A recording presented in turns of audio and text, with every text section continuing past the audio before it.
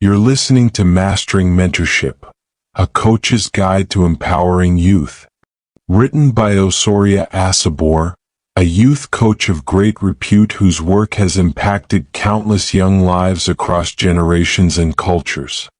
This book was born out of years of experience, deep reflection, and a passion for raising leaders, not just followers. Whether you're a parent, educator, church worker, coach, or simply someone with a heart for youth, you'll find in these chapters the practical tools and timeless wisdom needed to shape, guide, and empower the next generation. Mastering mentorship isn't just theory, it's a practical guide infused with faith, purpose, and real-world application. It's for anyone who desires to make a difference that outlives them. Narrated by Michael David. This audiobook brings Osoria Asibor's voice and vision to life with clarity and warmth. To get your own copy of the book, visit Amazon.com. Available in both print and Kindle formats. Now let's begin the journey. Your role in the life of a young person may be more powerful than you think. Part 1. Understanding today's youth. Understanding today's youth refers to comprehending the unique experiences, challenges, and perspectives of the current generation of young people. This concept involves recognizing that today's youth are growing up in a world vastly different from previous generations, influenced by rapid technological advancements, shifting cultural norms, and evolving societal expectations. Key aspects of understanding today's youth include 1. Technological influence. Recognizing how the digital age, especially social media and the internet, shapes their communication styles, social interactions, and access to information. 2. Cultural shifts. Acknowledging the impact of current cultural trends, media, and entertainment on their values, attitudes, and behaviors. 3. Educational and career challenges. Understanding the pressures they face in education and career choices in a highly competitive and ever-changing job market. 4. Mental health awareness. Being aware of the mental health issues that are more prevalent among youths today, such as anxiety and depression, often exacerbated by social and academic pressures. 5. Family and social dynamics. Appreciating the diverse family structures and social backgrounds that influence their development and worldview. 6. Spiritual and moral values. Recognizing the role of faith and spirituality, or its absence, in their lives and how this shapes their moral and ethical perspectives. In essence, understanding today's youth means empathizing with their unique journey in a rapidly evolving world and appreciating the diverse factors that contribute to their growth and development. 1. Generational perspectives. Understanding the generational perspectives of today's youth is crucial for any coach dedicated to effective mentorship. This requires a deep dive into the unique characteristics, values, and aspirations that define this generation, often referred to as Generation Z or Gen Z. Here's an extensive look at these aspects. Unique characteristics. Digital natives. Unlike previous generations, today's youth have grown up in a digital world. They are adept at using technology, social media, and the internet as integral parts of their daily lives. This digital fluency shapes their learning styles, communication methods, and access to information. Diverse and inclusive. This generation is more ethnically and culturally diverse and is generally more accepting of differences, whether they be racial, gender, sexual orientation, or other forms of identity. Visual and interactive learners. Their preference for visual and interactive content, shaped by their exposure to multimedia platforms, influences how they absorb and process information. Values and aspirations. Socially conscious. Today's youth are more aware of and concerned about global issues like climate change, social justice, and equality. They often value authenticity and social responsibility in themselves and in the brands and organizations they support. Seeking stability. Growing up in a time of economic uncertainty and global challenges, many seek stability and security in their careers and personal lives. Aspirations for impact. Many young people aim to make a positive impact in their communities and the world, often prioritizing purpose and meaning over material success. Different experiences from previous generations. Economic and environmental challenges. They are coming of age during economic volatility and facing existential threats like climate change, which influence their outlook on life and the future. Educational pressure. There is a heightened focus on education and career success, often accompanied by increased competition and pressure. Mental health awareness. This generation is more open about discussing mental health issues, but they also face higher rates of mental health challenges. Shaping worldview and life choices. The technology's role. The omnipresence of technology affects their worldview, often leading to a more global perspective but also presenting challenges like information overload and the impact of social media on self-esteem. A career and life choices. Their life choices, including career paths, are often influenced by a desire for work-life balance, meaningful work, and the flexibility to adapt to a rapidly changing world. Implications for coaching. Adapt communication. Coaches need to be adept at communicating in ways that resonate with this generation. Concise, visual, and through platforms they frequent. Foster inclusivity and understanding. Embracing their diversity and inclusivity values is key. Coaches should be aware of and sensitive to cultural, racial, and identity issues.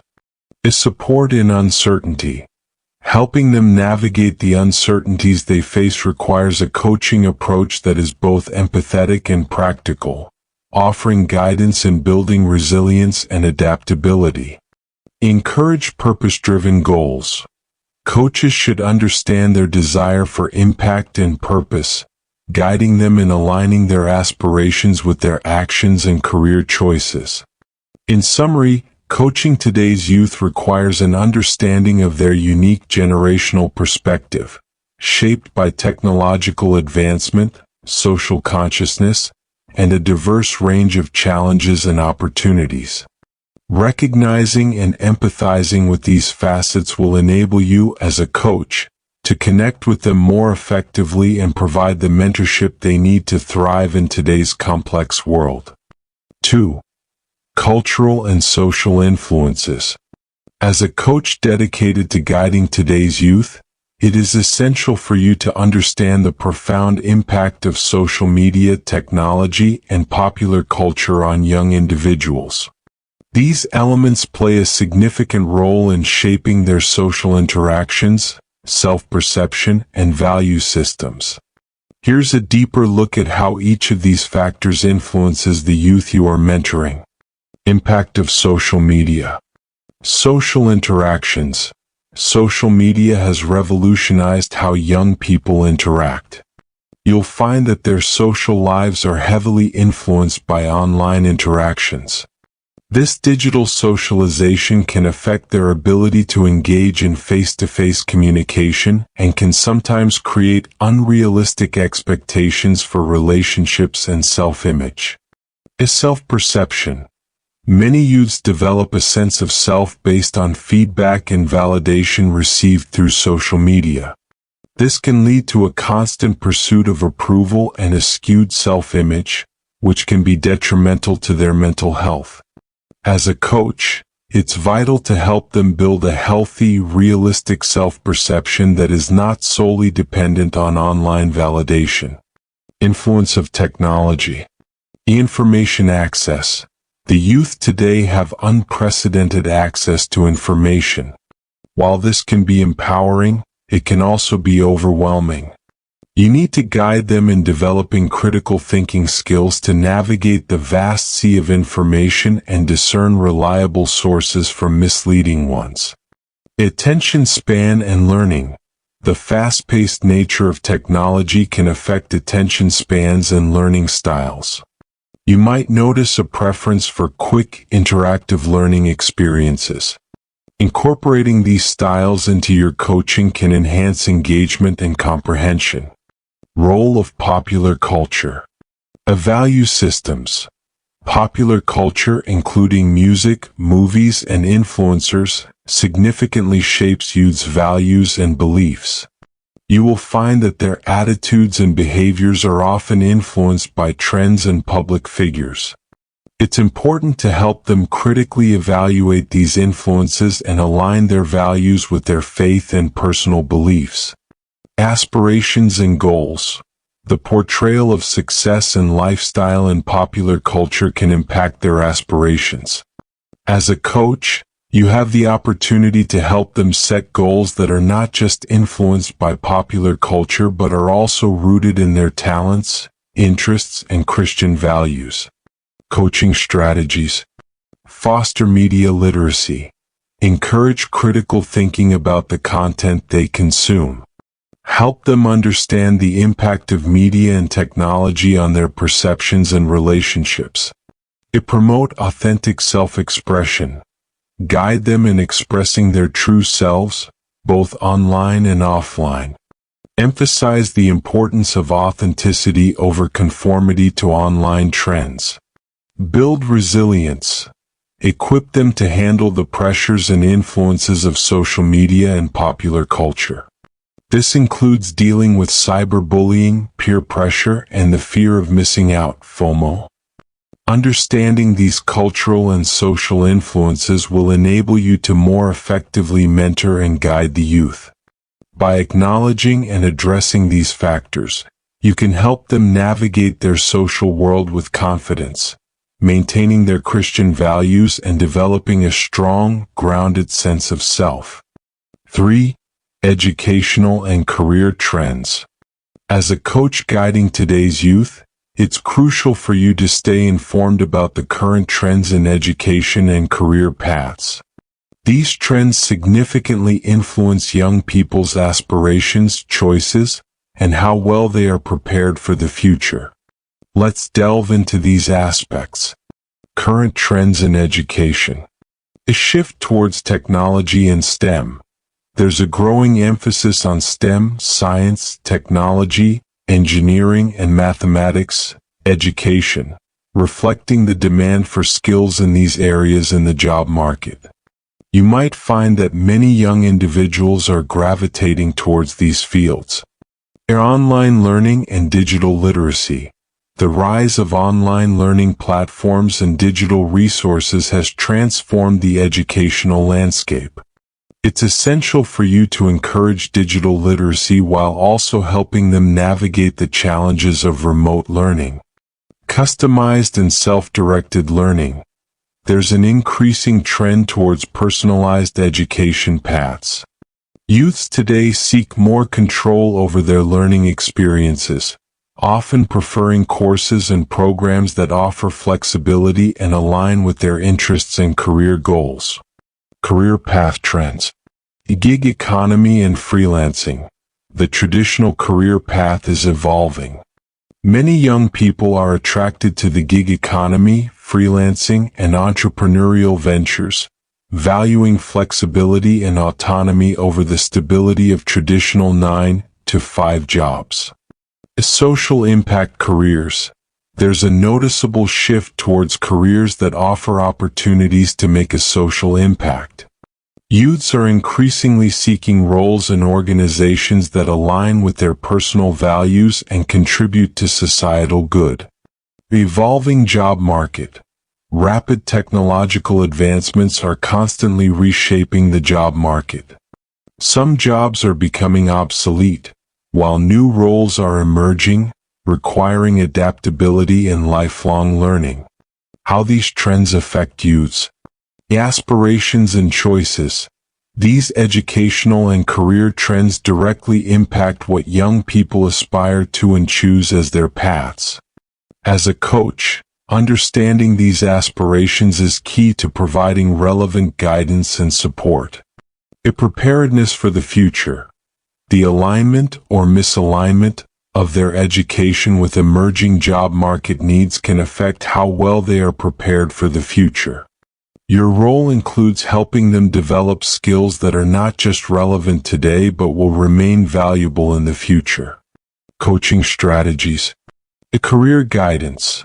Offer guidance that helps them explore various career options, understanding the pros and cons of each. Encourage them to consider both their interests and market trends in making decisions. A skill development. Emphasize the importance of developing a versatile skill set, including soft skills like communication, problem-solving, and adaptability. A lifelong learning. Encourage a mindset of continuous learning and growth. The job market is ever-changing, and staying adaptable through ongoing education is crucial. By understanding these educational and career trends, you can better equip the youth to make informed decisions that align with their aspirations and the realities of the job market. Your guidance can help them navigate these complex choices with confidence and a clear understanding of their potential paths. 4. Family dynamics and relationships. In your role as a coach, it's vital to understand the profound impact of family dynamics and relationships on youth development. The family environment is often the primary context in which young individuals develop emotionally, socially, and morally. Here's an in-depth look at how family dynamics influence the youths you are mentoring. Understanding family structures. A diverse family models. Today's families come in various forms: nuclear, single-parent, blended, extended, and more. Each structure offers different experiences and challenges that can shape a young person's development. A parental involvement. The level and nature of parental involvement can significantly impact a youth's emotional health and self-esteem. Over-involvement or under-involvement can lead to issues like dependency or feelings of neglect.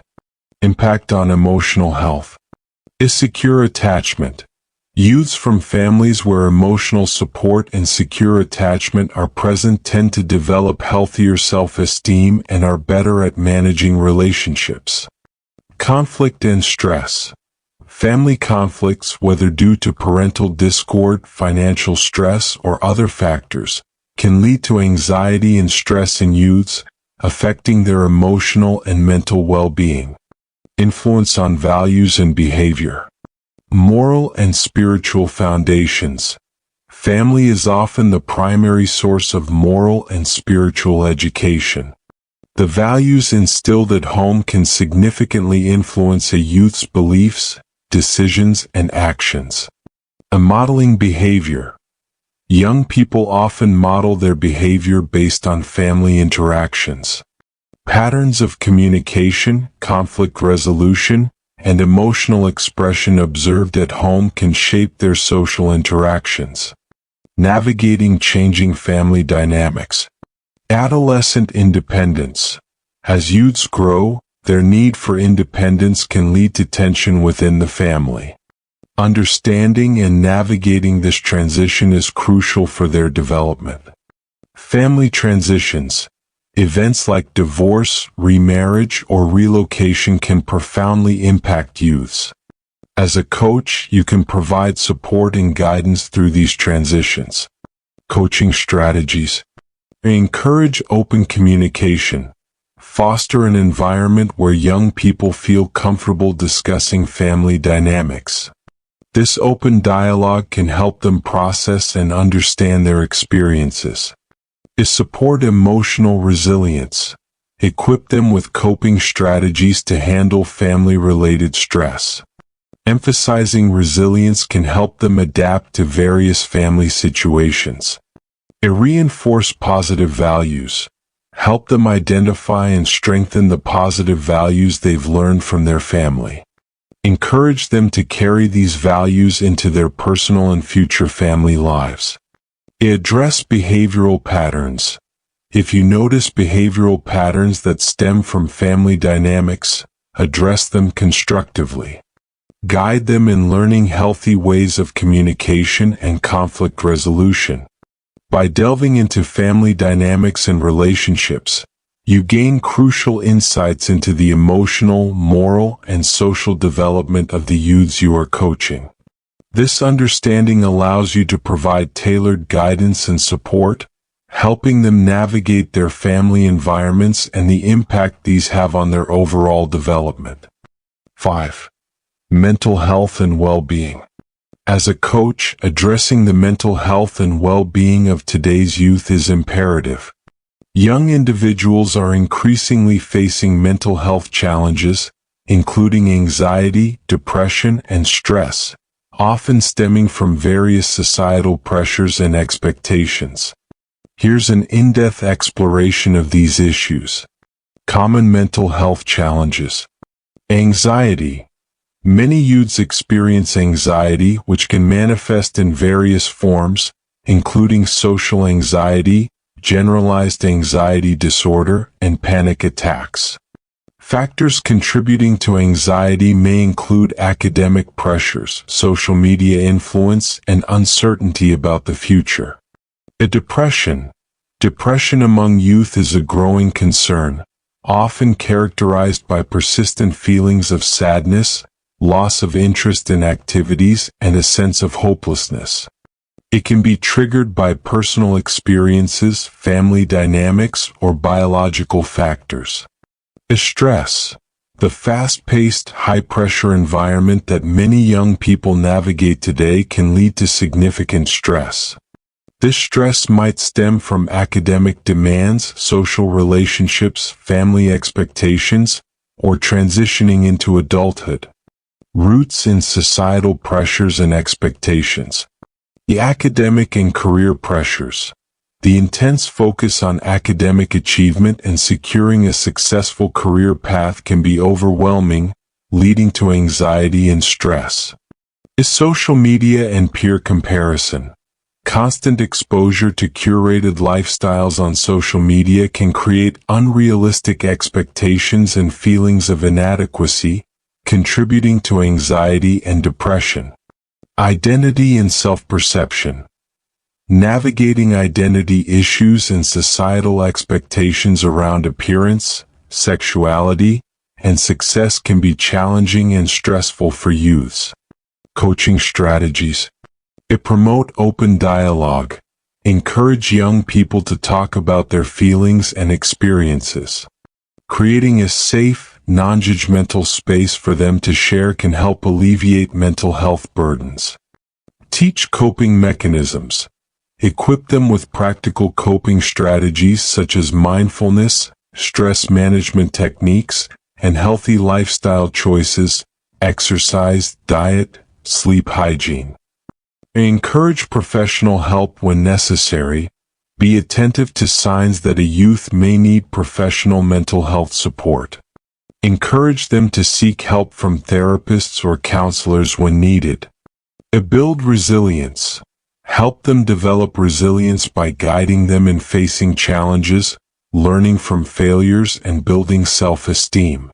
This includes reinforcing their strengths and helping them develop a growth mindset. Foster a supportive community. Encourage them to build a network of support, including family, friends, and mentors. A strong support system can be crucial in maintaining mental health and well-being. Addressing holistic well-being. Physical health. Discuss the connection between physical and mental health. Encourage regular physical activity, balanced nutrition, and adequate rest. Spiritual health. For many youths, spiritual health plays a key role in overall well-being. Encourage them to explore and develop their spiritual life as a source of comfort, strength, and guidance. Understanding and addressing the mental health and well-being of youth is a critical aspect of your role as a coach.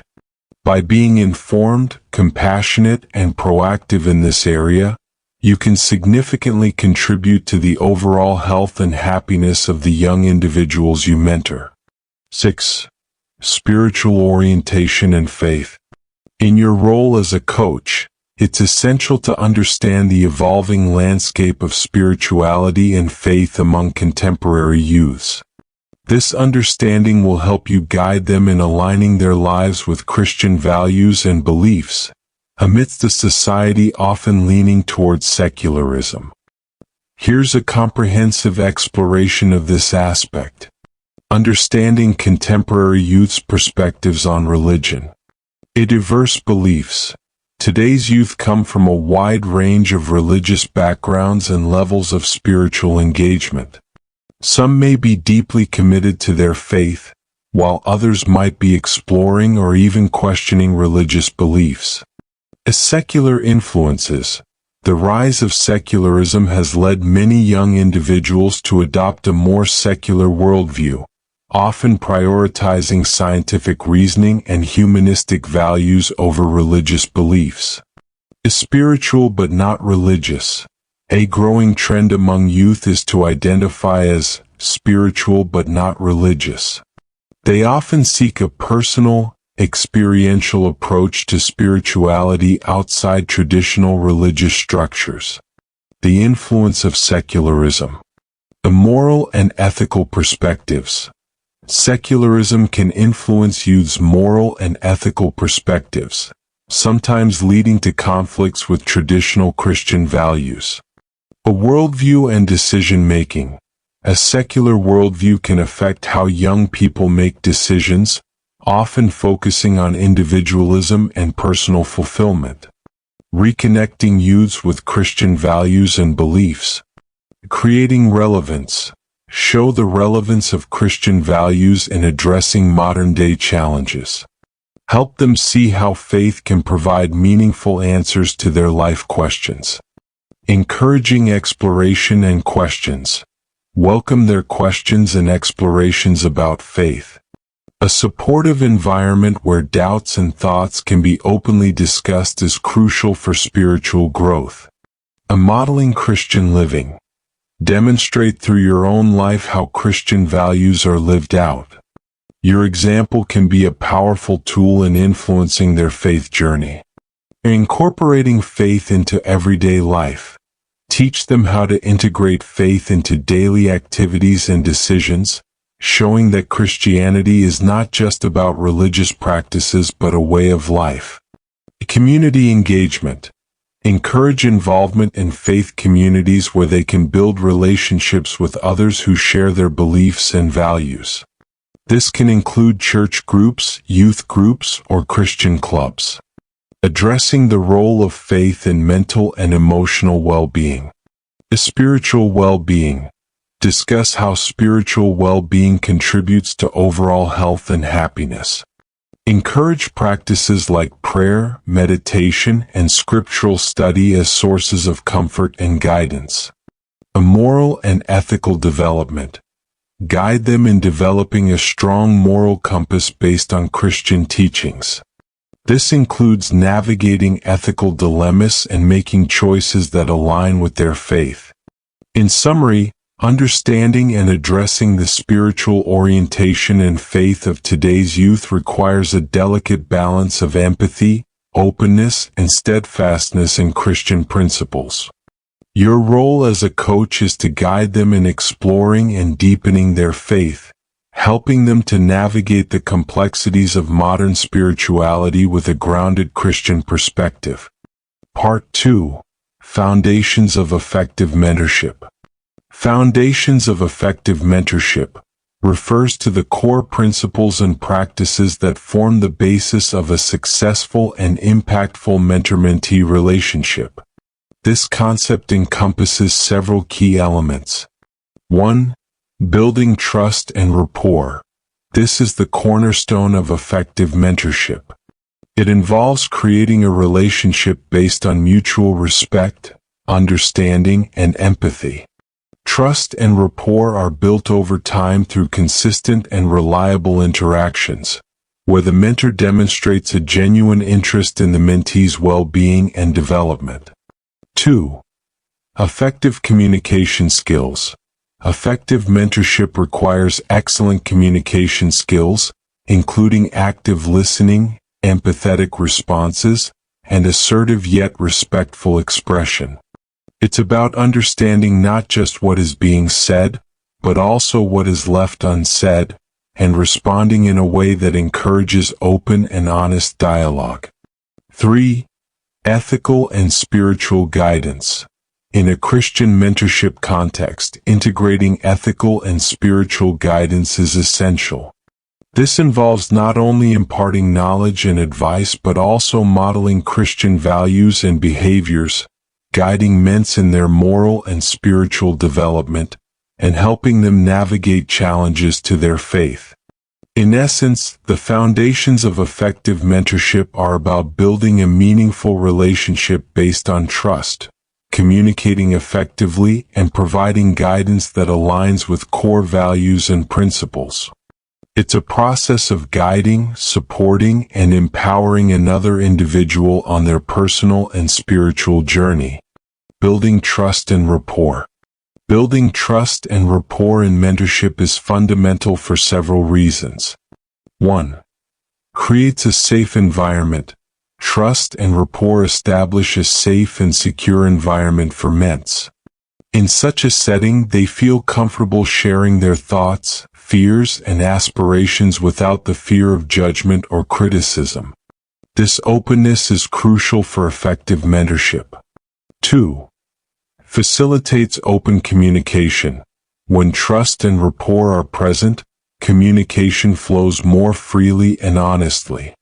Ments are more likely to be open about their challenges and receptive to advice and guidance, making the mentorship more effective. 3. Enhances mentors' influence. Trust and rapport increase the likelihood that ments will value and consider the mentor's guidance. When ments trust their mentor, they are more open to learning from their experiences and advice. 4. Promotes personal growth. A trusting relationship encourages ments to step out of their comfort zones, try new things, and take risks. This is essential for their personal and professional growth. 5. Supports emotional well-being. Trust and rapport contribute to the emotional well-being of ments. Knowing they have a trustworthy and supportive mentor provides them with a sense of security and confidence, which is crucial for navigating life's challenges. 6. Builds long-term relationships. These elements are the foundation of lasting mentor-mentee relationships. Long-term relationships allow for continuous and progressive development, which is beneficial for both parties. In essence, building trust and rapport is not just a preliminary step in mentorship. It's a continuous process that forms the backbone of a successful mentor-mentee relationship, crucial for effective guidance, growth, and development. Understanding the mentee's world. Understanding the mentee's world is a crucial aspect of effective mentorship. It involves delving deep into the experiences, perspectives, environments, and challenges that shape the lives of your ments. Here's a more extensive explanation. Empathy and perspective taking. Empathy. This is the ability to understand and share the feelings of another. In mentorship, it means being able to put yourself in your mentee's shoes and genuinely appreciate their feelings, struggles, and triumphs. A perspective taking. This involves looking at situations from your mentee's viewpoint. It helps in understanding why they think and act the way they do, which is often shaped by their unique experiences and background. Understanding their background. Cultural and social background. Be aware of the cultural, social, and family influences that shape your mentee's beliefs and behaviors. This includes understanding their family dynamics, community, and the societal norms they are accustomed to. Educational and economic background. Their educational experiences and economic background can significantly impact their worldview and aspirations. Recognizing these factors helps in tailoring your mentorship approach to fit their specific needs. Acknowledging their current life stage. A developmental stage. Recognize the developmental challenges and milestones relevant to their age group. For instance, adolescents may be dealing with identity formation issues, while young adults might be focused on career choices. Their emotional and psychological state. Be attentive to their emotional and psychological well-being. This involves being aware of the general mental health challenges and stressors that can affect people at their age. Recognizing their individuality. Personal interests and talents. Acknowledge and encourage their individual interests and talents. This not only boosts their self-esteem but also helps in guiding them towards fulfilling their potential. Unique experiences and perspectives. Understand that each mentee comes with a unique set of experiences that shape their perspective. Avoid generalizations and instead focus on their specific journey and story. Challenges and aspirations. Understanding their challenges. Be aware of the specific challenges they face, whether in school, work, or personal life. This can range from academic pressures to relationship issues or career uncertainties. Aspirations and goals. Know what your mentee aspires to achieve. Understanding their goals helps in providing relevant guidance and support. Communication and interaction. Effective communication. Engage in open and honest communication. Encourage them to express themselves and listen actively to what they say. Feedback and encouragement. Provide constructive feedback and encouragement. Celebrate their successes and guide them through their failures. Building trust and rapport. Creating a safe space. Establish an environment where they feel safe to share and be themselves. Trust and rapport are built when ments know they are in a non-judgmental and supportive space. Continuous learning. Stay informed and adaptive. Keep yourself updated on the trends, issues, and technologies that are relevant to their world. Being relatable and informed makes you a more effective mentor. In essence, understanding the mentee's world is about comprehending the full spectrum of their life experiences, challenges, and aspirations. It requires empathy, attentiveness, and a commitment to see the world from their perspective. This understanding is vital for providing guidance that is not only relevant and effective but also respectful and empowering. Consistency and reliability. Consistency and reliability are essential traits for effective mentorship, forming the bedrock of a trusting and impactful mentor-mentee relationship. Let's explore these concepts more extensively. Consistency. Predictable support. Consistency in mentorship means being a stable and predictable source of support for your mentee. It involves regular interactions and maintaining a steady presence in their life. This regularity provides a sense of security and structure, which is crucial for young individuals navigating the complexities of life. A uniform approach. It also refers to being consistent in your approach, values, and the way you handle situations.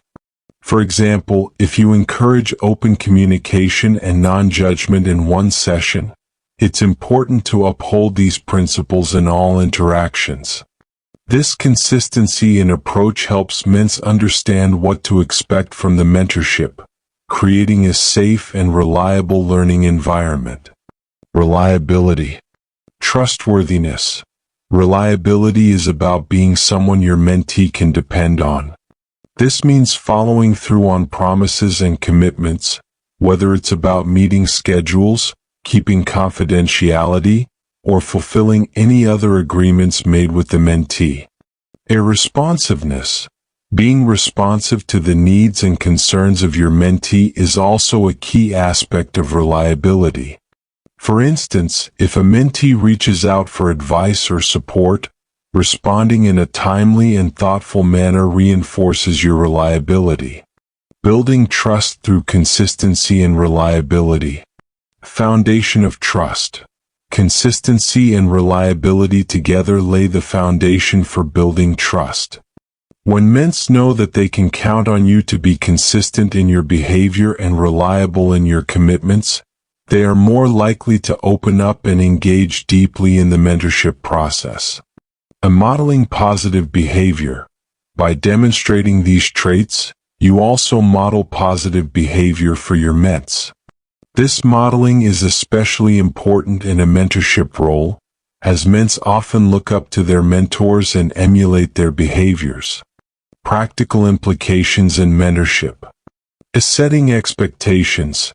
Be clear about what your mentee can expect from you in terms of availability, communication, and support. Establishing these expectations early on helps in building a consistent and reliable relationship. Maintaining regular contact. Ensure regular and scheduled interactions with your mentee. Whether it's weekly meetings, bi-weekly check-ins, or another schedule that works for both, maintaining this consistency is key. Being present and engaged. During interactions with your mentee, being fully present and engaged is crucial.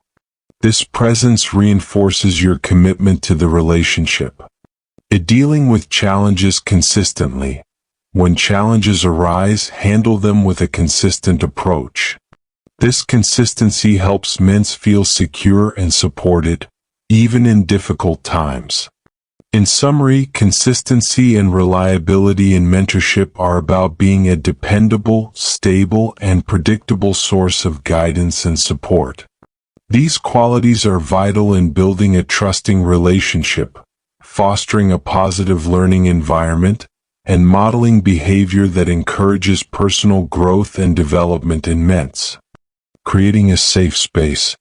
Creating a safe space in mentorship is about establishing an environment where ments feel secure, valued, and free to express themselves without fear of judgment or repercussions. This aspect of mentorship is vital for fostering open communication, trust, and personal growth. Here's a closer look at how to create such a space. Emotional safety. A non-judgmental atmosphere. Ensure that your interactions with ments are free from judgment.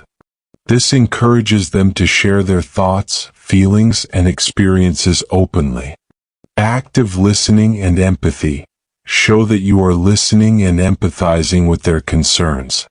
This demonstrates that their feelings and opinions are valid and important. Psychological safety. Confidentiality. Maintain the confidentiality of the conversations with your ments. Knowing that their personal information is safe with you is crucial for building trust. Supportive feedback. Offer feedback in a way that is constructive and supportive, rather than critical or dismissive. This helps in creating a positive learning environment. Physical safety. A comfortable setting. If meeting in person, ensure that the physical environment is comfortable and conducive to open dialogue. This might mean choosing a quiet, private space for discussions. Respect personal boundaries. Be mindful of personal boundaries and respectful of the mentee's personal space. This respect is key to making them feel physically safe and comfortable. Cultural safety. Inclusivity and respect for diversity. Be aware and respectful of cultural, racial, and religious differences.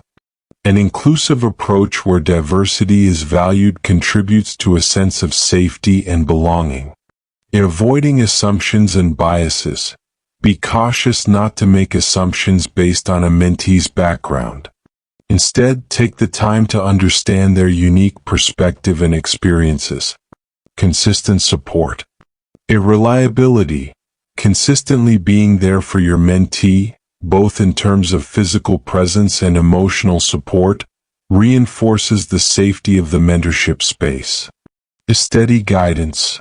Offer steady and consistent guidance. Fluctuating or inconsistent advice can undermine the sense of safety and stability in the mentorship relationship. Encouraging self-expression. Empowerment through voice. Encourage your ments to express their thoughts and opinions.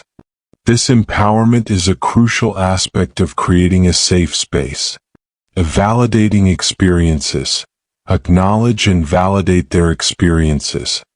Even if their experiences are different from your own, recognizing their validity is important for emotional safety.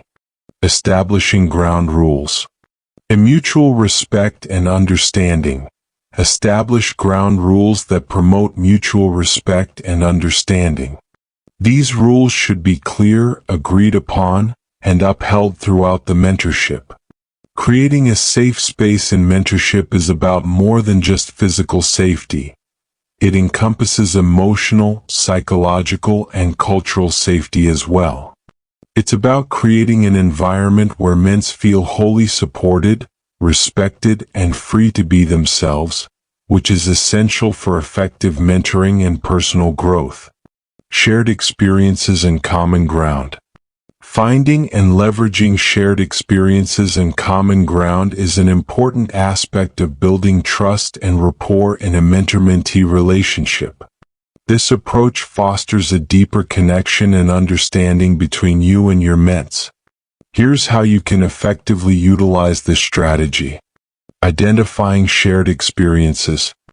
Personal stories. Share relevant personal stories and experiences that resonate with your mentee's situation. For instance, if a mentee is facing academic challenges, sharing your own past experiences with overcoming educational obstacles can be encouraging. Common interests. Discover areas of mutual interest such as hobbies, sports, books, or music. Engaging in discussions about these shared interests can strengthen your bond. Professional paths. If you have a background or expertise in a field that a mentee is interested in, use this as a point of connection. This shared professional interest can be a great platform for mentorship. Leveraging common ground for mentorship. Building rapport. Common experiences or interests provide an easy ground for conversation and rapport building. This rapport makes your interactions more relatable and engaging. Providing tailored advice. Using shared experiences as a reference, you can offer more tailored and practical advice. Your mentee is likely to find this advice more credible and applicable. Role modeling. When you share experiences, especially how you've navigated challenges or made decisions, it serves as a powerful form of role modeling. It shows that it's possible to overcome difficulties and succeed. Facilitating learning and growth. Learning from each other. Mentorship can be a two-way street. Shared experiences can lead to mutual learning. Be open to learning from your ment's perspectives and experiences as well. Encouraging openness.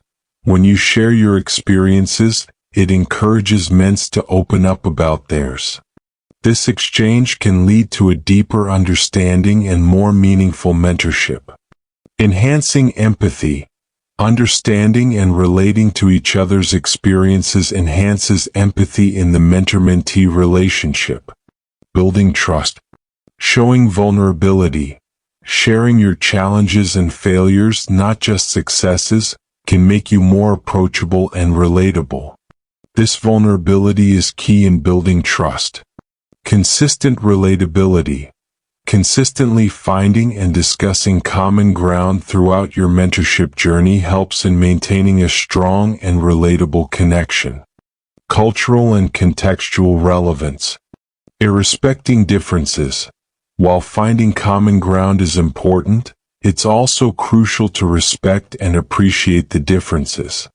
This balance helps in creating a well-rounded mentorship experience. In summary, shared experiences and common ground are valuable tools in mentorship. They help in building rapport, providing relevant guidance, and creating a relatable and empathetic mentoring environment. This approach not only strengthens the mentor-mentee bond but also enriches the learning experience for both parties. Respecting boundaries. Respecting boundaries is a crucial component of effective mentorship, as it helps maintain a healthy, professional, and supportive relationship between you and your ments.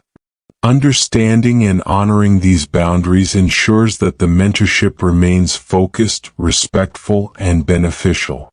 Here's an extensive look at this aspect. Understanding personal boundaries. Personal space and privacy. Recognize and respect the personal space and privacy of your ments. This includes physical space as well as respecting their right to keep certain aspects of their life private. Emotional boundaries. Be mindful of your mentees' emotional comfort zones. Avoid pushing them to share more than they are willing to or delving too deeply into personal matters they may not be ready to discuss. Professional boundaries. Role clarity. Clearly define your role as a mentor. It's important to remember that your role is to guide and advise, not to become a parental figure, therapist, or friend. Appropriate interactions. Maintain professionalism in all interactions. This means being mindful of language, tone, and topics of conversation to ensure they are appropriate for a mentor-mentee relationship. Setting and communicating boundaries. Establishing boundaries early on. It's helpful to establish and communicate the boundaries of your mentorship relationship at the beginning. Discuss what is and isn't within the scope of your mentorship. Consistency in upholding boundaries. Once boundaries are set, consistently uphold them.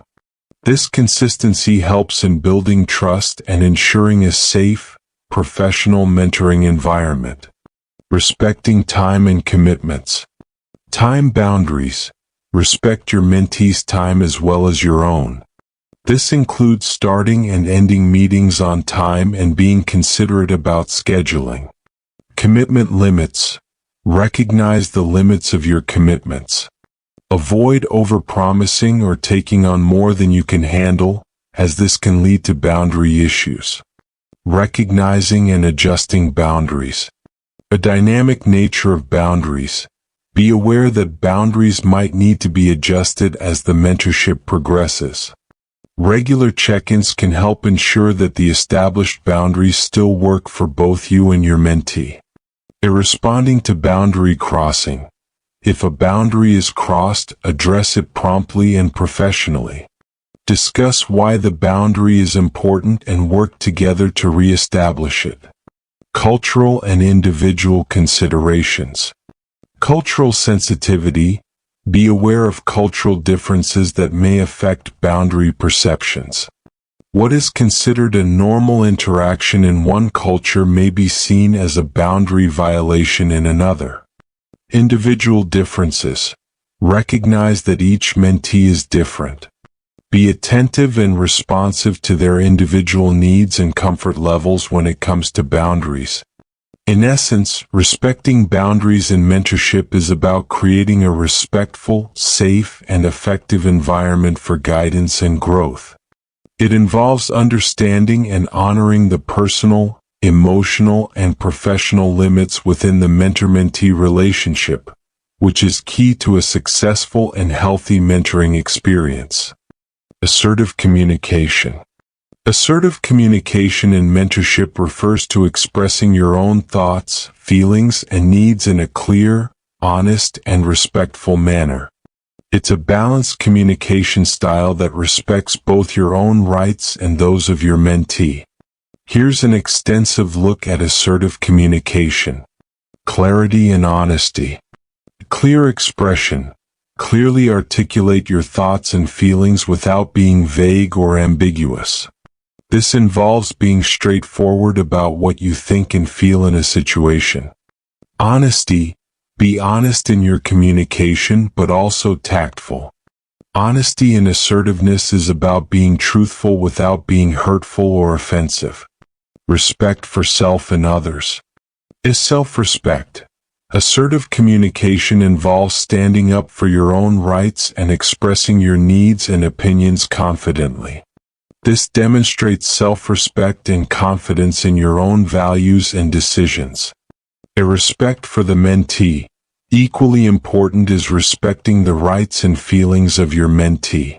This means communicating your views without dismissing or belittling theirs. Use of I statements. For expressing personal views, use I statements to express your thoughts and feelings. For example, instead of saying "you are wrong," say "I have a different perspective on this." This approach takes ownership of your opinions and feelings without placing blame or judgment on others. Balancing listening and speaking. Active listening. While being assertive, it's important to also listen actively to your mentee. This balance ensures a two-way, respectful communication process. Speaking up. When necessary, speak up to provide guidance, set boundaries, or share insights. Assertive communication isn't just about listening. It's also about confidently expressing your own viewpoints. Managing emotions. Emotional regulation. Assertive communication requires the ability to manage your emotions effectively. It's about expressing how you feel without letting emotions like anger or frustration take over. Responding, not reacting. In challenging situations, focus on responding thoughtfully rather than reacting impulsively. This measured approach is key to assertiveness. Setting boundaries. Clear boundaries. Communicate your boundaries clearly to your mentee. This might involve setting limits on your availability or clarifying the scope of your mentorship. Enforcing boundaries. Consistently enforce these boundaries in a firm but respectful manner. Conflict resolution. In dealing with disagreements, assertive communication is especially important in resolving disagreements. It involves expressing your viewpoint while remaining open to understanding and considering the mentee's perspective. Finding common ground. Aim to find a solution or a compromise that respects both your viewpoint and your mentee's. Encouraging assertiveness in ments. Modeling assertive behavior. Demonstrate assertive communication in your interactions. This modeling can encourage your mentee to communicate assertively as well. Coaching on assertiveness. Provide guidance and support to help your mentee develop their own assertive communication skills. In summary, assertive communication in mentorship involves expressing your thoughts and feelings clearly and honestly, while also respecting and valuing the perspectives and rights of your mentee. This communication style is crucial for building a respectful, open, and effective mentor-mentee relationship. Nonverbal communication cues. Nonverbal communication cues play a significant role in mentorship, often conveying as much, if not more, information as verbal communication. These cues include body language, facial expressions, tone of voice, and gestures, and they can significantly impact how your messages are received and interpreted by your ments. Understanding and utilizing nonverbal communication effectively can enhance your ability to connect with and understand your ments. Here's an extensive look at this aspect. Body language. Open posture. An open posture, such as uncrossed arms and a relaxed stance, conveys approachability and openness. This can make your mentee feel more comfortable and willing to open up. Mirroring. Subtly mirroring your mentee's body language can create a sense of rapport and understanding.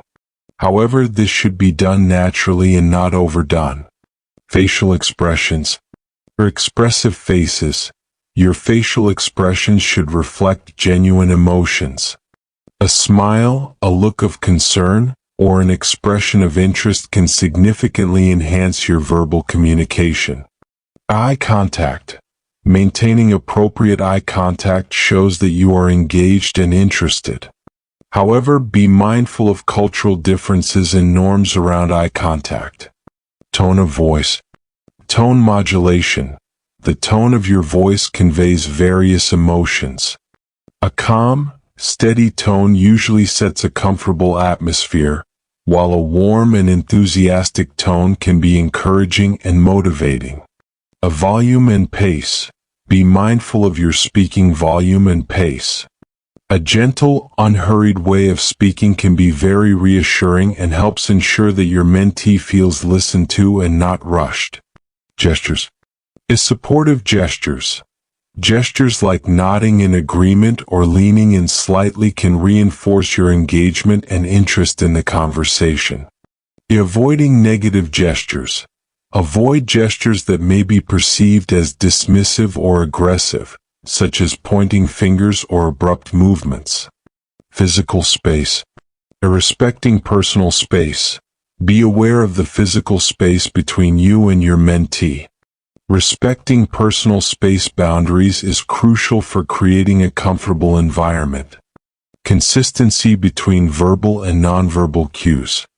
Congruence. Ensure that your nonverbal cues are congruent with your verbal messages. Inconsistencies can lead to confusion and mistrust. Cultural sensitivity. Cultural differences.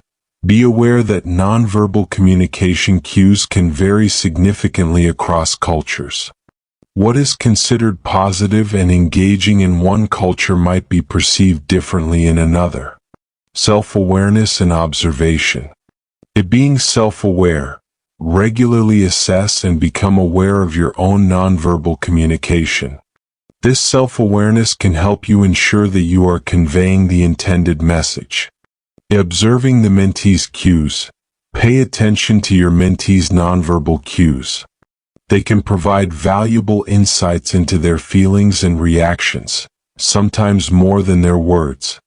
In summary, nonverbal communication cues are a vital component of effective mentorship. They enhance the understanding and connection between you and your mentee, reinforcing what is communicated verbally. Being aware of and adept at using these cues can significantly improve the quality and effectiveness of your mentorship. Feedback and encouragement. Feedback and encouragement are crucial elements of effective mentorship, serving as tools for growth, learning, and motivation for your ments. Properly delivered feedback can help ments understand their strengths and areas for improvement, while encouragement boosts their confidence and resilience. Here's an extensive exploration of these concepts. Constructive feedback. Balancing positives and areas for improvement. Offer feedback that balances positive reinforcement with constructive criticism. Acknowledge what your mentee is doing well before discussing areas where they can improve. Specific and actionable. Make your feedback specific and actionable. Rather than giving vague suggestions, provide clear and concrete advice or steps that your mentee can take to improve. Timely and relevant. Offer feedback in a timely manner, close to when the relevant behavior or action occurred, and ensure that it is relevant to your mentee's goals and development. Encouragement and positive reinforcement. Recognizing efforts and achievements. Acknowledge and celebrate your mentee's efforts and achievements, no matter how small. This recognition can significantly boost their morale and motivation. Encouraging persistence and resilience. Encourage your mentee to persist in the face of challenges and setbacks. Remind them of their progress and potential, and the value of resilience in achieving their goals. Fostering a growth mindset. Promote a growth mindset by emphasizing the value of learning from mistakes and viewing challenges as opportunities for growth. Tailoring your approach. Understanding individual needs. Tailor your feedback and encouragement to the individual needs and personality of your mentee. What works for one person may not be effective for another. Cultural sensitivity. Be aware of cultural factors that might influence how your feedback and encouragement are received and interpreted. Constructive dialogue. Engaging in two-way communication. Encourage your mentee to share their thoughts and feelings about the feedback. This two-way communication can lead to a more meaningful and effective mentorship experience. Asking for feedback. Be open to receiving feedback from your mentee as well. This mutual exchange can strengthen your mentor-mentee relationship. Encouraging self-reflection. A guiding self-assessment. Encourage your ments to reflect on their own performance and identify areas for self-improvement. This self-reflection is a critical part of personal development. Consistency and follow-up. A consistent messaging. Ensure that your feedback and encouragement are consistent over time. This consistency helps build trust and clarity in the mentorship relationship. Follow-up. Follow up on previous feedback sessions to discuss progress and any new developments. This shows your ongoing commitment to your mentee's growth. In summary, feedback and encouragement in mentorship are about providing constructive, specific, and actionable insights, while also recognizing and celebrating achievements and efforts. These elements are essential for guiding your mentee's development, building their confidence, and fostering a supportive and productive mentorship relationship. Ethical and spiritual guidance. Ethical and spiritual guidance in mentorship refers to the process of guiding ments based on moral principles and spiritual beliefs. It involves helping ments navigate their ethical dilemmas and spiritual journeys, and making decisions that align with their values and beliefs. This aspect of mentorship is particularly important in contexts where personal values, morality, and spirituality play a significant role in the mentee's life and development. Importance of ethical guidance. A moral framework. Ethical guidance provides a moral framework that helps ments make decisions that are not only beneficial but also right and just. It cultivates a sense of responsibility and integrity in their personal and professional lives. Decision-making. In a world filled with complex and often conflicting choices, ethical guidance helps ments navigate these choices in a way that aligns with their moral compass. This is crucial for making decisions they can be proud of and live with. Character development. Consistent ethical guidance contributes significantly to the development of character. It helps in shaping individuals who are not just successful but also morally grounded and socially responsible. Importance of spiritual guidance. Spiritual growth. For those who hold spiritual beliefs, guidance in this area is crucial for their overall growth and well-being.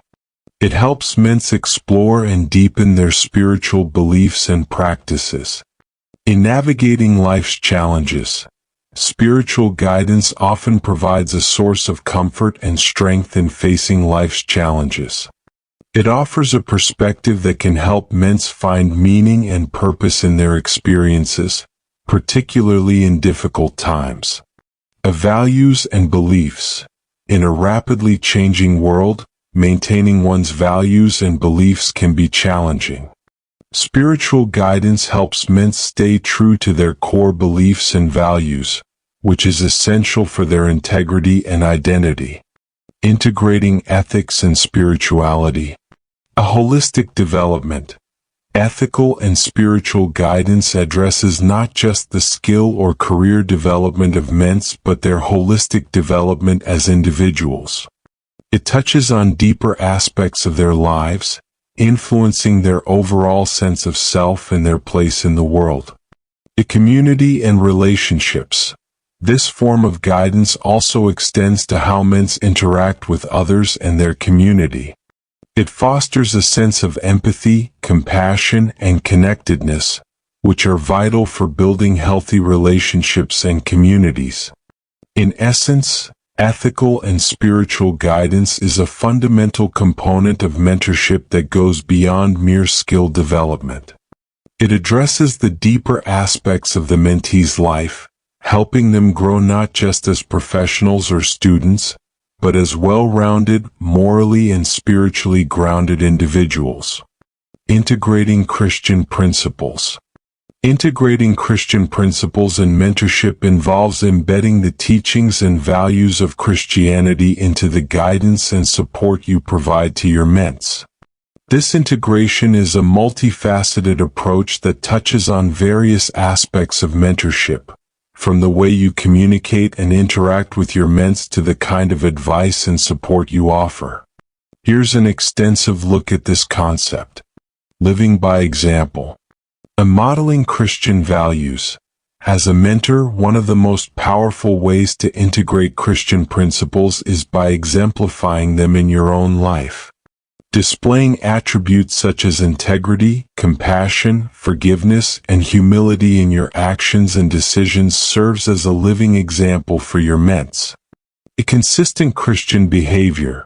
Your consistent adherence to Christian ethics and behaviors in all aspects of life, personal, professional, and mentoring reinforces these values and demonstrates their applicability in various life situations.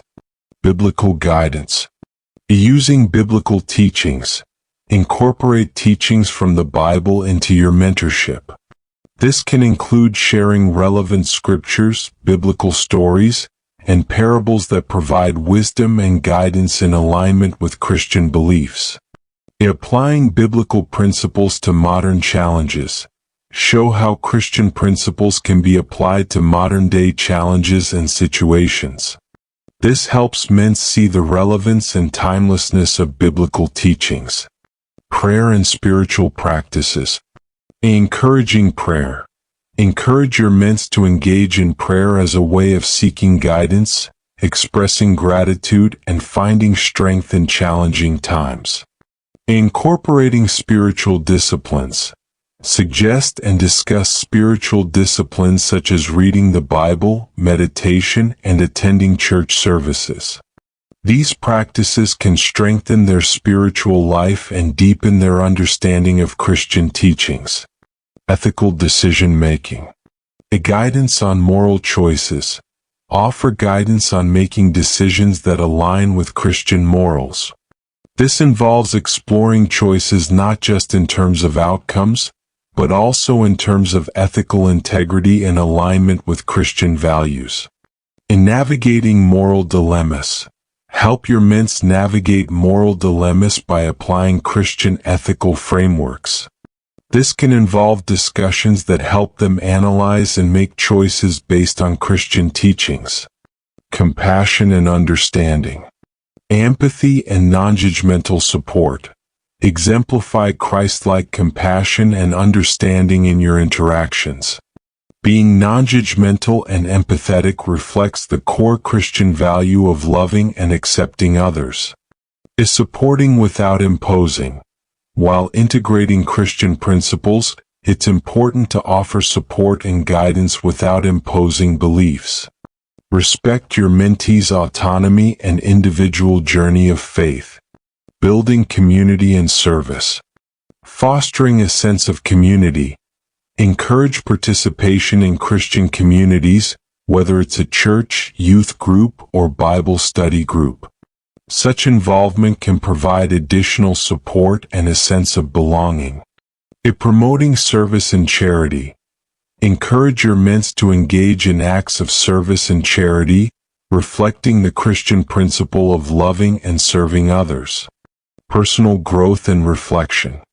Reflecting on Christian values. Encourage self-reflection in light of Christian values. This can involve contemplating how their actions, decisions, and lifestyle align with their Christian beliefs. Developing a Christian worldview. Guide them in developing a worldview that is informed by Christian teachings, helping them to see and interpret the world through a lens of faith.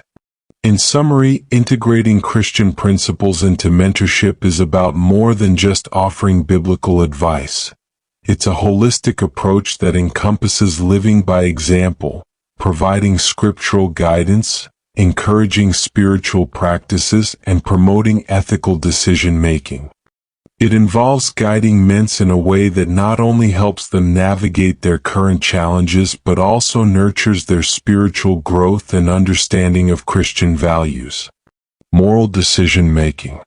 Moral decision-making in mentorship involves guiding men to make choices based on ethical principles and moral reasoning.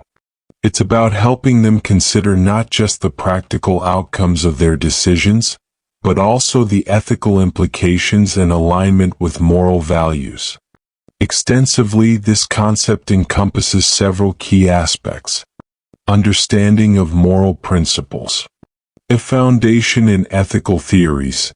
This involves grounding decision-making in established ethical theories and principles, such as utilitarianism, the greatest good for the greatest number, deontological ethics, duty-based ethics, or virtue ethics, focusing on character. A Christian ethical perspective. In a Christian context, moral decision-making is deeply rooted in biblical teachings and the life and teachings of Jesus Christ. It emphasizes values like love, honesty, compassion, and integrity. Application in real-life situations. Analyzing consequences. Guide your men to consider the potential consequences of their decisions on themselves and others. This includes looking at both short-term and long-term outcomes. Considering all stakeholders. Encourage them to think about the impact of their decisions on all involved parties, fostering a sense of responsibility and empathy. Developing moral reasoning. Critical thinking skills. Develop critical thinking skills in your ments, enabling them to analyze and evaluate different aspects of moral dilemmas and complex situations. Scenario analysis. Use hypothetical or real-life scenarios to discuss and explore moral decision-making. This helps men practice and apply moral reasoning in a safe environment. Aligning with personal and Christian values. A personal values alignment. Assist men in identifying and staying true to their personal and Christian values when making decisions. This alignment ensures that their choices reflect their beliefs and character. A biblical guidance. Offer guidance based on biblical principles and stories that provide moral lessons and frameworks for decision-making. Encouraging integrity and authenticity. Consistency in actions and beliefs. Emphasize the importance of aligning actions with beliefs. This consistency is key to living with integrity and authenticity. Courage to make ethical choices. Encourage the courage to make ethical choices, even when they are difficult or unpopular. This might involve standing up for what is right or going against the tide when necessary. Reflective decision-making. A reflection before action. Promote a habit of reflective thinking before making decisions. This involves pausing to consider the moral aspects of a situation rather than reacting impulsively. Learning from past decisions. Encourage men to reflect on past decisions and their outcomes. This reflection can be a valuable learning experience for future moral decision-making. In summary, moral decision-making in mentorship is a comprehensive process that involves guiding men to make choices based on a combination of ethical principles, moral reasoning, personal and Christian values, and an understanding of the impact of their decisions. It's about cultivating an approach to decision-making that is thoughtful, responsible, and aligned with a strong moral compass. Role modeling Christian behavior. Role modeling Christian behavior in mentorship is about exemplifying the teachings and virtues of Christianity through your own actions and interactions. This approach is crucial because it provides a tangible example for men to emulate in their own lives. Here's an extensive exploration of this concept. Demonstrating Christian values. Living out core values. Embody core Christian values such as love, kindness, patience, forgiveness, and humility in your daily life. Your behavior should reflect these values consistently, not just in mentorship sessions but in all areas of life. Ethical conduct. Display ethical conduct in both personal and professional realms. This includes being honest, maintaining integrity, and making choices that align with Christian ethics. Reflecting Christ-like attitudes. Compassion and empathy.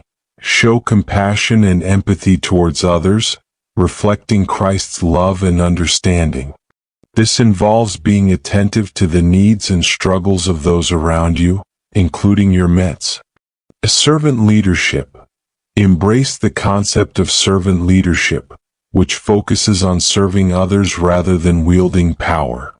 This approach is central to Christian leadership, as demonstrated by Jesus Christ. Integrating faith into actions. Faith in practice.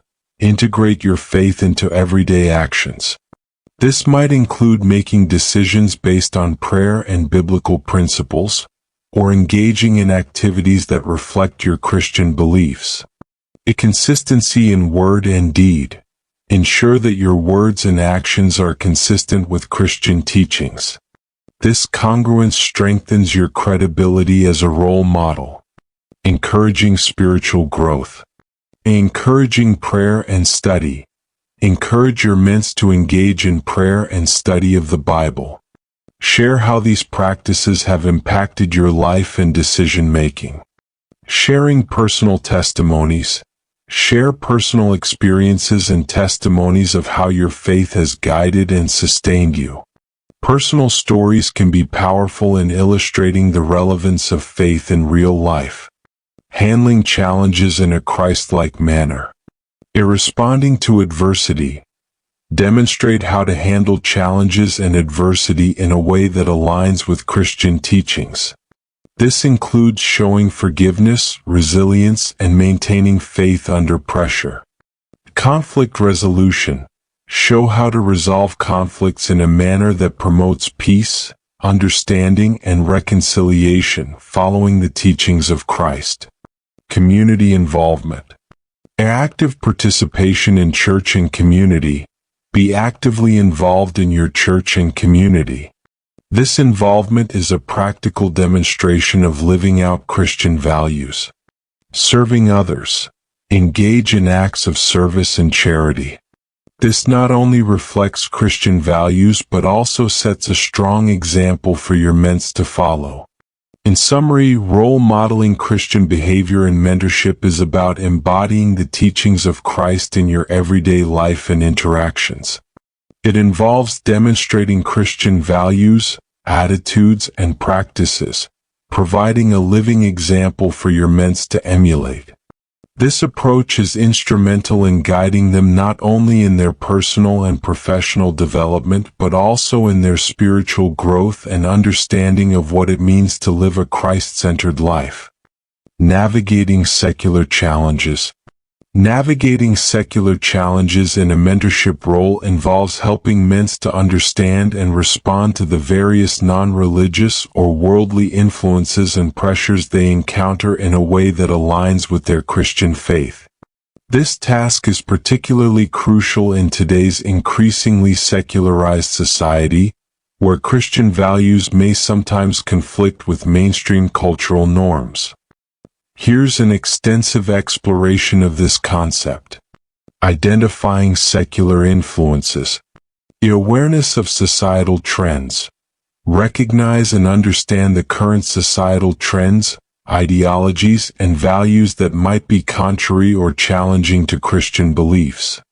This includes secular viewpoints in areas like morality, lifestyle, and ethics.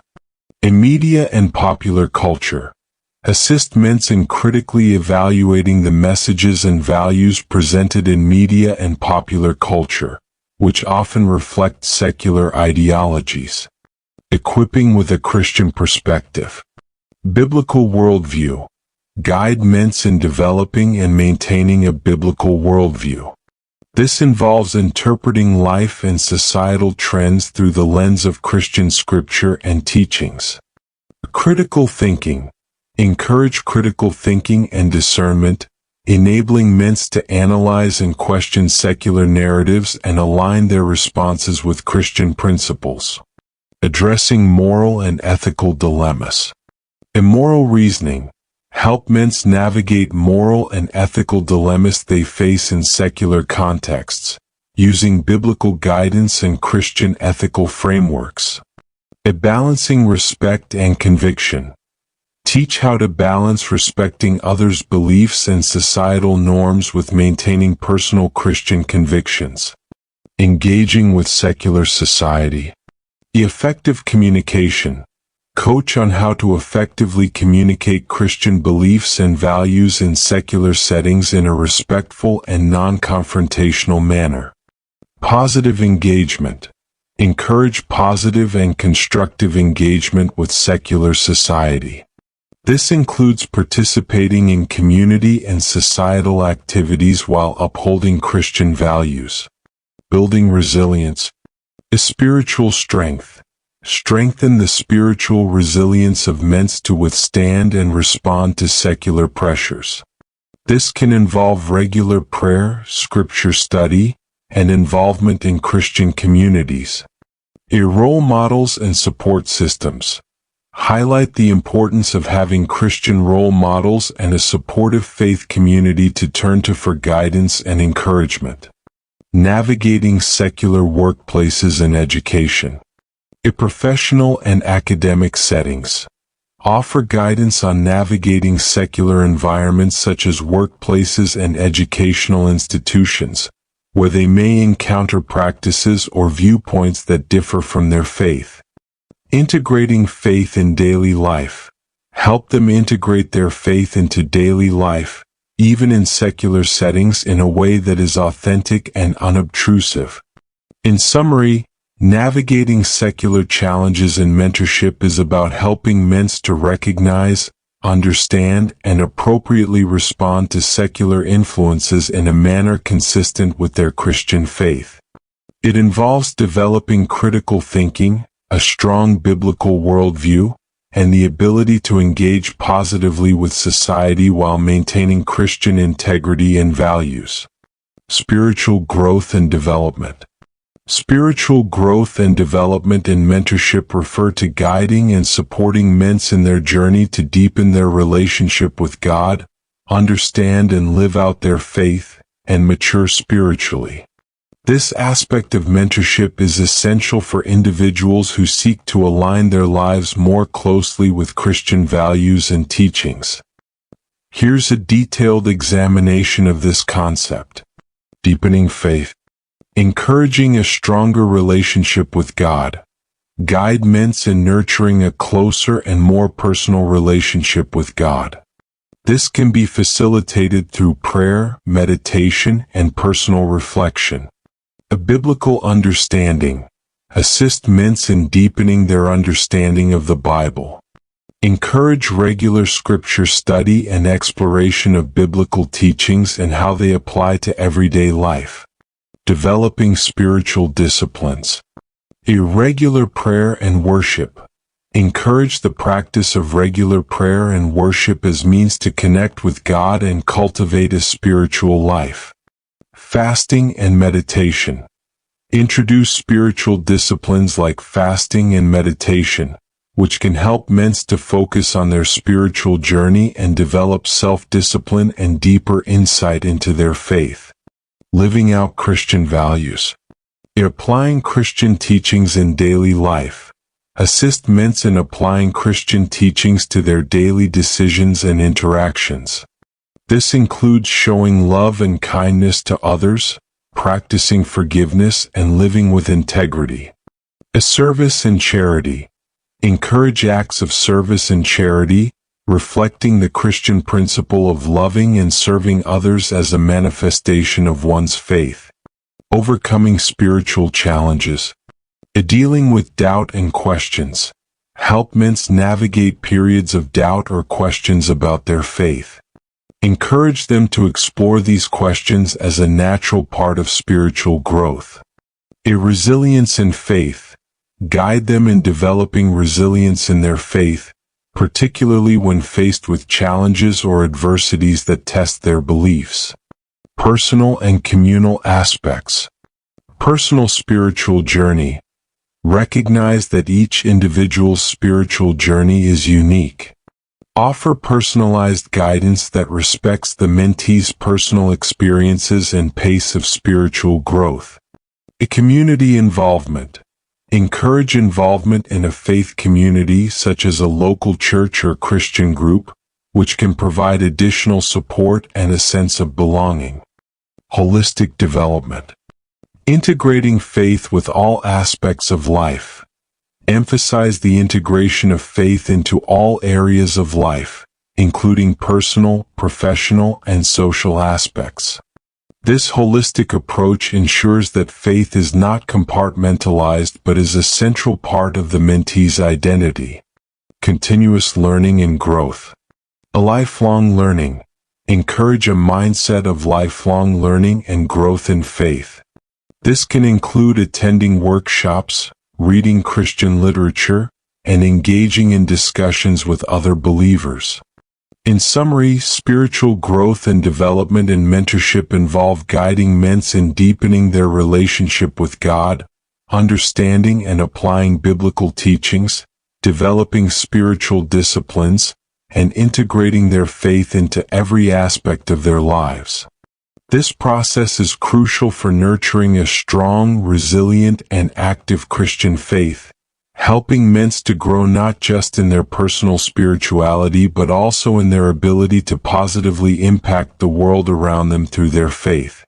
Career guidance, definition and explanation. Career guidance, in the context of your role as a youth coach, refers to the process of helping young individuals understand their interests, skills, and passions, and how these can be translated into a fulfilling career path.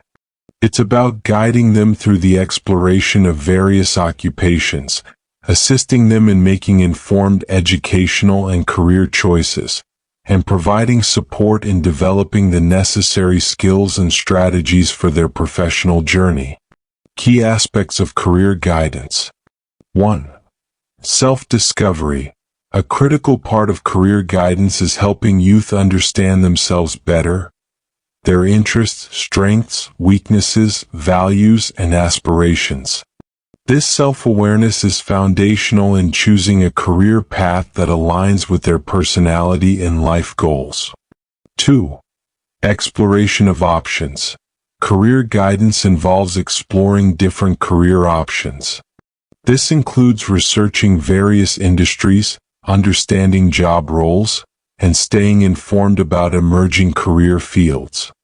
It's about broadening their horizons and helping them see the range of possibilities. 3. Aligning interests with careers. Guide the youth in connecting their interests and skills with potential career paths. This might involve looking at how their hobbies or favorite subjects in school can lead to certain careers. 4. Educational pathways. Part of career guidance is advising on the educational pathways that lead to different careers. This could involve discussing college degrees, vocational training, apprenticeships, or other forms of education and training. 5. Real-world exposure.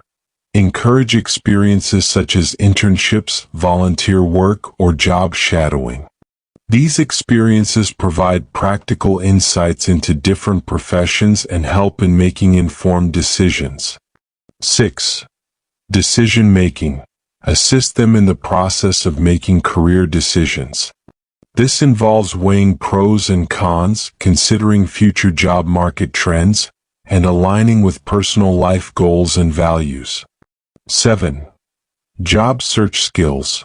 Equip them with skills for the job search process, including resume writing, interview preparation, and job search strategies. 8. Long-term planning. Encourage a long-term view of their career, including the potential for growth, learning opportunities, and the flexibility to adapt to changes in the job market and personal life. In essence, career guidance from a youth coach's perspective is not just about helping young individuals choose a job or career. It is a comprehensive process that involves aiding them in understanding themselves, exploring various options, making informed decisions, and equipping them with the tools and skills needed for a successful professional life. This guidance is crucial in setting them up for a fulfilling and sustainable career that aligns with their personal values and aspirations. Exploring career options. In your role as a youth coach, guiding men's through the exploration of career options is a key aspect of career guidance. This process involves helping them understand the vast array of career paths available and determining which ones align best with their interests, skills, and values. Here's an extensive look at how to navigate this process. Broadening awareness of career possibilities. Industry overview. Provide a broad overview of different industries, highlighting the diversity of career paths within each. For example, within the tech industry, careers can range from software development to digital marketing. Emerging fields. Inform them about emerging fields and future career trends such as renewable energy, artificial intelligence, and telemedicine, which might offer new and exciting opportunities. Self-assessment and reflection. Interests and passions. Encourage men to reflect on their interests and passions. Understanding what they enjoy and are passionate about can be a key indicator of suitable career paths. Skills and strengths. Help them identify their skills and strengths. This could involve formal assessments or informal discussions about times they have felt successful or engaged. Real-world exposure. Job shadowing and internships. Suggest job shadowing or internships in fields of interest. These experiences provide a first-hand look at what working in a particular career is like. Informational interviews. Guide them in conducting informational interviews with professionals in their areas of interest. This can provide valuable insights and real-world perspectives. Research and exploration. Online resources. Utilize online resources for career exploration such as career websites, industry blogs, and job market statistics. These resources can offer comprehensive information about different career paths. Career fairs and events. Encourage attendance at career fairs and industry events where they can learn about various professions and network with professionals. Educational pathways. Academic requirements. Discuss the academic and training requirements for different careers. This could include information on specific degrees, certifications, or apprenticeships. Continued education. Explore options for continued education and lifelong learning. Many career paths require ongoing education and skill development. Aligning with personal values and lifestyle. A work-life balance. Consider aspects such as work-life balance, job satisfaction, and stress levels in different careers. It's important that their career choice aligns with their desired lifestyle. Values and ethics. Discuss how different careers align with their personal values and ethics.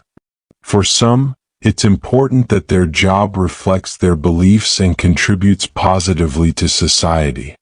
Decision-making process. Pros and cons. Assist them in weighing the pros and cons of different career paths. This involves looking at job availability, earning potential, personal satisfaction, and growth opportunities. Future planning.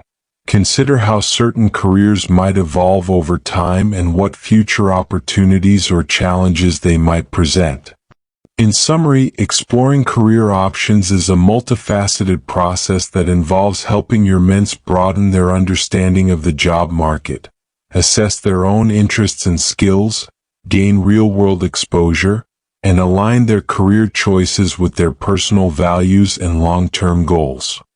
As a youth coach, your role is to provide the tools, resources, and support they need to navigate this exploration and make informed decisions about their professional futures. Skills assessment. Skills assessment in the context of youth mentorship is a critical step in the career guidance process.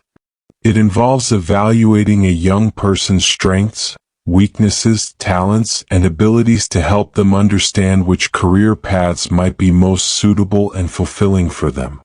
Here's an in-depth look at how skills assessment can be approached. Identifying skills and talents. As self-reflection exercises. Encourage mentors to engage in self-reflection exercises that help them identify their skills and talents. This might involve thinking about activities they excel in or enjoy, both in and out of academic settings. Feedback analysis. Suggest that they seek feedback from teachers, family members, peers, or anyone who knows them well. Others often can provide valuable insights into their strengths and areas for improvement. Formal assessment tools. Personality and skills inventories. Utilize formal assessment tools such as personality tests, like the Myers-Briggs Type Indicator, or skills inventories, which can provide objective insights into their abilities and predispositions. Aptitude tests. Aptitude tests can be helpful in uncovering natural abilities and potential in various fields, such as verbal, mathematical, spatial, or mechanical aptitudes. Analyzing past experiences. A review of past achievements. Look at their past achievements, projects, or activities they've been involved in. Analyzing what they found rewarding or challenging in these experiences can offer clues about their skills. Extracurricular activities. Consider their participation in extracurricular activities, hobbies, or volunteer work, as these can also reveal important skills and interests. Practical application. Real-world challenges. Engage them in practical challenges or projects that can help them apply and test their skills in real-world scenarios. This could be through internships, part-time jobs, or community projects. Skill development opportunities. Identify opportunities for them to develop skills they are lacking but are necessary for their desired career path. This could involve additional coursework, workshops, or self-study. Continuous skill development. A lifelong learning approach. Emphasize the importance of continuous learning and skill development throughout their career. The job market is constantly evolving, and staying adaptable is key. Encouraging a growth mindset. Foster a growth mindset where they view skills as developable with effort and practice, rather than as fixed traits. Integrating skills with career aspirations. And matching skills with careers. Help them match their identified skills with potential careers. For example, strong analytical skills might be well suited for careers in finance or data analysis. Exploring skill gaps. Discuss any skill gaps in relation to their career aspirations and how they might address these gaps. In summary, skills assessment is a foundational step in career guidance that involves a combination of self-reflection, formal assessment tools, analysis of past experiences, and practical application. It helps mentors gain a clearer understanding of their strengths and weaknesses, informing their career choices and guiding them towards paths where they are likely to succeed and find fulfillment. As a youth coach, your role is to facilitate this assessment process, providing the resources, support, and encouragement needed for a comprehensive evaluation of their skills. Resume writing. Resume writing, as a key component of career guidance for youths, involves crafting a document that effectively showcases an individual's skills, experiences, and educational background to potential employers. As a youth coach, guiding men's in developing a strong resume is crucial in helping them make a positive first impression in the job market. Here's an extensive look at the elements of resume writing. Understanding the purpose of a resume.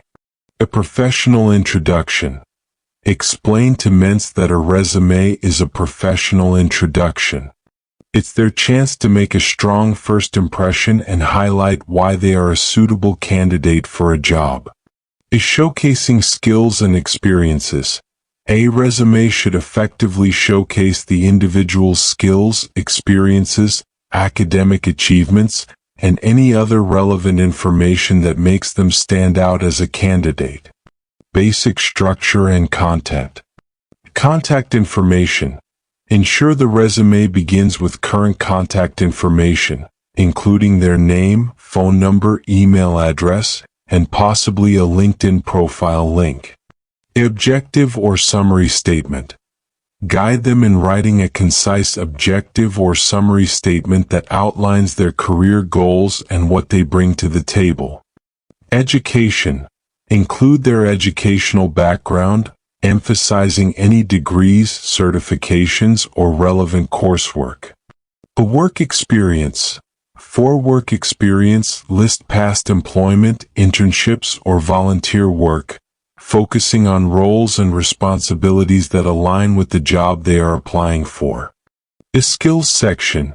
Highlight both hard skills, like computer programming or foreign language proficiency, and soft skills, like teamwork, communication, or problem solving. Additional sections. Depending on their experiences, additional sections can be included, such as awards and honors, extracurricular activities, projects, or interests. Tailoring the resume. Customizing for the job. Teach them to tailor their resume for each job application. This includes using keywords from the job description and focusing on experiences and skills most relevant to the position. Order of sections. Discuss the importance of ordering sections in a way that highlights their strongest attributes first, especially if they have limited work experience. Formatting and design. A professional format. Advise on using a clean, professional format. The resume should be easy to read with clear headings, bullet points, and consistent font and spacing. Avoiding over-design. Caution against over-designing the resume. While a bit of color or a unique layout can make it stand out, it should not distract from the content. Proofreading and editing. Attention to detail. Stress the importance of proofreading for spelling, grammar, and punctuation errors. A resume with mistakes can leave a negative impression. Getting feedback. Encourage them to get feedback on their resume from mentors, teachers, or career counselors. Updating the resume. Irregular updates. Remind them that a resume is a dynamic document that should be regularly updated with new skills, experiences, and accomplishments. In summary, resume writing is a critical skill in the job search process. It involves creating a well-structured, tailored document that professionally presents the individual's qualifications and strengths. As a youth coach, your role is to guide men's in understanding the purpose of a resume, its structure and content, and how to format and tailor it effectively for each job application, ensuring it accurately and compellingly represents their capabilities. Interview preparation. Interview preparation is a crucial step in the job application process for youths. It involves equipping them with the skills, knowledge, and confidence to effectively present themselves and their qualifications to potential employers.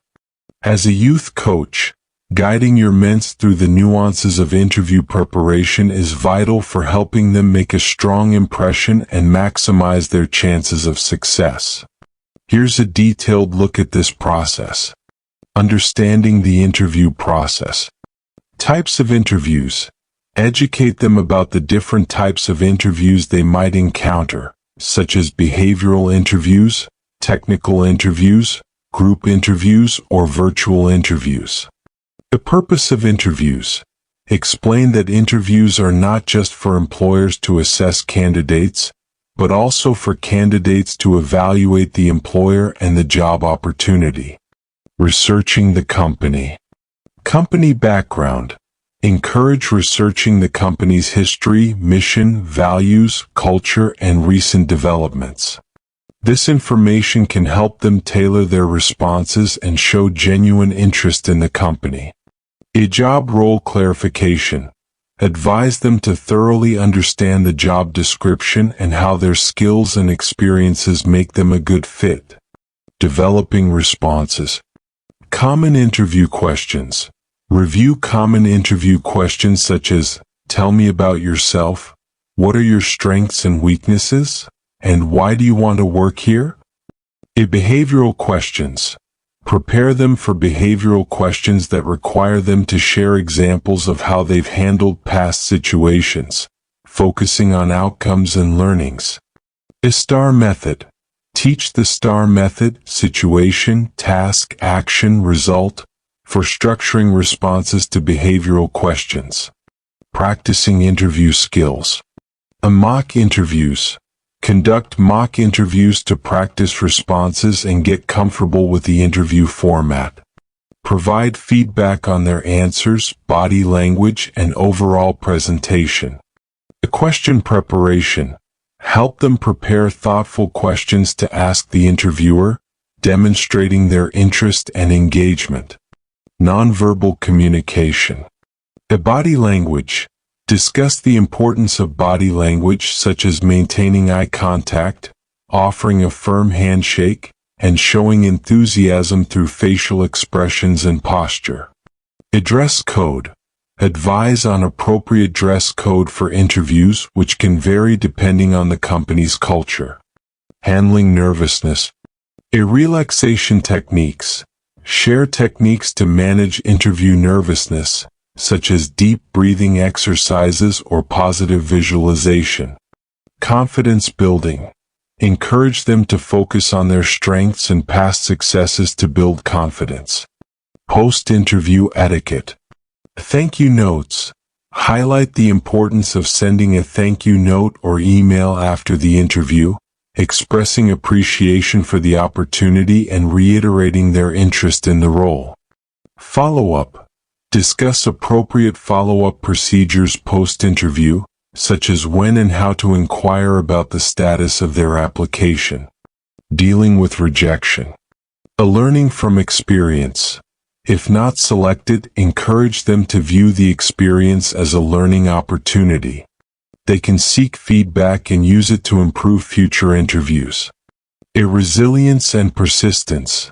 Stress the importance of resilience and persistence in the job search process. In summary, interview preparation as part of career guidance involves a comprehensive approach that includes researching the company and role, developing and practicing responses, understanding and utilizing nonverbal communication cues, managing nervousness, and following proper post-interview etiquette. As a youth coach, your role is to provide the tools, insights, and practice opportunities to help your mentor approach interviews with confidence, preparedness, and a positive mindset. Navigating job markets. Navigating job markets is a crucial skill for young individuals embarking on their professional journeys. As a youth coach, your role involves guiding them through the complexities of today's job market, helping them understand how to effectively search for job opportunities and position themselves as strong candidates. Here's a detailed look at this aspect. Understanding the job market landscape. Industry trends. Educate your mentor on current trends in various industries, including which sectors are growing, which are declining, and the reasons behind these trends. Labor market insights. Discuss broader labor market insights, such as the impact of economic conditions, technological advancements, and globalization on job availability and requirements. Identifying opportunities. Job search platforms. Introduce them to various job search platforms, online job boards, company websites, and professional networking sites like LinkedIn, where they can find job listings. And networking opportunities. Stress the importance of networking in uncovering job opportunities. Many positions are filled through personal and professional connections rather than traditional job postings. Tailoring job search strategies. Customizing applications. Guide them in customizing their job applications, resumes, cover letters, and online profiles to align with specific job descriptions and company cultures. Utilizing recruitment agencies. Discuss how recruitment agencies and headhunters can be a valuable resource in finding job opportunities, especially in certain industries. Adapting to changing job markets. Flexibility and adaptability. Emphasize the need for flexibility and adaptability in their job search. The job market is dynamic, and the ability to adapt to changing conditions and requirements is crucial. Continuous learning. Encourage a mindset of continuous learning and skill development to stay relevant in the job market. This includes pursuing additional training, certifications, or learning new technologies. Developing job market skills. Soft skills development. Soft skills like communication, teamwork, problem-solving, and adaptability are increasingly valued in the job market. Guide them in developing these skills. Technical skills relevance. Depending on their field of interest, discuss the importance of specific technical or vocational skills and how to acquire or improve them. Leveraging internships and volunteer work. Gaining experience. Advise on the value of internships, apprenticeships, and volunteer work for gaining practical experience, developing skills, and building a professional network. Understanding global opportunities. The global job market. For those interested in international careers, provide information about working abroad, including cultural considerations, language requirements, and work permit processes. Preparing for the future. Future-proofing careers. Discuss the concept of future-proofing their careers by focusing on industries and skills projected to be in high demand in the future, like those involving artificial intelligence, renewable energy, or healthcare. Dealing with job market challenges. Resilience in job search. Encourage resilience and persistence in the face of job market challenges, such as facing rejections or navigating competitive industries. In summary, navigating job markets as a youth coach involves providing guidance on understanding and adapting to current and future job market trends, identifying and seizing job opportunities, customizing job search strategies, and building relevant skills. Your role is crucial in helping your mentor approach the job market with knowledge, preparedness, and a strategic mindset, equipping them to successfully embark on their professional paths. Workplace ethics. Workplace ethics, an essential component of professional development, involves understanding and adhering to moral principles and standards in a work environment. As a youth coach, it is crucial to guide your mentor in recognizing and practicing ethical behavior in their careers. This not only fosters a positive and respectful work environment but also contributes to their personal integrity and professional reputation. Here's an extensive look at this topic. Understanding ethical behavior in the workplace. Core principles. Introduce core ethical principles such as honesty, integrity, fairness, respect, and responsibility. Explain how these principles translate into everyday actions and decisions in a professional setting. Professional conduct. Discuss the importance of professional conduct, which includes adhering to workplace policies, respecting confidentiality, and maintaining a high standard of work. Ethical decision-making. In navigating ethical dilemmas, equip your mentor with strategies to navigate ethical dilemmas they may encounter in the workplace. This involves analyzing situations, considering the consequences of actions, and making decisions that align with ethical standards. Influence of organizational culture. Highlight how the culture of an organization can impact ethical behavior and decision-making. Encourage them to seek out employers whose values align with their own. The impact of ethics on career success. Building trust and credibility. Explain how ethical behavior builds trust and credibility with colleagues, management, and clients, which is essential for long-term career success and growth. Reputation management. Discuss the impact of ethical conduct on personal and professional reputation, emphasizing that unethical behavior can have lasting negative consequences. Ethical leadership. A role of leadership. For those in or aspiring to leadership roles, emphasize the importance of ethical leadership. This includes setting a positive example, fostering an ethical work culture, and addressing unethical behavior effectively. Mentoring on ethical issues.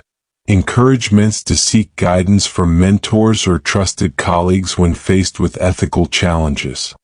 Handling unethical situations. Reporting unethical behavior. Provide guidance on how to report unethical behavior in the workplace. Discuss the importance of following organizational protocols while ensuring personal safety and job security. Whistleblowing considerations. In cases of serious ethical violations, discuss the concept of whistleblowing, its potential impact, and the protections available for whistleblowers. Aligning personal and professional ethics. Personal values and work. Encourage your mentors to reflect on how their personal values align with their professional life. Choosing a career or employer that aligns with their moral values can lead to greater job satisfaction and ethical congruence. Ethics in different industries. Discuss how ethical considerations can vary across different industries and the unique challenges this might present. Continuous ethical learning. Staying informed. Advise your mentors to stay informed about ethical standards and practices in their field, which can evolve over time. This might involve professional development courses, attending industry seminars, or staying updated with professional association guidelines. In summary, workplace ethics encompasses a wide range of behaviors and decisions in a professional setting, from everyday interactions to complex ethical dilemmas. As a youth coach, your role in guiding young individuals in understanding and practicing workplace ethics is vital for their development into responsible, respected, and successful professionals. It's about helping them to not only succeed in their careers but to do so in a way that upholds their integrity and contributes positively to their work environment. Career advancement strategies. Career advancement strategies involve guiding young professionals in identifying and leveraging opportunities for growth and progression in their chosen careers. As a youth coach, your role is to help your mentors develop a clear understanding of how to effectively navigate their career paths and achieve their professional aspirations. Here's an extensive look at various strategies that can facilitate career advancement. Setting clear career goals. Long-term vision. Assist your mentors in setting clear long-term career goals. This involves understanding where they want to be in their careers in the next 5, 10, or 15 years. Short-term objectives. Break down these long-term goals into achievable short-term objectives, creating a step-by-step plan for career progression. continuous learning and skill development.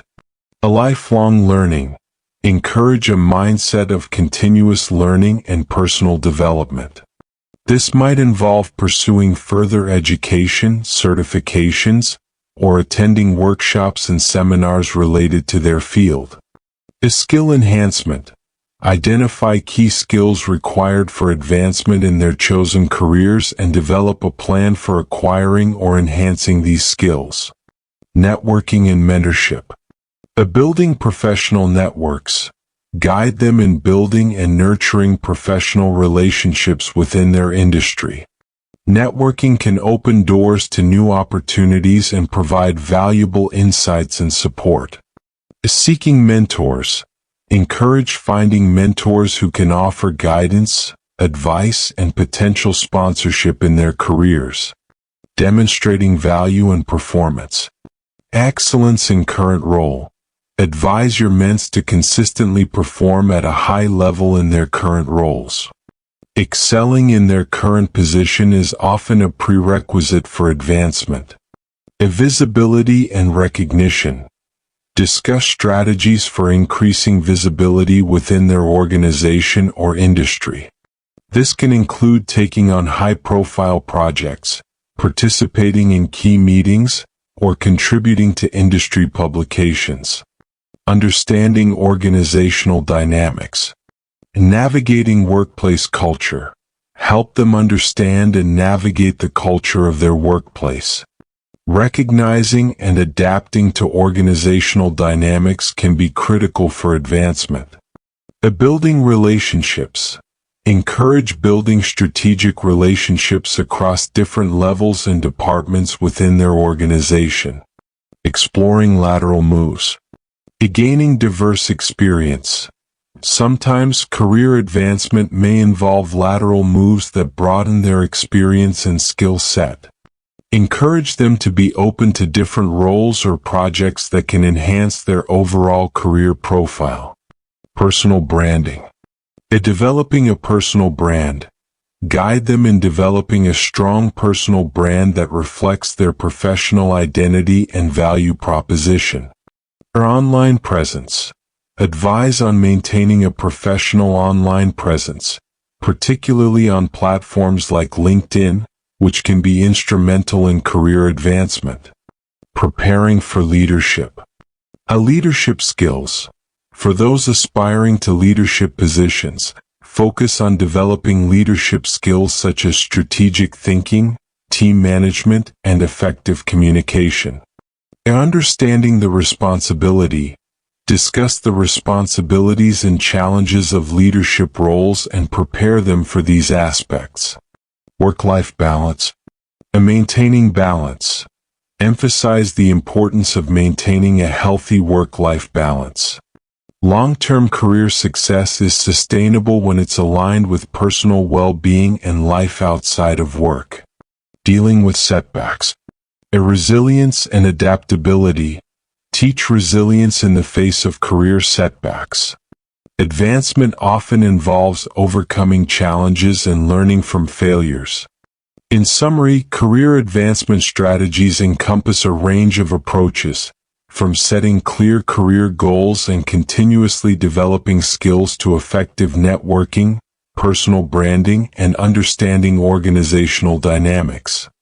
As a youth coach, your guidance in these areas can help your men strategically navigate their career paths, seize opportunities for growth, and achieve their professional aspirations while maintaining a healthy balance with their personal lives. Balancing work and faith. Balancing work and faith is a crucial aspect of career development, especially for individuals who seek to integrate their spiritual beliefs with their professional lives. As a youth coach, guiding your ments in harmonizing their career aspirations with their Christian faith involves helping them navigate the challenges and opportunities of upholding their spiritual values in a secular work environment. Here's an in-depth look at this important aspect. Understanding the interplay between work and faith. Work as a form of worship. Teach your ments to view their work as an extension of their faith. Encourage them to see their professional endeavors as a way to honor God and reflect Christian values. Faith in the workplace. Discuss ways to manifest their faith in the workplace, such as demonstrating integrity, fairness, compassion, and excellence in their work. Setting boundaries. Prioritizing spiritual practices. Help them identify strategies to maintain regular spiritual practices, such as prayer and Bible study, amidst a busy work schedule. A work-life balance. Guide them in managing their time and responsibilities to ensure that their work commitments do not overshadow their spiritual and personal life. Navigating ethical dilemmas. Ethical decision-making. Equip your mentor with the tools to make ethical decisions in the workplace that align with their Christian values. Handling conflicts with grace. Teach them how to handle workplace conflicts or ethical dilemmas with grace, understanding, and a focus on finding solutions that uphold their faith principles. Integrating faith and career goals. A career choices aligned with faith. Guide them in choosing careers or job opportunities that align with their Christian beliefs and values. Faith-based networking. Encourage building networks within Christian professional groups, where they can find mentorship and support from like-minded individuals.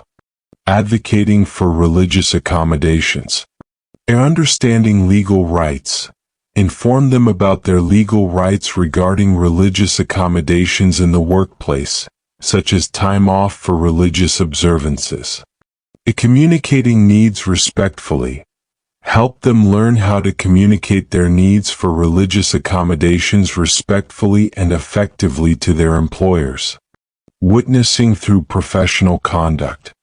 Living out Christian values. Emphasize the importance of living out Christian values in everyday professional interactions. This can be a powerful form of witnessing to others. Respectful evangelism. If they choose to share their faith, guide them to do so in a way that is respectful, non-intrusive, and mindful of workplace policies and colleagues' boundaries. Reflecting on professional and spiritual growth. A career as a spiritual journey. Encourage them to reflect on their career as part of their spiritual journey, recognizing God's guidance and providence in their professional life. Seeking spiritual guidance. Advise them to seek spiritual guidance and counsel when facing significant career decisions or challenges. Balancing ambition with humility. Healthy ambition. Discuss how to pursue professional ambition healthily and ethically, without compromising their faith values. Practicing humility. Remind them of the importance of humility, service, and gratitude in their professional life, in line with Christian teachings. In summary, balancing work and faith as a youth coach involves guiding your mentor in integrating their spiritual life with their professional aspirations. It's about helping them navigate their careers in a way that honors their faith, upholds Christian values, and contributes positively to their overall well-being and spiritual growth. This balance is crucial for living a fulfilling, purpose-driven life that aligns with their beliefs and values. Adapting to workplace cultures. Adapting to workplace cultures is a vital skill for young professionals entering or transitioning within the workforce. As a youth coach, you play a significant role in preparing your mentor to understand, adapt to, and thrive in diverse workplace environments. This involves navigating different organizational cultures, norms, and expectations. Here's an extensive look at this process. Understanding organizational culture. Defining organizational culture. Educate your mentor about what organizational culture entails, the shared values, beliefs, and practices that characterize an organization. Variations in culture. Discuss how workplace cultures can vary widely between organizations, industries, and even geographical locations. This includes differences in communication styles, hierarchy, work-life balance, and company values. Assessing workplace culture. A research and observation. Encourage research into a company's culture before joining. This can be done through the company's website, social media, and reviews on employment websites. Once in the job, observation and interaction with colleagues can provide deeper insights. Asking questions. Advise them to ask questions during job interviews or networking opportunities to gain an understanding of the company's culture. Adapting to different cultures. Flexibility and open-mindedness. Stress the importance of being flexible and open-minded when adapting to a new workplace culture. Encourage them to embrace new experiences and perspectives. Respecting norms and practices. Guide them to respect and adapt to the existing norms and practices of their workplace, even when they differ from their own preferences or experiences. Balancing adaptation with authenticity. Maintaining personal values. While adapting to workplace cultures is important, advise your mentor to maintain their core personal and ethical values. Help them find a balance between fitting in and staying true to themselves. Authenticity in professional settings. Discuss ways to be authentic yet professional, understanding how to express their personality and values in a way that aligns with workplace expectations. Navigating cultural challenges. Conflict resolution. Teach strategies for resolving conflicts that may arise from cultural misunderstandings or differences in the workplace. Seeking support. Encourage seeking support or mentorship within the organization when facing challenges related to cultural adaptation. Learning and growing from diverse environments. Cultural competence. Highlight the value of working in culturally diverse environments. It's an opportunity to develop cultural competence, the ability to interact effectively with people from different cultures. Personal and professional growth. Emphasize how adapting to different workplace cultures contributes to personal and professional growth, expanding their understanding and enhancing their ability to work in diverse teams. Contributing to organizational culture. Positive influence. Encourage your mentor to not only adapt to but also positively contribute to their workplace culture. This might involve bringing in new ideas, practices, or perspectives that align with the organization's values and goals. Continuous learning. Staying adaptable. Remind them that workplace cultures can evolve, and staying adaptable is key. Encourage continuous learning and development to keep up with changing environments and expectations. In summary, adapting to workplace cultures is about understanding and navigating the unique dynamics of different organizational environments. As a youth coach, your guidance helps your mentor to not only adjust to these environments but also to maintain their authenticity, uphold their values, and grow both personally and professionally. This skill is essential for building successful, fulfilling careers that are adaptable to various cultural contexts. Long-term career planning. Long-term career planning is a critical aspect of professional development, especially for young individuals at the outset of their careers. As a youth coach, your role involves guiding your mentor in envisioning and mapping out their career trajectories over the long haul. This process requires a strategic approach to setting career goals and making decisions that align with their aspirations, strengths, and values. Here's an in-depth exploration of long-term career planning. Vision and goal setting. Defining career aspirations. Encourage your mentor to define their long-term career aspirations. This involves envisioning where they see themselves in the future, considering their passions, interests, and desired lifestyle. Setting realistic goals. assist them in setting realistic and achievable long-term goals. These should be specific, measurable, and time-bound, providing a clear roadmap for their career journey. Evaluating strengths and interests. A self-assessment. Guide your ments in assessing their strengths, weaknesses, interests, and values. Understanding these personal attributes is crucial for aligning their career path with what truly motivates and fulfills them. They're aligning interests with career choices. Help them explore how their interests and skills can translate into potential career opportunities and paths. Developing a career roadmap. Creating a career pathway.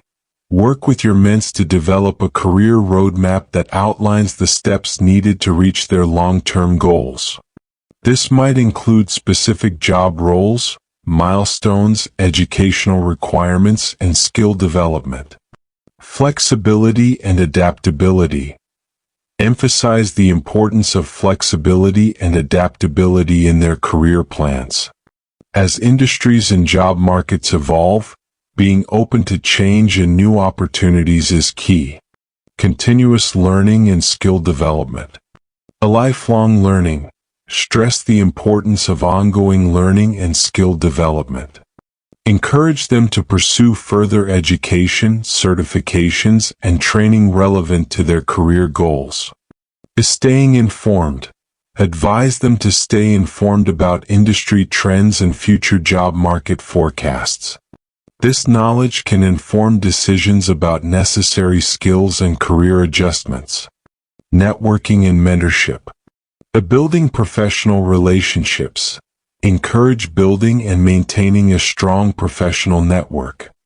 Networking can provide valuable opportunities, advice, and support throughout their careers. Seeking mentors.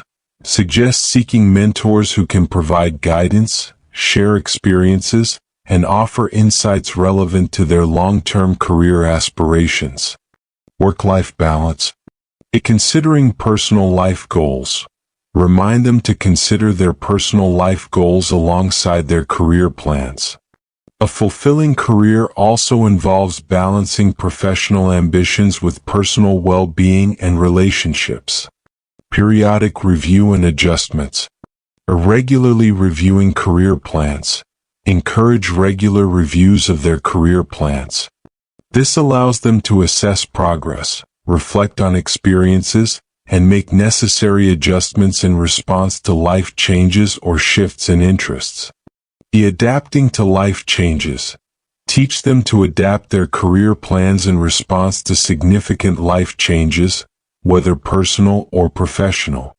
Preparing for challenges and setbacks. Building resilience. Discuss the importance of resilience in facing career challenges and setbacks. It's essential for them to learn from experiences and continue moving towards their goals.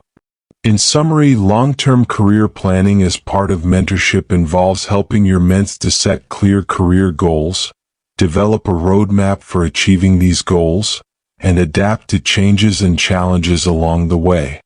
It's about striking a balance between ambition and flexibility, ensuring continuous growth and learning, and aligning their career trajectory with their overall life goals and values.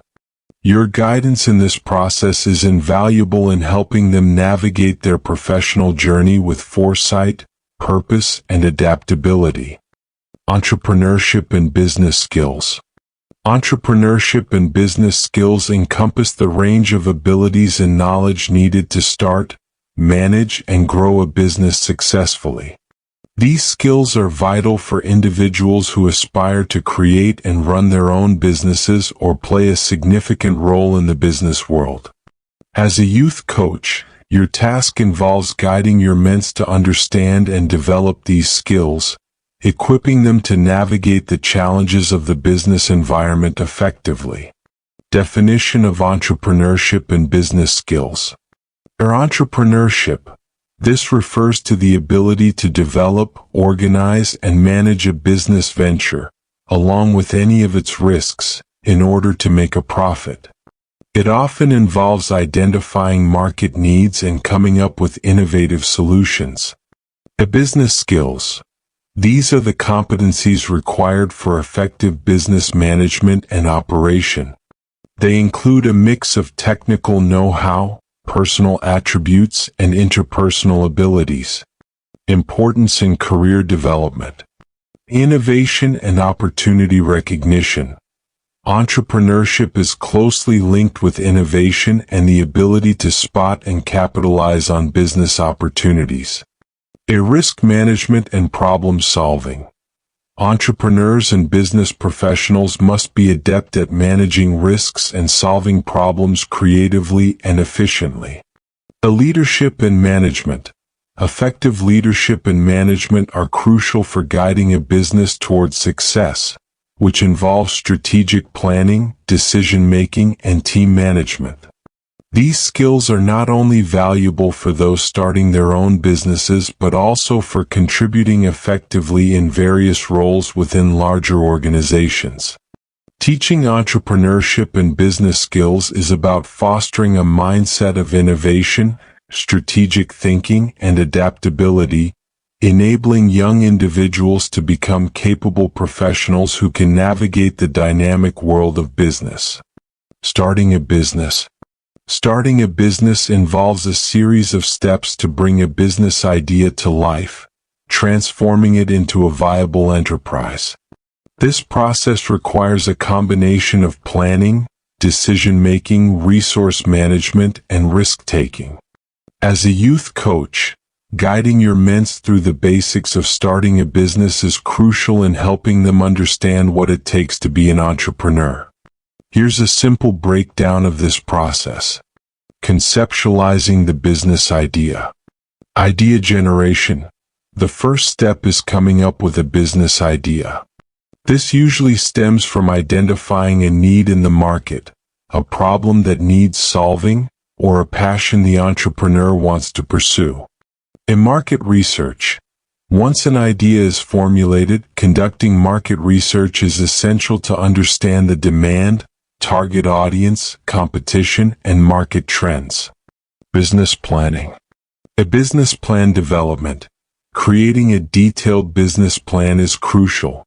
This plan should outline the business idea, market analysis, operational strategy, financial projections, and growth plans. Setting goals. The business plan should also include short-term and long-term goals. These goals provide direction and milestones for the business. Legal and administrative setup. Choosing a business structure. Decide on a legal structure for the business, like sole proprietorship, partnership, LLC, or corporation. Each structure has different legal and tax implications. Registration and permits. Register the business according to local and state regulations, and obtain any necessary permits or licenses. Financial management. Securing funding. Determine how the business will be funded. This could involve personal savings, loans, investor funding, or grants. Budgeting and financial planning. Develop a budget that includes startup costs, operational expenses, and projections for revenue and profitability. Building a brand and marketing. Brand development. Create a brand identity, including a business name, logo, and branding materials that reflect the business's values and appeal to the target market. A marketing strategy. Develop a marketing strategy to promote the business. This might involve social media marketing, content marketing, email campaigns, or traditional advertising. Operations management. Setting up operations.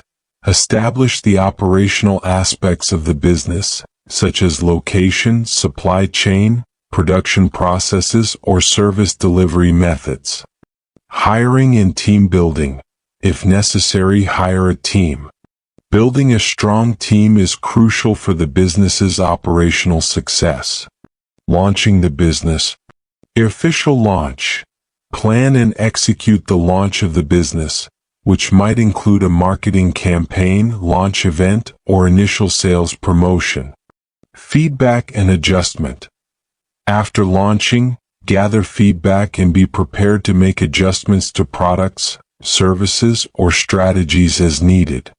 Continuous growth and adaptation. Monitoring and adapting. Continuously monitor the progress of the business and adapt strategies as market conditions and customer preferences change. Scaling the business. Plan for the growth and scaling of the business. This might involve expanding the product line, entering new markets, or scaling up operations. In summary, starting a business is a multifaceted endeavor that requires careful planning, execution, and ongoing management.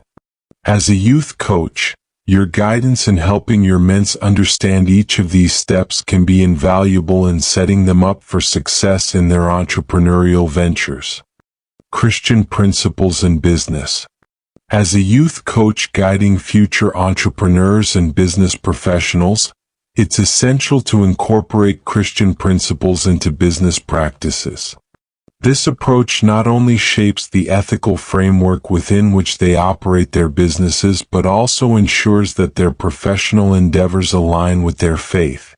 Here's an extensive look at integrating Christian principles in business. Ethical foundations. Integrity and honesty. Emphasize the importance of integrity and honesty in all business dealings. This includes being truthful in marketing, transparent in transactions, and honest in financial reporting. Fair treatment of others. Guide your men to treat clients, employees, and competitors with fairness and respect. This is rooted in the biblical principle of loving one's neighbor as oneself. Stewardship. Irresponsible management. Teach the concept of stewardship, which involves managing resources responsibly and sustainably. This includes financial resources, human resources, and the environment. A long-term perspective.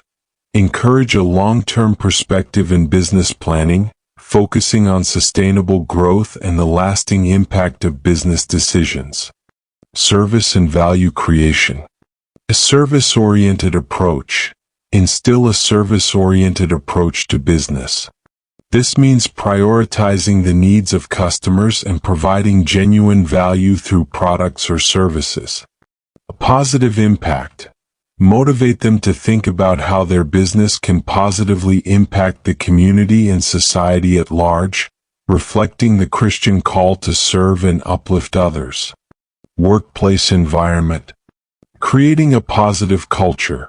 Advise on creating a workplace culture that reflects Christian values, such as compassion, kindness, and supportiveness. Employee well-being. Stress the importance of caring for employees' well-being, including fair wages, reasonable work hours, and a healthy work environment. Ethical decision-making. A biblical guidance. Encourage using biblical teachings as a guide for decision-making. This involves considering what is just, right, and moral in various business scenarios. In navigating ethical dilemmas, discuss how to navigate ethical dilemmas in business, making choices that align with Christian ethics even when faced with challenging situations. Philanthropy and community involvement. Giving back. Highlight the significance of philanthropy and giving back to the community as part of business practice. This can be through charitable donations, community service, or supporting social causes. Engagement in community development. Encourage engagement in community development initiatives, reflecting the Christian commitment to social and communal upliftment. Balancing profit with purpose. A profit and purpose. Discuss balancing the pursuit of profit with a greater purpose. This includes not just focusing on financial gain but also considering the broader impact of business activities. A mission-driven business. Guide them in developing a mission-driven business model that aligns with their Christian values and serves a greater good. personal faith and professional life. Integrating faith in business. Talk about ways to integrate personal faith into professional life without imposing beliefs on others. This includes personal conduct, ethical business practices, and respectful engagement with diverse beliefs. In summary, incorporating Christian principles in business is about more than just ethical compliance. It's about shaping a business culture and practices that reflect the values of integrity, stewardship, service, and compassion. As a youth coach, your guidance helps your men's understand how to align their business endeavors with their faith, ensuring that their professional actions are congruent with their Christian beliefs and contribute positively to society. Financial management. Financial management in the context of entrepreneurship and business skills is a critical area where you, as a youth coach, can provide significant guidance. It involves teaching young entrepreneurs how to effectively manage the financial aspects of their businesses, ensuring stability, growth, and long-term success.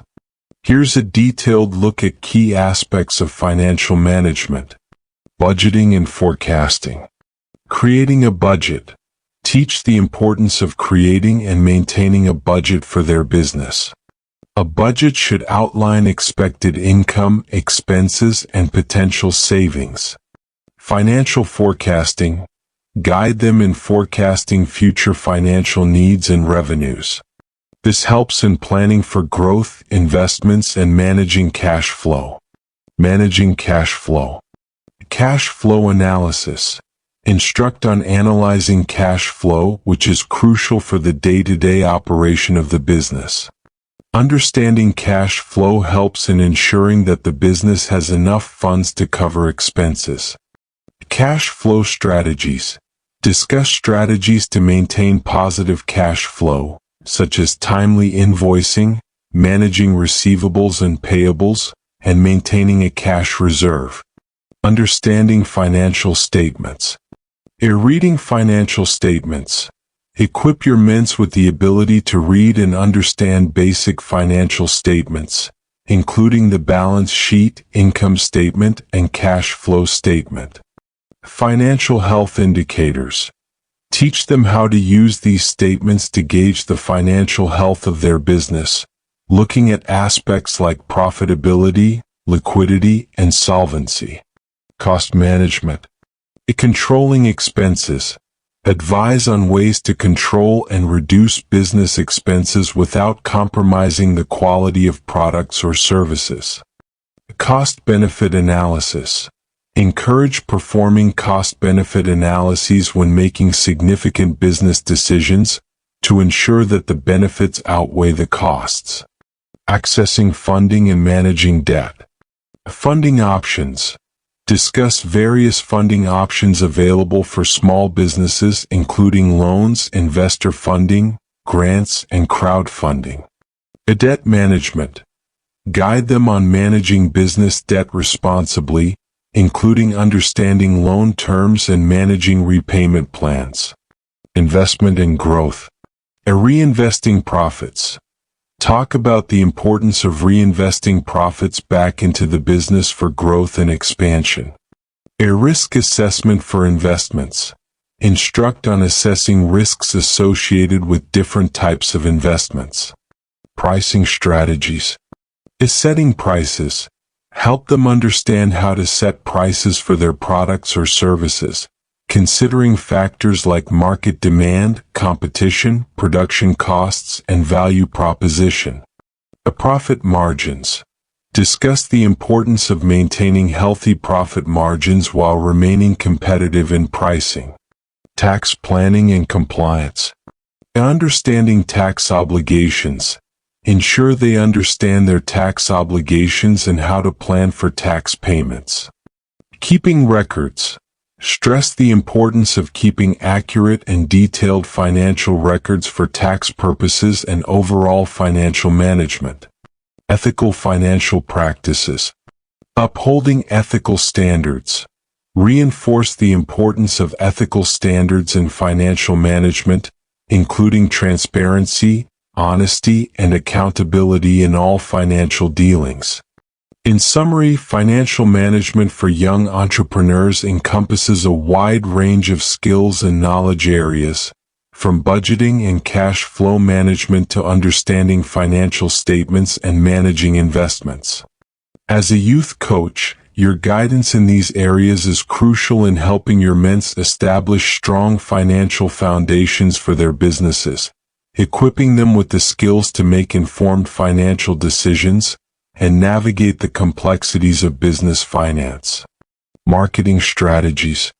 Marketing strategies are essential for young entrepreneurs and business owners to effectively promote their products or services, reach their target audience, and achieve business growth. As a youth coach, guiding your mentor in developing and implementing effective marketing strategies is crucial. Here's an extensive look at the key components of marketing strategies. Understanding the market. In market research, teach the importance of thorough market research. This involves understanding the target audience, analyzing competitors, and identifying market trends. Customer insights. Guide them in gathering insights about potential customers, their needs, preferences, behaviors, and how best to reach them. Defining marketing goals. Setting clear objectives.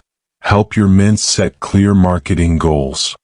These could be increasing brand awareness, generating leads, boosting sales, or expanding into new markets. Aligning with business objectives. Ensure that marketing goals align with the overall objectives of the business. Developing a marketing plan. Strategic planning. Assist in developing a strategic marketing plan that outlines how they will achieve their marketing goals. This should include strategies, tactics, a timeline, and a budget. A multi-channel approach. Discuss the benefits of a multi-channel marketing approach that uses various platforms and mediums to reach the audience. Utilizing digital marketing.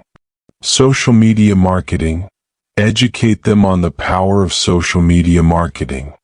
This includes choosing the right platforms, creating engaging content, and interacting with the audience.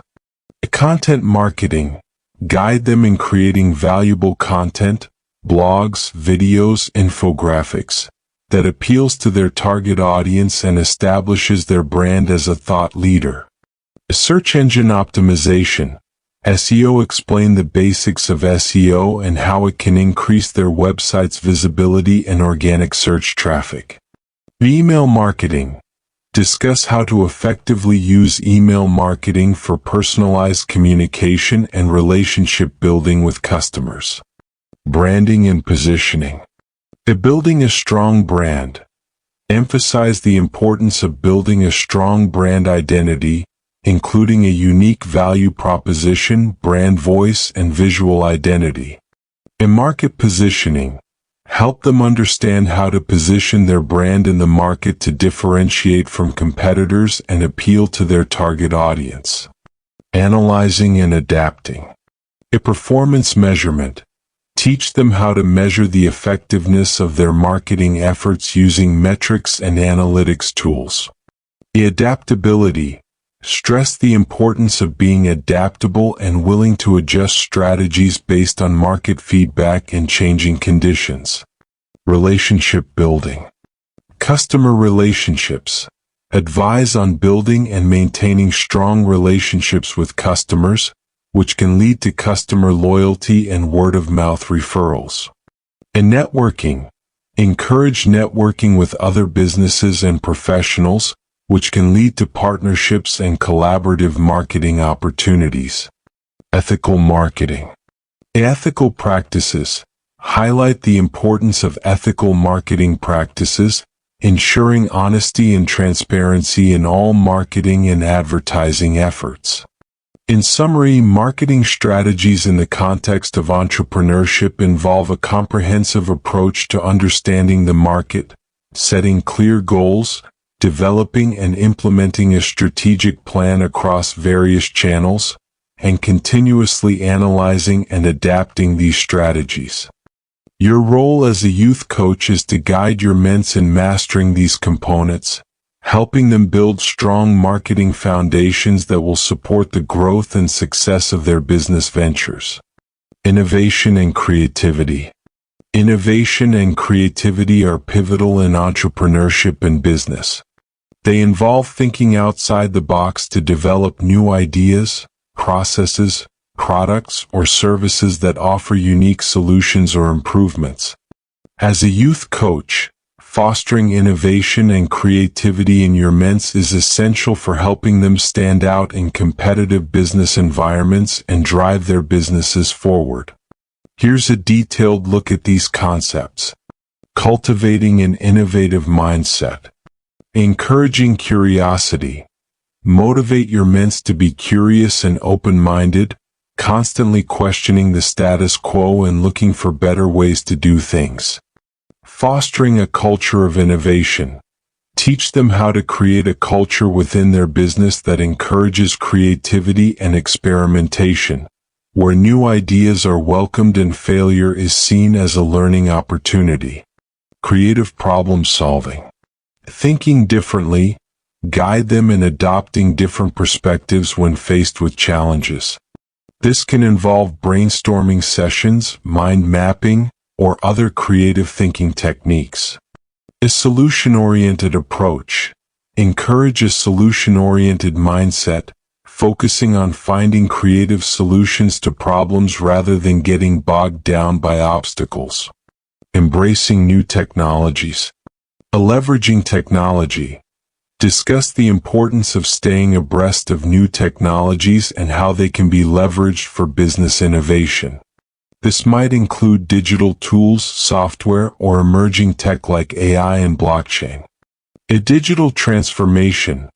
Guide them in understanding the impact of digital transformation on business and how they can embrace it to innovate and improve their operations.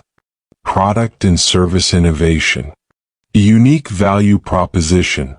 Assist them in developing unique products or services that offer distinct value to customers, differentiating their business from competitors. A continuous improvement. Encourage the continuous improvement of their offerings, constantly seeking feedback and ways to enhance their products or services. Encouraging risk-taking. Calculated risk-taking. Teach the importance of taking calculated risks when pursuing innovative ideas. While not every risk will pay off, the lessons learned can be invaluable. Failing forward. Help them understand that failure is a part of the innovation process. The key is to fail fast, learn from it, and move forward. Fostering collaborative creativity. Team collaboration. Highlight the importance of collaborative creativity. Encourage them to involve their team in the creative process, as diverse perspectives can lead to more innovative solutions. For external collaboration, suggest looking for opportunities to collaborate with external partners, such as other businesses, academic institutions, or research organizations.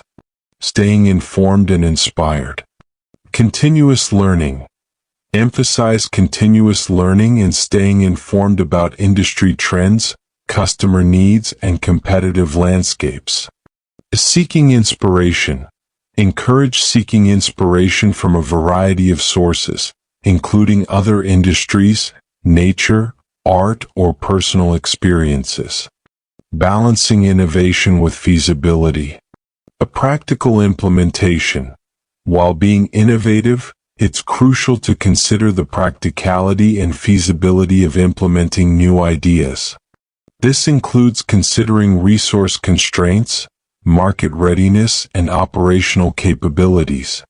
In summary, innovation and creativity in business are about fostering a mindset and culture that constantly seeks to improve, differentiate, and solve problems in unique and effective ways.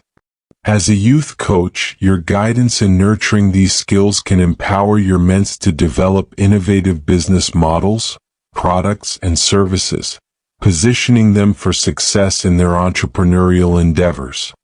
Networking for entrepreneurs. Networking for entrepreneurs is a critical skill in building and growing a successful business. As a youth coach, guiding your mentor in the art of networking can significantly impact their entrepreneurial journey. Networking involves creating and nurturing professional relationships that can lead to new opportunities, partnerships, and valuable insights. Here's a detailed look at this crucial aspect. Understanding the importance of networking. Building relationships. Emphasize the importance of building relationships within the business community. Networking is not just about exchanging business cards. It is about creating meaningful, long-term professional relationships. Access to opportunities. Explain how networking can open doors to new business opportunities, collaborations, mentorship, and resources that might not be available otherwise. Effective networking strategies. Identifying networking platforms. Guide them to identify relevant networking platforms. This could include industry events, conferences, business meetups, online forums, and social media platforms like LinkedIn. Active participation. Encourage active participation in networking events. This means being prepared to introduce themselves, their business, and engage in discussions. Creating a strong first impression. Elevator pitch. Help them craft a compelling elevator pitch, a brief, persuasive speech that they can use to spark interest in what they do. The pitch should be concise, clear, and engaging. Professionalism and authenticity. Stress the importance of professionalism in all interactions, while also being authentic. Authentic connections are more likely to lead to meaningful relationships. Leveraging online networks. A social media presence. Advise them on maintaining a professional presence on social media platforms, particularly on professional networks like LinkedIn. Online networking etiquette. Discuss the etiquette of online networking, such as how to reach out to new contacts, engage in conversations, and follow up. Building and nurturing relationships. A consistent follow-up. Teach them the importance of following up after networking events. A quick email or LinkedIn message can help solidify new connections. A long-term relationship building. Encourage them to view networking as a long-term relationship building process, not just a one-time interaction. Networking with purpose. Goal-oriented networking. Encourage them to have clear goals for networking. This could be seeking advice, finding potential clients, or looking for business partners. Quality over quantity.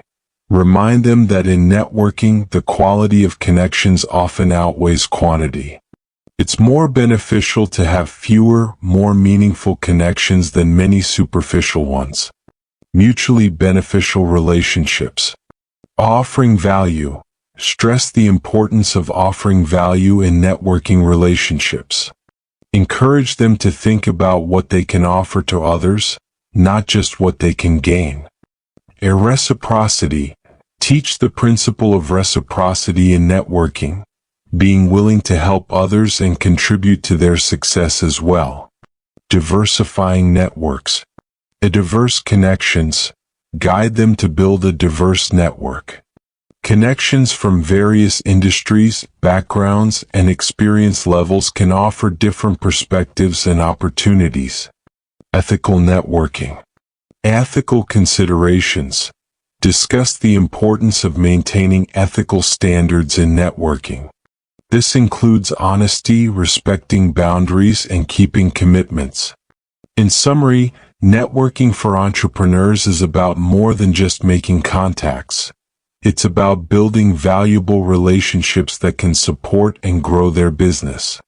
As a youth coach, your guidance in developing effective networking skills is crucial in helping your mentor navigate the business world, create opportunities, and foster long-term professional relationships. Social entrepreneurship.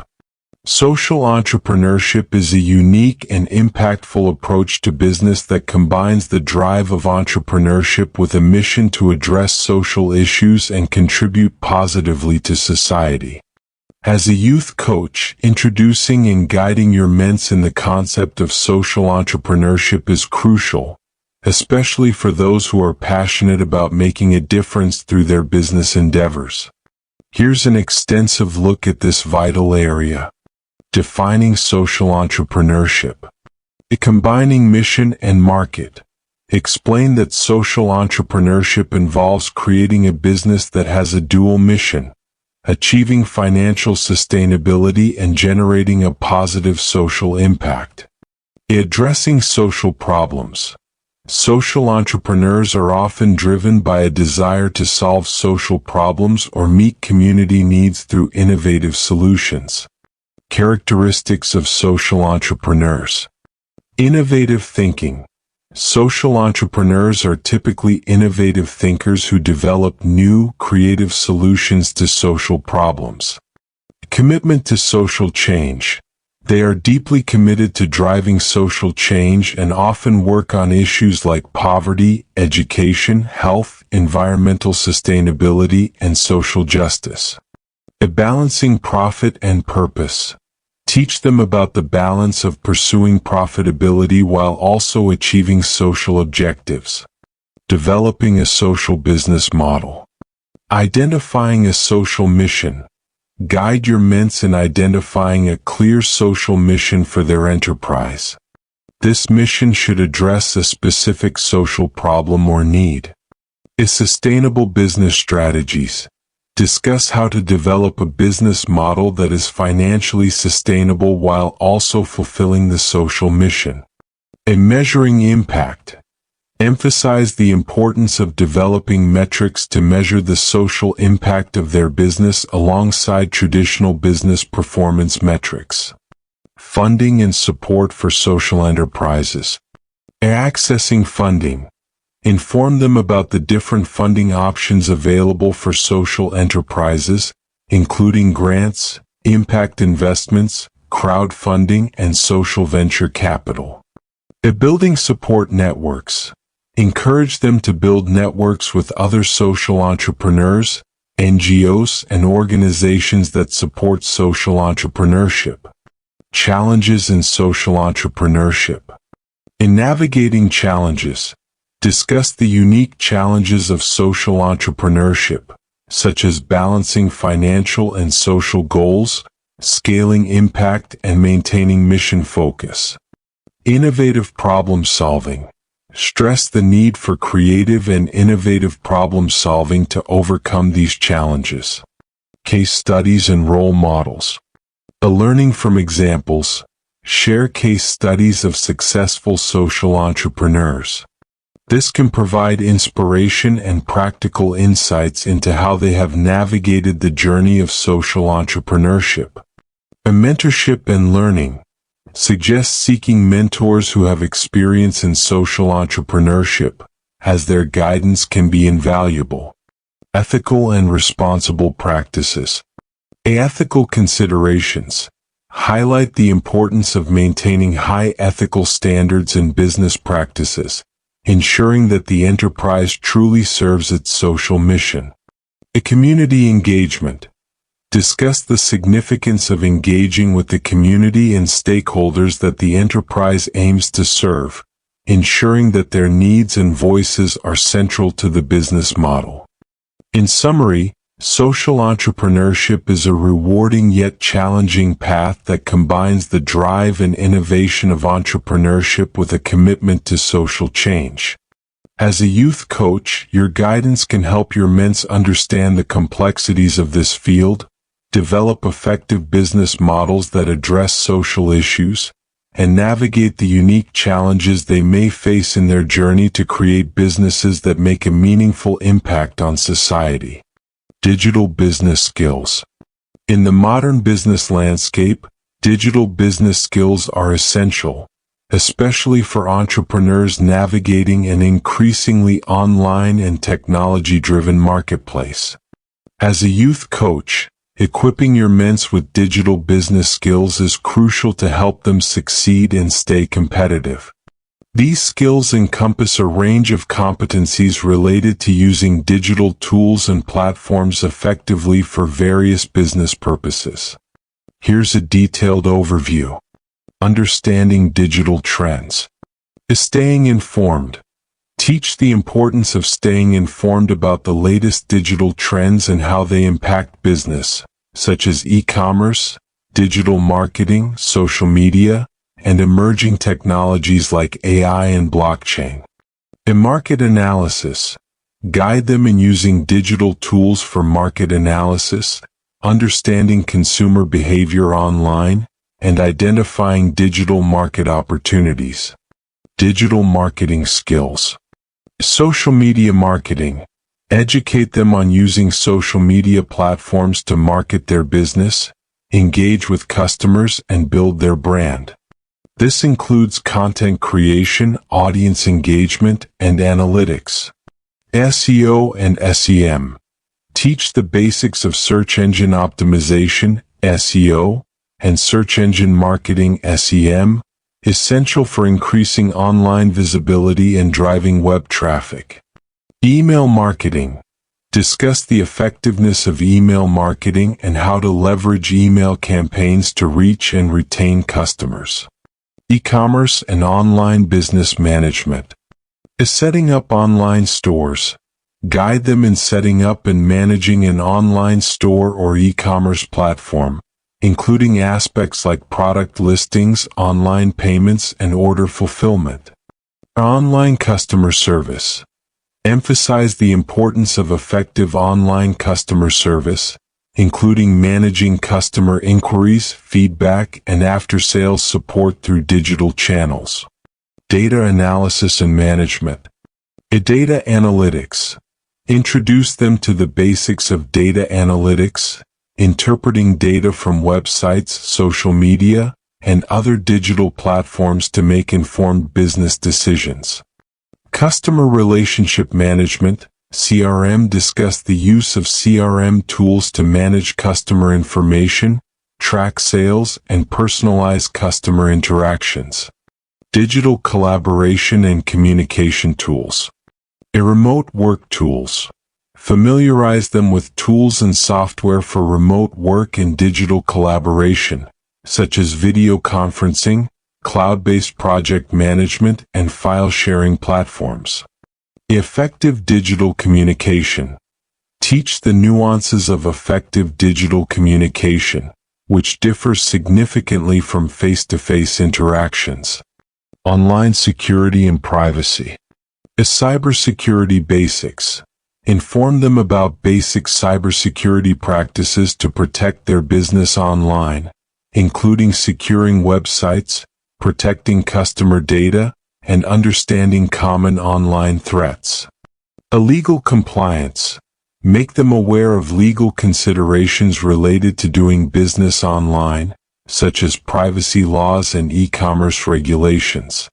Digital content creation. Content development. Teach the skills needed for creating compelling digital content, such as blogging, video production, and graphic design, which are crucial for online branding and marketing. Leveraging digital technologies. Automation tools. Discuss the use of digital automation tools to improve efficiency in various business processes, from marketing to inventory management. Emerging tech opportunities. Explore how emerging technologies like AI, VR, and IoT can offer new opportunities for innovation and business improvement. In summary, digital business skills cover a broad range of competencies necessary for effectively running and promoting a business in today's digital world. As a youth coach, your role is to provide guidance and resources to help your mentees acquire these skills, enabling them to leverage digital tools and platforms for business growth, customer engagement, and operational efficiency. Sustainable business practices. Sustainable business practices are increasingly crucial in today's entrepreneurial landscape. They involve adopting strategies that not only ensure business success but also consider environmental stewardship and social responsibility. As a youth coach, guiding your mentor towards sustainable business practices is essential for fostering responsible entrepreneurship that aligns with the growing global emphasis on sustainability. Here's an in-depth exploration of this area. Understanding sustainability in business. Triple bottom line. Introduce the concept of the triple bottom line: people, planet, profit, which emphasizes that businesses should focus on social and environmental concerns just as they do on profits. A long-term perspective. Encourage a long-term perspective in business planning, considering the enduring impacts of business activities on the environment and society. Environmental stewardship. Eco-friendly operations. Guide them in adopting eco-friendly operations such as reducing waste, conserving energy, using sustainable materials, and minimizing carbon footprints. Green products and services. Discuss the development and promotion of products or services that are environmentally sustainable. Social responsibility. Community engagement. Encourage them to engage with and contribute positively to their communities. This can involve community service initiatives, supporting local causes, or creating jobs. Ethical supply chains. Discuss the importance of ethical supply chains, ensuring that materials and products are sourced responsibly and without exploiting labor. Sustainable business models. Innovative models for sustainability. Explore innovative business models that integrate sustainability, such as circular economy models, which focus on resource efficiency and waste reduction. Balancing profit and sustainability. Teach them how to balance profitability with sustainability goals, ensuring that the business remains financially viable while being environmentally and socially responsible. Financial incentives and support. Funding and grants. Inform them about potential funding sources, grants, and incentives available for businesses that prioritize sustainability. Investor appeal. Discuss how sustainable business practices can make a business more appealing to a growing pool of investors who are interested in supporting environmentally and socially responsible companies. Measuring and reporting sustainability. Sustainability metrics. Teach them about sustainability metrics and how to measure the environmental and social impact of their business. Transparency and reporting. Emphasize the importance of transparency in sustainability efforts, including reporting these practices to stakeholders, customers, and the public. Employee engagement and culture. Cultivating a sustainable culture.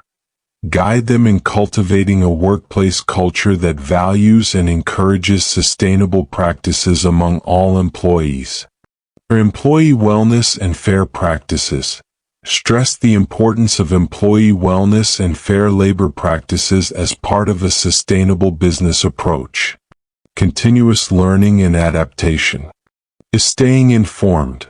Encourage continuous learning about sustainable practices and staying informed about new technologies and methods that can enhance sustainability. Adapting to change. Teach them to be adaptable, incorporating new sustainable practices as they become available and feasible. In summary, sustainable business practices are about conducting business in a way that is responsible to the environment and society while remaining economically viable. As a youth coach, your role in guiding young entrepreneurs towards sustainability involves educating them about the importance of the triple bottom line, helping them develop sustainable business models, and encouraging practices that balance economic success with environmental and social stewardship. Networking and relationship building. Networking and relationship building are fundamental components of professional development and success in the business world. As a youth coach, guiding your mentor in these areas involves teaching them how to establish and nurture professional relationships effectively. These skills are crucial for gaining opportunities, knowledge, support, and collaboration in their careers. Here's a look at the concept. Definition of networking and relationship building. In networking refers to the process of creating and maintaining a web of professional contacts. It involves interacting with other professionals, entrepreneurs, and experts to exchange information, advice, and opportunities. In relationship building, this goes beyond basic networking by focusing on establishing deeper, more meaningful professional relationships. It's about cultivating trust, mutual respect, and ongoing engagement with contacts in one's professional network. Importance in professional growth. Access to opportunities. Strong networks can open doors to job opportunities, partnerships, mentorship, and resources that might otherwise be inaccessible. In knowledge and skill sharing. Networking allows individuals to learn from others' experiences and skills, offering a platform for knowledge exchange and professional development. A support system. Building relationships creates a support system of individuals who can offer advice, support, and feedback. Strategies for effective networking. Active engagement. Encourage active participation in networking events, industry conferences, workshops, and other gatherings where they can meet potential contacts. Online networking. Utilize online platforms like LinkedIn to connect with professionals in their field. Teach them how to effectively use these platforms for networking. Building a diverse network. Guide them to build a diverse network, including individuals from various industries, backgrounds, and experience levels. Building and nurturing relationships. Follow up. Stress the importance of following up after initial contacts. This could be through a simple email, a LinkedIn message, or setting up meetings. Consistency. Advise on consistently keeping in touch with their network, providing updates, sharing useful information, or just checking in. Reciprocity. Teach the value of reciprocity in professional relationships. Networking is a two-way street. They should be ready to offer assistance and support to their contacts as well. Authenticity and professionalism. Authentic interactions. Encourage authenticity in their interactions. Genuine connections are more likely to lead to meaningful and lasting professional relationships. Professionalism. Professionalism is key in all networking interactions. This includes being respectful, punctual, and prepared in all networking situations. Leveraging networks for opportunities. Identifying opportunities. Teach them how to identify and pursue opportunities within their network, such as collaborations, job openings, or business ventures. In networking for learning. Encourage using their network for learning and development, such as seeking mentors or joining professional groups in their field. Personal branding. Developing a personal brand. Guide them in developing a personal brand that reflects their professional identity and values. A strong personal brand can make them more memorable and reputable in networking circles. In summary, networking and relationship building are about creating and nurturing professional connections that provide mutual benefits, opportunities, and growth. As a youth coach, your guidance can help your mentor develop the skills and confidence needed to build a robust professional network and foster meaningful relationships that support their career aspirations. Building professional networks.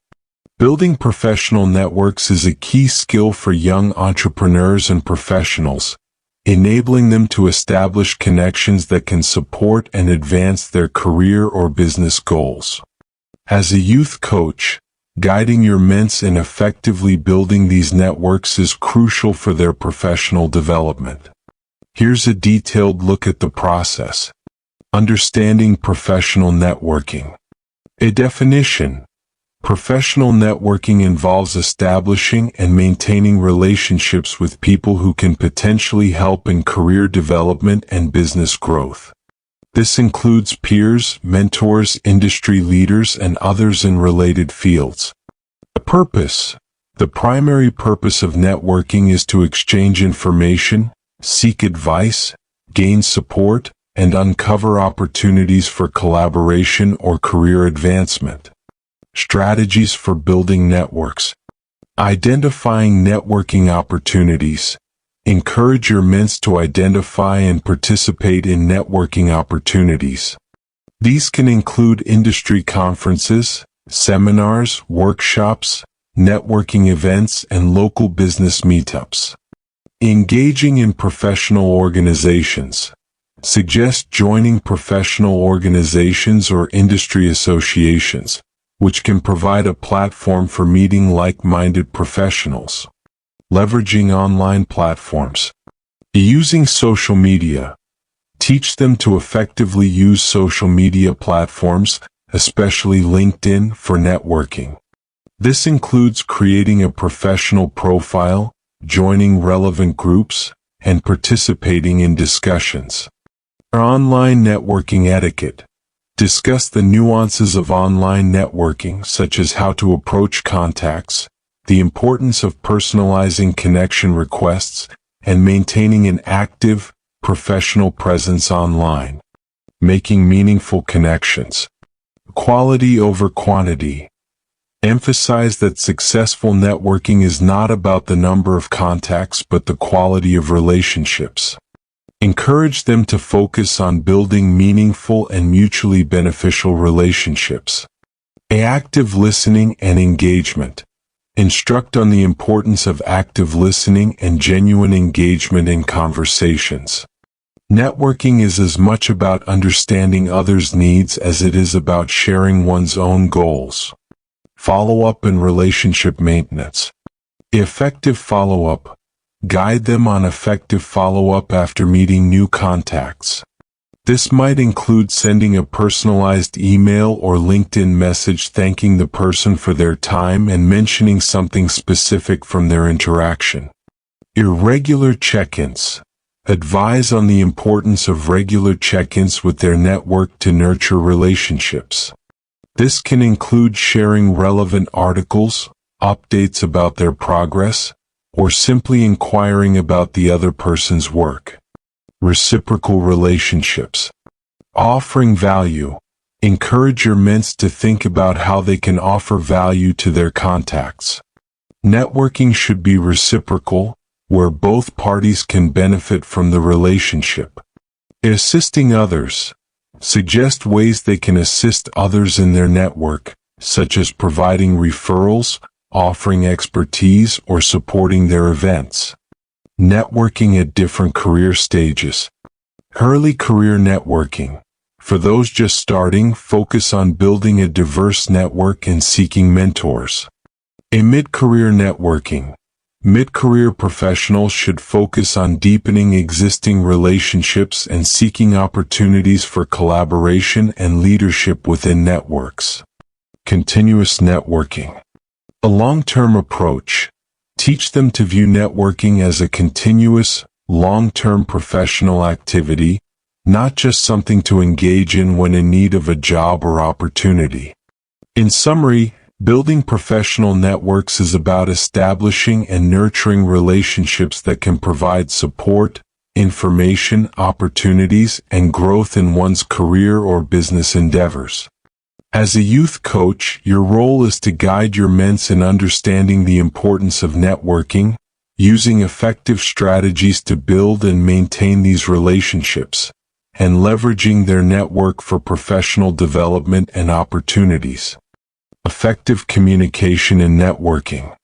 Effective communication in networking is pivotal for establishing and maintaining strong professional relationships.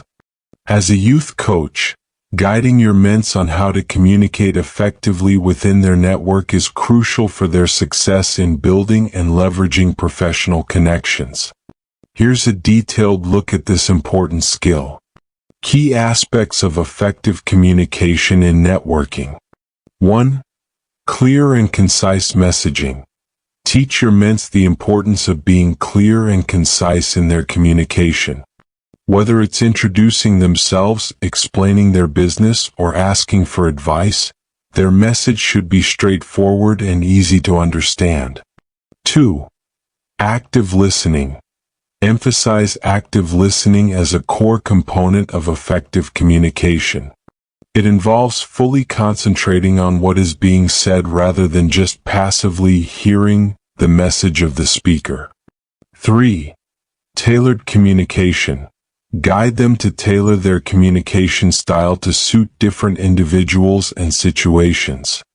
This means being adaptable and considerate of the preferences and perspectives of others in their network. 4. Nonverbal cues. Discuss the importance of nonverbal communication cues such as eye contact, body language, and facial expressions, and how they can enhance or detract from the message. 5. Professional tone and etiquette. Instruct on maintaining a professional tone and observing proper etiquette in both face-to-face networking situations and online interactions. Developing communication skills for networking. 1. Elevator pitch.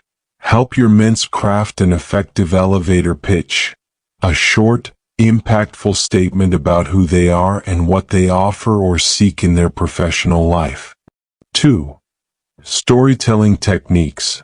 Teach them storytelling techniques to make their communication more engaging and memorable, especially when sharing their experiences or business ideas. 3. Asking insightful questions. Encourage them to ask open-ended, insightful questions in networking conversations. This not only shows interest but also encourages dialogue and deepens connections. 4. Expressing authentic interest. Advise them to genuinely express interest in the people they meet. Authentic interest can foster stronger and more meaningful relationships. Practicing communication in various settings. 1. Networking events. Provide tips on how to navigate networking events, including how to join and leave conversations gracefully and how to make meaningful connections in group settings. 2. Online networking platforms. Offer guidance on communicating effectively on online networking platforms, such as LinkedIn, including how to send professional connection requests and messages. 3. Follow-up communication.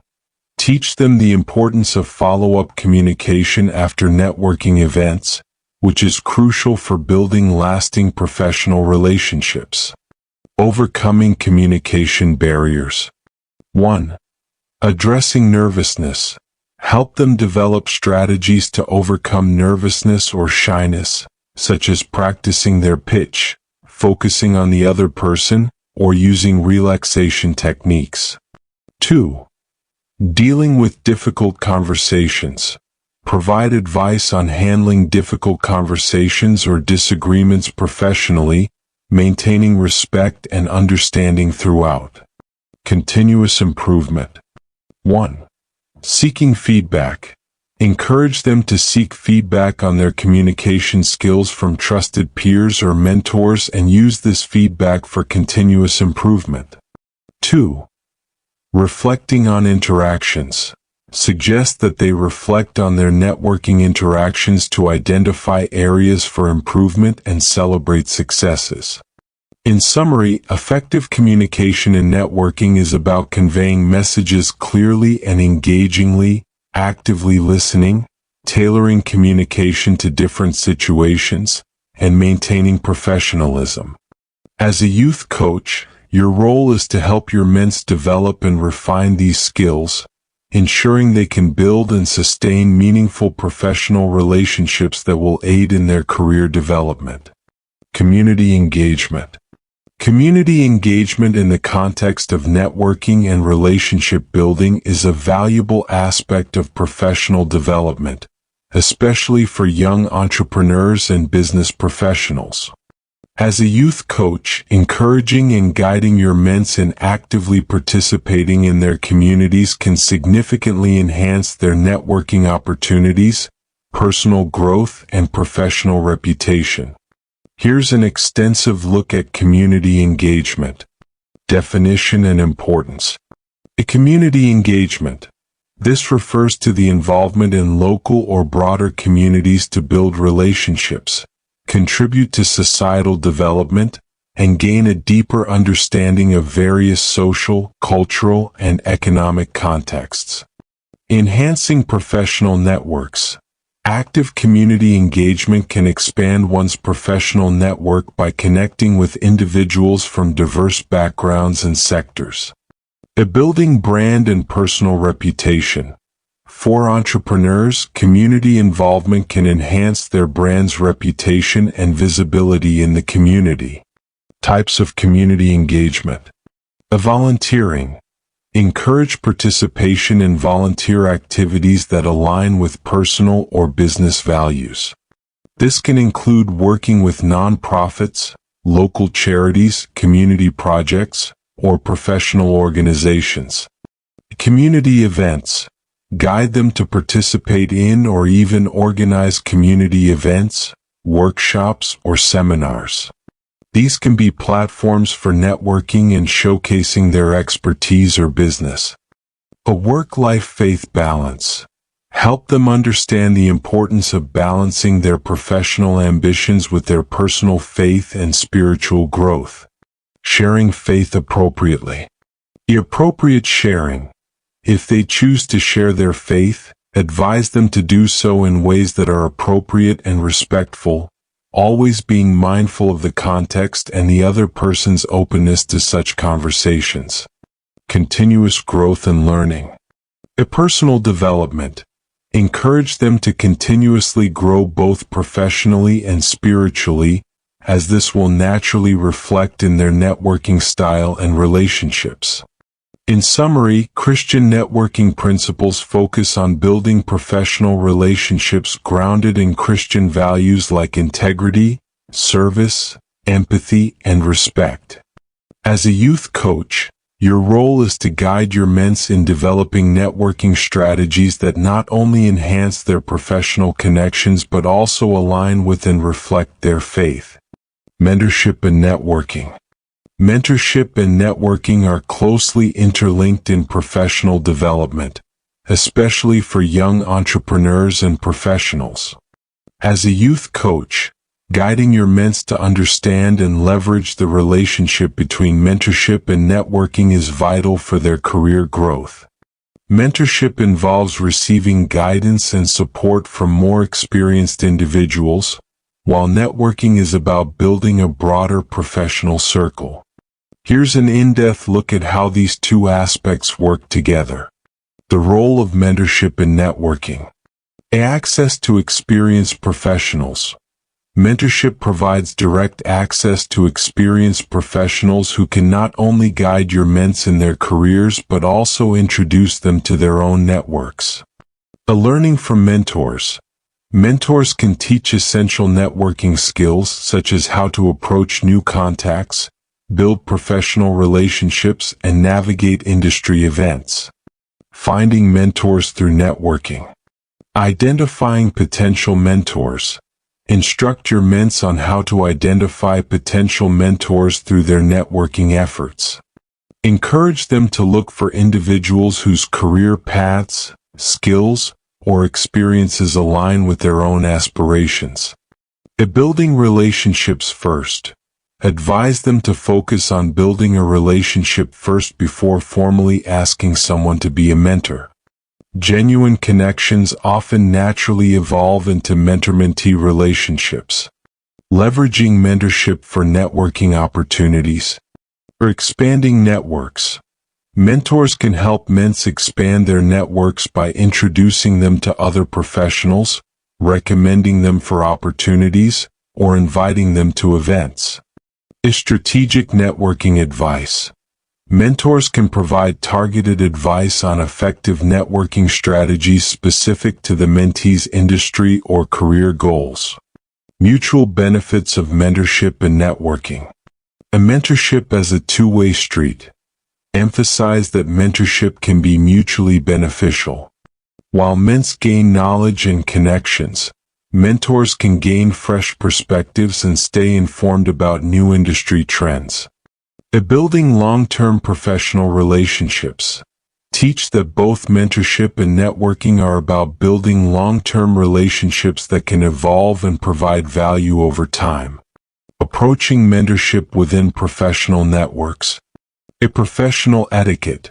Instruct on maintaining professionalism and respect when interacting with potential or current mentors. Active engagement. Encourage active engagement in the mentor-mentee relationship, including regular communication, seeking advice, and showing appreciation for the mentor's time and guidance. Developing as a mentor. Becoming a mentor. Encourage your ments to also consider becoming mentors to others, sharing their knowledge and experiences, which can further enhance their own networking and leadership skills. Mentoring is networking. Explain how being a mentor can also expand their network, connecting them with emerging talents and other professionals interested in mentorship. Continuous learning and adaptation. Learning from multiple mentors. Advise them to seek insights from multiple mentors, as this can provide a broader range of perspectives and advice. Adapting networking strategies.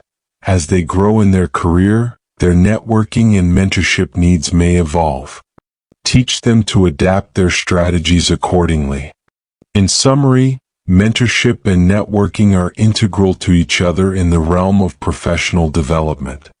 As a youth coach, your role is to guide your ments in effectively navigating these areas, helping them build a robust network, and gain valuable insights and support from mentorship relationships.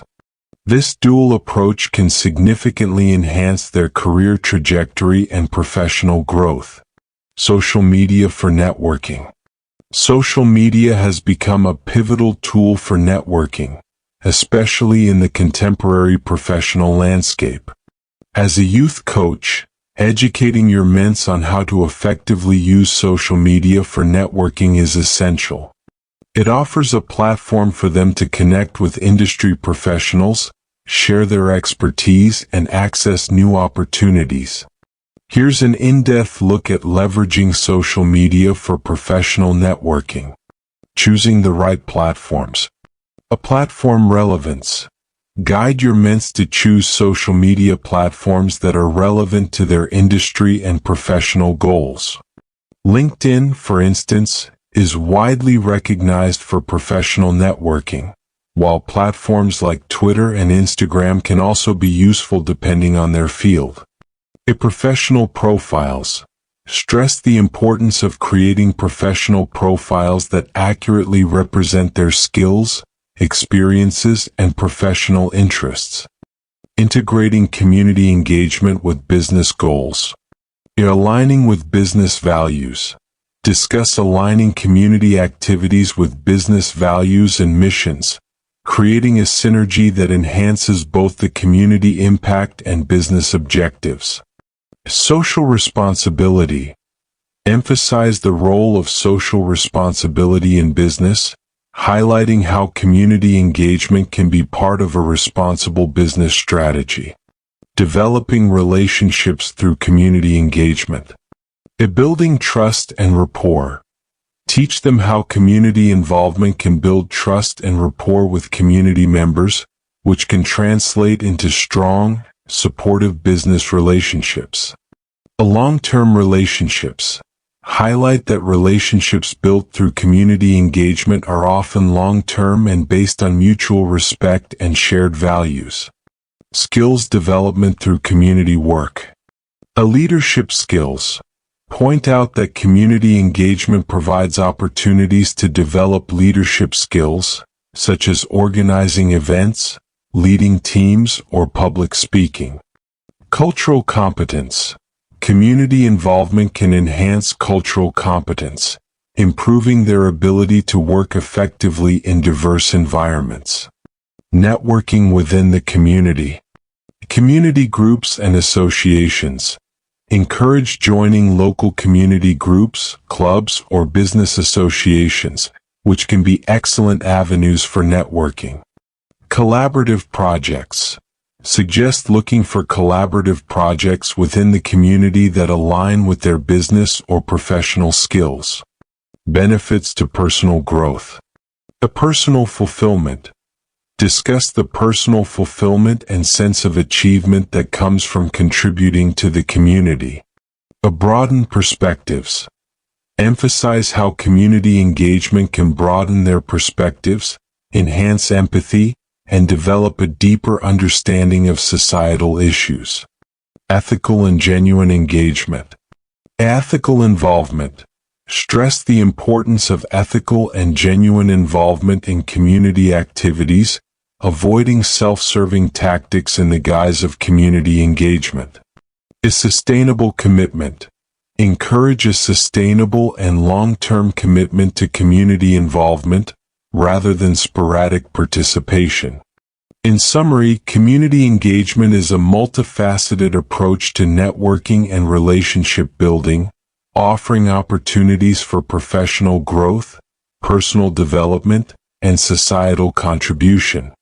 As a youth coach, your guidance can help your mentor understand the value of community engagement, how to effectively integrate it into their professional lives, and how to leverage it for building meaningful relationships and a strong professional network. Christian networking principles. Christian networking principles involve integrating one's faith and ethical values into the process of building professional relationships. As a youth coach, guiding your mentor in this area is crucial for helping them navigate their professional networks in a way that aligns with their Christian beliefs. This approach not only strengthens their professional connections but also ensures that their networking practices reflect their values. Here's an extensive look at Christian networking principles. Faith-based approach to networking. Integrity and honesty. Emphasize the importance of maintaining integrity and honesty in all networking interactions. Encourage your mentor to be truthful and transparent in their communications and dealings. A service-oriented networking. Guide them to approach networking with a service-oriented mindset. This means looking for ways to help and serve others within their network, rather than focusing solely on personal gain. Building meaningful relationships. Equality over quantity. Stress the importance of building deep, meaningful relationships rather than merely increasing the number of contacts. Encourage genuine connections that are based on mutual respect and shared values. Empathy and understanding. Teach them to practice empathy and understanding in their networking efforts. This involves actively listening, showing compassion, and being considerate of others' needs and perspectives. Reflecting Christian values. Representing Christian beliefs. Guide them to reflect their Christian beliefs in their professional demeanor. This doesn't mean being overtly religious in all interactions but rather letting their values guide their actions and words. A respectful engagement. Encourage respectful engagement with people of all backgrounds and beliefs. Christian networking isn't about imposing one's beliefs on others but rather about demonstrating the love and respect that are central to the faith. Leveraging faith-based networks. Christian networking groups. Inform them about Christian networking groups and organizations where they can connect with like-minded professionals. These groups can provide support, mentorship, and opportunities aligned with their values. Church and community involvement. Encourage active involvement in their church and local community, as these can also be valuable networking platforms. Ethical networking practices. Avoiding exploitation. Caution against exploiting networking relationships for personal gain. Teach them to approach networking as a mutually beneficial activity. Transparency in intentions. Encourage transparency regarding their intentions in networking situations, ensuring that their actions are ethically and morally sound. Balancing professional and spiritual life. Integrating faith and work.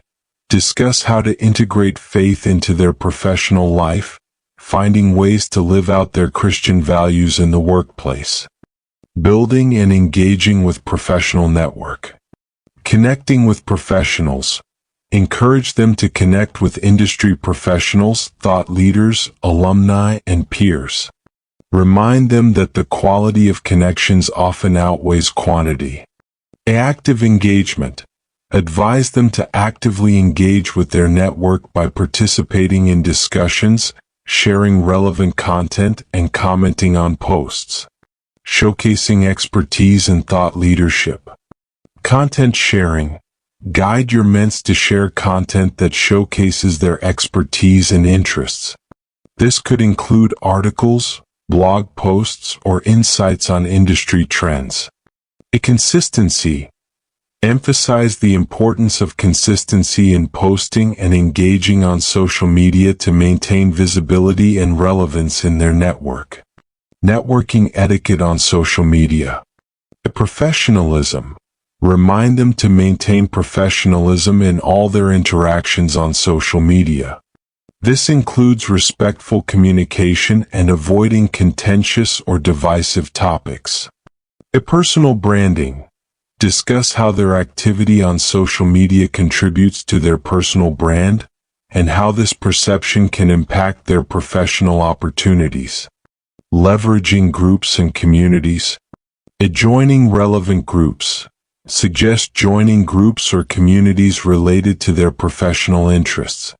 These can be valuable sources of information, support, and networking opportunities. Participating in discussions. Encourage active participation in these groups, such as joining discussions, asking questions, and offering advice where appropriate. Networking beyond connections. Building relationships. Teach them that networking on social media is more than just adding connections. It's about building relationships through meaningful interactions and shared interests. Offline networking. Advise on complementing online networking with offline interactions, such as attending industry events or setting up face-to-face meetings with connections they've made online. Utilizing advanced features. LinkedIn features. For platforms like LinkedIn, introduce them to advanced features like LinkedIn Premium, which offers additional networking tools, or the platform's publishing capability for sharing longer articles. Twitter chats and Instagram stories. On platforms like Twitter and Instagram, guide them to participate in Twitter chats or use Instagram stories to engage their network in a more interactive way. Monitoring digital footprint. Online reputation. Discuss the importance of monitoring their digital footprint. Their online presence and activities should positively reflect their professional image. In summary, social media is a powerful tool for networking when used strategically and professionally. As a youth coach, guiding your ments in effectively leveraging social media can help them build and expand their professional networks, establish their expertise, and open doors to new career opportunities. Cultural competence. Cultural competence in the context of networking and professional development is a critical skill in today's increasingly diverse and globalized business environment. As a youth coach, it is essential to guide your ments in developing cultural competence, which involves understanding, respecting, and effectively interacting with people from different cultural backgrounds. Here's an in-depth look at this important skill. Understanding cultural competence. A definition. Cultural competence is the ability to understand, communicate with, and effectively interact with people across cultures. It encompasses being aware of one's own worldview, developing positive attitudes towards cultural differences, and gaining knowledge of different cultural practices and worldviews. Their importance in networking. In networking, cultural competence allows individuals to build more profound, more respectful relationships with a diverse range of professionals, enhancing collaboration and minimizing misunderstandings. Developing self-awareness. Understanding personal culture. Encourage your mentor to reflect on their own cultural background and biases. Understanding one's own cultural framework is the first step in appreciating and respecting others' cultures. Recognizing biases and stereotypes. Teach them to recognize and challenge any biases or stereotypes they might hold. This involves a commitment to continuous learning and self-improvement. Gaining cultural knowledge. Learning about other cultures. Guide them to proactively learn about other cultures, which can include studying different cultural norms, values, and business etiquettes. This knowledge is crucial for effective cross-cultural communication. Staying informed. Encourage them to stay informed about global events and issues, as this can provide context to the cultural dynamics they encounter in professional settings. Effective cross-cultural communication. Adapting communication style. Advise on adapting their communication style when interacting with people from different cultures. This might involve being more or less direct, modifying body language, or understanding different contexts for decision-making and problem-solving. Active listening. Emphasize the importance of active listening, which involves paying full attention to the speaker, understanding their message, and responding thoughtfully. Building cross-cultural relationships. Respect and empathy. Encourage approaching every interaction with respect and empathy. Understanding and acknowledging cultural differences can build trust and strengthen professional relationships. Inclusive networking. Guide them to create inclusive networking environments where people from different cultures feel welcomed and valued. Handling cultural misunderstandings. Dealing with misunderstandings. Teach them strategies for handling cultural misunderstandings gracefully, such as seeking clarification, apologizing if necessary, and using the experience as a learning opportunity. Seeking feedback. Encourage seeking feedback from culturally diverse colleagues or mentors to improve their cultural competence. Continuous learning and growth. Lifelong learning. Remind them that cultural competence is a lifelong learning process. Encourage continuous education, reflection, and adaptation in their cross-cultural interactions. In summary, cultural competence is a crucial skill for successful networking and professional development in today's multicultural business world. As a youth coach, your role is to guide your mentors in developing an understanding and appreciation of cultural diversity, effective cross-cultural communication skills, and strategies for building meaningful professional relationships across different cultures. This skill not only enhances their professional effectiveness but also contributes to a more inclusive and respectful business environment. Building lasting relationships. In the realm of professional networking and development, building lasting relationships is key to long-term success and fulfillment. As a youth coach, guiding your mentors in cultivating enduring professional relationships is crucial. These relationships, built on trust, mutual respect, and shared value, can provide ongoing support, opportunities, and collaboration throughout their careers. Here's a detailed look at how to build lasting relationships. Foundations of lasting relationships. Mutual respect and trust. Teach the importance of building relationships on a foundation of mutual respect and trust. This involves honesty, reliability, and consistency in interactions. A genuine interest. Encourage your ments to show genuine interest in the people they connect with. Lasting relationships are often built when both parties feel valued and understood. Consistent communication. Irregular check-ins. Advise on the importance of regular communication to keep relationships alive.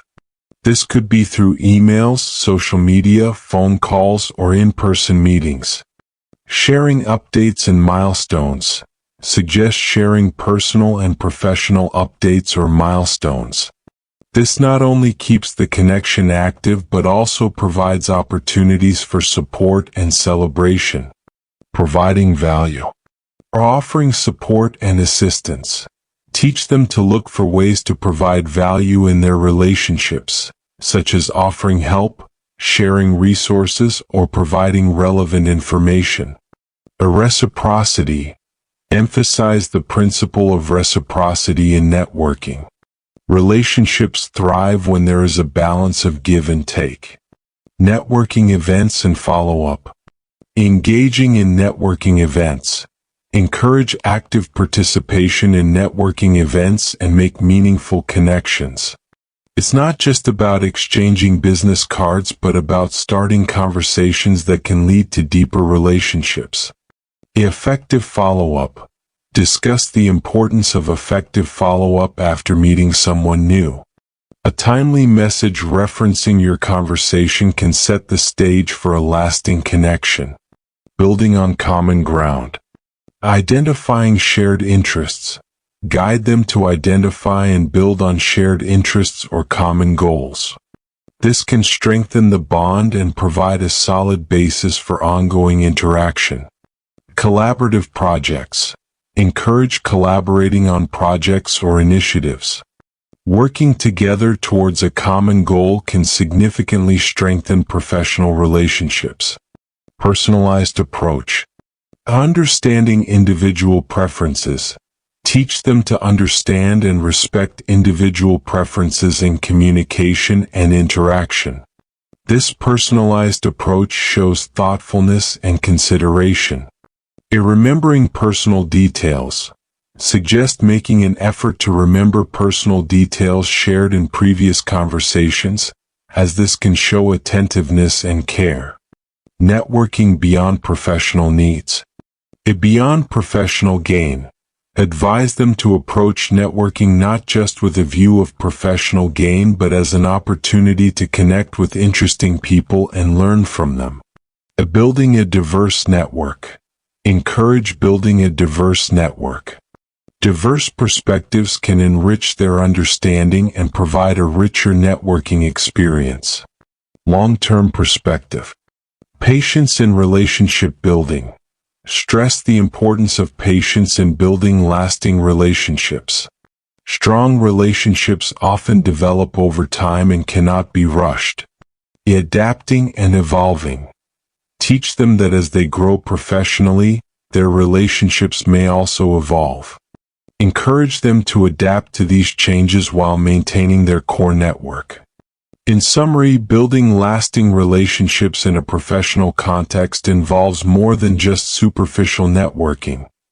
It requires genuine interest, regular and thoughtful communication, offering value, and a commitment to mutual growth and support.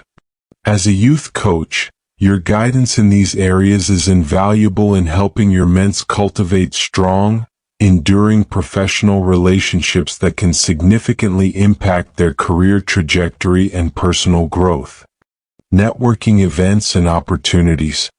Networking events and opportunities are crucial for professional growth and development. As a youth coach, guiding your ments in effectively utilizing these events and opportunities is essential for expanding their professional network and uncovering new career or business possibilities. Here's a detailed look at how to approach networking events and opportunities. Identifying networking opportunities. Industry conferences and seminars. Encourage your ments to attend industry-specific conferences, seminars, and workshops. These events are great for meeting professionals in their field and staying updated on industry trends. The local business events. Local business meetups and Chamber of Commerce events can be valuable for making local connections and finding opportunities within the community. There are online networking events. With the rise of digital platforms, virtual networking events have become increasingly common. Guide them on how to participate effectively in these online events. Preparing for networking events. Research. Advise your ments to research the event and the attendees beforehand if possible. Knowing who will be there and what topics will be covered can help them prepare relevant questions or discussion points. Elevator pitch. Help them craft an effective elevator pitch that succinctly communicates who they are, what they do, and what they're looking for in their professional journey. Professional attire and business cards. Remind them about the importance of professional attire and having business cards or digital contact information ready to share. Effective networking strategies. Active engagement. Encourage them to actively engage with others, rather than just passively attending events. This could involve initiating conversations, asking questions, and participating in discussions. Setting goals. Suggest setting specific goals for each event, like meeting a certain number of new contacts or learning about specific industry trends. Making the most of networking events. Quality over quantity. Remind them that meaningful connections are more valuable than simply collecting a large number of business cards. Encourage them to focus on building quality relationships. Following up. Teach them the importance of following up with new contacts after the event. A personalized email or LinkedIn message can help turn a brief meeting into a lasting connection. Leveraging networking for opportunities. Seeking mentorship and advice. Networking events can be an excellent opportunity to find mentors or seek advice from more experienced professionals. Uncovering job or business opportunities. Discuss how these events can uncover job openings, business partnerships, or collaborative project opportunities. Continuous networking. A consistent participation. Encourage consistent participation in networking events. Regular attendance can solidify their presence in the professional community and open up more opportunities. Diverse event types. Suggest attending a variety of event types to broaden their networking scope and expose them to different perspectives and opportunities. Networking beyond events. Building relationships beyond events. Stress the importance of nurturing the relationships formed at networking events through regular interactions and engagements beyond the events. Using social media. Guide them to use social media platforms to stay connected with their network, share their professional achievements, and engage with others' content. In summary, networking events and opportunities are vital for professional and personal development. They offer a platform for meeting new people, learning, seeking advice, and uncovering new opportunities. As a youth coach, your role is to guide your ments in effectively preparing for and leveraging these events, ensuring they can build meaningful professional relationships and advance in their career or business endeavors. Personal branding. Personal branding is a crucial aspect of professional networking and development.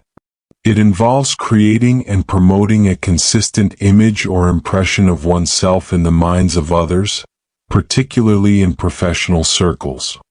As a youth coach, guiding your ments in developing their personal brand is essential for helping them stand out in their industry, attract opportunities, and build a strong professional network. Here's an in-depth look at personal branding. Understanding personal branding. A definition. Personal branding is the practice of marketing oneself and their career as a brand. It's about establishing and promoting what they stand for, their unique value proposition, and the skills and experiences that differentiate them. Importance. In today's competitive job market, a strong personal brand can set them apart, making them more visible and desirable to potential employers, clients, or collaborators. Elements of personal branding. Identifying unique qualities. Help your mentor identify what makes them unique. This could be their skills, experiences, values, or passions. Consistency across platforms. Guide them to maintain consistency in their messaging and image across various platforms, whether it's on LinkedIn, a personal blog, or in face-to-face networking. Developing a personal brand. Crafting a narrative. Assist them in crafting a compelling narrative that tells their story, including their background, achievements, goals, and what they bring to their professional field. A professional image. Discuss the importance of a professional image, including the way they dress, communicate, and present themselves online and offline. Leveraging online platforms. A professional online presence. Encourage a strong online presence. This includes a professional LinkedIn profile, a personal website, or a portfolio, depending on their industry. Content creation.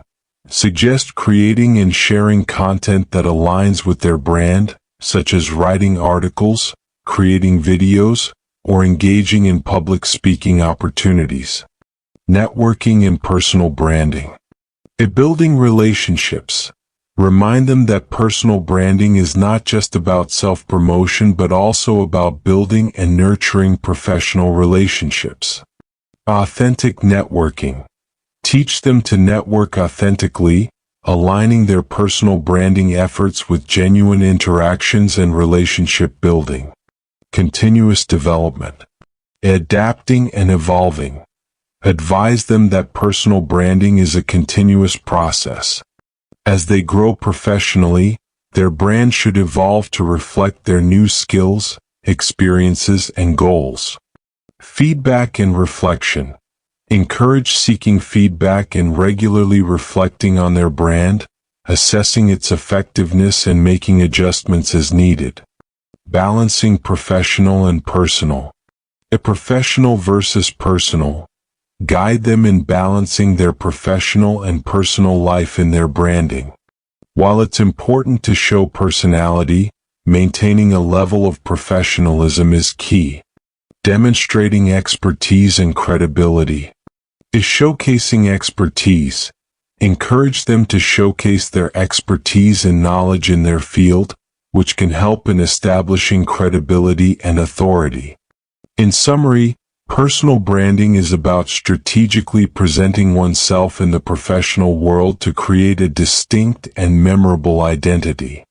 As a youth coach, your role is to guide your mentors in understanding the importance of personal branding, developing a consistent and authentic brand, and using it to enhance their professional reputation and networking opportunities. Part 4. Mastering Public Speaking. 1. Understanding the power of your voice. Understanding the power of your voice refers to recognizing and utilizing the capability of your vocal expression to enhance communication, especially in public speaking. It involves being aware of how different elements of your voice, such as tone, pitch, volume, and pace, can significantly impact how your message is received and interpreted by your audience. Importance of understanding the power of your voice. 1. Enhances message delivery. Different aspects of your voice can change the meaning and impact of your words. For instance, a confident tone can make your message more persuasive, while a warm tone can make it more inviting. 2. Improves audience engagement. A well-modulated, expressive voice captures and retains the audience's attention, making your speech more engaging and memorable. 3. conveys emotions effectively. Your voice can express a range of emotions from enthusiasm to seriousness, helping to convey your message's emotional context. 4. Increases speaker credibility. A clear, strong, and confident voice enhances your credibility as a speaker, as it reflects confidence and authority. 5. Adapts to different speaking contexts. Understanding your voice enables you to adapt your vocal delivery to different contexts, whether you're delivering a motivational speech, an informative lecture, or a persuasive sales pitch. 6. Addresses diverse audiences. Different audiences may respond better to different vocal styles. Being able to adjust your voice can help you connect more effectively with varied groups. In summary, understanding the power of your voice is a vital skill in public speaking and communication.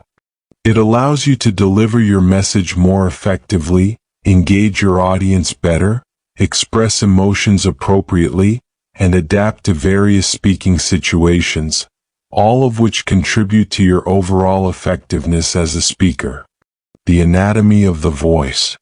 Understanding the anatomy of the voice is crucial for anyone involved in public speaking or vocal performance. It involves comprehending how your voice is produced and how different parts of your body work together to create sound. Let's delve into the details. Vocal cords, the foundation of sound. Location and function. Your vocal cords or vocal folds are located in the larynx, voice box, in the throat. They are two bands of muscle tissue that vibrate and produce sound when air from the lungs passes through them. Example: think of the vocal cords like the strings of a guitar. When air flows over them, they vibrate, producing sound. The tension and length of these strings can change, altering the pitch of the sound, much like tuning a guitar. Breath control, the power behind the voice. The diaphragm's role. The diaphragm, a large muscle located at the base of the lungs, plays a key role in breathing and, by extension, voice production. When you inhale, the diaphragm contracts and flattens, allowing the lungs to expand and fill with air. Breath support. Effective voice projection and control are heavily reliant on proper breath support.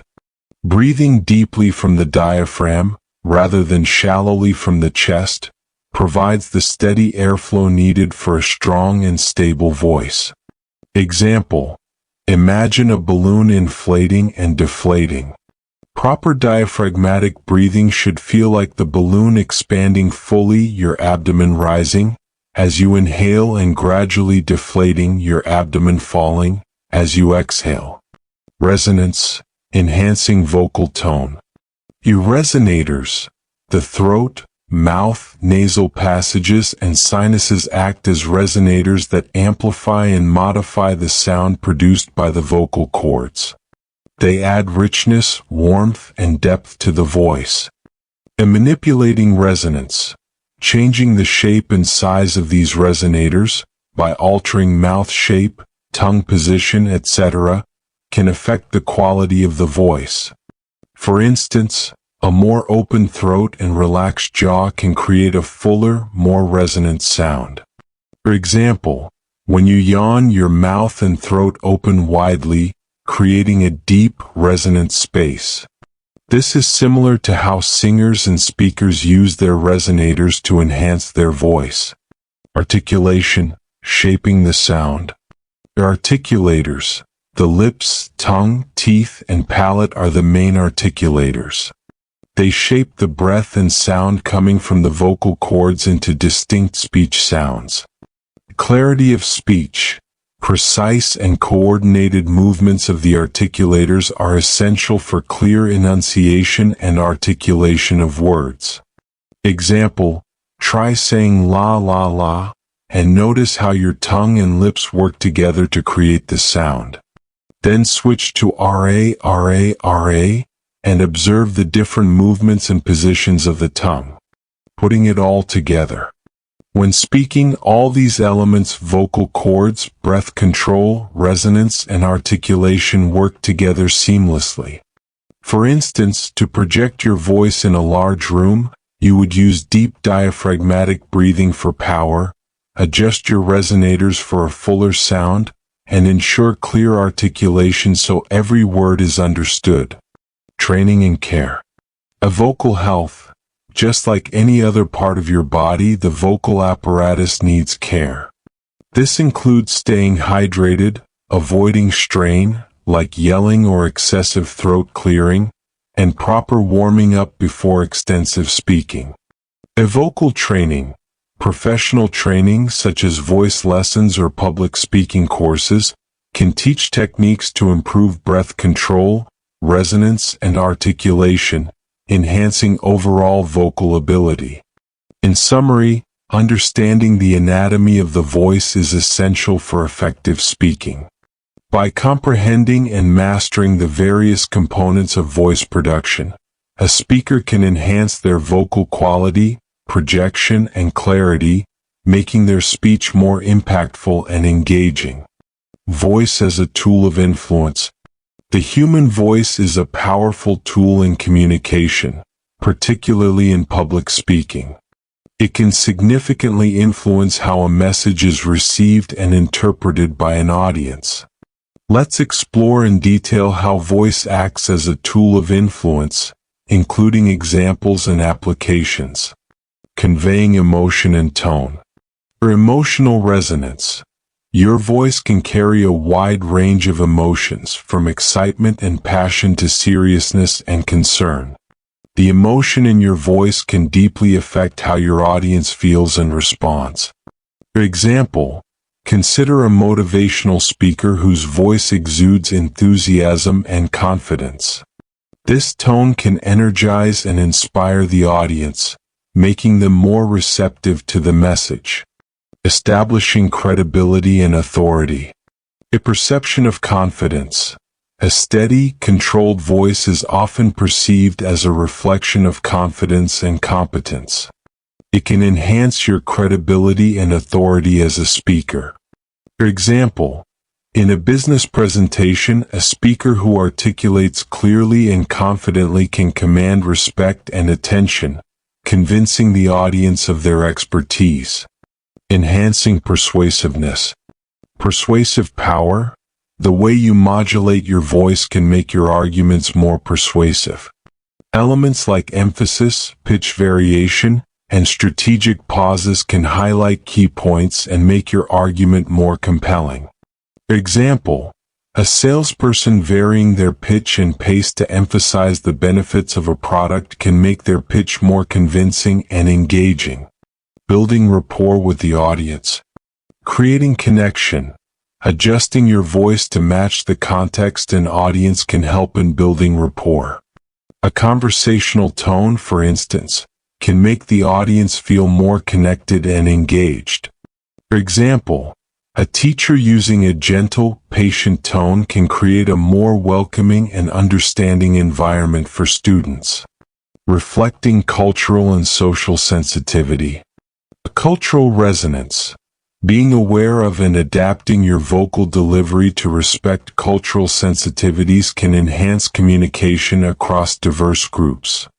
For example, adjusting your speaking style to align with cultural norms during an international conference can demonstrate respect and awareness, fostering better communication. Adjusting to different contexts. A versatility. The ability to modify your voice as per the speaking situation. Whether it's a formal presentation, a casual talk, or a sensitive conversation, demonstrates versatility and enhances effectiveness. For example, a leader might use a firm, assertive tone when giving directives but switch to a softer, empathetic tone when offering support to team members. Encouraging engagement and feedback. The interactive tone. Using your voice in a way that encourages questions and interactions, such as ending a point with an upward inflection, can make the session more interactive. For example, A workshop facilitator using an inviting tone when asking for audience opinions can encourage more participation. Utilizing storytelling techniques. In narrative engagement, a good storyteller uses their voice to bring stories to life, varying their tone, pace, and volume to create an engaging narrative. For example, a public speaker recounting a personal anecdote with changes in vocal expression to match the story's mood can captivate the audience. In summary, the voice is a multifaceted tool of influence in public speaking. It has the power to convey emotion, establish credibility, persuade, build rapport, reflect cultural sensitivity, adapt to contexts, encourage engagement, and enhance storytelling.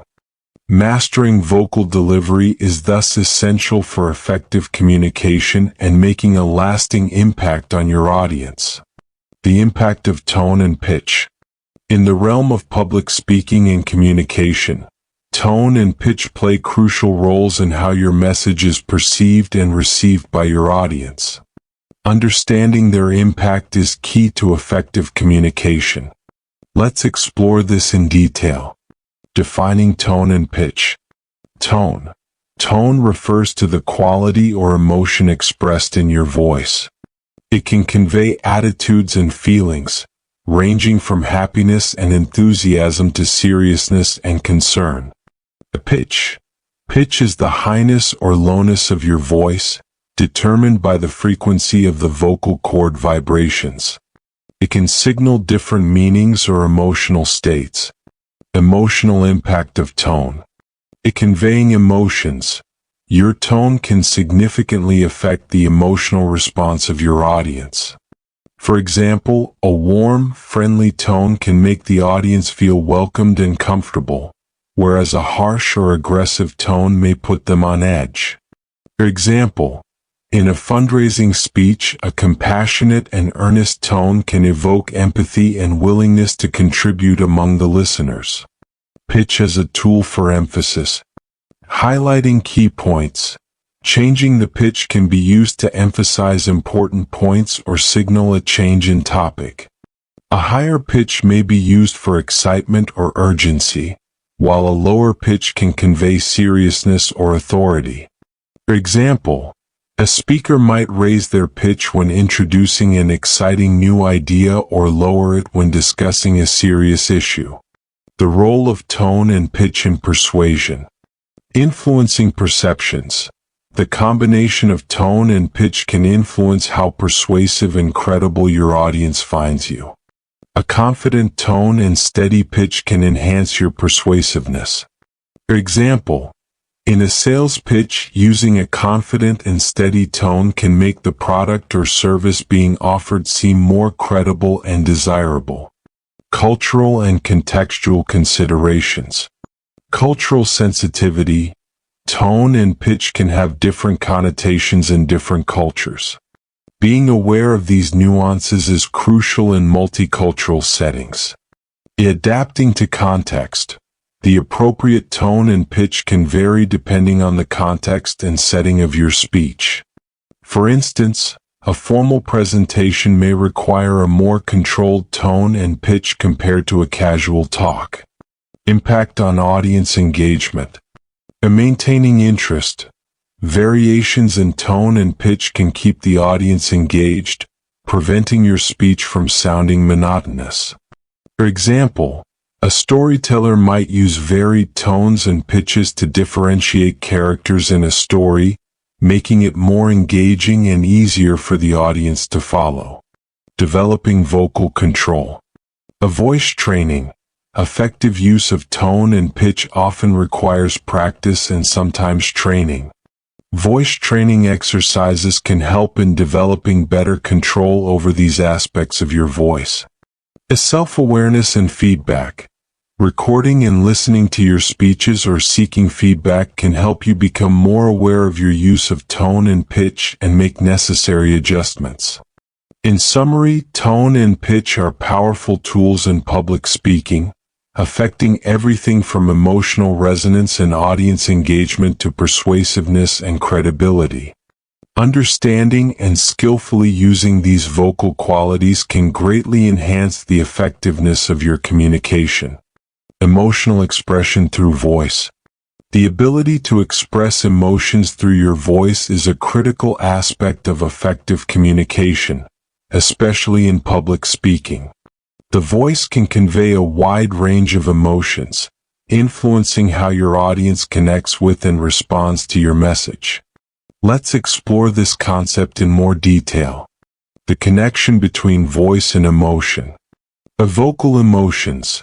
The human voice can express a multitude of emotions such as happiness, sadness, anger, excitement, and concern through various vocal cues. Emotional resonance. The emotions conveyed through your voice can resonate with the audience, evoking similar feelings in them and creating a deeper connection. Techniques for conveying emotion. Tone variation. Adjusting the tone of your voice can help convey different emotions. A softer, mellower tone may express warmth or sympathy, while a sharp, raised tone might convey urgency or excitement. The volume and intensity. Modulating the volume and intensity of your voice can also reflect emotional states. A louder voice might indicate passion or anger, while a softer voice could suggest sincerity or solemnity. Examples of emotional expression. Storytelling. In storytelling, using varied emotional tones can bring characters and scenarios to life. For example, a speaker might use a bright, enthusiastic tone when portraying a cheerful character or a somber tone for a sad scene. Inspirational speeches. During motivational speeches, a speaker might use an uplifting and passionate tone to inspire and energize the audience. Impact of emotional expression. Audience engagement. Emotional expression through voice can significantly enhance audience engagement. An emotionally expressive speaker can keep the audience captivated and invested in the message. Authenticity. Conveying genuine emotion through your voice can make you appear more authentic and relatable to the audience. Balancing emotional expression. The appropriate emotional display. It's important to balance emotional expression appropriately for the context and content of your speech. Overexpressing can seem insincere, while underexpressing might come across as detached. Cultural sensitivity. Be aware of cultural differences in expressing and interpreting emotions through voice. What might be considered passionate in one culture could be seen as overbearing in another. Developing emotional vocal skills. A practice and awareness. Developing skills in emotional expression requires practice and self-awareness. Recording and listening to your speeches can help in evaluating and improving your emotional delivery. Feedback. Seeking feedback from trusted colleagues or mentors on your vocal emotional expression can provide insights for improvement. Challenges in emotional expression. And maintaining control. While expressing emotion, it's crucial to maintain control over your voice to ensure that the emotion complements rather than overwhelms your message. In summary, the ability to express emotions through your voice is a powerful tool in public speaking. It enhances audience engagement, adds depth to your message, and makes your communication more impactful and memorable. Mastery of this skill involves understanding how to appropriately modulate your vocal expressions to convey the right emotions in various speaking contexts. The role of volume and clarity. Volume and clarity are crucial elements in vocal delivery, significantly impacting the effectiveness of communication in public speaking. Understanding and controlling these aspects can greatly enhance the audience's ability to receive and comprehend the intended message. Let's delve into their roles in more detail. Volume, ensuring audibility. The importance of appropriate volume. The volume of your voice determines its audibility. too soft and your audience strains to hear, too loud and it can be overwhelming or off-putting. Adjusting volume to the environment. Adjusting your volume to suit the size of the room and the number of people in the audience is essential. Larger spaces and bigger audiences typically require a louder voice. A dynamic volume for emphasis.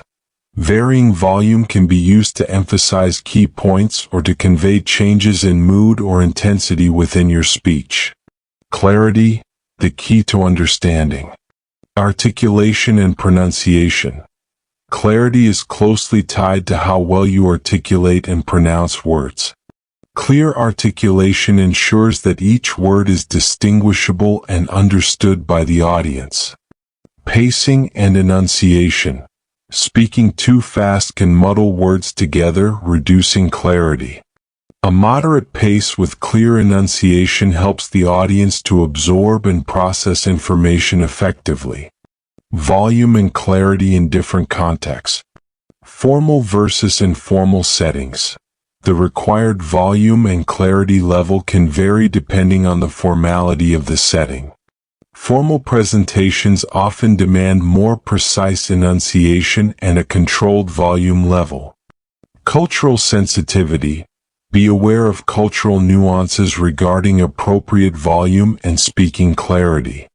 What is considered a normal speaking volume in one culture might be perceived as too loud or too soft in another. The impact of volume and clarity on audience engagement. Engagement and attention. A well-modulated volume can keep the audience's attention, while clear articulation makes it easier for them to stay engaged and follow your argument or narrative. Perceptions of confidence. Speakers who use an appropriate volume and speak clearly are often perceived as more confident and authoritative. Developing skills in volume and clarity. Voice exercises. Engaging in voice exercises can help improve control over your vocal volume and clarity. This includes practicing breath control and articulation exercises. Feedback and practice. Recording your speeches or seeking feedback can be beneficial. Listening to recordings can provide insight into your volume and clarity, and where adjustments may be needed. Challenges and solutions. Dealing with voice limitations. If you naturally have a soft voice, microphones and amplification can help. If clarity is an issue, slowing down and focusing on enunciation can be effective. In summary, volume and clarity play a pivotal role in the effectiveness of public speaking. They ensure that your message is not only heard but also understood clearly by the audience. Mastering these elements involves practice and awareness, and their proper use can significantly enhance the impact of your communication. Cultivating a pleasing vocal quality. Cultivating a pleasing vocal quality is essential for effective communication, particularly in public speaking. A voice that is pleasant to listen to can greatly enhance audience engagement and the overall impact of your message. Here's a detailed look at how to develop and maintain a pleasing vocal quality. Understanding vocal quality. Defining vocal quality. Vocal quality refers to the character or tone of your voice, including aspects like warmth, clarity, richness, and smoothness. The impact on listeners. A pleasing vocal quality can make your speech more enjoyable and easier for the audience to listen to, thereby enhancing comprehension and retention of the information shared. Techniques for improving vocal quality. Breath support. Proper breath control is foundational for a good vocal quality. Practicing diaphragmatic breathing can help you maintain a steady, clear voice. A vocal warm UPS. Just like any other muscle, the vocal cords benefit from warming up. Simple exercises like humming, lip trills, or scales can prepare your voice for speaking and improve its quality. Hydration and vocal health. Staying well hydrated is crucial for vocal health. Drinking plenty of water keeps the vocal cords supple and can prevent hoarseness. Modulation for pleasantness.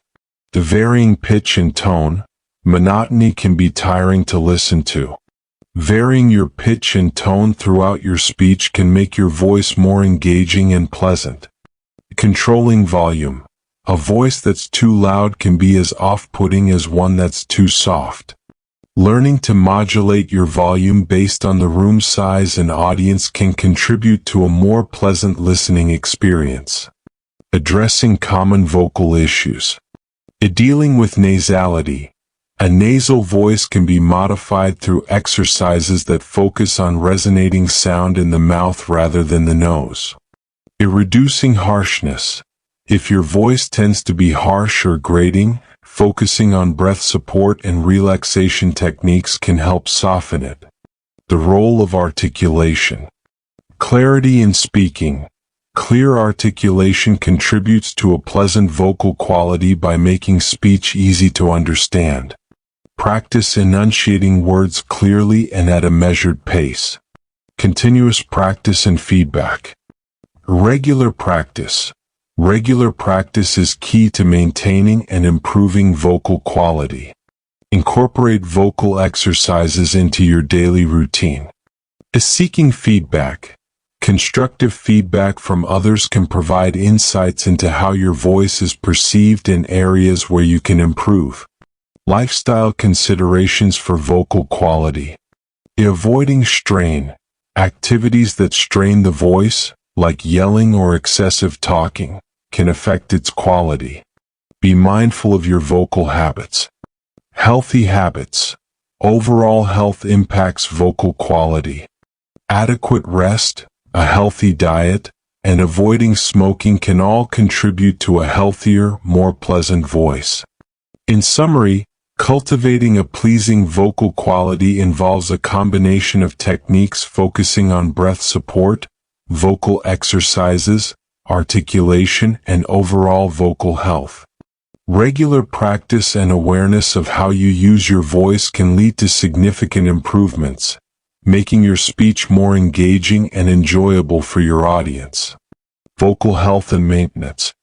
Maintaining vocal health is essential, especially for individuals who frequently engage in public speaking or other vocally demanding activities. A healthy voice not only sounds better but also ensures that you can consistently communicate effectively. Here's a detailed exploration of vocal health and maintenance. Understanding vocal health. The significance of vocal health. Vocal health involves taking care of your voice to prevent strain, damage, and other issues that can affect your ability to speak clearly and comfortably. Indicators of vocal problems. Recognizing symptoms like hoarseness, strain, loss of vocal range, or persistent throat discomfort is crucial in maintaining vocal health. Hydration and diet. The importance of hydration. Keeping the vocal cords hydrated is vital. Drinking plenty of water helps maintain vocal cord elasticity and prevents dryness, which can lead to irritation and hoarseness. The dietary considerations. Certain foods and beverages can affect vocal health. For instance, caffeine and alcohol can dehydrate, while spicy foods might cause acid reflux, affecting the throat and voice. Vocal warm-ups and exercises. A routine vocal warm-ups. Just like warming up muscles before physical exercise, vocal warm-ups are essential before extensive speaking. Simple exercises like humming, lip trills, or gentle scales can prepare your vocal cords. Irregular voice exercises. Regular voice exercises can strengthen your vocal cords and improve control over your voice. This can include breathing exercises, pitch range exercises, and articulation practice. Rest and recovery. Adequate vocal rest. Giving your voice time to rest, especially after long periods of speaking or if you feel vocal strain, is crucial in preventing long-term damage. A recovery from vocal strain. If you experience vocal strain, resting your voice and avoiding whispering, which can strain the voice more than normal speech, are important for recovery. Avoiding harmful practices. Steering clear of vocal misuse. Avoid yelling, screaming, or other forms of vocal misuse that can lead to strain and damage. Mindful speaking habits. Be aware of your speaking habits. Speaking too loudly, too softly, or in an unnatural pitch can strain your voice over time. Environmental considerations. Humidity and air quality. Dry air can dehydrate the vocal cords. Using a humidifier, especially in dry environments, can help. Also, avoid exposure to excessive dust, smoke, or other irritants. Protecting against infections. Infections like colds or flu can affect your voice. Taking steps to avoid such infections, like regular hand washing and maintaining good overall health, is important. Regular check UPS and professional care.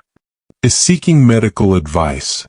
If you encounter persistent vocal issues, seeking advice from a medical professional, preferably an ENT, ear, nose, and throat specialist or a speech-language pathologist, is advisable.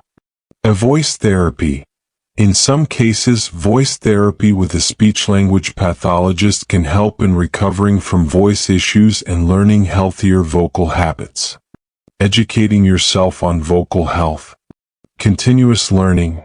Stay informed about best practices for vocal health. Workshops, seminars, and resources from voice professionals can provide valuable insights. In summary, maintaining vocal health is crucial for anyone who relies on their voice for professional or personal communication.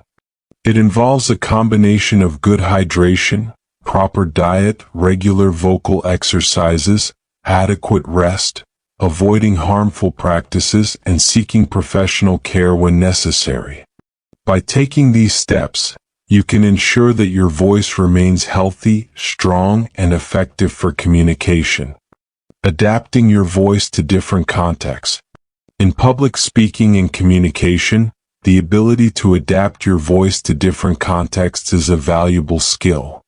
It involves modifying your vocal delivery to suit various situations, audiences, and purposes, enhancing the effectiveness of your message. Here's a detailed look at how to adapt your voice to different contexts. Understanding contextual differences. Analyzing the speaking environment. Assess factors like the size of the venue, the presence of a microphone, and ambient noise levels, which can influence how you should project your voice. Audience considerations. Consider the demographics, cultural background, and expectations of your audience to determine the most appropriate tone, pitch, and volume. Formal versus informal settings. Formal speeches and presentations. In formal settings such as conferences or business meetings, your voice should convey professionalism and authority. This often means a clear, controlled, and articulate voice with moderate volume and pace. Casual or informal interactions. In more casual settings like team huddles or informal gatherings, a relaxed and conversational tone is often more appropriate. This can involve a more natural pitch and a friendly, approachable demeanor. Adapting to different types of speeches. Motivational speeches. For inspirational talks, a dynamic and enthusiastic voice can be effective in energizing and motivating the audience. Educational lectures. When teaching or delivering informational content, clarity, a steady pace, and a tone that balances seriousness with approachability are key. Cultural sensitivity. Respecting cultural nuances. Be aware of how different cultures perceive various vocal qualities. What might be considered assertive in one culture could be perceived as aggressive in another. Adapting to multicultural audiences. When addressing a multicultural audience, Strive for a clear, universally understandable voice. Avoid using colloquialisms and slang that might not be understood by everyone. Emotional adaptation. A matching tone to content. Align the emotional tone of your voice with the content of your speech. For example, use a somber tone for serious topics and a lighter tone for humorous or uplifting content. Empathy and connection. Adapt your voice to show empathy and connection, especially when discussing sensitive topics or addressing individual concerns. Volume and environment. Adjusting volume as needed. In larger rooms or open spaces, increase your volume for audibility. In smaller, intimate settings, a softer voice may be more appropriate. Using microphones effectively. When using a microphone, practice controlling your volume and distance from the mic to ensure clarity without being overly loud. Versatility and flexibility. Practicing versatility. Regularly practice speaking in different styles and tones to develop versatility in your vocal delivery. Flexibility in real time. Be prepared to adjust your vocal style mid-presentation based on the audience's reactions and engagement levels. Seeking feedback and improving. Learning from feedback. After speaking in various contexts, seek feedback from your audience or colleagues on how well your vocal adaptation suited the situation. A continuous improvement. Use this feedback for continuous improvement, refining your ability to adapt your voice to different contexts effectively. In summary, adapting your voice to different contexts is about understanding the nuances of each speaking situation and adjusting your vocal delivery accordingly. This adaptation enhances communication effectiveness, ensuring that your message is not only heard but also resonates with the audience, regardless of the setting or subject matter. Listening to and evaluating your voice. In the pursuit of improving public speaking skills, listening to and critically evaluating your own voice is essential. This self-assessment process helps identify areas for improvement and refine vocal delivery for better communication. Here's a detailed guide on how to effectively listen to and evaluate your voice. Recording your speeches. Utilizing recordings. Make audio or video recordings of your speeches or presentations. This allows you to objectively hear and see how you sound and appear to others. A consistent recording practice. Regularly record practice sessions as well as actual speaking engagements to track your progress over time. Analyzing vocal qualities. Clarity and articulation. Listen for how clearly you pronounce words. Are there any words or sounds that are consistently unclear or mispronounced? Tone and emotion. Assess the tone of your voice. Does it convey the intended emotions and variations as per the context of your speech? Volume and projection. Evaluate whether your voice is appropriately loud for the setting. Is it too soft to be heard clearly or too loud that it overwhelms the audience? Evaluating speech patterns. Pacing. Determine if your speech pacing is effective. Are you speaking too fast and risking clarity, or too slow and potentially losing the audience's interest? Pauses and emphasis. Notice your use of pauses. Are they effectively used to emphasize points, or do they occur awkwardly, disrupting the flow of your speech? A variability. Assess the variability in your pitch and volume. A monotonous voice can be less engaging, while a varied speech pattern can maintain audience interest. Reflecting on body language and nonverbal cues. In video recordings. If you have video recordings, pay attention to your body language. Are your gestures aligned with what you are saying? Does your facial expression reflect the tone of your speech? Seeking external feedback. Peer reviews. Get feedback from trusted peers, mentors, or public speaking coaches. They can provide insights that you might not notice yourself. Audience feedback. If possible, gather feedback from your audience, either formally through surveys or informally through direct conversations. Identifying areas for improvement. Strengths and weaknesses. Identify your vocal strengths and areas where you need improvement. This could include aspects like breath control, emotional expression, or articulation. An action plan for improvement. Develop a specific action plan based on your evaluation. This might include exercises for breath control, enunciation practice, or experimenting with different speech paces and tones. Continuous learning and adaptation. Ongoing evaluation. Make listening to and evaluating your voice a regular part of your public speaking practice. Continuous self-evaluation is key to ongoing improvement. Adapting to feedback and observations. Be open to adapting your speaking style based on your observations and the feedback you receive. In summary, listening to and evaluating your own voice is a critical step in improving your public speaking skills. It allows for a deeper understanding of your vocal qualities and speech patterns, providing a basis for targeted improvement. Regular practice, combined with external feedback, will enable you to refine your vocal delivery, making your public speaking more effective and impactful. Practicing voice modulation.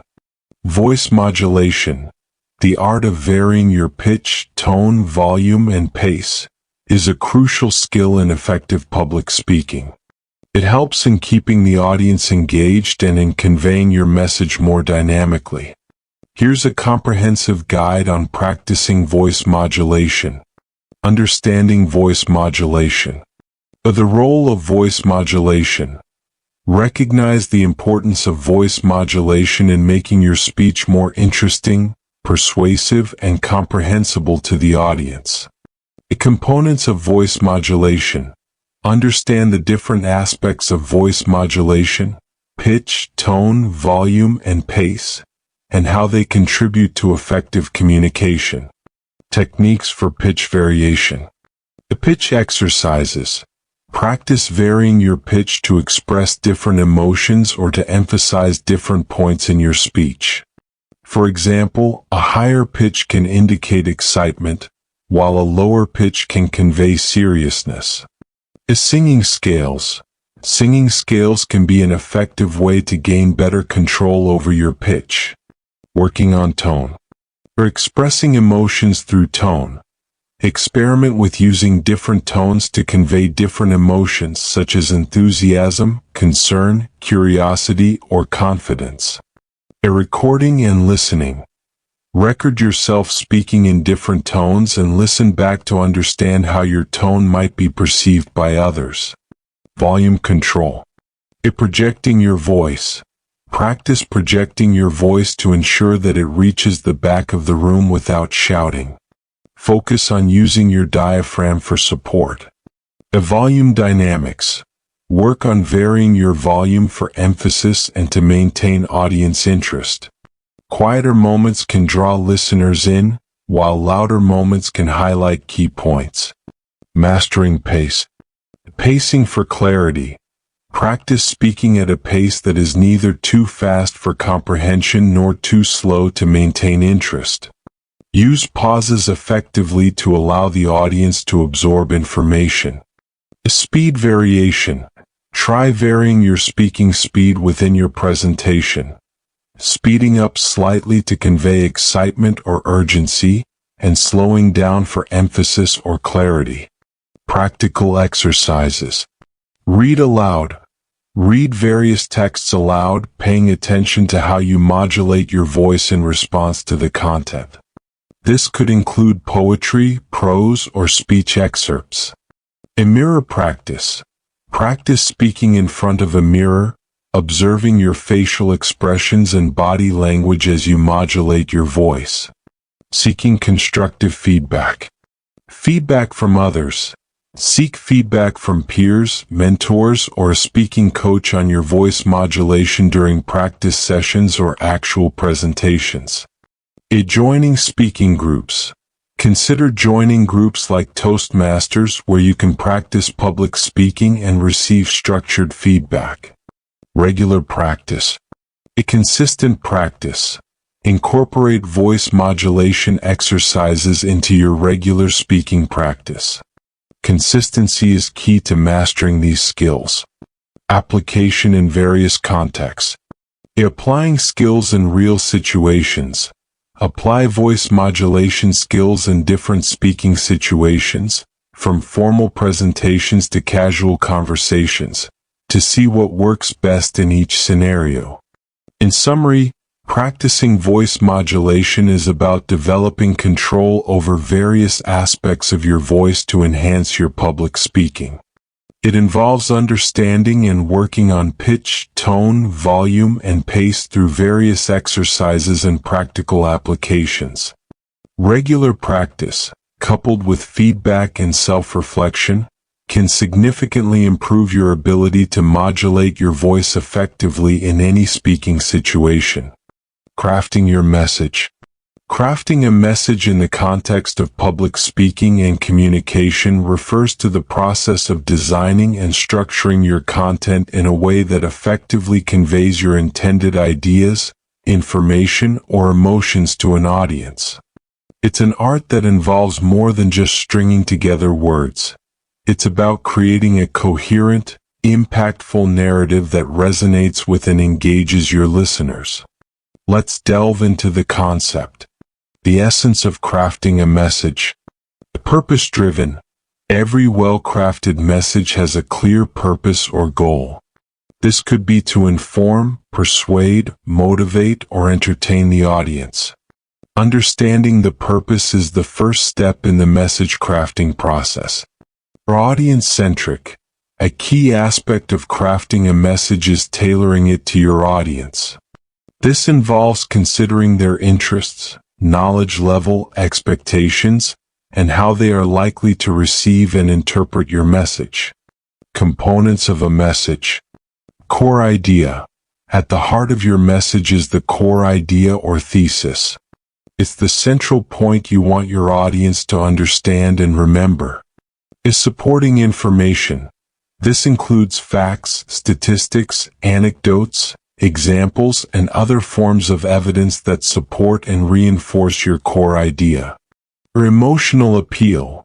Depending on your purpose, crafting a message often involves appealing to the emotions of your audience, which can be achieved through storytelling, vivid language, and expressive delivery. Structuring the message. A logical flow. A well-crafted message follows a logical structure that guides the audience through your content in a coherent way. This typically includes an introduction, body, and conclusion. Clarity and conciseness. Clarity in expressing ideas and conciseness in delivery are crucial. The message should be straightforward enough to be easily understood and free of unnecessary complexity or verbosity. The impact of a well-crafted message. Engagement and retention. A message that's well-crafted is more likely to engage the audience and make a lasting impression. Influencing perceptions and actions. In cases of persuasive speaking, the way a message is crafted can significantly influence the audience's perceptions, attitudes, and even actions. Crafting a message. More than just words. Integration of nonverbal elements. Crafting a message isn't just about the words used. It's also about how those words are delivered. This includes voice modulation, body language, facial expressions, and other nonverbal cues. Adaptability. A well-crafted message is also adaptable. It allows for adjustments based on audience feedback or changes in the speaking environment. In summary, crafting a message is a fundamental skill in effective communication, involving the careful selection and organization of content to achieve a specific purpose. while considering the audience's needs and preferences. It's a strategic process that combines the core idea, supporting information, emotional elements, and a logical structure to create a compelling and memorable message.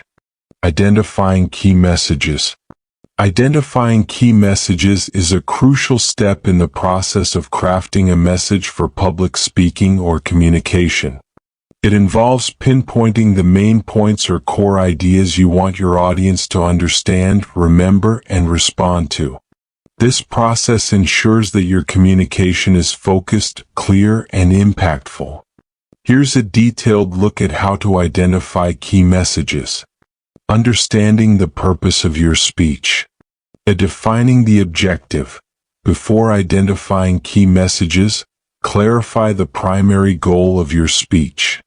Is it to inform, persuade, motivate, or entertain? Your key messages should align with this objective. Analyzing your audience.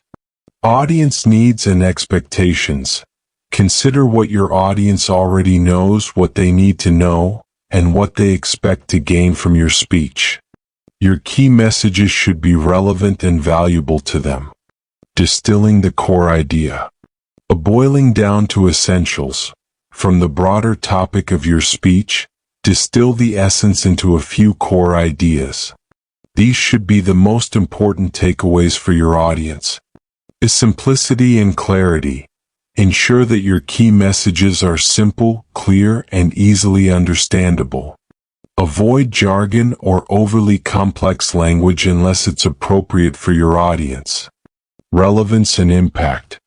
You're aligning with interests and concerns.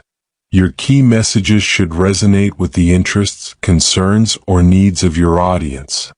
They are more likely to pay attention and engage if they find the messages directly relevant to them. Consistency across the speech. Unified theme. Make sure your key messages are consistent and contribute to a unified theme throughout your speech.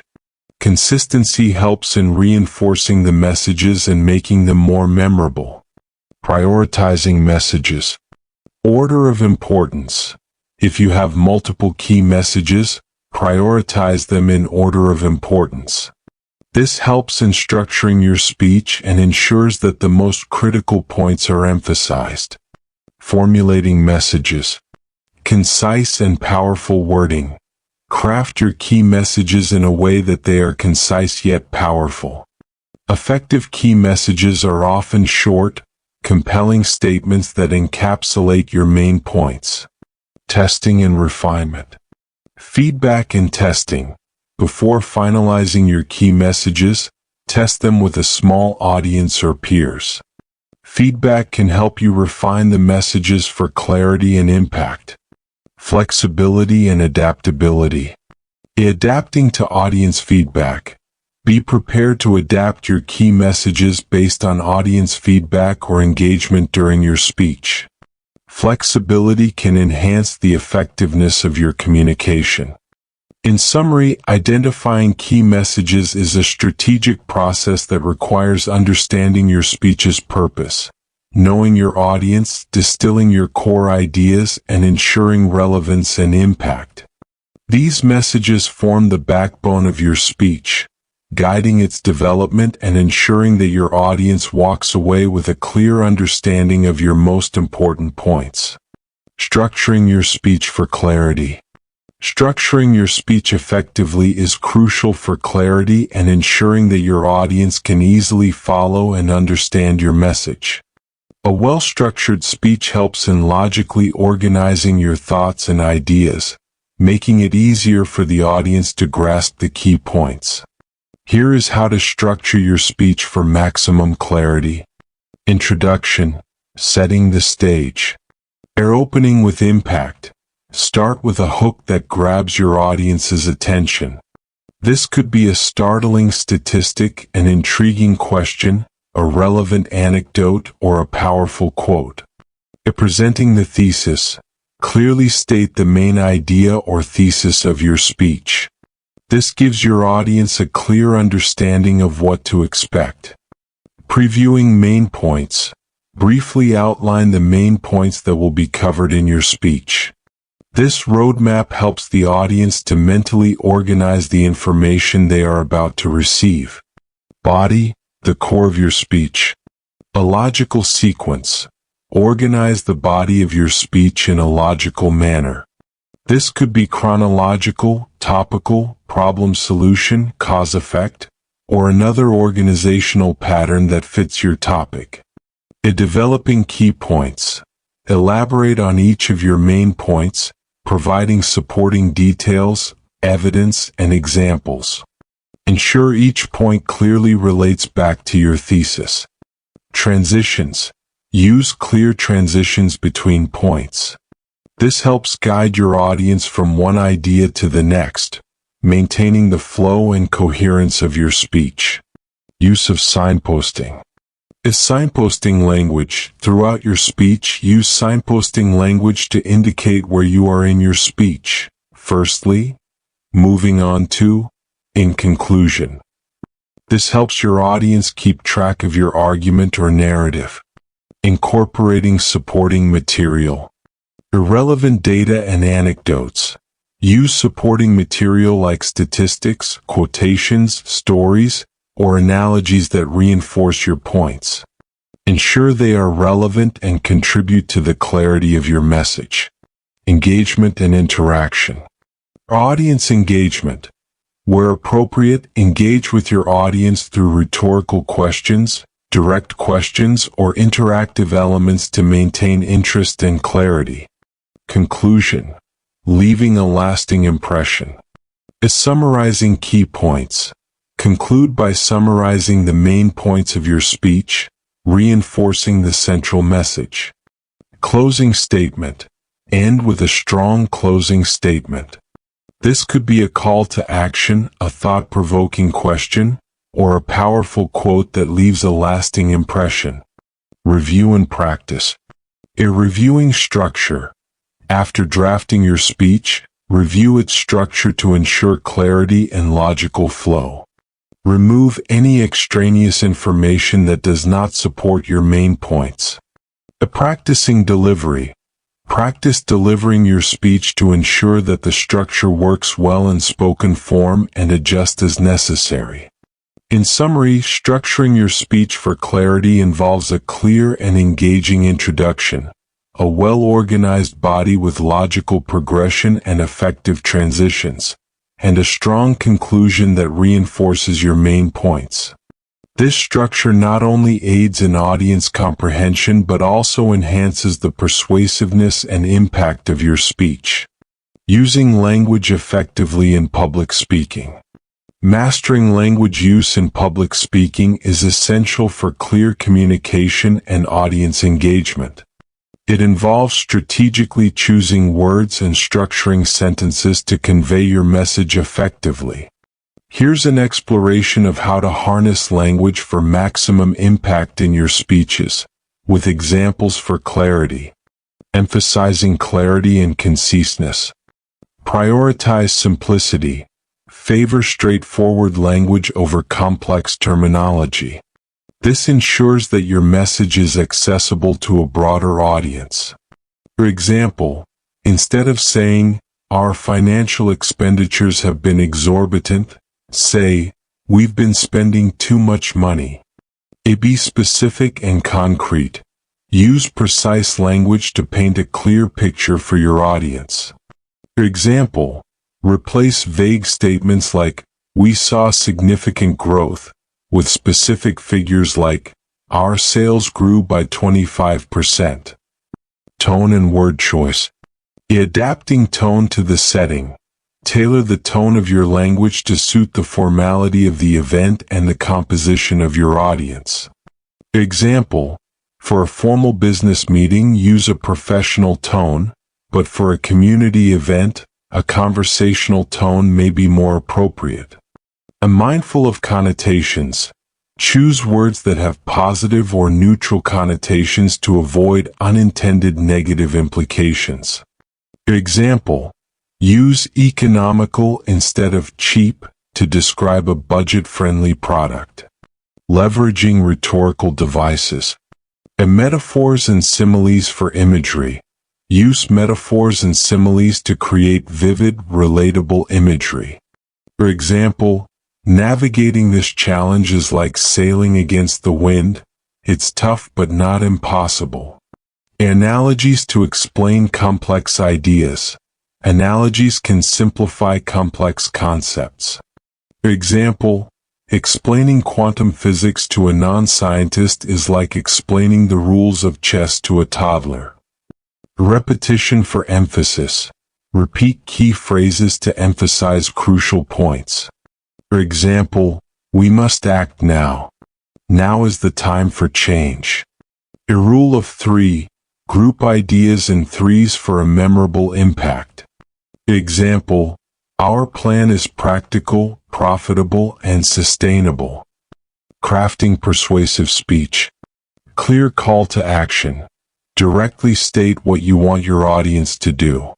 For example, join our movement today and make a difference. Emotional appeal. Use language that stirs emotions. For example, each donation gives hope and brings a smile to those in need. Engaging the audience.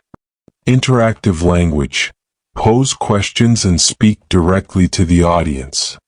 For example, have you ever considered the impact of your daily choices on the environment? Inclusive language. Ensure your language respects and includes all audience members. For example, use they instead of he, she for gender neutrality. Sensitivity and adaptability. Cultural awareness in language use. Be aware of cultural nuances in language. Example, avoid idioms that may be confusing for a non-native audience. Responsive to audience feedback. Modify your language based on the audience's reaction. For example, if technical terms confuse the audience, switch to simpler explanations. Storytelling with language. And narrative techniques. Weave stories into your speech for greater relatability. Example, when I started my first business, I was just like many of you here today. Continuous language development. Irregular practice and revision. Continuously work on refining your language use for clarity and impact. Example, practice speeches and evaluate the effectiveness of your language choices. In essence, effectively using language in public speaking involves choosing clear and impactful words, employing rhetorical devices, engaging the audience, and being adaptable. These strategies help in delivering your message compellingly, making your speech resonate with and be remembered by your audience. Incorporating persuasive elements. Incorporating persuasive elements into your speech is about using specific techniques and strategies to convince your audience to accept your point of view, take a particular action, or adopt a new perspective. Persuasion is a key skill in public speaking that involves more than just presenting facts. It's about appealing to the audience's emotions, logic, and values. Here's how to weave persuasive elements into your speeches. Establishing credibility ethos. Building trust with your audience. Demonstrate your credibility and authority on the subject. This can be achieved by sharing your qualifications, experience, or personal connection to the topic. For example, with my 20 years of experience in environmental conservation, I've witnessed firsthand the impacts of climate change. Appealing to emotions, pathos. Creating an emotional connection. Use emotional appeals to create a connection with your audience. This can involve storytelling, evocative language, or compelling visuals that stir emotions. For example, imagine a world where the air is so clean, you can feel its freshness with every breath you take. Using logic and reasoning logos. Presenting logical arguments. Support your claims with logical reasoning, data, facts, and statistics. This appeals to the audience's rational side. For example, Studies show that companies with diverse leadership teams have a 19% higher revenue due to innovation. Utilizing rhetorical questions. Engaging the audience's mind. Pose rhetorical questions to engage the audience and get them thinking. It encourages them to consider your viewpoint. For example, what kind of future do we want for our children? Storytelling as a persuasive tool. In narrative persuasion, share stories or anecdotes that illustrate your points vividly and memorably.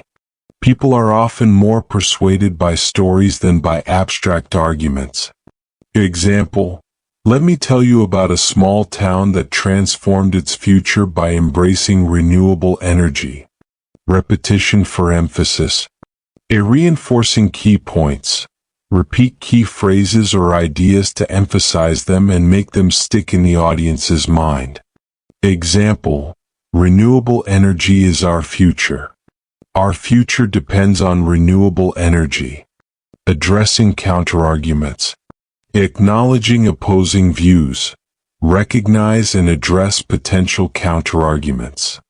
This not only shows that you have considered different perspectives but also strengthens your position. For example, some may argue that transitioning to renewable energy is costly, but the long-term economic benefits far outweigh the initial investment. Call to action. A motivating action. Conclude with a strong call to action. Be specific about what you want your audience to do after hearing your speech.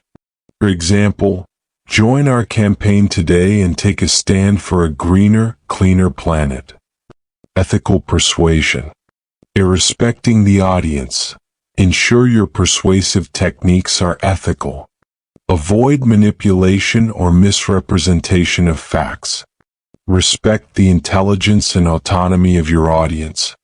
In summary, incorporating persuasive elements into your speech involves a mix of establishing credibility, appealing to emotions, using logical arguments, storytelling, addressing counterarguments, and providing a clear call to action. The key is to connect with your audience in a meaningful way that respects their perspectives while convincingly presenting your own. Tailoring your message to your audience. Tailoring your message to your audience is a critical aspect of effective communication and public speaking. It involves customizing your content, tone, and delivery to suit the specific interests, needs, and expectations of your audience. This approach ensures that your message is not only heard but also resonates with the audience. Here's how to tailor your message effectively. Understanding your audience. Audience analysis. Before crafting your message, conduct a thorough analysis of your audience. Consider factors such as their age, cultural background, level of knowledge about the topic, interests, and what they hope to gain from your speech. Gathering information. Use surveys, social media, direct questions, or demographic data to understand your audience better. Adapting content. Relevance to audience interests. Ensure that the content of your speech is relevant to the interests and concerns of your audience. If speaking to industry professionals, focus on advanced concepts, while a general audience might require more basic information and context. Using familiar examples. Incorporate examples, stories, or analogies that are familiar and relatable to your audience. This helps in making complex ideas more understandable. Modifying language and tone. A language appropriateness. Adjust the complexity of your language based on your audience's familiarity with the topic. Avoid technical jargon for lay audiences and use more sophisticated language for expert groups. Tone adaptation. Match the tone of your speech to the audience and setting. A formal gathering calls for a formal tone, while a casual event allows for a more relaxed and conversational tone. Addressing cultural sensitivities. Cultural awareness. Be aware of cultural nuances and sensitivities. This includes using inclusive language and avoiding references that might be misunderstood or offensive to certain cultural groups. Interactive elements. Engaging the audience. Include interactive elements such as Q&A sessions, polls, or discussions, especially if your audience values participation and engagement. Feedback loop. Observing and adapting. During your speech, pay attention to the audience's reactions. Be prepared to adapt your message in real time based on their engagement levels and feedback. Post-presentation feedback. After your speech, gather feedback to understand what resonated with the audience and what could be improved. Aligning with audience values and beliefs. Evaluate alignment. Tailor your message to align with the values and beliefs of your audience. This helps in establishing a connection and making your message more persuasive. Providing practical takeaways. Actionable insights. Offer practical and actionable takeaways that are directly relevant to your audience's needs and interests. Consistency with personal style. Authenticity. While tailoring your message, ensure that you remain true to your own style and values. Authenticity is key to building trust and credibility with your audience. In summary, tailoring your message to your audience involves a deep understanding of their characteristics and preferences, and adjusting your content, language, tone, and delivery accordingly. This approach not only enhances audience engagement but also increases the effectiveness and impact of your communication. Developing a strong opening. A strong opening is crucial in public speaking as it sets the tone for your entire speech and determines how engaged your audience will be. The opening few minutes or even seconds can captivate your audience's attention and interest. Here's how to craft a strong and impactful opening. Grabbing attention immediately. Start with a hook. Begin your speech with something that immediately grabs attention. A startling statistic, a provocative question, an interesting anecdote, or a powerful quote. For example, did you know that every year our oceans absorb 8 million tons of plastic, equivalent to a garbage truck of waste every minute? Establishing relevance. Show relevance to the audience. Make it clear why your topic matters to your audience. Connect your topic to their interests, needs, or concerns right from the start. For example, today I'm going to talk about how simple changes in our daily habits can significantly contribute to reducing this environmental crisis. Setting the tone. Conveying the tone of your speech. Your opening should set the tone for the rest of your presentation. Whether it's serious, inspirational, informative, or entertaining. Example for an inspirational tone. Each one of us has the power to make a difference, starting today, starting now. Stating your purpose. Clearly state your purpose. Make it clear what you will be talking about. This helps the audience understand what to expect. For example, in the next 30 minutes, I'll share with you 3 simple yet powerful ways we can all contribute to solving this problem. Creating a connection. Building a rapport.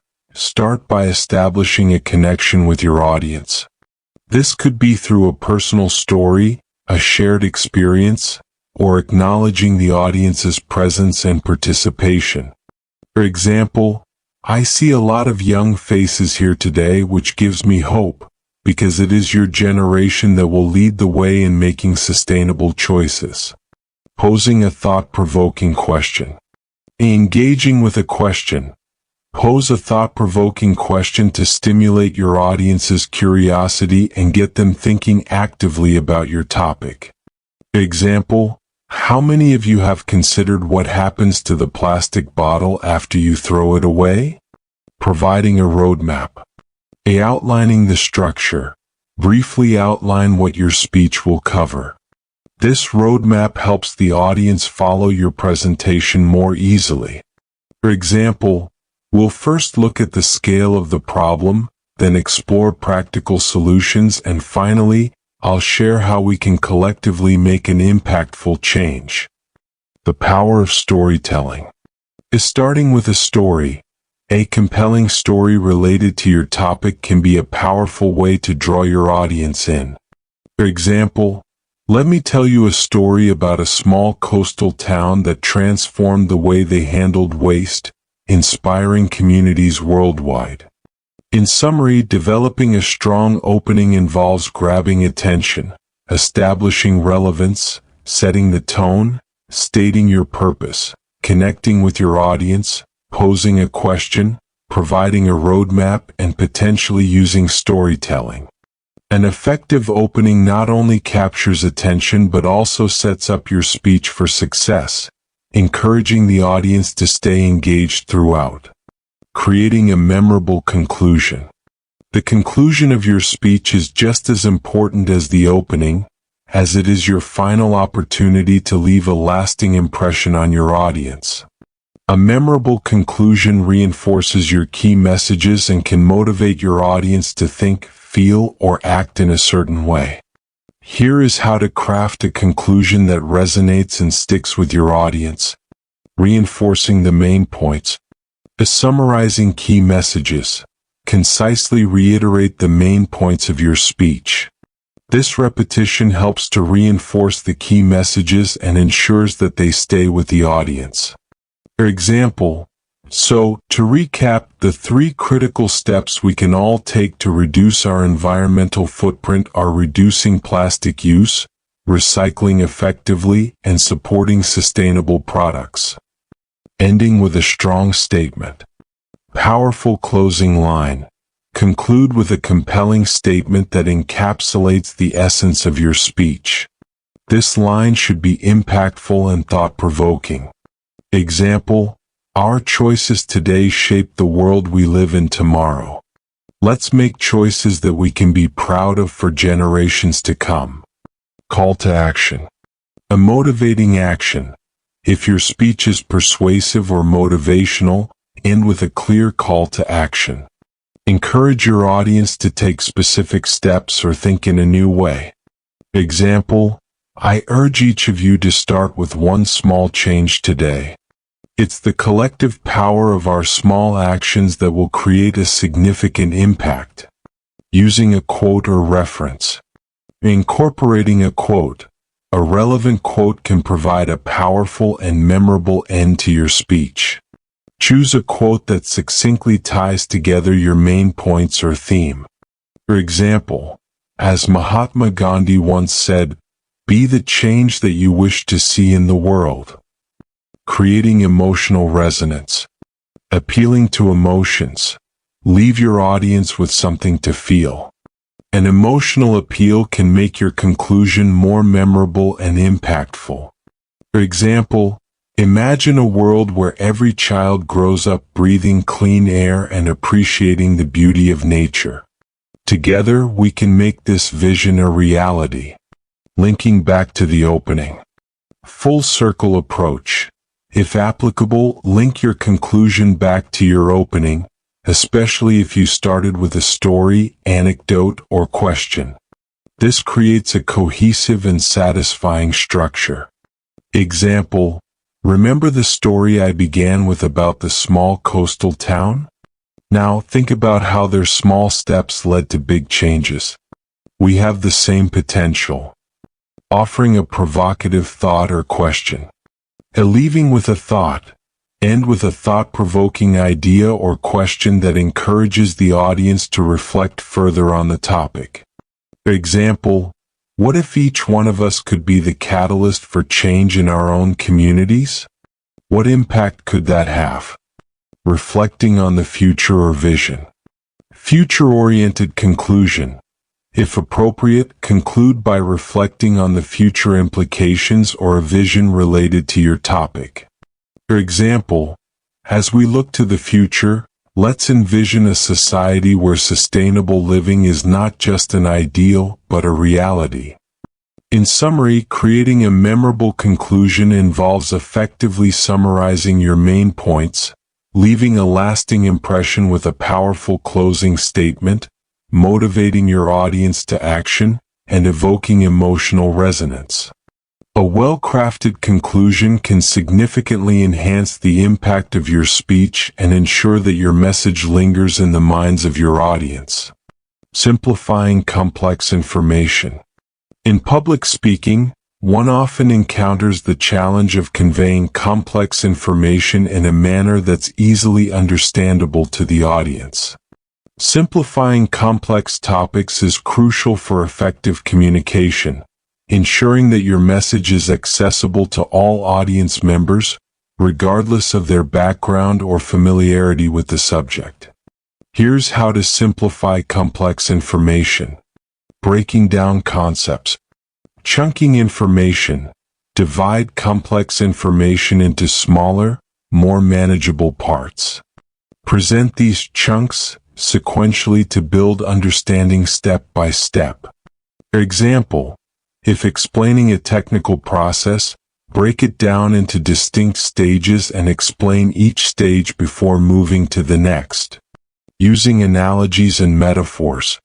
Irrelatable comparisons. Use analogies and metaphors to relate complex ideas to common experiences or familiar concepts. Example: explaining how a blockchain works is like explaining a neighborhood ledger where everyone keeps track of transactions collectively. Simplified language. Avoid jargon. Replace technical terms and jargon with simpler, everyday language that your audience can easily grasp. For example, use heart doctor instead of cardiologist when speaking to a non-medical audience. Visual aids. Illustrative visuals. Employ diagrams, charts, infographics, or videos to visually represent complex ideas. Visual aids can make abstract concepts more concrete and digestible. Example: use a flowchart to illustrate a complex workflow or process. Storytelling and examples. Concrete examples and stories. Share stories or case studies that encapsulate the complex information in a narrative form. Real-life examples make abstract concepts more tangible. Example: use a case study of a successful implementation of a complex project to illustrate its effectiveness. Simplifying data and statistics. Focus on key data. When presenting data or statistics, highlight the most critical numbers and avoid overwhelming the audience with too many figures. For example, the most important thing to remember is that sales increased by 20% last year, which is a significant growth for our company. Interactive explanation. Feedback for understanding. Pause periodically to ask the audience if they are following along or have questions. This can help you gauge their understanding and clarify points as needed. Reiteration and summary. Summarize regularly. Periodically summarize the key points to reinforce understanding. This repetition helps solidify the audience's grasp of the information. Example: so, to summarize, the three main benefits of this approach are: using everyday analogies. Everyday life analogies. Connect complex ideas to everyday life scenarios to make them more relatable. Example: think of our immune system like a security team, constantly guarding against intruders. Teaching instead of informing. Adopt a teacher's mindset. Approach your speech as if you're teaching a class. This mindset encourages you to be more patient, clear, and descriptive in your explanations. In summary, simplifying complex information involves breaking down concepts, using relatable language and analogies, employing visual aids, providing concrete examples, focusing on key data, and ensuring interactive communication. These strategies help in making your speech more accessible and engaging, enhancing the audience's understanding and retention of complex topics. Using stories and anecdotes. Incorporating stories and anecdotes into your speech is a powerful way to engage and connect with your audience. Stories can illuminate complex ideas, humanize abstract concepts, and make your message more memorable. Here is how to effectively use stories and anecdotes in public speaking. Choosing relevant stories. Alignment with main message. Select stories or anecdotes that directly support or relate to your key messages. The story should illustrate or amplify the point you are trying to make. For example, if your speech is about the importance of resilience in business, you might share a personal anecdote about a time you overcame a significant professional challenge. Crafting a compelling narrative. The beginning, middle, and end. Structure your story with a clear beginning that sets the scene, a middle that builds tension or interest, and an end that provides resolution or a lesson. The descriptive details. Use vivid details to create a mental image for your audience, making the story more engaging and relatable. For example, instead of saying it was a tough project, describe the late nights, the team's frustration, and the moment of breakthrough. Making it personal. Personal experiences. Share personal experiences when appropriate. Personal stories are often more engaging and can help establish a deeper connection with your audience. Relatability. Choose stories that your audience can relate to. Consider their backgrounds, experiences, and interests when selecting or crafting your anecdotes. Using stories to clarify complex ideas. Simplifying with stories.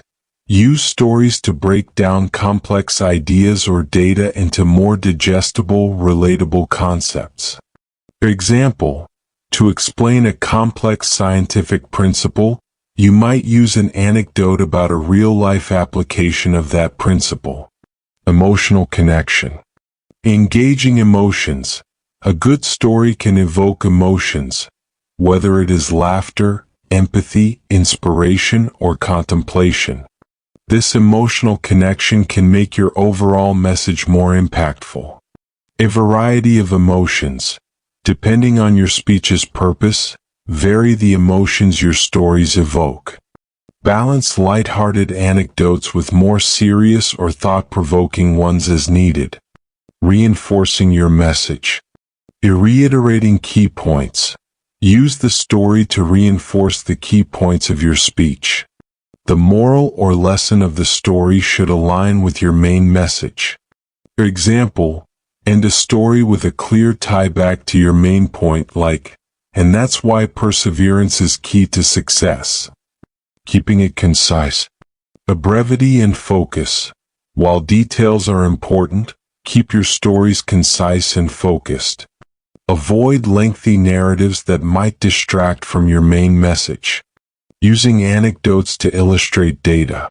Humanizing data.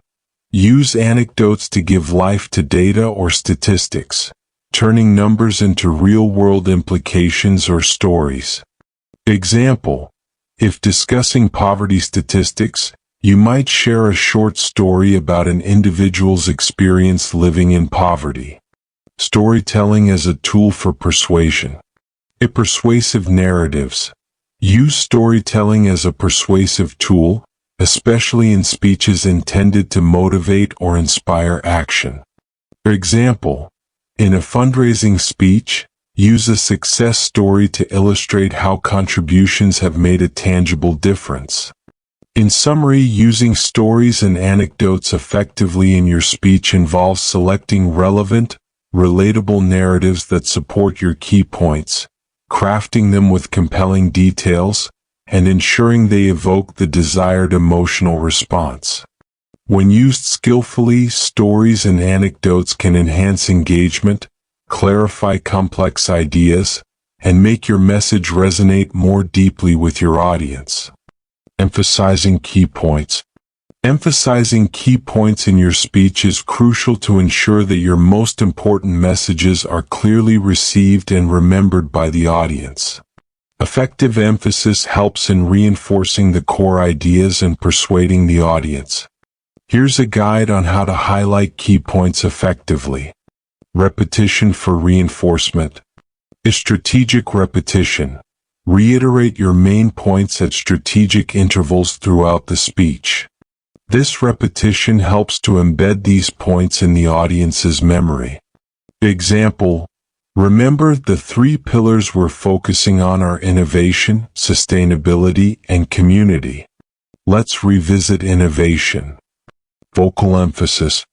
Changing voice dynamics. Use variations in your voice, such as changing your volume, pitch, or pace, to draw attention to key points. Speak louder or softer, faster or slower, or with a higher or lower pitch to emphasize different aspects of your message. For example, slow down and lower your voice when delivering a particularly important point, signaling its significance. Pauses for impact. Effective pausing. Employ pauses before and after a key point to create emphasis. A well-timed pause can pique interest and give the audience a moment to absorb the information. For example, and here's the critical part: pause. Our strategy will revolutionize the industry. Visual aids. Highlighting with visuals. Use visual aids like PowerPoint slides, charts, or graphs to underscore important points. Highlight or circle key areas in your visuals. For example, on a slide showing company growth statistics, highlight the most significant figures. Storytelling and analogies. A reinforcement through stories. Embed key points within stories or analogies. A memorable story or analogy can make an abstract point more concrete and memorable. For example, use a compelling story that illustrates the success of a strategy you're advocating. Gestures and body language. Physical reinforcement. Use gestures and body language to draw attention to key points. Pointing to a visual aid, moving closer to the audience, or using hand gestures can all serve to highlight important information. For example, point to the screen when discussing a specific graph or data point. Direct address. Engaging the audience directly. Address the audience directly when emphasizing a key point. Using phrases like "listen closely" or "this is important" signals the significance of the ensuing information. For example, I want everyone to pay close attention to this next part, as it directly impacts our approach. Summarizing and recapping. Concluding with a summary. At the end of your speech, recap the key points. This summary reinforces what you have discussed and leaves the audience with the main takeaways. Example: to summarize, the 3 strategies we discussed today are: creating contrast. Using contrast for emphasis. Contrast your key points with opposing ideas or previous practices to highlight their importance or novelty. For example, unlike traditional methods, our new approach offers a unique advantage. Questioning for engagement. Rhetorical questions. Use rhetorical questions to emphasize points. This technique engages the audience and encourages them to think about the implications of your message. Example: so what does this mean for our future? In summary, emphasizing key points in your speech involves a combination of repetition, vocal dynamics, strategic pausing, visual aids, storytelling, gestures, direct address, summarizing, contrast, and rhetorical questions. These techniques help ensure that your most important messages stand out, are understood, and remembered by your audience. Avoiding common pitfalls in public speaking. Even experienced speakers can fall prey to common pitfalls that diminish the effectiveness of their speeches. Being aware of these can help you avoid them and enhance the impact of your communication. Here is a look at some typical pitfalls and how to steer clear of them. Overloading information. Pitfall. Bombarding the audience with too much information can lead to confusion and disengagement. A solution. Focus on key points. Use the less is more approach, providing enough detail to be informative but not so much that it becomes overwhelming. Lack of preparation. A pitfall. Insufficient preparation can lead to a disorganized speech, nervousness, and a lack of confidence. A solution. Invest time in preparing and practicing your speech. Familiarize yourself with the content, structure, and key messages. Neglecting audience engagement. A pitfall. Failing to engage the audience can result in a lack of interest and connection. A solution. Use storytelling, questions, and interactive elements to keep the audience involved. Tailor your content to their interests and background. Reading from notes. A pitfall. Over-reliance on notes or scripts can make your delivery seem mechanical and disconnect you from the audience. A solution. Practice enough to be familiar with your content. Use notes only as a reference rather than reading verbatim.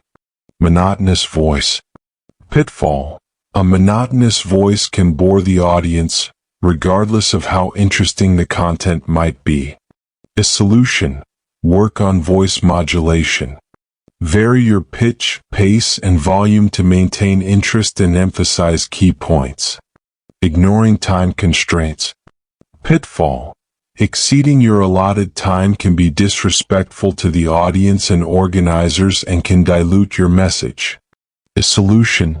Practice timing your speech. Know how to adjust on the fly if you're running short or long. Overuse of jargon or technical language. A pitfall. Using too much jargon or technical terms can alienate or confuse the audience. A solution. Use simple language or explain terms when needed. Ensure your speech is accessible to all audience members. Lack of authenticity. A pitfall. Not being authentic or trying to mimic someone else's style can make your speech less relatable and trustworthy. A solution. Be yourself. Let your personality shine through in your speaking style. Poor body language. A pitfall. Ineffective use of body language can distract the audience and weaken your message. A solution. Be aware of your gestures, facial expressions, and posture. Use body language that reinforces your message. Not handling Q&A sessions well. Pitfall. Poorly handling the Q&A session can undermine an otherwise effective speech. A solution. Prepare for potential questions. Listen carefully and respond thoughtfully during Q&A sessions. Neglecting the power of the opening and conclusion. Pitfall. Weak openings and conclusions can fail to grab attention or leave a lasting impression. A solution.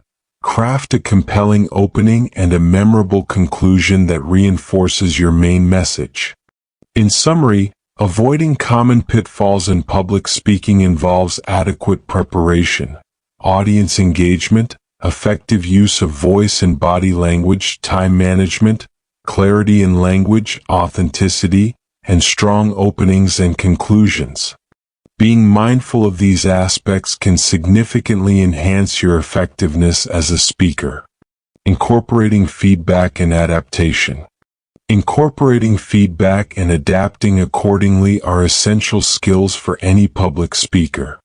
Feedback provides valuable insights into how your message is received and understood, allowing you to make necessary adjustments to improve future presentations.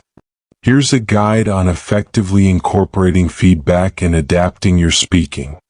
Actively seeking feedback. Is soliciting feedback. After your speech, actively seek feedback from various sources, including the audience, peers, mentors, or professional coaches. This can be done through surveys, informal conversations, or formal evaluation forms. Observation. Pay attention to the audience's body language and reactions during your speech. Are they engaged or do they seem distracted or confused? This immediate feedback can be very telling. Analyzing feedback. Objective analysis. Review the feedback objectively. Look for common themes or repeated points, as these are likely areas that need improvement. A constructive criticism. Embrace constructive criticism. It can be more informative and valuable than general praise. Adapting content. A revising based on understanding. If feedback indicates that certain parts of your speech were hard to understand, consider simplifying your language or providing more context or examples. Tailoring to audience preferences. Adapt your content to suit the preferences and interests of your audience, as revealed by their feedback. Refining delivery. Improving vocal delivery. If feedback highlights issues with your vocal delivery such as monotony or lack of clarity, work on voice modulation exercises and practice articulation and projection. Enhancing body language. Feedback about your physical presence, gestures, or eye contact can lead to improvements in your body language for more effective communication. Adjusting structure and organization. Clarifying structure. If the audience finds it hard to follow your speech, reconsider its structure. Ensure that your speech has a clear introduction, body, and conclusion with smooth transitions. Implementing changes in real time. Flexibility during speech. Be prepared to make minor adjustments during your speech based on the audience's reactions.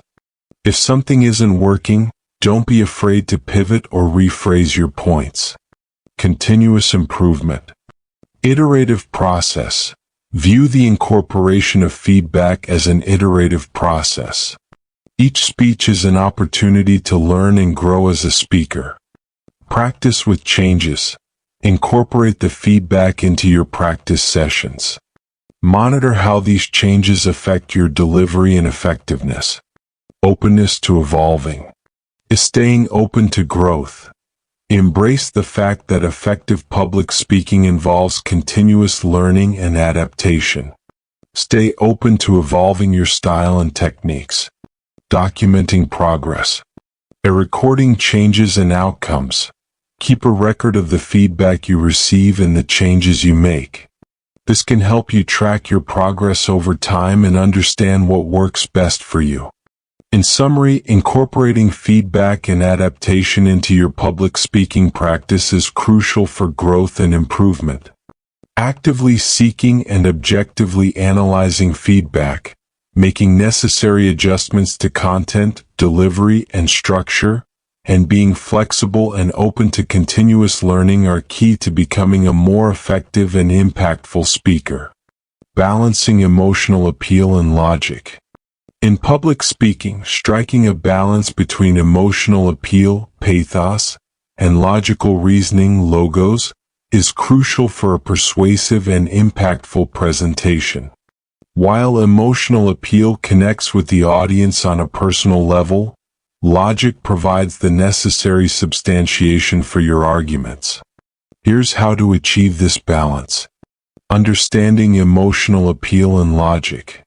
Emotional appeal, pathos. This involves engaging the audience's emotions to persuade or connect with them.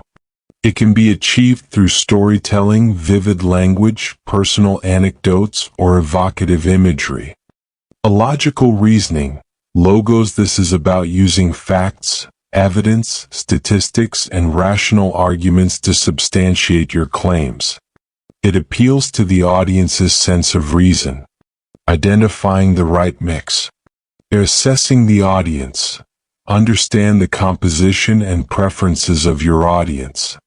Some audiences may respond better to emotional narratives, while others may prioritize logical arguments. The purpose of the speech.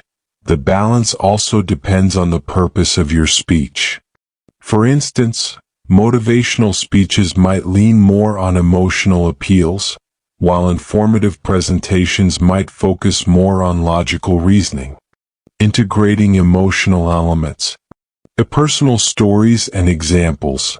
Use personal stories that create an emotional connection with your audience. These stories should complement the logical aspects of your speech. Evoking emotions. Use language and visuals that evoke emotions, but ensure they support your logical arguments rather than overshadowing them. Building a logical foundation. Data and evidence. Back up your claims with credible data, research findings, or proven theories. This solidifies your arguments and gives your audience a reason to believe in your message.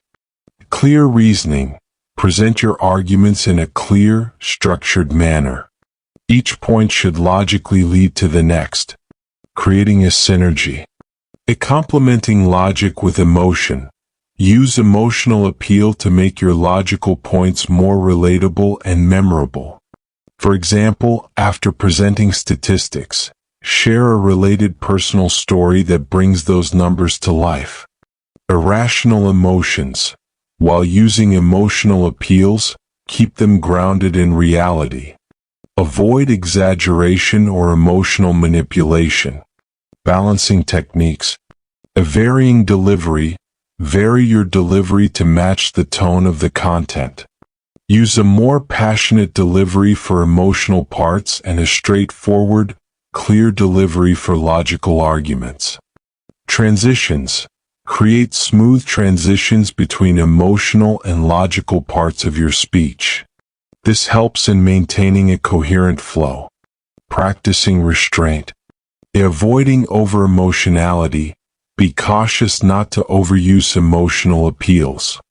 Too much emotion can seem manipulative or may undermine the credibility of your logical arguments. Avoiding dry logic. Similarly, too much focus on data and logic without emotional engagement can make your speech dry and less impactful. Feedback and adaptation. Seeking feedback. Gather feedback on your speech to understand how well you balanced emotional appeal and logic. Use this insight for future improvements. In summary, balancing emotional appeal and logic in your speech involves understanding your audience, aligning with the purpose of your speech, integrating personal and evocative elements with solid data and clear reasoning, and practicing restraint to ensure neither aspect overshadows the other. This balance helps in delivering a persuasive and resonating speech that appeals to both the hearts and minds of your audience. 3. Audience analysis. Audience analysis is a fundamental aspect of preparing for any form of public speaking or communication. It involves understanding who your audience is, their characteristics, and their needs, to tailor your message effectively. This process is crucial for ensuring that your speech resonates with and is relevant to those you are addressing. Here's a detailed explanation. Definition of audience analysis. For audience analysis, this is the process of examining and understanding the characteristics of your audience. It includes gathering information about their backgrounds, attitudes, preferences, and expectations. Importance of audience analysis. Enhances relevance. By understanding your audience, you can make your message more relevant to them. This relevance is key to engaging the audience and making your communication effective. It guides content and delivery. Insights from audience analysis guide both what you say, content, and how you say it, delivery. For instance, the knowledge level of your audience about the topic will influence how much background information you need to provide. It improves engagement and effectiveness. Tailoring your speech based on audience analysis can significantly improve audience engagement and the overall effectiveness of your message. Addresses diverse needs and expectations. In an audience with diverse characteristics, audience analysis helps in addressing varying needs, cultural backgrounds, and expectations. Elements of audience analysis. Demographics. This includes age, gender, education level, occupation, cultural background, and other demographic factors that can influence how your audience perceives your message. Psychographics. This refers to the audience's attitudes, beliefs, values, and motivations. Understanding these can help in connecting with the audience on a deeper level. Knowledge and interest in the topic. Assessing the audience's existing knowledge about and interest in your topic will help you determine the level of detail and focus required in your speech. Context of the speech. The occasion, location, and time of the speech also play a role in audience analysis. A formal business presentation will have a different audience than a community workshop. Impact on speech design. Content selection. Audience analysis influences what content you choose to include in your speech. It helps in deciding what information is necessary and what can be omitted. The language and tone. It guides the choice of language and tone. A technical audience would appreciate jargon and technical terms, while a general audience might prefer simpler language. Presentation style. The analysis can dictate your presentation style, whether it should be formal or informal, interactive or lecture style, and so on. In summary, audience analysis is about gathering and interpreting information about your audience to make informed decisions about your speech content and delivery. It's a critical step in the preparation process, ensuring that your message is aptly tailored to the audience's characteristics, needs, and expectations, thereby maximizing engagement and communication effectiveness. Identifying your audience demographics. Identifying your audience demographics is a key component of audience analysis in public speaking. It involves understanding the statistical aspects of your audience, such as age, gender, education level, cultural background, and occupation. This information helps tailor your speech to suit the specific characteristics and needs of your audience. Here's an overview of how to identify audience demographics and their significance. Understanding audience demographics. A demographics defined. Demographics refer to the statistical data relating to the population and particular groups within it. This data provides insight into the composition of your audience. Categories of demographics. Common demographic categories include age, gender, educational background, occupation, cultural or ethnic background, and socioeconomic status. Significance of demographic information. Tailoring content. Knowledge of your audience's demographics allows you to tailor your speech content. For example, a younger audience might prefer contemporary references, while an older audience might appreciate more traditional ones. Appropriate language and examples. Understanding demographics helps in choosing language and examples that are most relatable to your audience. Educational background, for instance, can influence the complexity of the language and concepts you use. A cultural sensitivity. Awareness of the cultural and ethnic backgrounds of your audience ensures that your speech is culturally sensitive and inclusive. Addressing specific needs and interests. Different demographic groups may have varying interests and needs. For instance, professionals might be interested in industry trends, while students might be more focused on learning opportunities. Gathering demographic information. Pre-event research. If possible, conduct research before your event. This can involve asking the event organizers about the expected audience, sending out pre-event surveys, or researching the typical audience for the event type or venue. Observation. At the event, observe your audience to gather demographic information. Visual cues can often provide immediate insights into the age range, gender distribution, and other characteristics. Interaction. Engage with audience members before your speech if possible. Casual conversations can yield valuable insights into their backgrounds and interests. Using demographics in speech planning. Planning content. Use demographic information to plan the content of your speech. Ensure that the topics covered are relevant and engaging for the demographic makeup of your audience. Adapting delivery style. Demographics can also influence your delivery style. A more formal style might be appropriate for a professional audience, while a casual, interactive style may suit a younger or more diverse audience. Inclusive language. Be mindful of using language that is inclusive and respectful of all demographic groups present in your audience. Ethical considerations. Avoiding stereotypes. While demographics are helpful, avoid stereotyping. Remember that each audience member is an individual, and demographic categories are just one aspect of their identity. In summary, identifying your audience demographics is a critical step in preparing for a speech.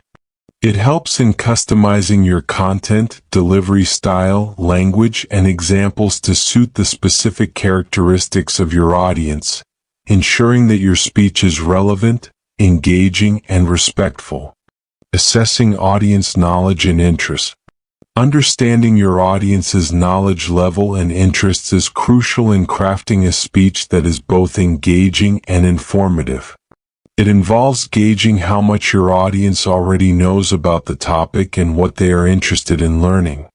Proper assessment helps in aligning your speech with the audience's expectations and needs. Here's an overview of assessing audience knowledge and interests. Evaluating audience knowledge level. Determining prior knowledge.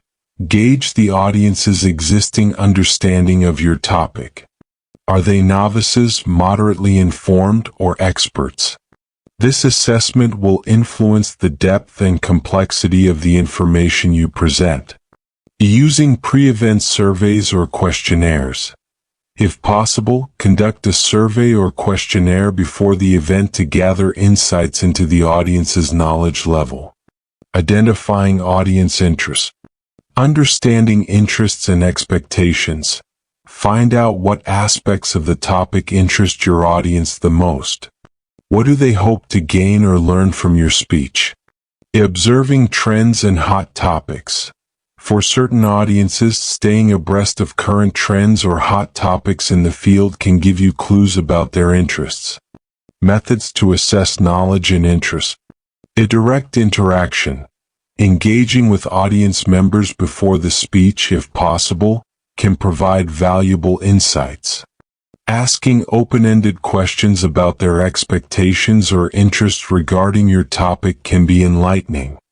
Analyzing questions and comments.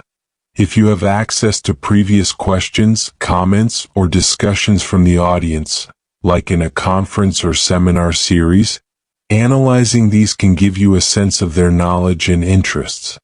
Researching the audience background.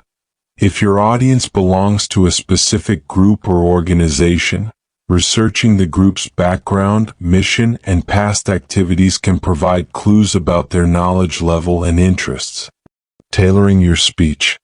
Matching content with knowledge level. Adjust your content to match the audience's knowledge level. For a novice audience, simplify complex concepts and avoid jargon. For an expert audience, delve into more advanced aspects and engage in deeper analysis. Aligning with interests. Focus on areas that align with the audience's interests.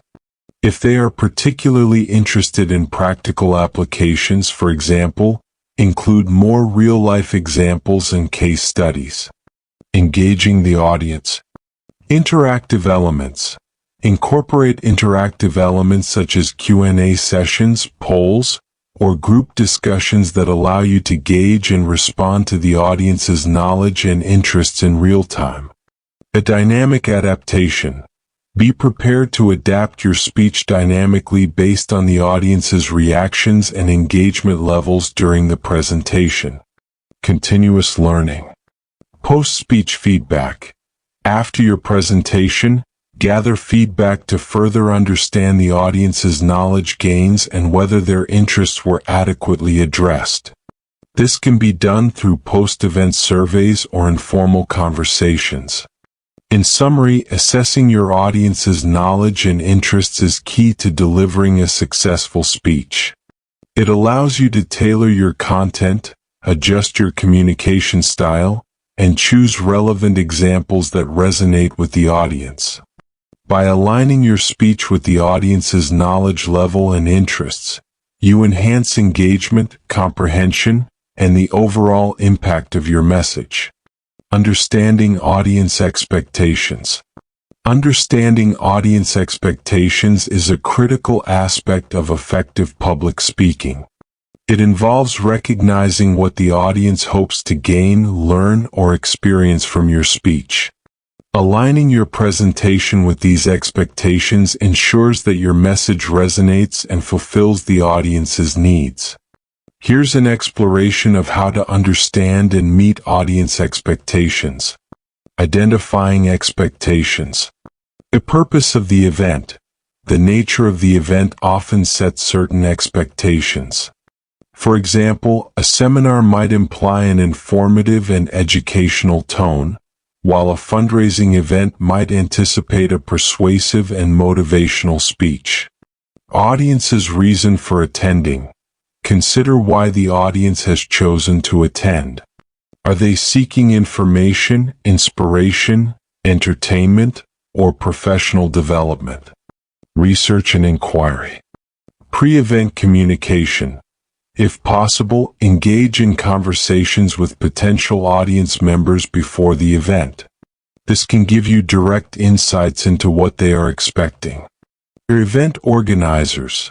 Speak with event organizers about the audience's demographics, interests, and what they hope the audience will take away from the event. Aligning speech with expectations. Content relevance. Ensure that the content of your speech aligns with what the audience expects to learn or hear about. For instance, if the audience expects cutting-edge insights, ensure your content is up-to-date and innovative. A delivery style. Adapt your delivery style to match audience expectations. A formal audience might expect a more structured and polished presentation, while a casual gathering might prefer a relaxed and interactive approach. Setting and managing expectations. A clear introduction. At the beginning of your speech, clearly outline what the audience can expect in terms of content, structure, and key takeaways. This sets the tone and manages expectations from the start. Adapting during the speech. Be attentive to the audience's reactions during your speech. If you sense a disconnect between their expectations and your presentation, be prepared to make real-time adjustments. Exceeding expectations. Adding value. Aim to not only meet but exceed audience expectations by providing additional value. This could be through insightful analysis, engaging storytelling, or offering practical advice and solutions. Engagement and interaction.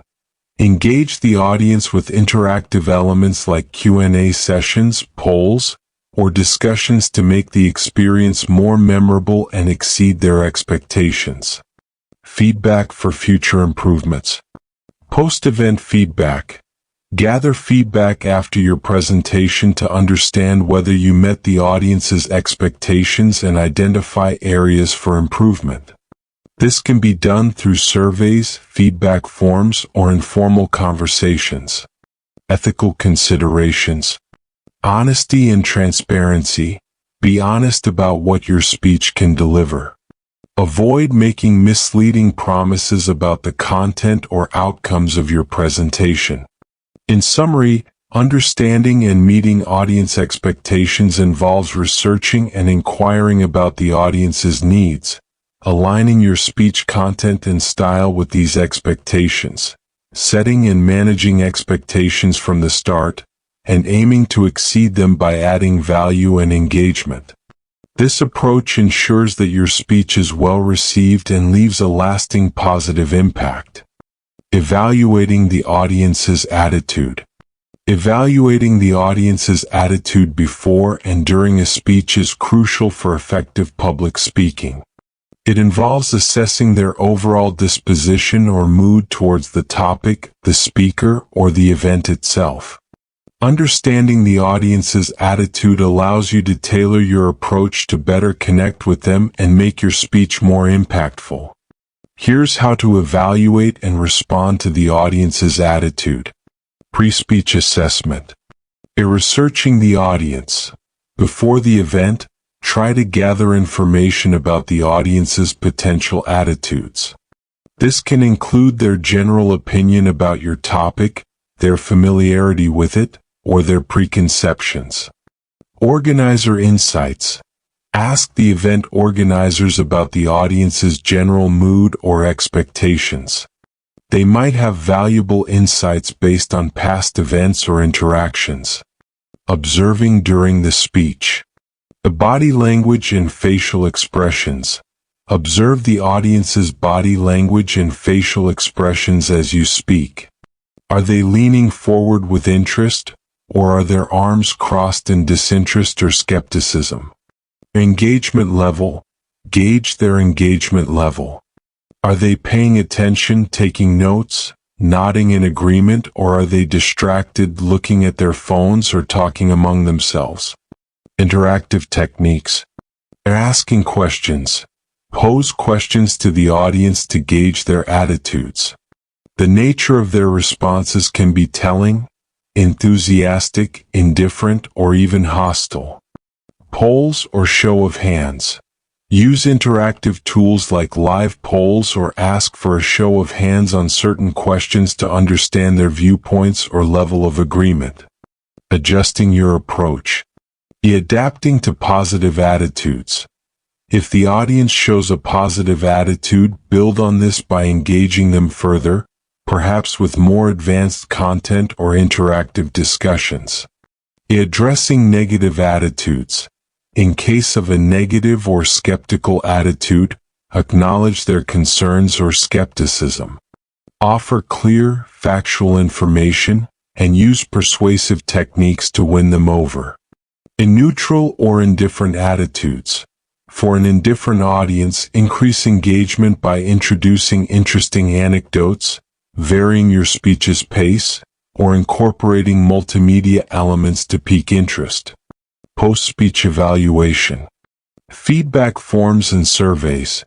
Use post-speech feedback forms or surveys to gather insights about the audience's attitudes. This can help in refining your approach for future presentations. Importance of flexibility. Being adaptable. The key to handling varying audience attitudes is flexibility. Be prepared to modify your speech's content, tone, and delivery style based on the audience's reactions and feedback. Ethical considerations. Respecting different views. Always approach differing attitudes with respect.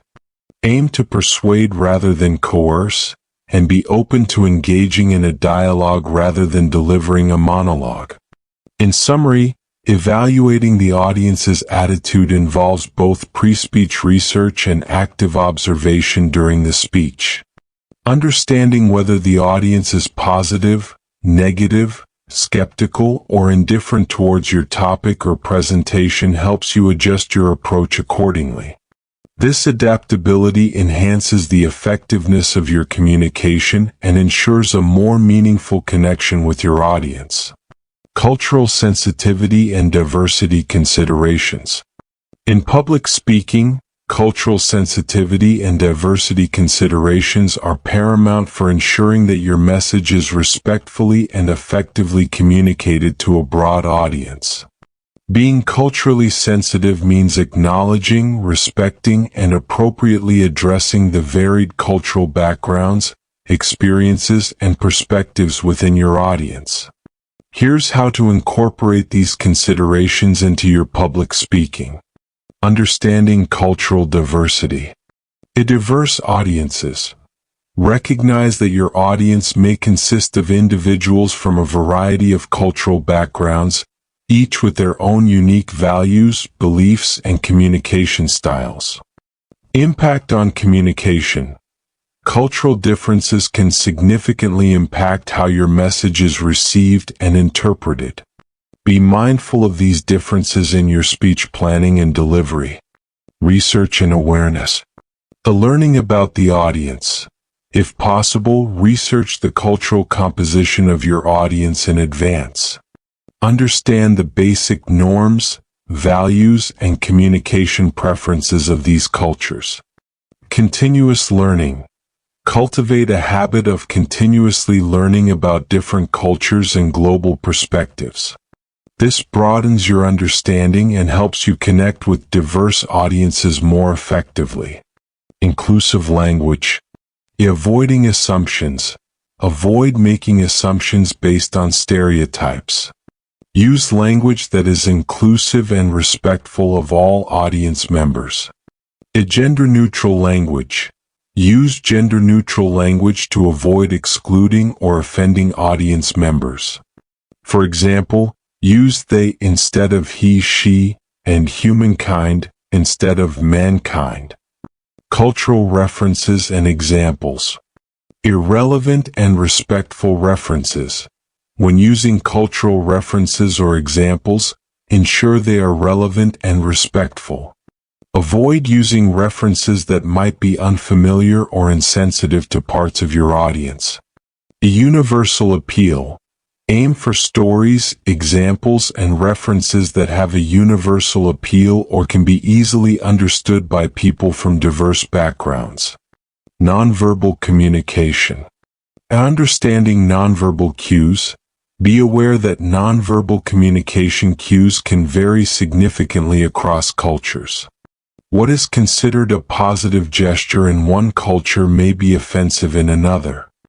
Facial expressions and gestures. Use facial expressions and gestures cautiously. Stick to expressions and gestures that are universally understood and accepted. Adapting content. Tailoring content. Tailor your speech content to avoid cultural insensitivity. This might involve altering examples, jokes, idioms, or references to ensure they are appropriate for all audience members. Handling sensitive topics. Approach with respect. If addressing culturally sensitive topics, approach them with respect and thoughtfulness. Acknowledge the complexity of these issues and avoid oversimplification. Seeking feedback. Post-speech feedback. Gather feedback on your speech's cultural sensitivity. This can help you understand if any part of your speech was culturally inappropriate or misunderstood. Ethical considerations. Respect and dignity. Always treat cultural differences with respect and dignity. Avoid using humor or language that might belittle or mock any culture or group. In summary, incorporating cultural sensitivity and diversity considerations in public speaking involves understanding the varied cultural backgrounds of your audience, using inclusive and respectful language, being mindful of nonverbal cues, and adapting your content to be culturally appropriate. This approach not only avoids misunderstandings or offenses but also enriches your speech, making it more accessible and engaging for a diverse audience. Using feedback for audience analysis. Using feedback for audience analysis is a strategic approach to enhance the effectiveness of your public speaking. Feedback, both during and after your speech, can provide invaluable insights into how your message is being received, what works well, and what might need adjustment. This process helps you to understand your audience better and to tailor your future presentations to meet their needs more effectively. Here's how to utilize feedback for audience analysis. Collecting feedback. A direct interaction. Engage with audience members after your speech. Ask for their opinions, thoughts, and suggestions. Surveys and questionnaires. Use formal tools like surveys or questionnaires to gather structured feedback. This can be done digitally or on paper immediately following your presentation. Or online platforms. If your speech is shared online, use comments, likes, shares, and other engagement metrics as feedback. Types of feedback. Verbal feedback.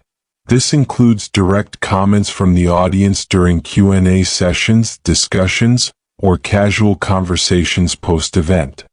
Nonverbal feedback. Pay attention to the audience's body language, facial expressions, and overall engagement during your speech. Are they attentive, bored, confused, or enthusiastic? Analyzing feedback. Or identifying patterns and themes. Look for common themes or patterns in the feedback. Are there specific points that multiple audience members praised or criticized? Understanding audience needs and preferences. Use feedback to gauge the audience's interests, preferences, and level of understanding. Did certain parts of your speech resonate more than others? Using feedback to understand audience demographics. Demographic insights. Feedback can sometimes provide indirect insights into audience demographics. Comments or questions may reveal their professional background, age group, or cultural perspectives. Adapting future speeches. Content adjustments. Based on feedback, you may need to adjust the complexity of your content, the examples you use, or the depth of information you provide. Delivery style modifications. Feedback can guide you to modify your delivery style, perhaps to be more engaging, to vary your pacing, or to use more or less humor. Addressing misunderstandings or knowledge gaps. Clarifying misconceptions. If feedback reveals misunderstandings or knowledge gaps, consider how you can clarify these points in future speeches. Educational content. Use feedback to gauge if there's a need for more educational content on certain topics. Continuous improvement. Iterative process. View audience feedback as part of an iterative process of improvement. Each speech offers an opportunity to learn and refine your skills. Long-term learning. Keep track of feedback over time to understand long-term trends in your speaking style and content effectiveness. Ethical use of feedback. Respecting privacy. When collecting and using feedback, respect the privacy and confidentiality of your audience members. Ensure that any data collected is used ethically and responsibly. In summary, using feedback for audience analysis involves actively collecting and carefully analyzing both verbal and nonverbal feedback from your audience. This process helps in understanding their needs, preferences, and perceptions, allowing you to adapt and improve your content and delivery for future speeches. Regularly engaging with and learning from audience feedback is key to becoming a more effective and responsive public speaker. Adapting to different types of audiences. Adapting to different types of audiences is a crucial skill in public speaking. It involves tailoring your content, style, and delivery to suit the specific characteristics and preferences of your audience. Effective adaptation enhances engagement, comprehension, and the overall impact of your speech. Here's how to adapt to various audience types. Recognizing audience types. Demographic variations. Audiences can vary widely in terms of age, profession, cultural background, education level, etc. Recognizing these variations is the first step in adapting your speech. Interest and knowledge levels. Assess the audience's interest in and knowledge of your topic. This can range from novice to expert levels. Adapting content. Simplifying or deepening content. For a novice audience, simplify complex concepts and avoid jargon. For an expert audience, delve into more detailed and technical aspects. Relevance to audience needs. Tailor your content to what is most relevant and interesting to your audience. For example, a business audience might be more interested in practical applications and ROI, while a student audience might be more engaged with interactive elements and clear, foundational explanations. Adjusting delivery style. Formal versus informal. Adjust the formality of your language and presentation style. A formal setting, like a corporate event, might require a more structured and formal delivery, while a community workshop might allow for a more casual approach. Engagement strategies. Use different engagement strategies based on the audience type. Interactive elements might work well for younger audiences, while a more direct and factual approach might be better for professional groups. Modifying presentation techniques. Visual aids. Tailor your visual aids to suit the audience's preferences and understanding level. More sophisticated visuals might be appropriate for a technically savvy audience, whereas basic and clear visuals are better for a general audience. Storytelling and examples. Use stories and examples that resonate with the specific audience. Ensure these are relatable and relevant to their experiences and interests. Considering cultural sensitivities. Cultural awareness. Be aware of cultural norms and sensitivities, especially when speaking to a culturally diverse audience. Adapt your speech to be respectful and inclusive of different cultural perspectives. Language considerations. For audiences with language differences, consider speaking more slowly, using simpler language, or even incorporating translation services if necessary. Adjusting to feedback. A real-time adaptation. Be observant of the audience's reactions and be prepared to make real-time adjustments. If something isn't resonating, be flexible enough to shift your approach. Post-speech adjustments. Use feedback received after your speech to make adjustments for future presentations. Ethical considerations. Respecting all audiences, regardless of the type of audience, treat them with respect and dignity. Avoid talking down to an audience or oversimplifying to the point of inaccuracy. In summary, adapting to different types of audiences involves a thorough understanding of their characteristics and needs, and tailoring your content, style, and delivery accordingly. This adaptation ensures that your speech is relevant, engaging, and respectful, thereby maximizing its effectiveness and impact. Engaging the audience through interaction. Engaging the audience through interaction is a powerful technique in public speaking. It transforms your speech from a monologue into a dynamic dialogue, enhancing audience involvement and retention of information. Interactive elements can make your presentation more memorable and impactful.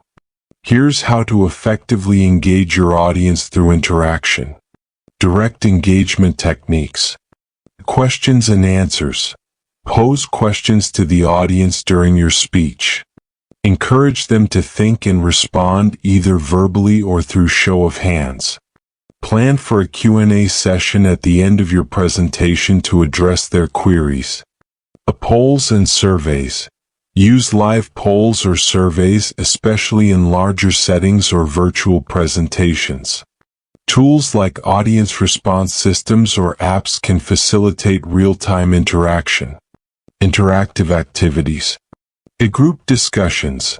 In smaller, more informal settings, initiate group discussions on specific topics related to your speech.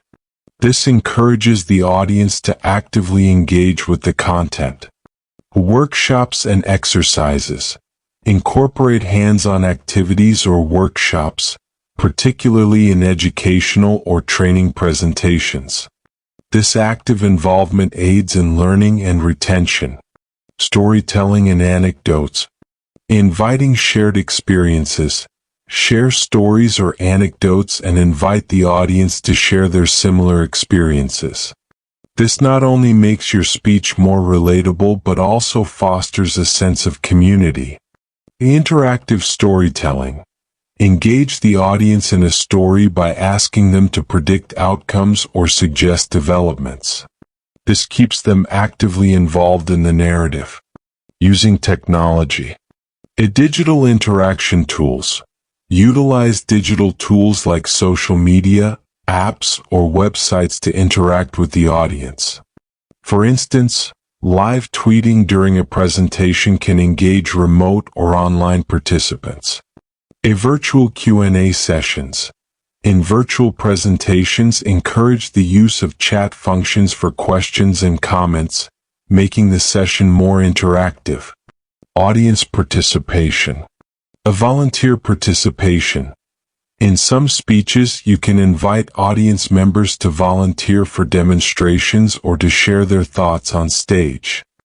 Role play. Use role-playing exercises to illustrate scenarios or concepts. This not only brings your content to life but also makes it more engaging. Feedback loop.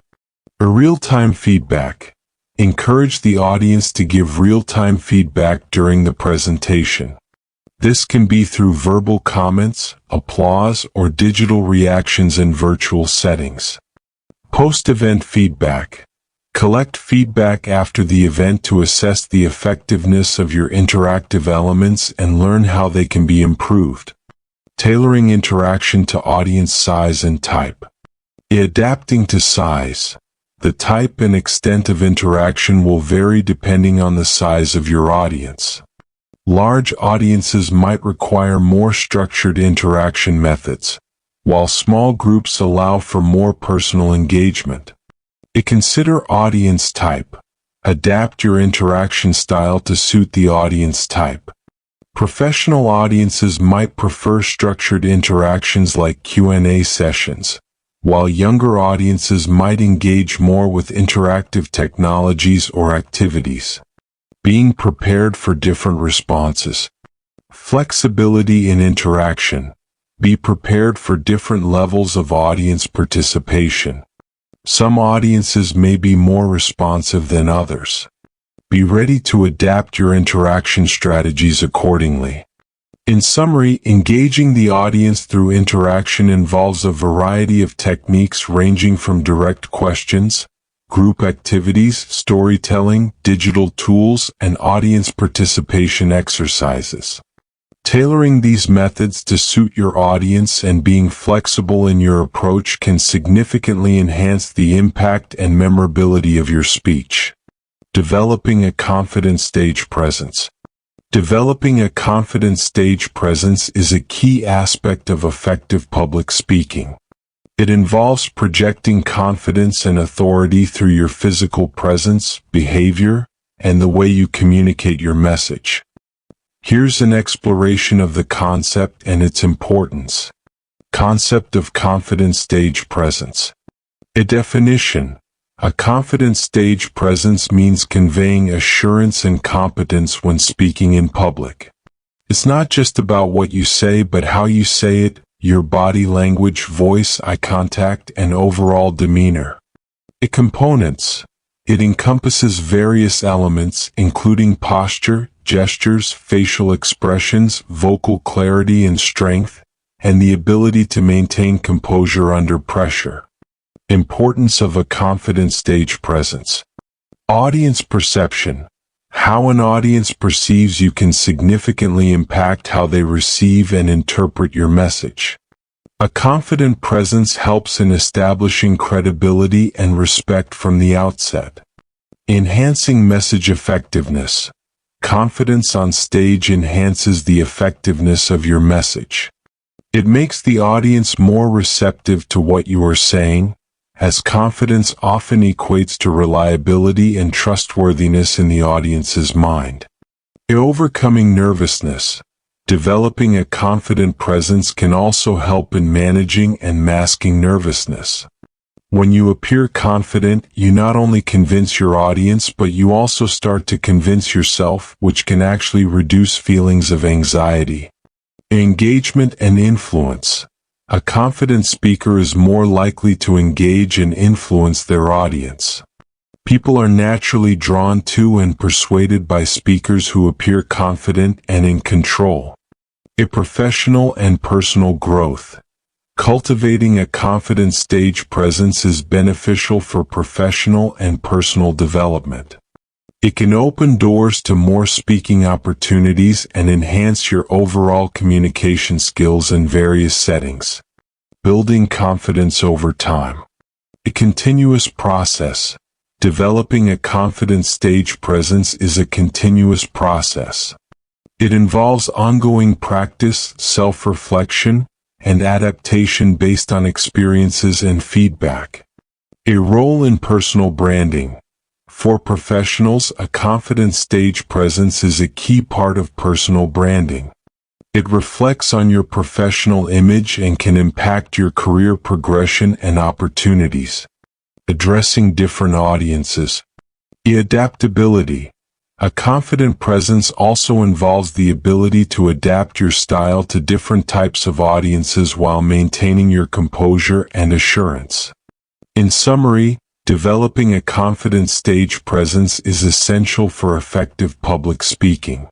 It not only influences how your audience perceives and responds to your message, but also plays a significant role in managing nervousness and enhancing your overall impact as a speaker. It is a skill that benefits from continuous practice and contributes to both professional and personal growth. Overcoming stage fright. Overcoming stage fright, also known as performance anxiety, is a common challenge for many public speakers. Stage fright can range from mild nervousness to a debilitating fear. It involves feelings of dread, anxiety, or apprehension when speaking in front of an audience. However, with the right strategies, it can be managed and even used to enhance your performance.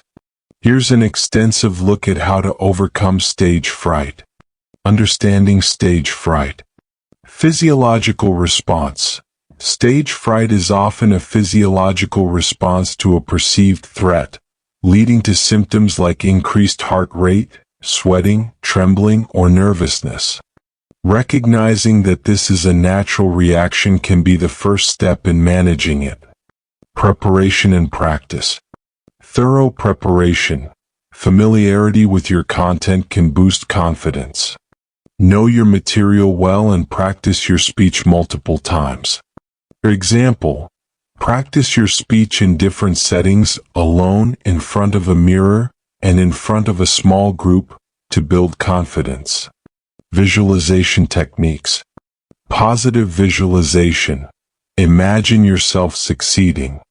Visualize giving a great speech and receiving positive feedback. This mental rehearsal can be empowering. Example: picture yourself speaking confidently, the audience nodding and smiling in response to your points. Breathing and relaxation exercises. Deep breathing. Practice deep, slow breathing exercises to calm your nerves. This helps lower the physical symptoms of anxiety. Example: before going on stage, do a series of deep breaths. Inhale for 4 counts, hold for 4 counts, and exhale for 4 counts. Facing the fear. A gradual exposure. Gradually expose yourself to public speaking. Start with smaller, less intimidating groups and work your way up. Example: begin by speaking in front of friends or family, then move to small community groups before addressing larger audiences. Mindset shift. Reframing thoughts. Change negative thoughts about speaking into positive affirmations. Replace "I can't do this" with "I am prepared and capable." Example: remind yourself of past successes or positive speaking experiences as a confidence booster. Physical exercise. Physical warm-ups. engage in physical exercises to release tension. This can include stretching, walking, or light jogging before your speech. Example: practice yoga or simple stretching exercises backstage to loosen up your body and release tension. Focusing on the message, not yourself. Audience-centric approach. Shift the focus from yourself to the message and the audience. Think about delivering value to your audience rather than how you are being perceived. For example, concentrate on the importance of your message and how it can benefit the audience. Using nervous energy positively. Channeling nervous energy. Use your nervous energy for positive momentum. It can make your delivery more dynamic and engaging. Example: use the adrenaline rush to bring enthusiasm and passion to your delivery. Seeking professional help. A professional training. Consider professional public speaking training or courses. Coaches can provide personalized guidance and techniques to manage stage fright. Counseling. If stage fright is severe, counseling or therapy can be beneficial, especially if it stems from deeper anxiety issues. Building a support system. Peer support. Seek support from peers or join groups like Toastmasters, where you can practice speaking in a supportive environment. Example: share your fears with a trusted friend or mentor who can offer encouragement and constructive feedback. In summary, overcoming stage fright involves a combination of preparation, mental and physical techniques, gradual exposure, and a shift in focus and mindset. Recognizing that stage fright is a common experience and actively working to manage it can transform your public speaking experience, turning anxiety into a tool for dynamic and impactful presentations. Body language and posture in public speaking. Body language and posture are integral aspects of public speaking. They play a significant role in how your message is perceived and can either strengthen or weaken your overall impact. Effective use of body language and maintaining good posture can enhance your credibility, audience engagement, and the clarity of your message. Here's an extensive look at these elements. Understanding the importance of body language. In nonverbal communication, body language is a powerful form of nonverbal communication. It includes gestures, facial expressions, body movements, and posture. These elements can convey confidence, openness, and engagement. Impact on audience perception. Your body language can significantly influence how the audience perceives you. Positive body language can make you appear more approachable, confident, and passionate about your topic. Effective use of gestures. For expressive gestures, use your hands and arms to expressively communicate your points. Gestures can emphasize certain ideas and add energy to your presentation. For example, when discussing growth or progress, using an upward hand movement can visually represent the concept. Importance of facial expressions. Conveying emotions. Your facial expressions should align with the content of your speech.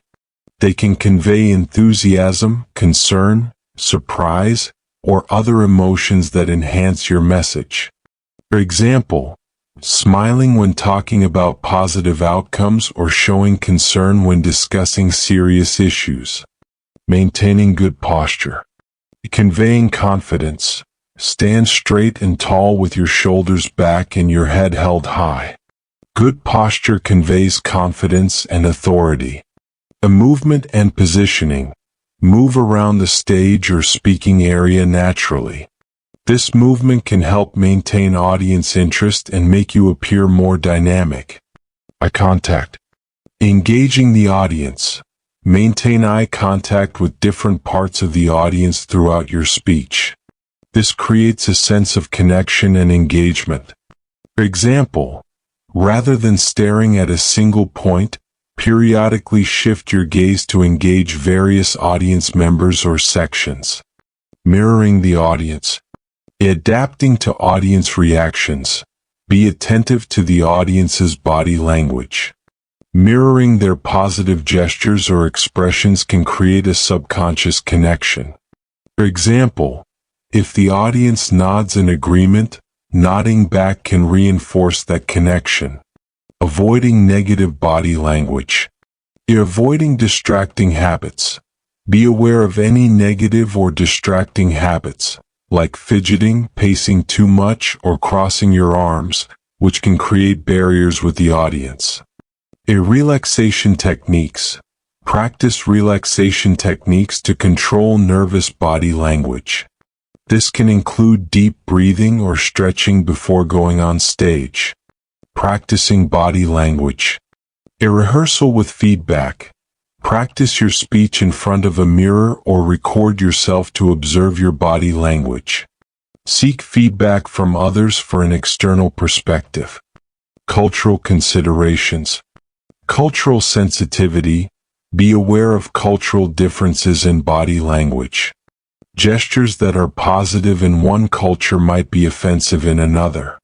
For example, direct eye contact is considered engaging in some cultures, but in others, it might be seen as disrespectful. In summary, mastering body language and maintaining good posture are crucial for effective public speaking.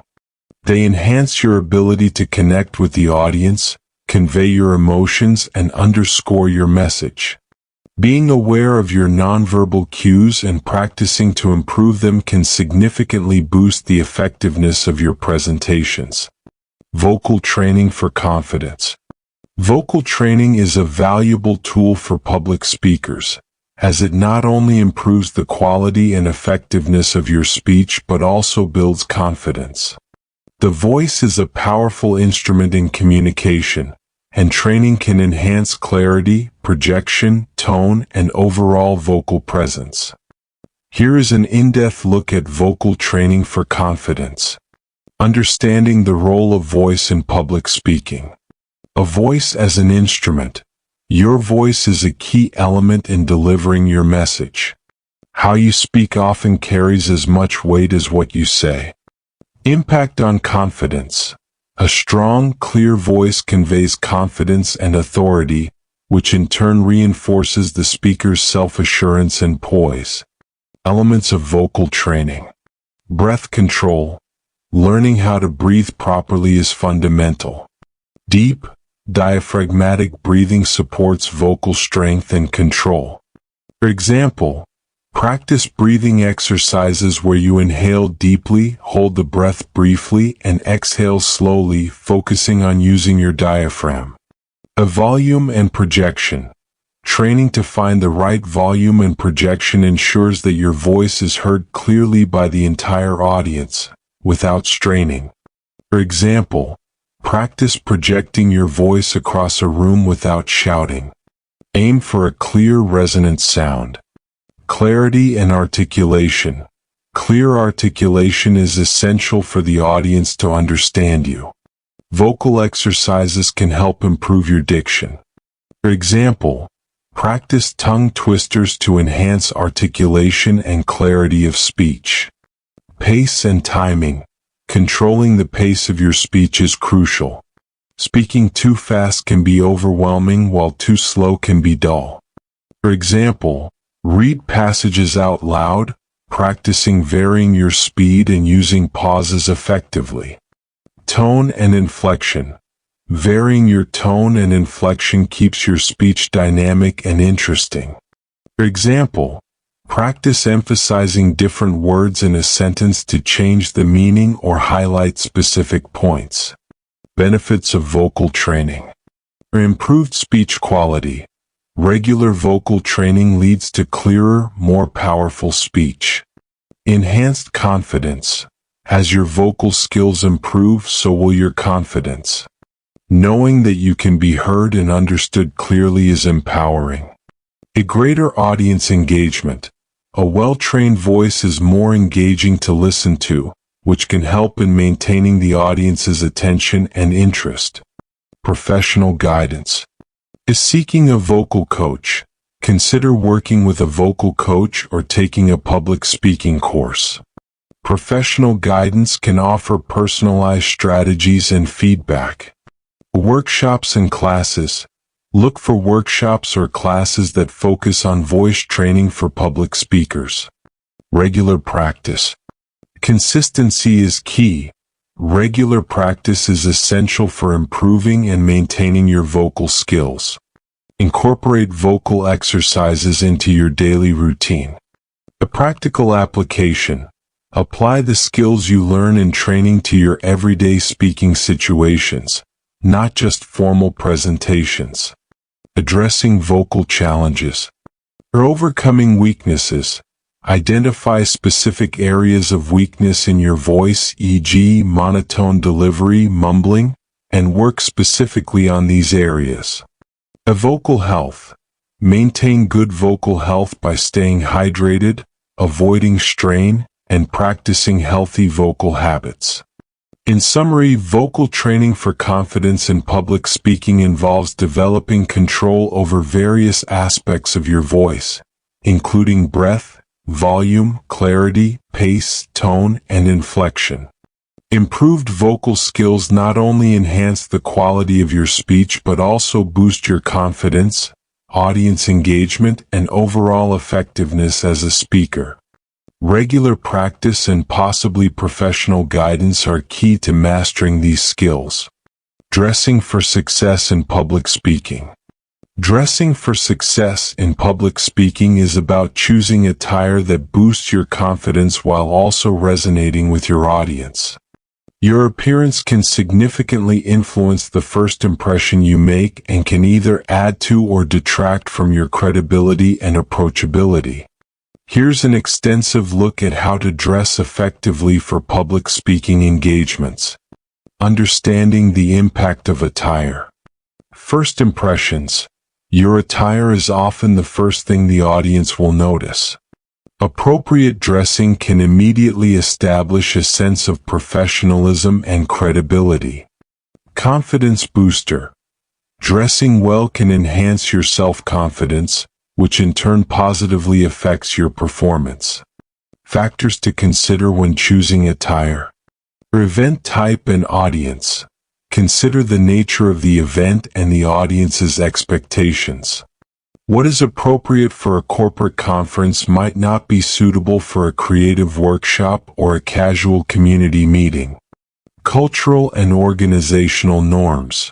Be mindful of cultural and organizational dress norms. Researching these beforehand can prevent unintentional disrespect or missteps. A personal style. While it is important to dress appropriately for the occasion, it is equally important to stay true to your personal style.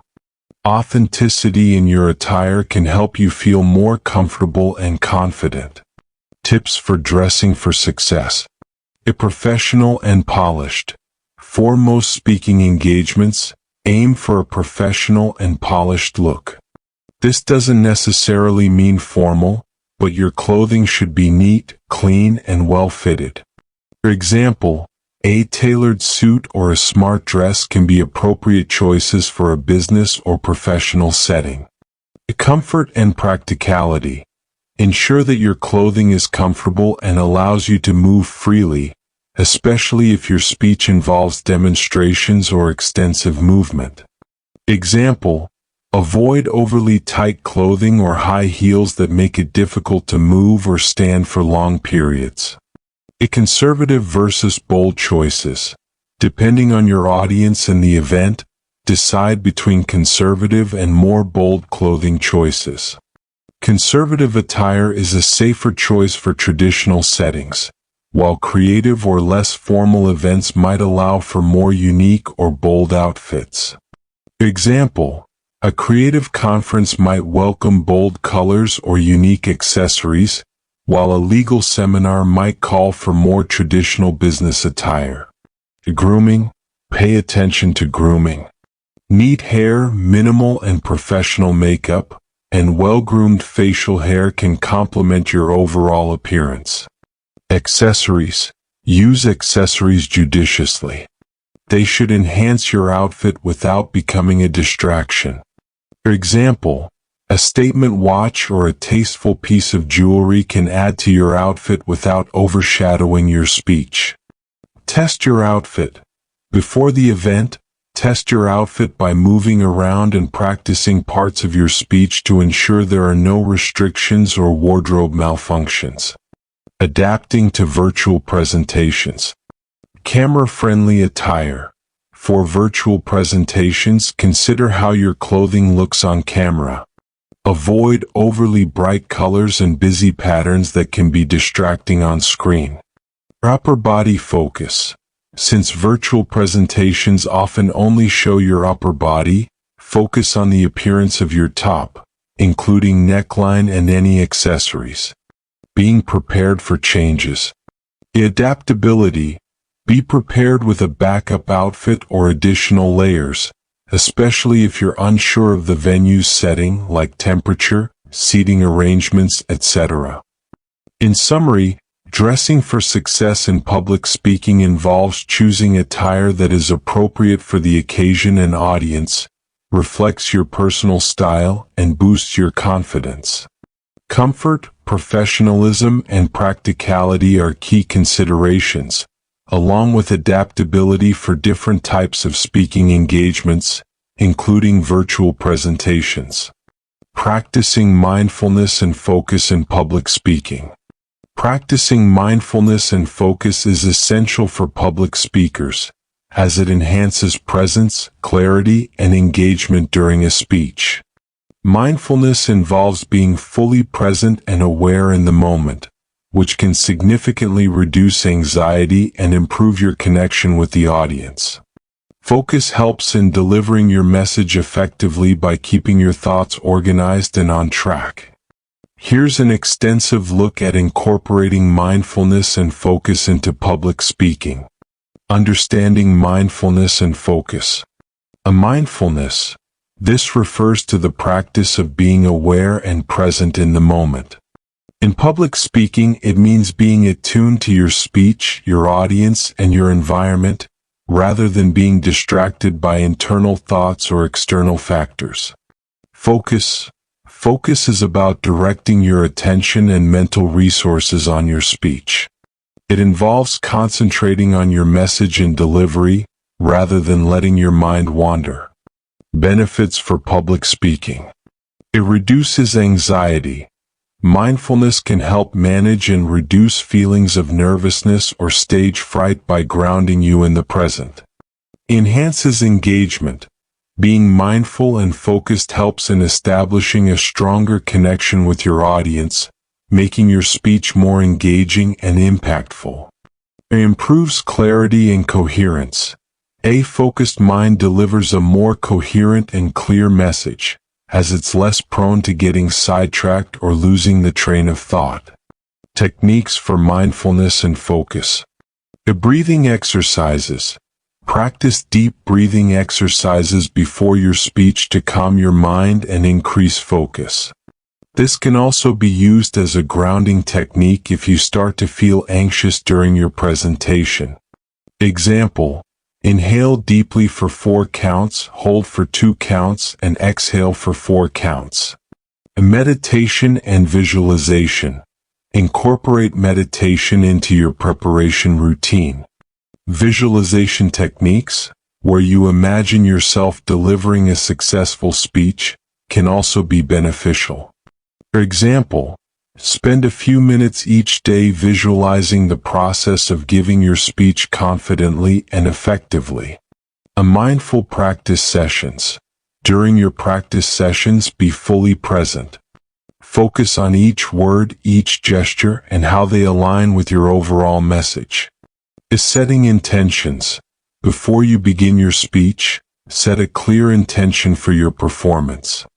This could be as simple as wanting to clearly convey your message or to connect authentically with your audience. During the speech, connecting with the audience. Use mindfulness to tune into the audience's reactions and adjust your delivery accordingly. This helps in maintaining engagement and making your speech more interactive. And managing distractions. Acknowledge distractions like a noisy environment or a restless audience, without letting them derail your focus. Practice techniques to gently bring your focus back to your speech. Post-speech reflection. A reflective practice. After your speech, spend some time reflecting on your experience. What moments did you feel most engaged? When did your focus waver? Use these insights for improvement. Incorporating mindfulness in everyday life. A daily mindfulness practice. Cultivate mindfulness in your daily life, as its benefits extend beyond public speaking. Regular practice can improve your overall mental clarity and stress management. In summary, practicing mindfulness and focus in public speaking allows for a more present, engaged, and coherent delivery. It involves techniques like deep breathing, meditation, visualization, and mindful practice, all of which contribute to a more effective and impactful speaking experience. Incorporating these practices into both your speech preparation and everyday life can significantly enhance your public speaking skills. Using positive affirmations in public speaking. Positive affirmations in public speaking are powerful tools for building confidence, overcoming nervousness, and cultivating a positive mindset. Affirmations are positive, empowering statements that, when repeated regularly, can help change negative thought patterns and reinforce positive beliefs about oneself and one's abilities. Here's a detailed look at using positive affirmations in public speaking. Understanding positive affirmations. A definition. Positive affirmations are self-affirming, positive sentences used to challenge negative or unhelpful thoughts. They are usually specific in present tense and focus on personal attributes or goals. A psychological basis. The use of affirmations is grounded in the concept that repetitive, positive self-talk can influence one's mindset and behavior, helping to overcome self-doubt and increase self-assurance. Benefits in public speaking. Building confidence. Regularly practicing affirmations can boost self-confidence by reinforcing beliefs in your speaking abilities. Reducing anxiety. Positive affirmations can help manage performance anxiety by shifting focus from fears and doubts to confidence and competence. Enhancing performance. A positive and confident mindset can improve overall performance, making your delivery more natural, engaging, and effective. Crafting effective affirmations. Personalization. Create affirmations that are personally meaningful and relevant to your goals in public speaking. For example, I am a confident and articulate speaker. Positivity in present tense. Frame affirmations in a positive, present tense as if they are already true. For example, I engage my audience with clarity and enthusiasm. Realistic and believable. While affirmations should be aspirational, they also need to be believable to you. Unrealistic affirmations can have the opposite effect. For example, each time I speak, I grow more comfortable and skilled. Practicing affirmations. Regular practice. Incorporate affirmations into your daily routine, repeating them to yourself, especially leading up to a public speaking event. Visualization. Combine affirmations with visualization. As you recite your affirmation, visualize yourself embodying that statement in a speaking context. Written reminders. Keep written notes of your affirmations in places you often see, like a mirror, workstation, or in a journal. Using affirmations before speaking. Pre-speech routine. Include affirmations in your pre-speech routine. Recite them before you go on stage to ground yourself in a positive mindset.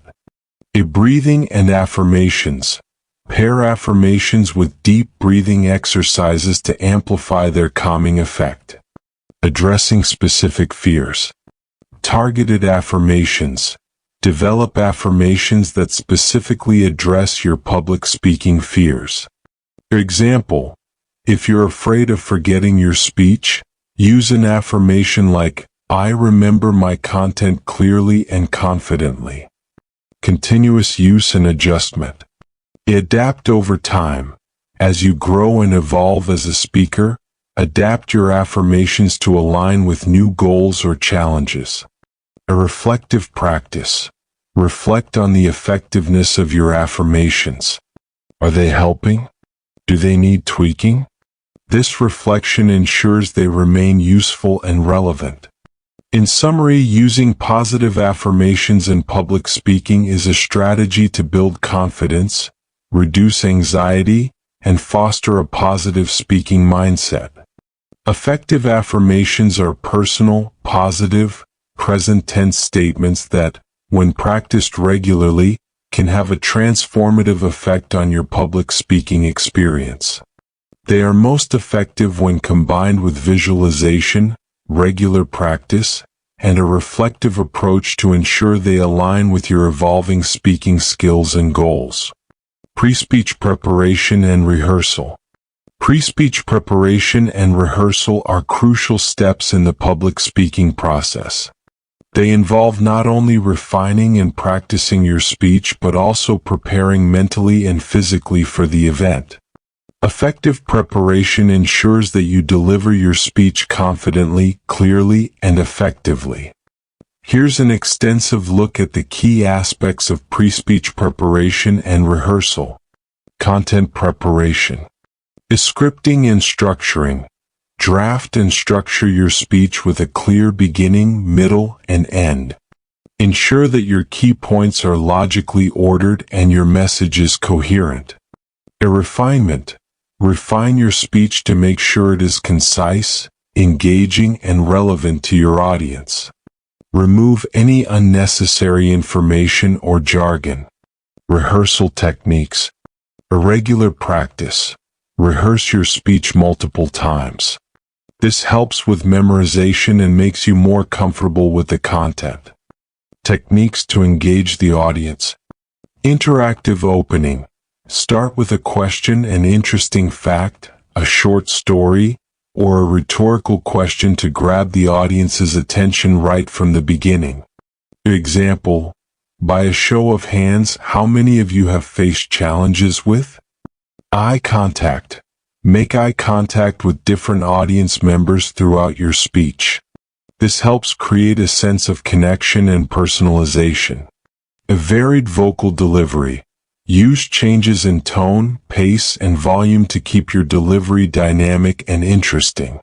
Encouraging participation. Invite audience participation through questions, polls, or discussions. This can be particularly effective in smaller or more interactive settings. For example, I'd like to hear some of your experiences with the use of humor. Appropriate humor can lighten the mood and make your speech more engaging. Be mindful of the audience and the context to ensure that the humor is well received. Storytelling. Incorporate stories or anecdotes that are relatable to your audience. Stories can humanize complex topics and make them more memorable. Real-time adaptation. Be observant of the audience's reactions and be willing to adapt your speech in real time. If something isn't resonating, don't be afraid to modify your approach. Utilizing visual aids. Visual aids like slides, charts, or videos can enhance engagement, especially when explaining complex information. Post-speech engagement. Q&A sessions. Allocate time for a Q&A session. This not only clarifies any doubts but also allows for further interaction with the audience. Follow-up. If appropriate, provide a way for the audience to follow up after the speech, such as sharing your contact information, suggesting further reading, or offering handouts. Building a connection is showing authenticity and enthusiasm. Genuine enthusiasm for your topic and a sincere approach can make the audience more receptive. Understanding the audience.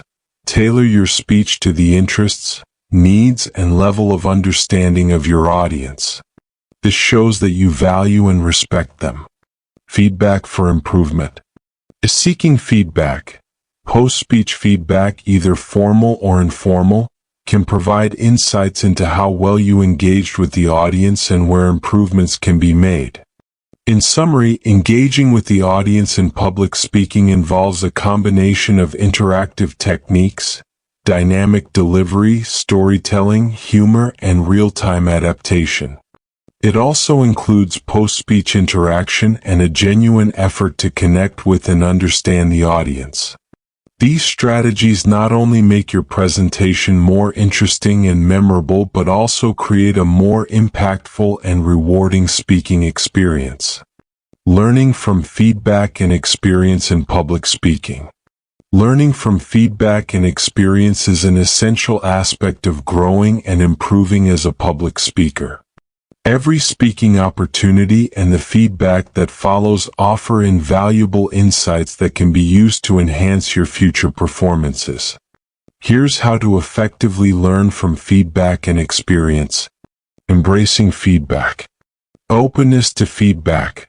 Cultivate an openness to receiving feedback. Recognize that constructive criticism is a valuable tool for improvement. A diverse sources of feedback. Seek feedback from various sources, including your audience, peers, mentors, or professional coaches. Different perspectives can provide a more comprehensive understanding of your performance. Types of feedback. A direct audience feedback. This can come from Q&A sessions, audience surveys, or informal conversations post-event. Pay attention to both what is said and the general sentiment or enthusiasm of the audience. A professional critiques. Feedback from professionals or experienced speakers can offer expert insights into technical aspects of your speech, like structure, content, and delivery. Personal reflection. Reflect on your own perceptions of the speech. Consider what felt right or wrong, what made you nervous, and which parts you felt most confident in. Analyzing feedback. Identifying common themes. Look for common themes or repeated points in feedback. These are likely areas that need attention. Balancing positives and negatives. Balance positive feedback with areas of improvement. Understanding your strengths is just as important as recognizing your weaknesses. Learning from experience. Reflecting on each experience. After every speaking engagement, take time to reflect on your performance. What worked well? What didn't? How did you feel before, during, and after the speech? Keeping a journal. Maintain a speaking journal to document your experiences, thoughts, and the feedback received. This can be a valuable tool for tracking your progress over time. Incorporating lessons into future speeches. Applying insights. Use the insights gained from feedback and experience to make specific improvements in your future speeches. This could involve working on your speech structure, delivery style, use of visual aids, etc. Practice and rehearsal. Implement the lessons learned in your practice sessions. For instance, if you received feedback about speaking too fast, consciously work on pacing in your rehearsals. Continuous learning. Ongoing improvement. View public speaking as a continuous learning process. Be committed to evolving and refining your skills with each speech. Seeking opportunities for practice. Actively seek opportunities to speak. The more you practice, the more comfortable you'll become and the faster you'll improve. Responding to feedback. Adaptive changes. Be willing to make adaptive changes based on feedback, but also stay true to your authentic speaking style. Not all feedback may be applicable or in line with your approach. Professional development. Workshops and training. Consider attending workshops or training sessions. These can provide professional guidance and new perspectives on public speaking. In summary, learning from feedback and experience is about being open to and actively seeking out feedback, analyzing it for common themes, and applying these insights to future speeches. Reflecting on each speaking experience and maintaining a commitment to continuous learning and practice are also vital. This approach not only helps in addressing areas of improvement but also in reinforcing strengths, leading to overall growth as a public speaker. Embracing authenticity in public speaking. Embracing authenticity in public speaking is about being genuine and true to yourself in your presentations. Authenticity helps in building trust and rapport with your audience, making your speech more engaging and impactful. It involves expressing your true thoughts, feelings, and beliefs, and connecting with the audience in a sincere and honest manner. Here's an in-depth look at the importance of authenticity and how to embrace it. Understanding authenticity. Authenticity defined. In public speaking, authenticity refers to being genuine in your delivery, content, and interaction with the audience. It means aligning your speech with your personal values, experiences, and style. Impact on audience connection.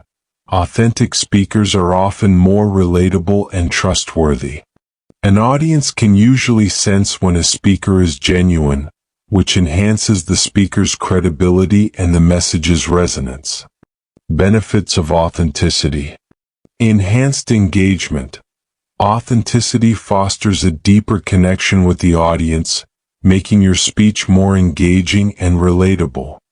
Building trust. Being authentic helps in building trust with your audience. People are more likely to be influenced and inspired by speakers who are sincere and honest. Reflecting personal values. Authentic speaking allows you to express your individual perspectives and values, making your speech unique and memorable. Ways to embrace authenticity. Personal stories and experiences. Share your personal stories and experiences where relevant. This personal touch can add depth and authenticity to your message. Speaking from the heart. Speak about topics that you are passionate about and that reflect your beliefs and values. This passion often translates into a more compelling and genuine presentation. Consistency in message and delivery. Ensure that your message aligns with your beliefs and that your delivery style matches your personality. Avoid adopting a persona that does not feel natural to you. Vulnerability. Do not be afraid to show vulnerability, such as admitting mistakes or uncertainties. This can humanize you and make your speech more relatable. Honest interaction with the audience. Be honest and open in your interactions with the audience, whether in answering questions or in discussing difficult topics. Reflecting on feedback. Reflect on feedback to understand how your authenticity is perceived and whether your message is aligning with your true self. Practicing authenticity. Self-reflection. Regularly reflect on your values, experiences, and what matters most to you. This self-awareness can help in crafting speeches that are true to yourself. Authenticity in practice sessions. Practice your speech in a way that feels genuine to you. Experiment with different styles and approaches to find what best matches your authentic self. Challenges in being authentic. Balancing professionalism and authenticity. Find a balance between being professional and authentic, especially in formal or corporate settings. Overcoming fear of judgment. Overcome the fear of being judged for your authentic self. Remember that your unique perspective is valuable and can add significantly to the diversity of ideas and experiences in public speaking. In summary, embracing authenticity in public speaking involves being genuine, honest, and true to your personal values and experiences. It enhances audience engagement, builds trust, and makes your message more compelling. Authenticity is about finding and maintaining your unique voice and style, and it requires self-reflection, practice, and a willingness to be vulnerable and open with your audience. 5. Effective use of body language in public speaking. The concept of effective use of body language in public speaking revolves around consciously using your physical presence to enhance and reinforce your verbal message. Body language includes gestures, facial expressions, posture, and movements, all of which can communicate volumes without saying a word. Here's a detailed look at this concept and its importance. Understanding body language. In nonverbal communication, body language is a powerful form of nonverbal communication. It can express confidence, openness, enthusiasm, or sincerity, among other states and emotions. Complementing verbal messages. Effective body language complements and reinforces what's being said, helping to convey your message more clearly and effectively. Importance of effective body language. Enhancing credibility and authority. Positive body language, like maintaining good posture and making eye contact, can enhance your credibility and make you appear more authoritative and confident. Improving audience engagement. Engaging body language helps to keep the audience interested and focused on your speech. It makes the delivery more dynamic and captivating. Aiding in emphasizing key points. Gestures and facial expressions can be used to emphasize important points in your speech, making them more memorable. Facilitating emotional connection. The right body language can help in building an emotional connection with your audience. For example, open gestures and a warm expression can make you seem more approachable and relatable. And managing nervousness. Effective control and awareness of your body language can also help manage nervousness. By adopting confident body language, you can start to feel more confident internally. Bridging cultural differences. In diverse audiences where language might be a barrier, body language plays a crucial role in conveying your message across cultures. Components of effective body language. The posture. Standing straight and confidently with an open stance conveys confidence. Slouching or closed-off postures can suggest discomfort or lack of confidence. Facial expressions. Your facial expressions should align with the tone of your message.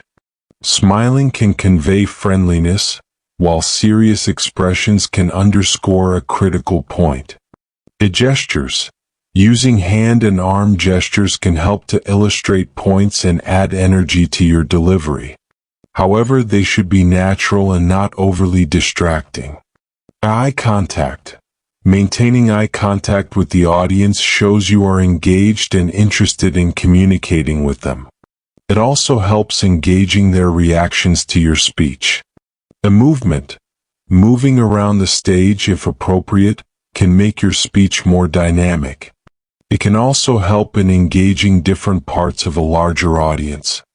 In summary, the effective use of body language in public speaking is vital for enhancing the delivery of your verbal message, making your speech more engaging and impactful. It involves conscious control of your posture, gestures, facial expressions, and eye contact to reinforce your spoken words, connect emotionally with the audience, and manage your own nervousness.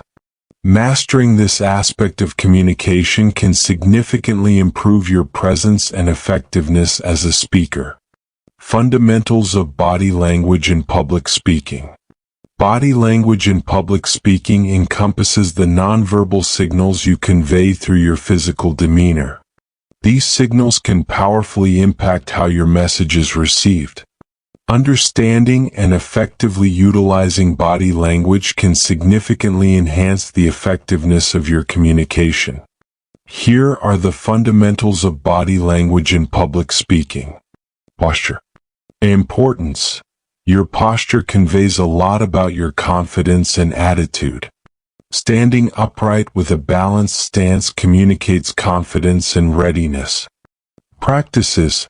Avoid slouching or leaning excessively, as this can make you appear disinterested or less confident.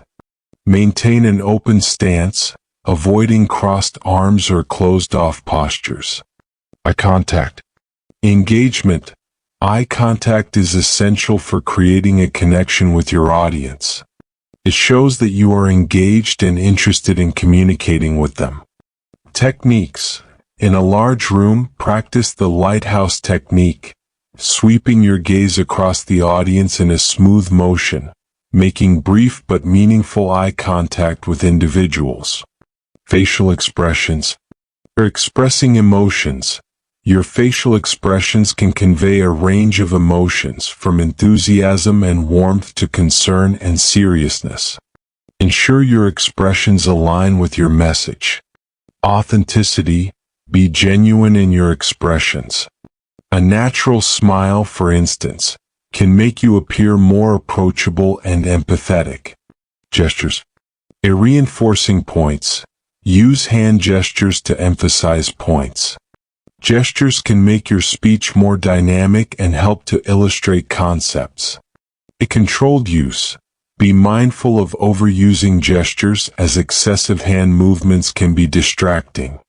Ensure your gestures are purposeful and complement your verbal message. Movement.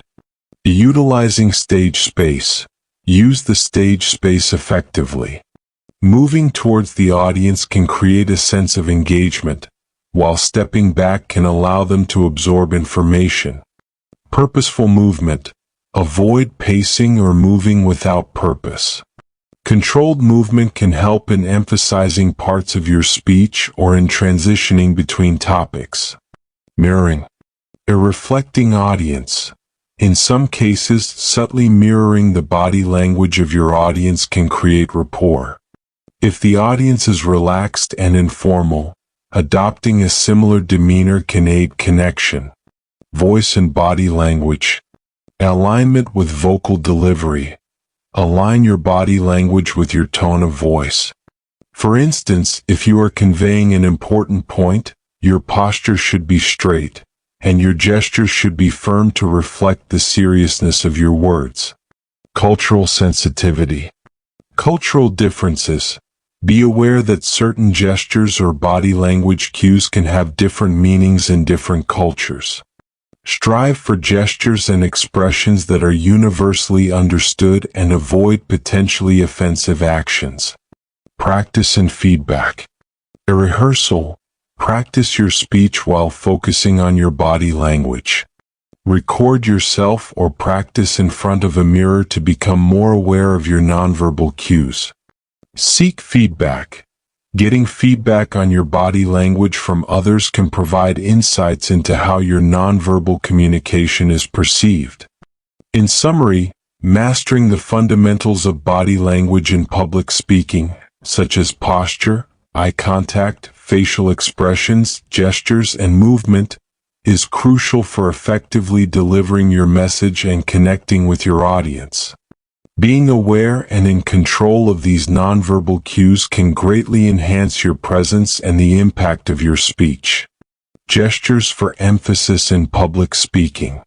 In public speaking, gestures are a powerful way to emphasize and reinforce your spoken words. They can make your message more engaging, help illustrate your points, and aid in audience retention. Understanding how to use gestures effectively for emphasis is a key skill in effective communication. Here is an overview. Role of gestures. Enhancing verbal communication. Gestures can accentuate what you are saying, providing visual emphasis that complements your verbal message. For expressing emotions and energy. They convey emotions and inject energy into your presentation, making it more dynamic and captivating. Types of gestures for emphasis. Descriptive gestures. These involve using hand movements to describe something, like showing the size or shape of an object. Example: expanding your arms to demonstrate the vastness or size of a concept. Or emphatic gestures. These are used to underline or highlight a key point. They usually involve strong, decisive movements. Example: a fist pump to drive home a significant achievement or a point of victory. Symbolic gestures. These represent an idea or concept through culturally understood symbols. For example, raising a hand with the palm outwards to signal stop or halt. Effective use of gestures. Alignment with words. Ensure that your gestures align naturally with what you are saying. Gestures should feel like a natural extension of your words, not forced or out of sync. A variety and moderation. Use a variety of gestures to maintain interest, but do so in moderation. Overuse of gestures can be distracting and may dilute their impact. Practicing restraint. In certain parts of your speech, especially in more solemn or serious moments, restraint in gesturing can be more powerful. Culturally appropriate gestures. Cultural sensitivity. Be aware of cultural differences in gestures, as some gestures may have different meanings in different cultures. Aim for universally understood gestures to ensure clarity and prevent misunderstandings. Practicing gestures. A rehearsal. Practice your speech with gestures. This helps in making them feel more natural and fluid when you are presenting. Feedback. Record yourself or practice in front of someone to get feedback on your use of gestures.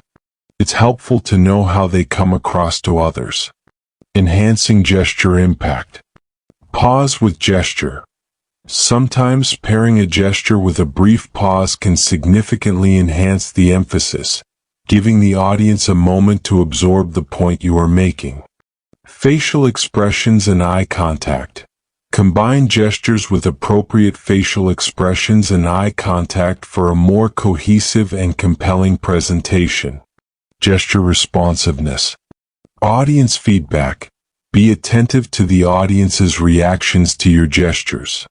Their responses can guide you in adjusting your gestural communication for better engagement and understanding. In summary, gestures are a vital tool in public speaking for adding emphasis and enhancing the impact of your message.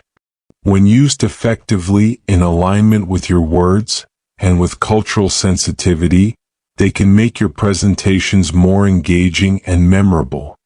Practicing and receiving feedback on your gestural communication can greatly improve your overall effectiveness as a speaker. Facial expressions and engagement in public speaking. Facial expressions play a crucial role in public speaking, significantly impacting audience engagement and the overall effectiveness of your communication. They are powerful tools for conveying emotions, reinforcing messages, and connecting with the audience. Understanding and utilizing facial expressions deliberately can enhance your ability to engage and influence your audience. Here's a closer look. Role of facial expressions. Conveying emotions. Facial expressions are a direct window into your emotions.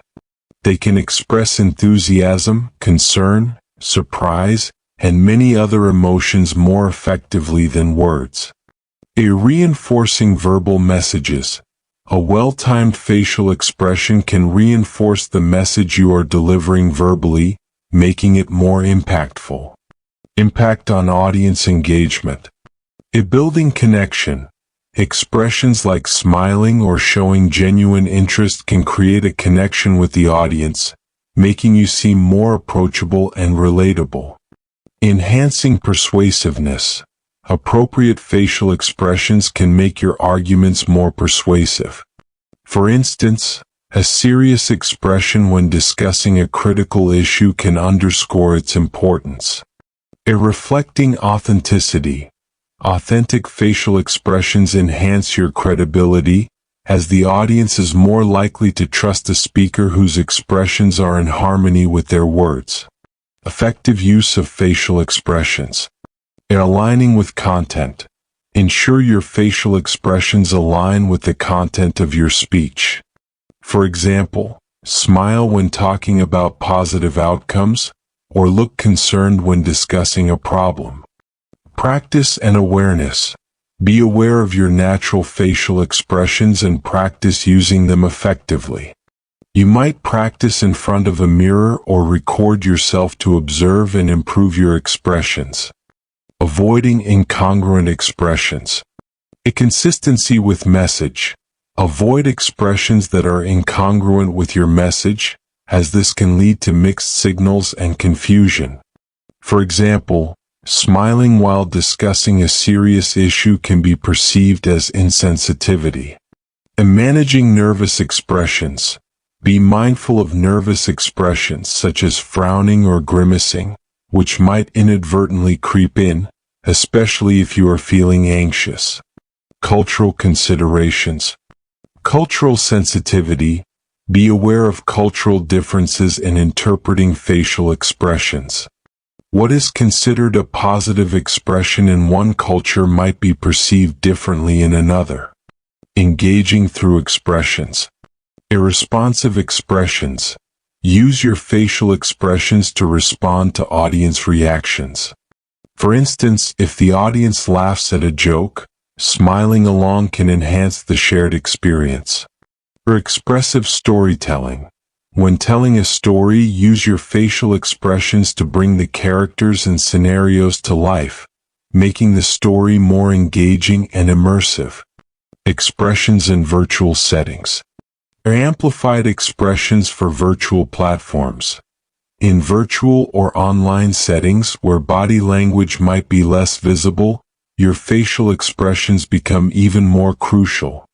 You may need to slightly exaggerate your expressions for better visibility and impact. Continuous improvement. Seeking feedback. Getting feedback on your facial expressions, either through peer reviews or professional coaching, can provide valuable insights into how your expressions are perceived and how they can be improved. In summary, facial expressions are a vital component of effective public speaking, significantly influencing how your message is received and how well you connect with your audience. Aligning your expressions with your content, practicing for authenticity and effectiveness, being culturally sensitive, and adapting to different settings are key to using facial expressions to enhance audience engagement. Posture and confidence in public speaking. Posture plays a pivotal role in public speaking, significantly impacting both the perception of confidence and the effectiveness of your communication. A good posture not only displays confidence to your audience but also helps to physically reinforce your own self-assurance.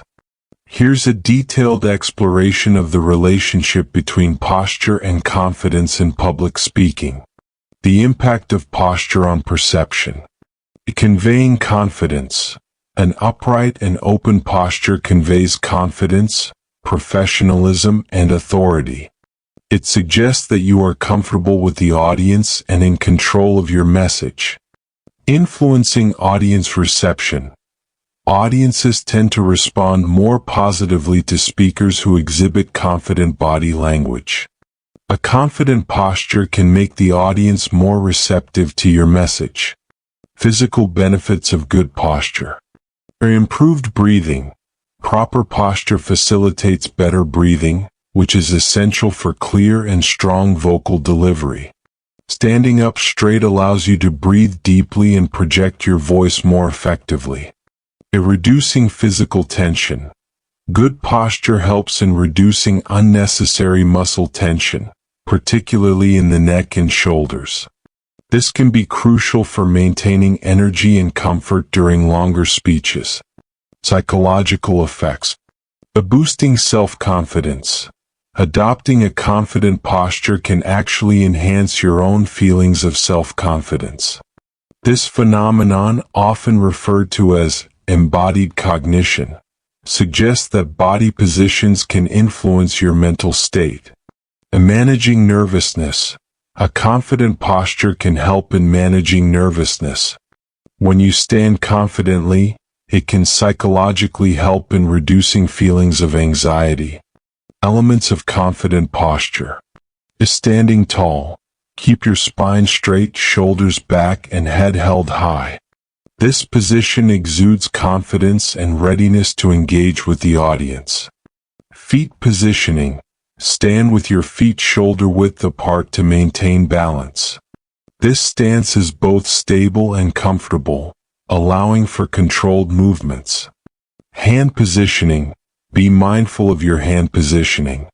Avoid crossing your arms or putting your hands in your pockets, as these can be perceived as defensive or casual gestures. Practicing good posture. Awareness and correction. Be aware of your natural posture and consciously correct it during rehearsals. Practicing in front of a mirror or recording yourself can be helpful. Physical exercises. Engage in exercises that strengthen the core and back muscles, as these support good posture. Incorporating posture into speech delivery. A consistency. Maintain a confident posture throughout your speech. Be consistent in your stance, even when using gestures or moving around the stage. Adapting to different settings. Be adaptable with your posture depending on the setting of your speech. For instance, if you're speaking at a podium, maintain an upright position without leaning on the podium. Reflecting authenticity. And natural and comfortable. While maintaining a good posture is important, it's also crucial to be natural and comfortable. Overly rigid posture can seem unnatural and affect your delivery. In summary, maintaining a confident posture in public speaking positively influences both the audience's perception and your own self-confidence. An upright, open stance not only conveys authority and professionalism but also improves physical and psychological comfort, enabling a more effective and engaging delivery. Regular practice, awareness, and physical conditioning can help in consistently maintaining a posture that reflects confidence. Eye contact for connection in public speaking. Eye contact is a crucial aspect of public speaking that significantly enhances the connection between the speaker and the audience. It's a powerful nonverbal tool that can convey confidence, sincerity, and engagement. Effective eye contact helps in building rapport, keeping the audience engaged, and ensuring that your message is more impactful. Here's a closer look at the role of eye contact in establishing a connection during public speaking. The importance of eye contact. By building rapport, eye contact helps in establishing a personal connection with the audience. It makes listeners feel acknowledged and valued. Conveying confidence and credibility. Maintaining eye contact demonstrates confidence in your subject matter, which in turn enhances your credibility as a speaker. Enhancing audience engagement. When a speaker makes eye contact, it can captivate the audience's attention, making them more attentive and involved in the presentation. Techniques for effective eye contact. Scanning the audience. In a large room, rather than focusing on one person, scan across different sections of the audience. This approach gives the impression of speaking to everyone individually. A balanced eye contact.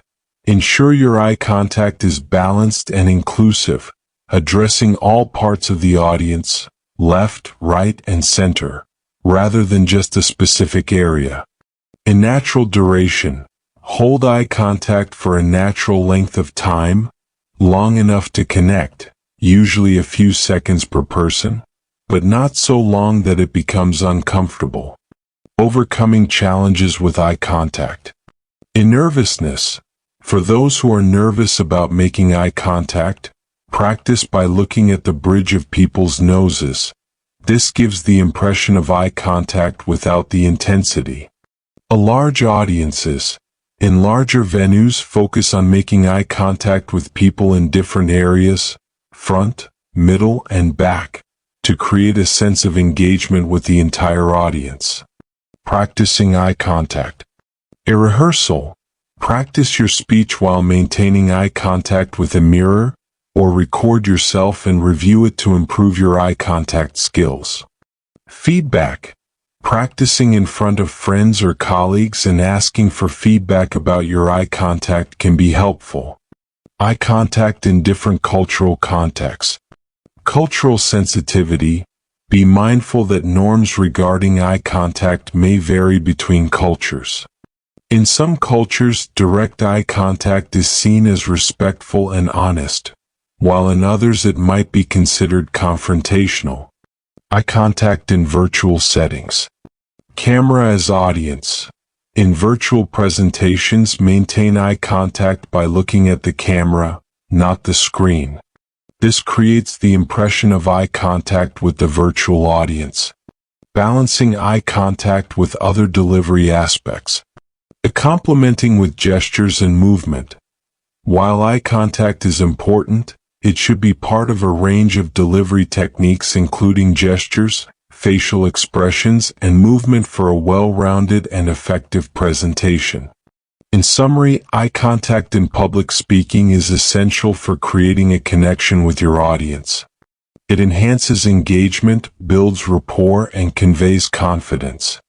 Practicing balanced and natural eye contact, being mindful of cultural differences, and adapting to different speaking environments are key to leveraging this powerful nonverbal communication tool. Movement and stage presence in public speaking. Movement and stage presence are key components of effective public speaking. They involve how you physically occupy and use the space during a presentation, as well as the overall impression you create in front of your audience. Mastering these aspects can greatly enhance the impact of your speech, making it more dynamic and engaging. Here's a detailed look at movement and stage presence. Understanding stage presence. A definition. Stage presence refers to the aura or charisma a speaker exudes when presenting. It is the impression you leave on your audience through your physical demeanor, confidence, and the energy you project. Their importance. A strong stage presence captivates the audience, keeps them engaged, and makes your message more memorable. It is not just about what you say but how you say it. Techniques for effective movement. A purposeful movement. Any movement on stage should have a purpose. Move to emphasize a point, to transition between topics, or to engage different parts of the audience. Avoid pacing or aimless walking as it can be distracting. Using the space. Utilize the entire stage or speaking area to connect with different audience segments. For instance, moving closer to the audience can create intimacy, while stepping back can give them space to reflect. Synchronized with speech. Coordinate your movements with key moments in your speech. For example, stepping forward during a crucial point can draw the audience's attention to what you're saying. Developing a strong stage presence. Confidence. Exude confidence through your posture, eye contact, and the assertiveness of your movements. Confidence on stage is infectious and can greatly influence how your message is received. Authenticity. Be authentic in your stage presence. Your demeanor should reflect your personality and speaking style, making your performance feel genuine and not rehearsed. Energy. Project energy, but keep it controlled. Your enthusiasm for the topic should be evident in the way you present yourself on stage. Incorporating gestures. Complementing movement with gestures. Use gestures to complement your movement. Gestures should be natural and help in illustrating or emphasizing your points. Facial expressions. Along with movement, Use facial expressions to convey emotions and reactions, enhancing your connection with the audience. Practicing stage presence and movement. In rehearsals, practice your speech with movements and stage presence in mind. Rehearse in the actual space if possible, or simulate the setting to get comfortable with your movements. In recording and feedback, record your practice sessions to observe your stage presence and movements. Seek feedback from others to see how your presence and movements are perceived. Adapting to different venues. Adjusting to the venue. Tailor your movement and stage presence to suit the venue and audience size. Larger venues may require more pronounced movements, while smaller settings might call for subtler actions. Overcoming restrictions. Dealing with space limitations. In cases where movement is restricted, like in a small space or a virtual setting, focus more on upper body movements, facial expressions, and vocal variety to maintain engagement. In summary, effective movement and a strong stage presence are crucial for engaging and captivating your audience in public speaking. These elements involve using the space purposefully, synchronizing movements with your speech, exuding confidence, and being authentic. Practicing and getting feedback on your stage presence and movements can significantly enhance your overall impact as a speaker. Mirroring and responding to audience cues in public speaking. Mirroring and responding to audience cues are essential skills in public speaking, helping to create a more dynamic and interactive experience. This approach involves observing and subtly reflecting the audience's body language, expressions, and reactions, and adjusting your delivery accordingly. It's a way of building rapport and ensuring that your speech resonates with the audience. Here's an exploration of these concepts. Understanding mirroring. A mirroring defined. Mirroring is the practice of subtly matching your own body language, tone, or expressions to those of your audience. It is a way of non-verbally communicating that you are in sync with them. Building rapport. By mirroring your audience, you can create a sense of empathy and rapport. It shows that you are attentive and responsive to their feelings and reactions. Observing audience cues. Reading the room. Pay attention to the audience's body language, facial expressions, and overall energy. Are they leaning forward with interest, or do they appear disengaged? Adjusting to reactions. Notice how the audience reacts to different parts of your speech. Laughter, nodding, or applause are positive signs, while crossed arms, fidgeting, or lack of eye contact might indicate disengagement or discomfort. Techniques for effective mirroring and responsiveness. A subtle mirroring. If the audience seems relaxed and informal, adopt a more relaxed posture and tone. If they are more formal, maintain a corresponding level of formality in your demeanor. Matching energy levels. Align your energy level with that of the audience. If they are energetic and enthusiastic, match that energy in your delivery. Adapting content and delivery. Based on the audience's reactions, be prepared to adapt your speech. This might involve elaborating on points that garner interest or skimming through parts that do not engage as well. Interactive engagement. Encourage audience participation through questions or interactive elements, and respond to their input genuinely to maintain engagement. Benefits of mirroring and responsiveness. Enhanced engagement. By being responsive to audience cues and mirroring their behavior, you can make your speech more engaging and interactive. Increased effectiveness. This approach can make your message more effective as it demonstrates that you are in tune with the audience's needs and preferences. Cultural sensitivity. Cultural awareness. Be aware of cultural differences in body language and expressions. What may be considered engaging in one culture could be interpreted differently in another. challenges and considerations. A balance and authenticity. While mirroring can be effective, it is important to balance it with authenticity. Do not lose your own style and personality in an effort to mirror the audience. Avoiding mimicry. Mirroring should be subtle and natural, not mimicry, which can be perceived as mocking or insincere. Continuous learning and adaptation. A reflective practice. After your speech, reflect on how well you were able to read and respond to audience cues.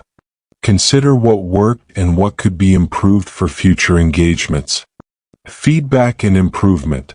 Seek feedback from peers or mentors on your ability to mirror and respond to the audience effectively. In summary, mirroring and responding to audience cues are about creating a more interactive and empathetic speaking environment. It involves reading the audience, subtly mirroring their behavior, and adapting your speech to maintain engagement and effectiveness. While these techniques are valuable, they should be employed with a balance of authenticity and cultural awareness.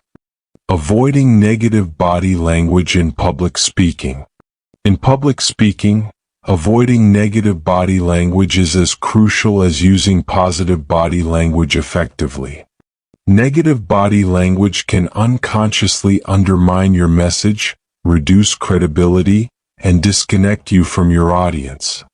Being aware of and consciously avoiding these nonverbal cues can significantly enhance the impact of your presentation. Here's a look at common forms of negative body language and how to avoid them. Common negative body language cues. Crossed arms or legs.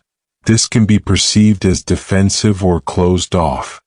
It may give the impression that you are not open to the audience's ideas or responses. A lack of eye contact. Avoiding eye contact can make you appear disinterested, untrustworthy, or nervous. Fidgeting. Excessive fidgeting, such as playing with a pen, tapping your feet, or touching your hair, can be distracting and signal nervousness or lack of preparation. Slouching. Poor posture, such as slouching or leaning on the podium, can make you appear unconfident or unprofessional. Fake smiles or over-exaggerated expressions. Insincere facial expressions can be off-putting to the audience. It's important to be genuine in your expressions. Strategies to avoid negative body language. Self-awareness. Develop an awareness of your own body language.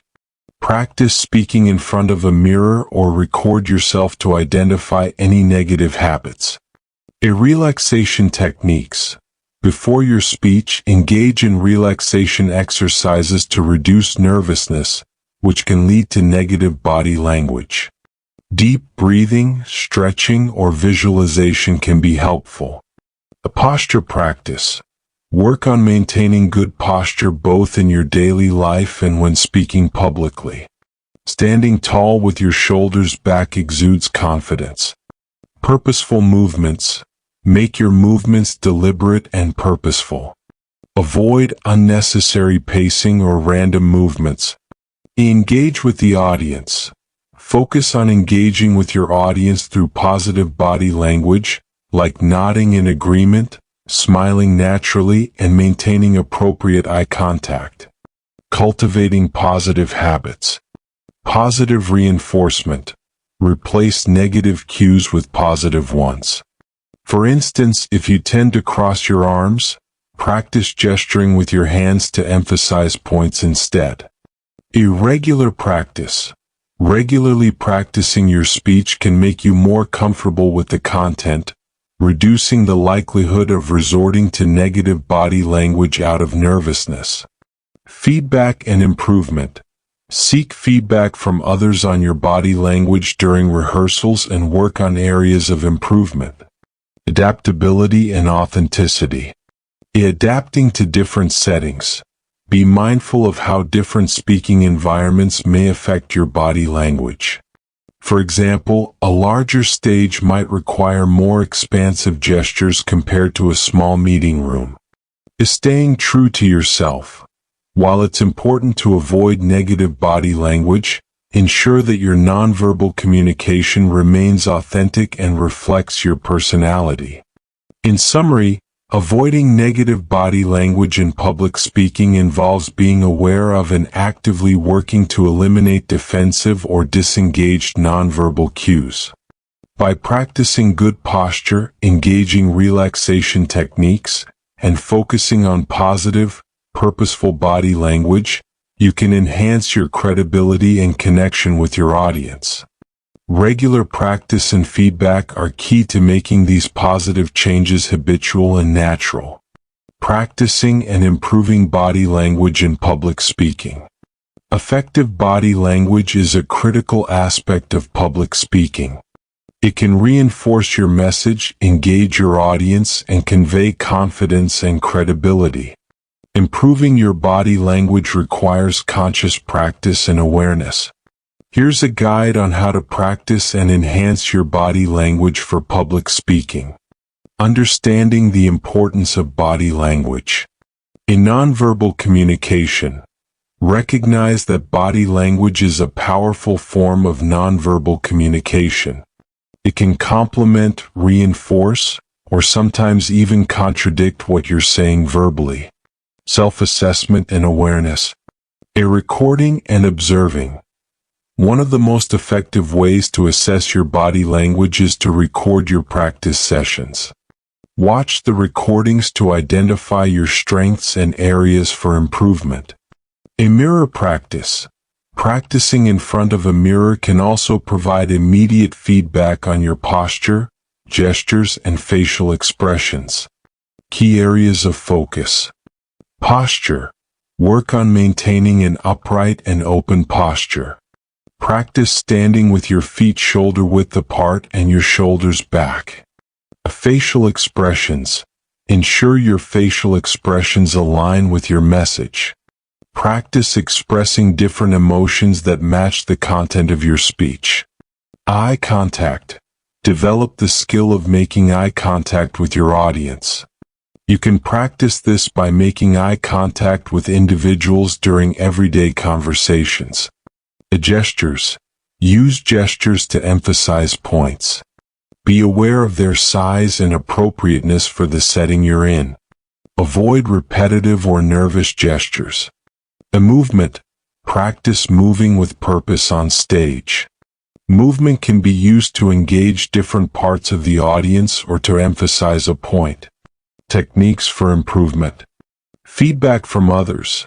Get feedback on your body language from friends, family, or colleagues. They can provide insights that you might not notice yourself. A professional coaching. Consider working with a public speaking coach who can provide expert advice and guidance on improving your body language. The body language exercises. Engage in exercises specifically designed to improve body language, such as posture exercises or facial expression drills. Regular practice. A consistent practice. Incorporate body language practice into your regular speech preparation routine. Over time, positive body language will become more natural and automatic. A mindfulness in daily interactions. Be mindful of your body language even in everyday interactions. The more you practice, the more ingrained these skills will become. Adapting body language to different contexts. A contextual adaptation. Be aware that different speaking contexts may require different types of body language. For example, a formal presentation might require more restrained gestures compared to a casual talk. Overcoming challenges. And managing nervous habits. If you have nervous habits, like fidgeting, practice techniques to manage them, such as taking deep breaths or channeling nervous energy into purposeful movements. Continuous learning and adaptation. A learning from experience. After each public speaking engagement, reflect on your body language. Consider what worked well and what you could improve next time. In summary, improving body language in public speaking involves a combination of self-assessment, focused practice, feedback from others, and adapting to different speaking contexts. Regular practice and mindfulness of body language in daily life can significantly enhance your nonverbal communication skills, making your overall presentation more effective and engaging. Integrating body language with verbal communication in public speaking. Integrating body language with verbal communication is essential for effective public speaking. It ensures that your nonverbal cues complement and enhance your spoken words, leading to a more cohesive and impactful presentation. Here's how to effectively synchronize body language with verbal communication. Understanding the synchronization. Harmony between verbal and nonverbal. Ensure your gestures, facial expressions, and posture align with and reinforce what you're saying. Incongruence between the two can confuse your audience or weaken your message. Techniques for integration. Reinforcing key points with gestures. Use gestures to emphasize important points. For instance, open palms can signify honesty and acceptance, while pointing or using hand movements can draw attention to key concepts. Facial expressions matching tone. Align your facial expressions with the tone of your message. Smile when speaking about positive outcomes, show concern during serious topics, and maintain a neutral expression for general information. A posture reflecting confidence. Maintain an upright, confident posture when making strong assertions or sharing key insights. This physical embodiment of confidence reinforces the authority of your words. Using movement to engage. Move towards the audience when asking rhetorical questions or seeking engagement, and step back when reflecting on deeper points. This spatial movement can mirror the ebb and flow of your verbal content. Practice and consistency. A rehearsal. Practice your speech while consciously integrating body language. Record yourself or practice in front of a mirror to observe and improve the coordination between your body language and verbal communication. Feedback. Seek feedback on how well your body language and verbal messages align. External perspectives can help identify mismatches you might not notice. Adapting to different speech contexts. Contextual awareness. Adjust your body language according to the context of your speech. A formal presentation might call for more subdued gestures compared to a casual talk or interactive session. Cultural considerations. Be mindful of cultural norms and differences in body language and ensure they align with your verbal messages in a culturally sensitive manner. Overcoming nervousness. Controlling nervous gestures. Be aware of any nervous tics or gestures like fidgeting or pacing and practice controlling them. Replace nervous movements with purposeful gestures that complement your speech. Responsiveness to audience feedback. Reading audience cues. Pay attention to the audience's nonverbal feedback and adjust your body language and verbal communication accordingly. If the audience seems disengaged, you might want to change your tone, pace, or add more dynamic gestures. Continuous improvement. A learning from each experience. After each speaking engagement, reflect on how effectively you integrated body language with verbal communication. What worked well and what could be improved. Seeking opportunities to improve. Take advantage of workshops, coaching, or speaking groups like Toastmasters to practice and refine your skills in integrating body language with verbal communication. In summary, effectively integrating body language with verbal communication in public speaking involves ensuring that your nonverbal cues harmoniously complement your spoken words.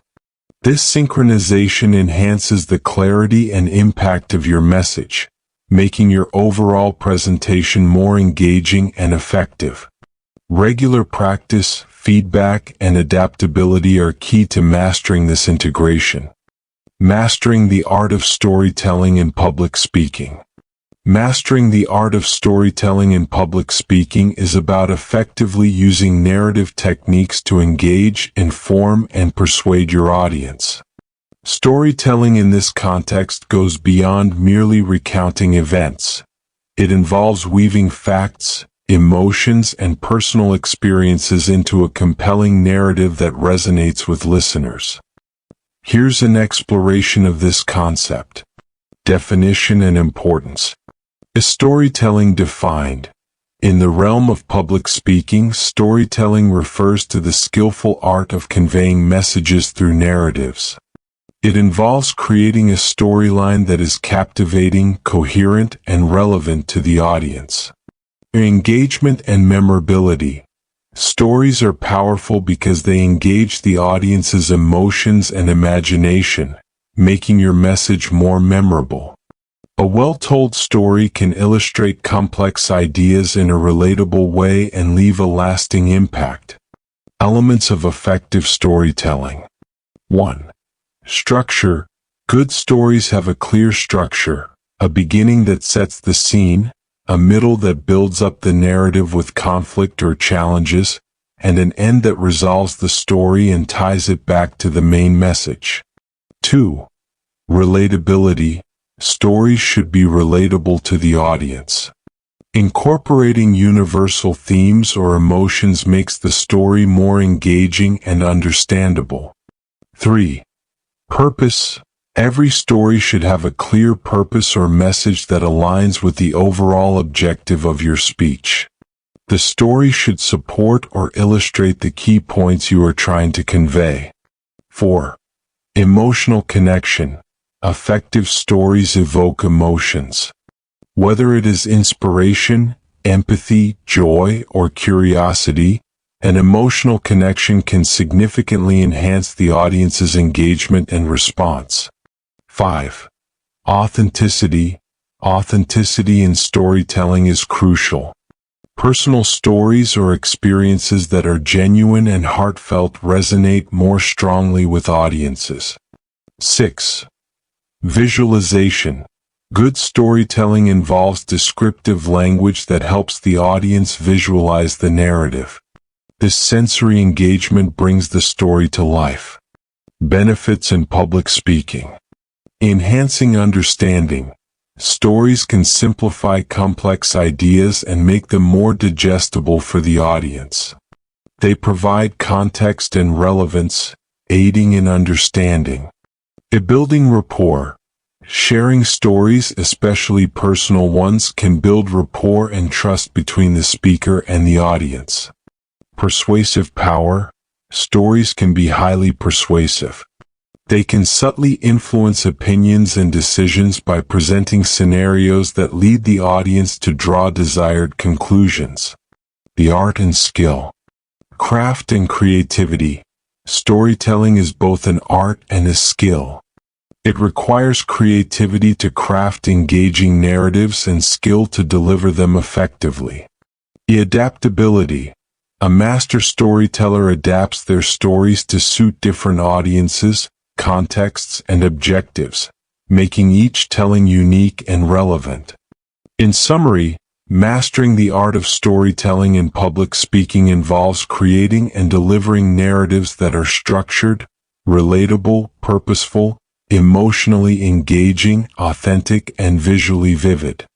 This skill enhances the speaker's ability to connect with the audience, clarify complex ideas, build rapport, and persuade. Storytelling is a powerful tool that, when used effectively, can greatly enhance the impact of a public speech. The power of storytelling in speeches. Storytelling is a fundamental and powerful tool in the arsenal of public speaking. It can transform speeches from mundane monologues into engaging, memorable, and persuasive experiences. The power of storytelling in speeches lies in its ability to connect with audiences on an emotional level, simplify complex concepts, and make the speaker's message more relatable and impactful. Here's an in-depth look at why storytelling is so effective in speeches. Emotional connection. Engaging the audience's emotions. Stories can evoke a range of emotions such as joy, empathy, inspiration, or even outrage. This emotional engagement can make the audience more receptive to the speaker's message. Creating a personal connection. Personal stories or anecdotes allow the speaker to connect with the audience on a human level. This connection can build trust and make the speaker more relatable. Enhancing memorability. And making the message stick. Stories are more likely to be remembered than abstract concepts or statistics. A well-told story can linger in the audience's mind long after the speech is over. Utilizing narrative techniques. The use of narrative techniques like plot, character development, and conflict resolution makes the speech more compelling and memorable. Simplifying complex information. Breaking down complex ideas. Through storytelling, complex ideas and concepts can be broken down into simpler, more digestible parts. Stories can provide context and make the abstract concrete. A visual and sensory engagement. Good stories often include visual and sensory details, which can help the audience understand and visualize complex topics. Increasing persuasiveness. Subtle persuasion. Stories can be a subtle yet powerful tool for persuasion. They can illustrate points more effectively than direct arguments, leading the audience to the speaker's conclusion without overtly pushing them. Illustrating consequences and benefits. Through narratives, speakers can demonstrate the consequences of certain actions or the benefits of a particular viewpoint or solution, creating a dynamic presentation. Breaking monotony. Introducing stories into a speech can break the monotony of factual exposition, keeping the audience engaged and attentive. Adapting to audience reactions. A skilled storyteller can adapt their story on the fly, responding to the audience's reactions and interests. Building a universal connection. Universal themes. Stories that involve universal themes or common human experiences can resonate with a wide audience, transcending cultural and demographic boundaries. Reflecting the speaker's identity.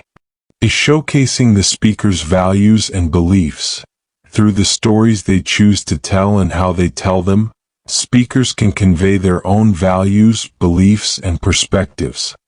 Enhancing speakers' credibility. Demonstrating expertise and experience. Stories from the speaker's own experiences can enhance their credibility, showing that they speak from a place of knowledge and understanding. In summary, the power of storytelling in speeches lies in its ability to emotionally connect with the audience, make the content more memorable, simplify complex ideas, subtly persuade, and create a dynamic and engaging presentation. Storytelling not only enhances the speaker's message but also builds a deeper connection between the speaker and the audience, making the speech a more impactful and enriching experience. Elements of a compelling story in public speaking. A compelling story, especially in the context of public speaking, is more than just a narrative. It's a tool that engages, informs, and influences the audience. Certain key elements make a story captivating and effective. Understanding and incorporating these elements can greatly enhance the impact of your speech.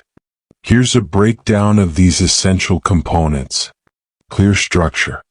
The beginning, middle, and end. A compelling story follows a clear structure. An engaging beginning that sets the scene, a middle that develops the narrative with challenges or conflicts, and a satisfying end that resolves the story and ties it back to your main message. A logical flow. The story should flow logically so that the audience can easily follow and understand the narrative. Relatable characters. A connection with the audience. Characters in your story should be relatable to your audience. This can be achieved by giving them qualities or challenges that resonate with common human experiences. Character development.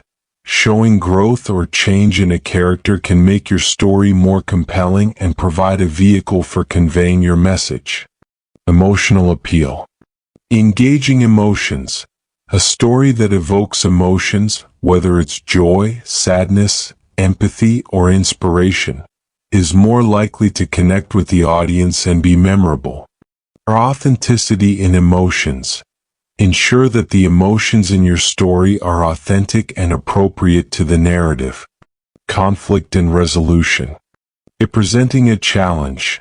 Introducing a conflict or challenge in your story creates tension and interest. This could be an internal dilemma, a personal struggle, a moral quandary, or an external obstacle.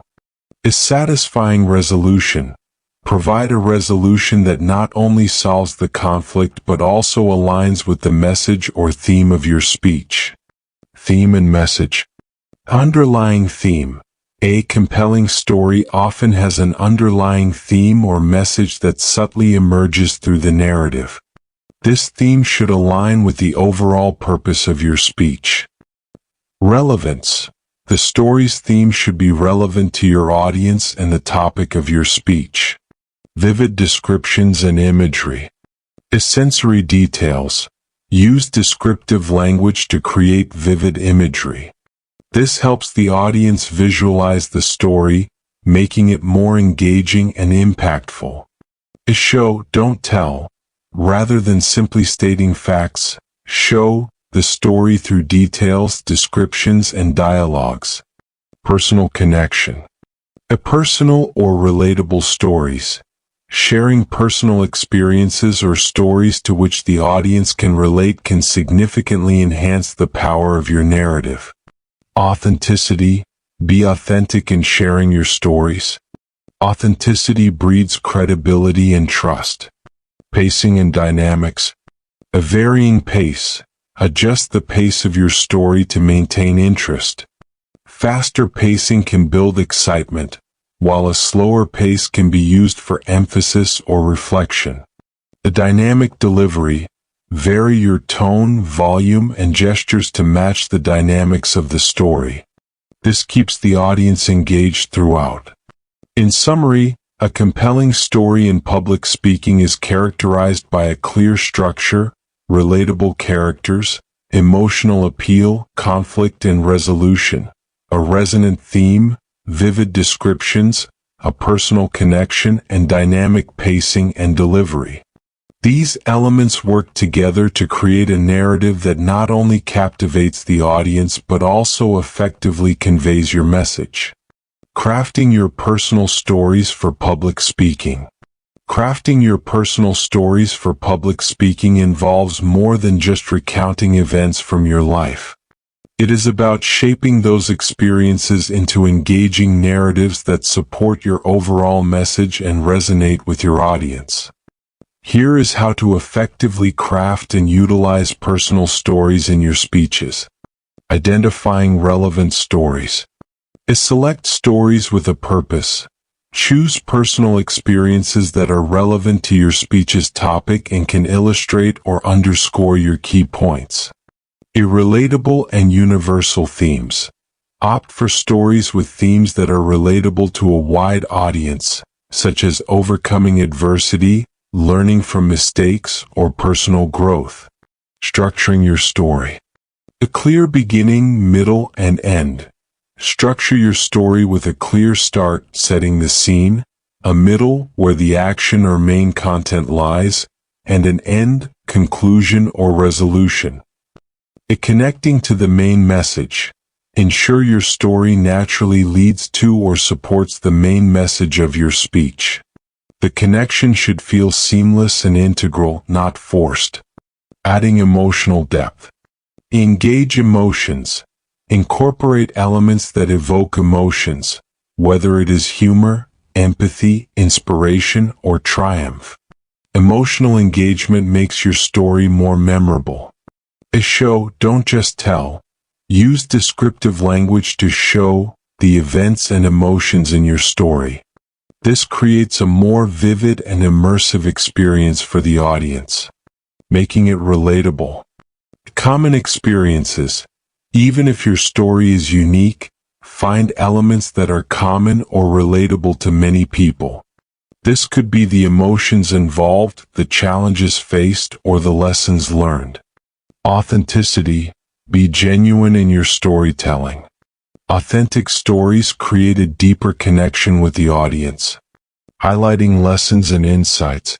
Educational or inspirational takeaways. Your story should have a takeaway or learning point that adds value to your speech. This could be a lesson you learned, insights gained, or inspiration drawn from your experiences. Reflecting on the impact. Discuss how the experience changed you or influenced your perspective. This adds depth to your story and underscores its relevance. Practicing your storytelling. Rehearsing your delivery. Practice delivering your story to ensure it flows well and fits within your speech. Pay attention to pacing, tone, and body language. Feedback. Test your story on a small audience or trusted individuals to get feedback. They can provide insights into how engaging and clear your story is. Balancing personal and professional. Appropriate sharing. While personal stories are powerful, ensure what you share is appropriate for the setting and audience. Avoid overly private or sensitive topics that may not be suitable for the context. Adapting to audience and context. Flexibility. Be prepared to adapt your story based on the audience and setting. Different audiences may respond better to different aspects of your story. In summary, crafting personal stories for public speaking involves selecting relevant and relatable experiences, structuring them effectively, adding emotional depth, ensuring they are educational or inspirational, and practicing your delivery. Authenticity and appropriateness are key in making your stories resonate with the audience and effectively reinforce your speech's message. Structuring stories for impact in public speaking with examples. Creating an impactful story in public speaking hinges on a well-thought-out structure. The structure should captivate the audience, clearly convey the message, and leave a lasting impression. Here is a breakdown of how to structure stories effectively, with examples for clarity. Beginning, captivating introduction. Engage immediately. Start with an element that grabs the audience's attention. Example, begin with a surprising fact. Did you know that 90% of startups fail within the first year? If your story is about overcoming business challenges. Set the scene. Provide background to establish the context. Example, back in 2015 in a small garage in Austin, Texas, 3 friends decided to start a tech company. Establish the emotional tone. Set the stage for the story's emotional journey. Example, for a motivational speech, start with an inspiring tone. This is a story about resilience in the face of adversity. Middle, developing the narrative. Character development. Introduce and flesh out the main characters. For example, among the 3 friends, Sarah was the innovator, always brimming with ideas. Introduce conflict. Present the central challenge or conflict. For example, despite their innovative product, they struggled to find investors. Show progression. Detail the actions or events that led up to the climax. For example, they faced countless rejections, but with each no, they refined their pitch. Climax, the pivotal moment. Highlight the intensity. Bring the story to its most intense or critical point. For example, then came their biggest pitch yet, to a room full of top Silicon Valley investors. Emotional peak. Make this moment the emotional high point.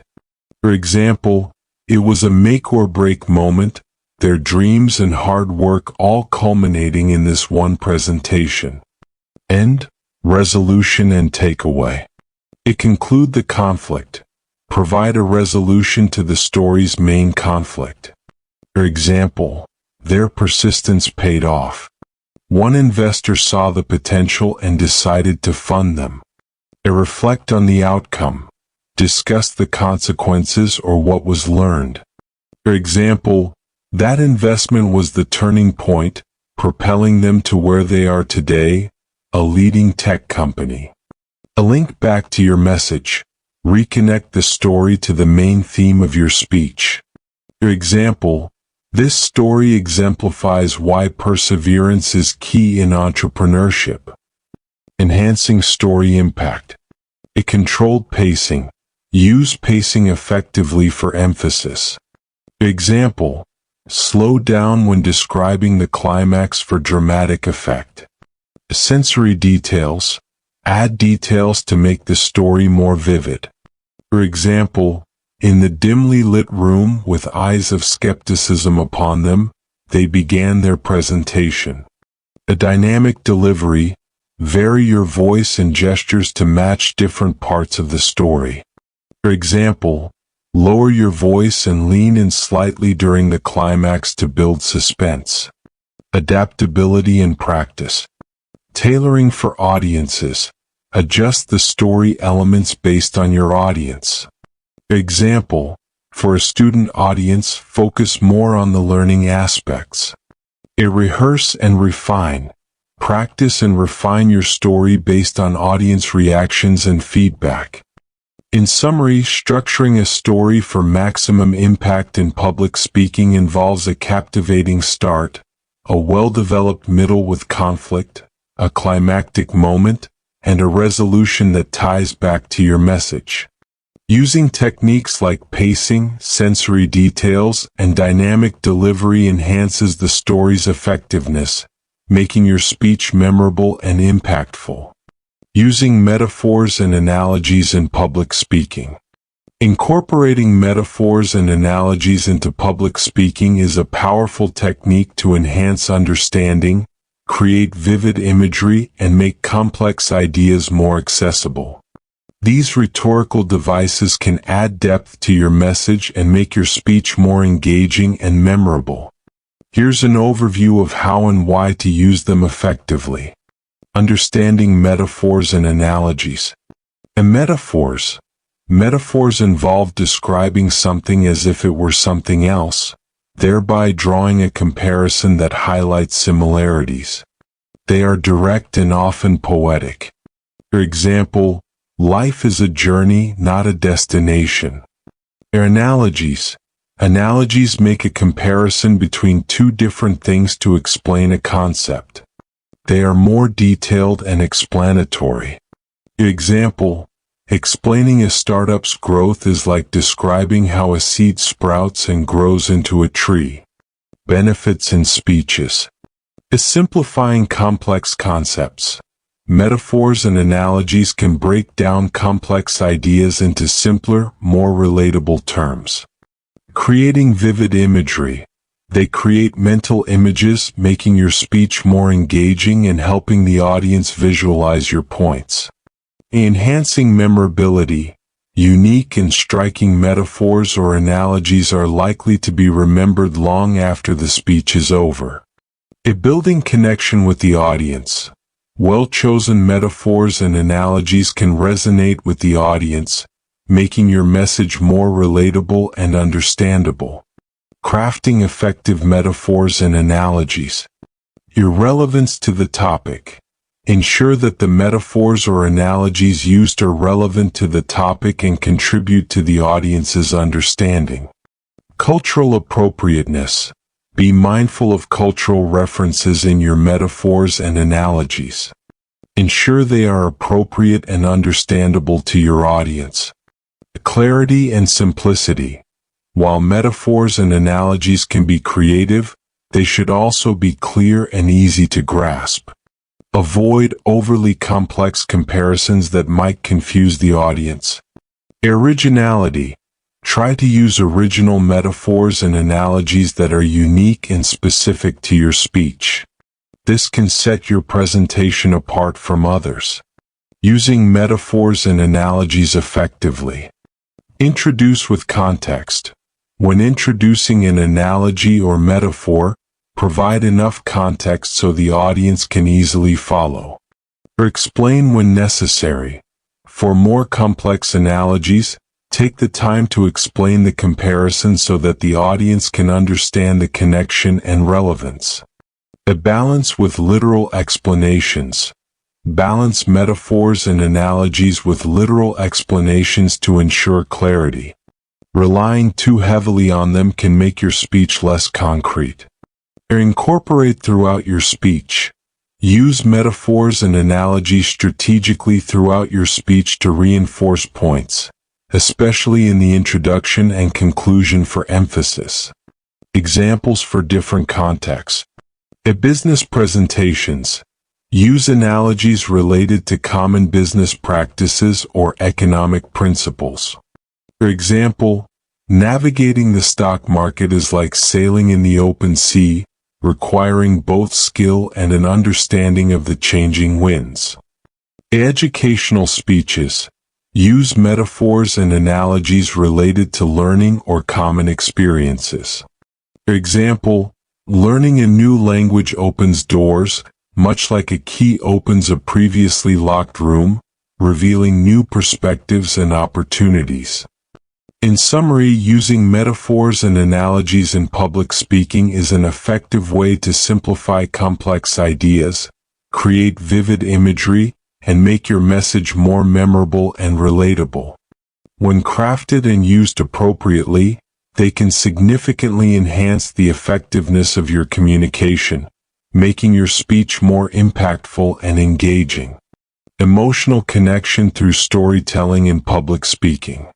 Emotional connection through storytelling in public speaking is a potent tool for engaging and influencing an audience.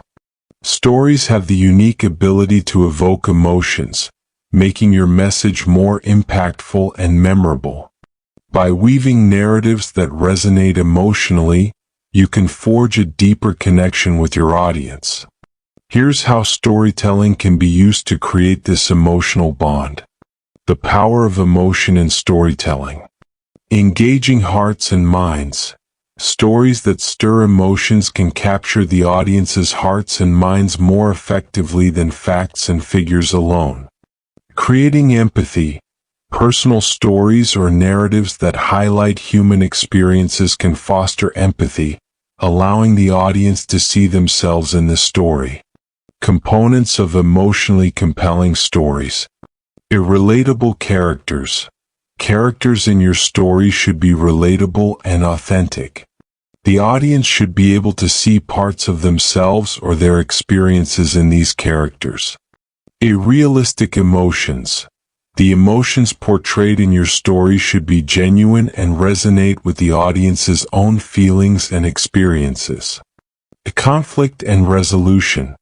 Introduce conflicts or challenges that evoke emotional responses such as sympathy, hope, or anxiety, followed by a resolution that offers emotional payoff.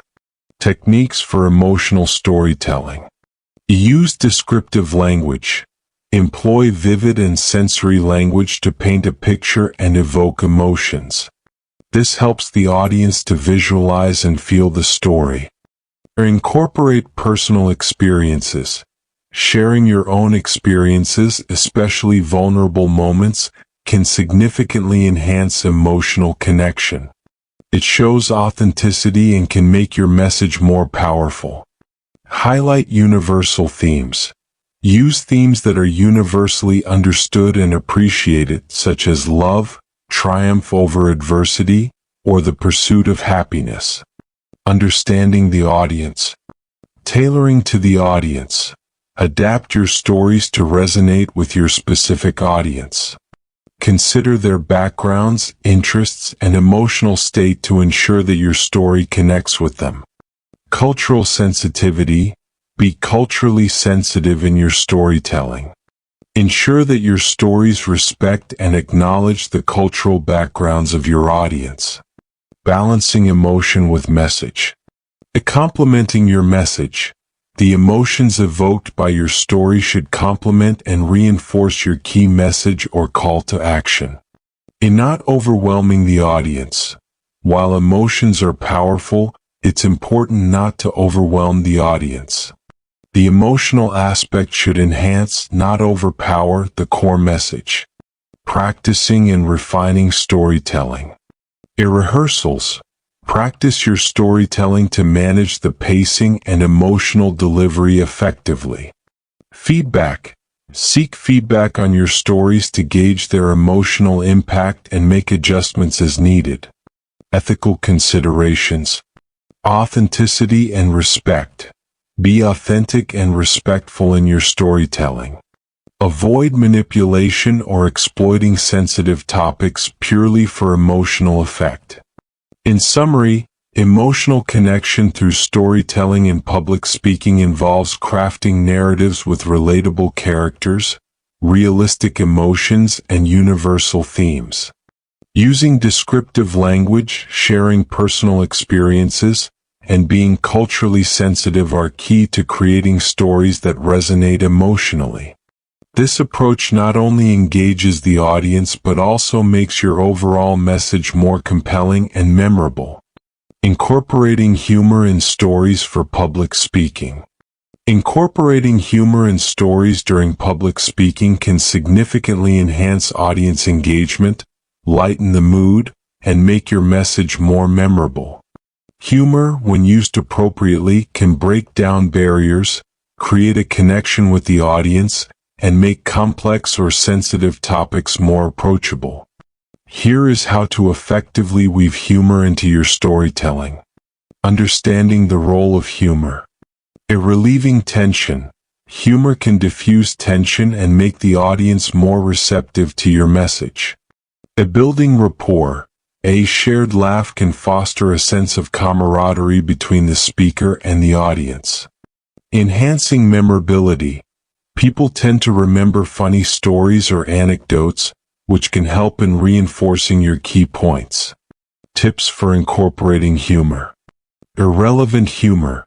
Ensure that the humor is relevant to the story and your overall message. Random jokes or unrelated humorous comments can be distracting. Know your audience. Tailor your humor to the audience. Consider their backgrounds and what they might find funny. Avoid humor that could be offensive or divisive. Timing is key. Good humor relies on timing. Practice the timing of your humorous lines to maximize their effect. A self-deprecating humor. Humor that lightly pokes fun at yourself can be effective as it shows humility and relatability. Avoid sarcasm and irony.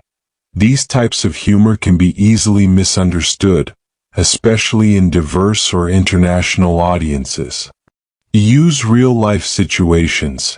Humor based on real-life situations or experiences is often more relatable and less risky than made-up jokes. Integrating humor into stories. Start with a laugh. Opening with a light humorous story can be a great way to engage the audience right from the beginning. Humor in the middle. Injecting humor in the middle of your speech can maintain interest and keep the energy up. Closing with humor. Ending with a humorous note can leave the audience feeling good and ensure they leave with a positive impression. Balancing humor with serious content. Complementary, not distracting. While humor is valuable, it should complement rather than distract from the main message of your speech. Transitioning smoothly. Ensure smooth transitions between humorous and serious parts of your speech to maintain the flow and coherence of your message. Practicing and refining humorous storytelling. Observe reactions. Pay attention to how different types of humor are received during your speeches. This can guide you on what works best for you and your audience. Feedback and adjustment. Seek feedback from trusted individuals on your humorous stories and be willing to adjust based on their responses. Ethical and cultural considerations. Respect and sensitivity. Always be respectful and sensitive in your humor. Avoid controversial topics, stereotypes, or anything that might be hurtful or offensive to any group. In summary, incorporating humor in stories during public speaking can enhance engagement and memorability, and make your message more impactful. However, it's crucial to use humor that is relevant, appropriate for your audience, and well-timed, ensuring it complements rather than overshadows your main message. Practicing and receiving feedback on your humorous storytelling can greatly improve its effectiveness. Tailoring stories to different audiences in public speaking. Tailoring stories to different audiences is a critical skill in public speaking. It involves adapting your narrative to suit the interests, experiences, and expectations of your specific audience. Customizing your stories ensures that they resonate more deeply with listeners and enhances the effectiveness of your message. Here's how to tailor stories for different audiences. Understanding your audience. Audience analysis. Before crafting your story, consider the demographic, cultural background, interests, and knowledge level of your audience. What might they find engaging or relevant?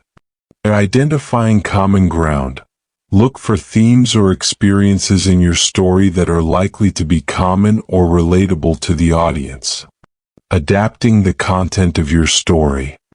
Cultural relevance. Ensure that your story is culturally appropriate and sensitive. Avoid references that might be misunderstood or offensive. Complexity and detail. Adjust the complexity and detail of your story based on the audience's familiarity with the topic. Technical audiences might appreciate more detail, while lay audiences might benefit from a simplified, more relatable narrative. Modifying the tone and style. Formal versus informal. For a corporate or professional audience, a more formal tone might be appropriate. In contrast, for a community event or a younger audience, a casual, conversational style might be more effective. Humor and language. Adapt the humor and language in your story to suit the audience. What might be humorous in one cultural context could be inappropriate in another. Adjusting the length and pace. Attention span. Consider the expected attention span of your audience. For instance, younger audiences or banquet attendees might prefer shorter, more concise stories. Pacing. Adjust the pacing of your story to keep your audience engaged. A quicker pace might be necessary for a shorter presentation slot or a more dynamic audience. Personalizing and relating the story. A personal connection. Whenever possible, include a personal angle or connection in your story that aligns with the audience's interests or experiences. Using analogies and metaphors. Employ analogies and metaphors that are familiar to the audience to make complex or unfamiliar concepts more accessible. Using feedback for refinement. Audience feedback. Pay attention to how the audience reacts to your story. Do they seem engaged and responsive? Use this feedback to refine your approach in future speeches. Ask for input. After the presentation, ask for direct feedback from audience members about what resonated and what could be improved. Ethical considerations. Respect and integrity. Always maintain respect and integrity in your storytelling. Avoid manipulating facts or exaggerating experiences to fit the audience. In summary, tailoring stories to different audiences in public speaking involves understanding your audience and adjusting your story's content, tone, style, length, and pacing accordingly. Personalizing the story, using relevant analogies and metaphors, and being culturally sensitive and respectful are key to making your narrative resonate with diverse groups. Continuous feedback and refinement based on audience reactions are essential for mastering this skill. Practicing and refining storytelling skills in public speaking. Developing storytelling skills is a crucial aspect of effective public speaking. It involves not just narrating an event or experience, but doing so in a way that is engaging, memorable, and impactful. Practicing and refining these skills are essential to becoming a proficient storyteller. Here's how to enhance your storytelling abilities. Regular practice. Frequent rehearsal. Practice your stories regularly. This can be done alone, in front of a mirror, or by recording yourself to observe and critique your performance. Varied scenarios. Practice in different settings and contexts, such as in formal groups with friends or family, or in more formal settings like workshops or speaking clubs. Feedback and adjustment. Seek constructive criticism. Get feedback from diverse audiences. Listen to their insights about what aspects of your story resonate and what areas need improvement. Iterative improvement. Use the feedback to make incremental improvements to your stories.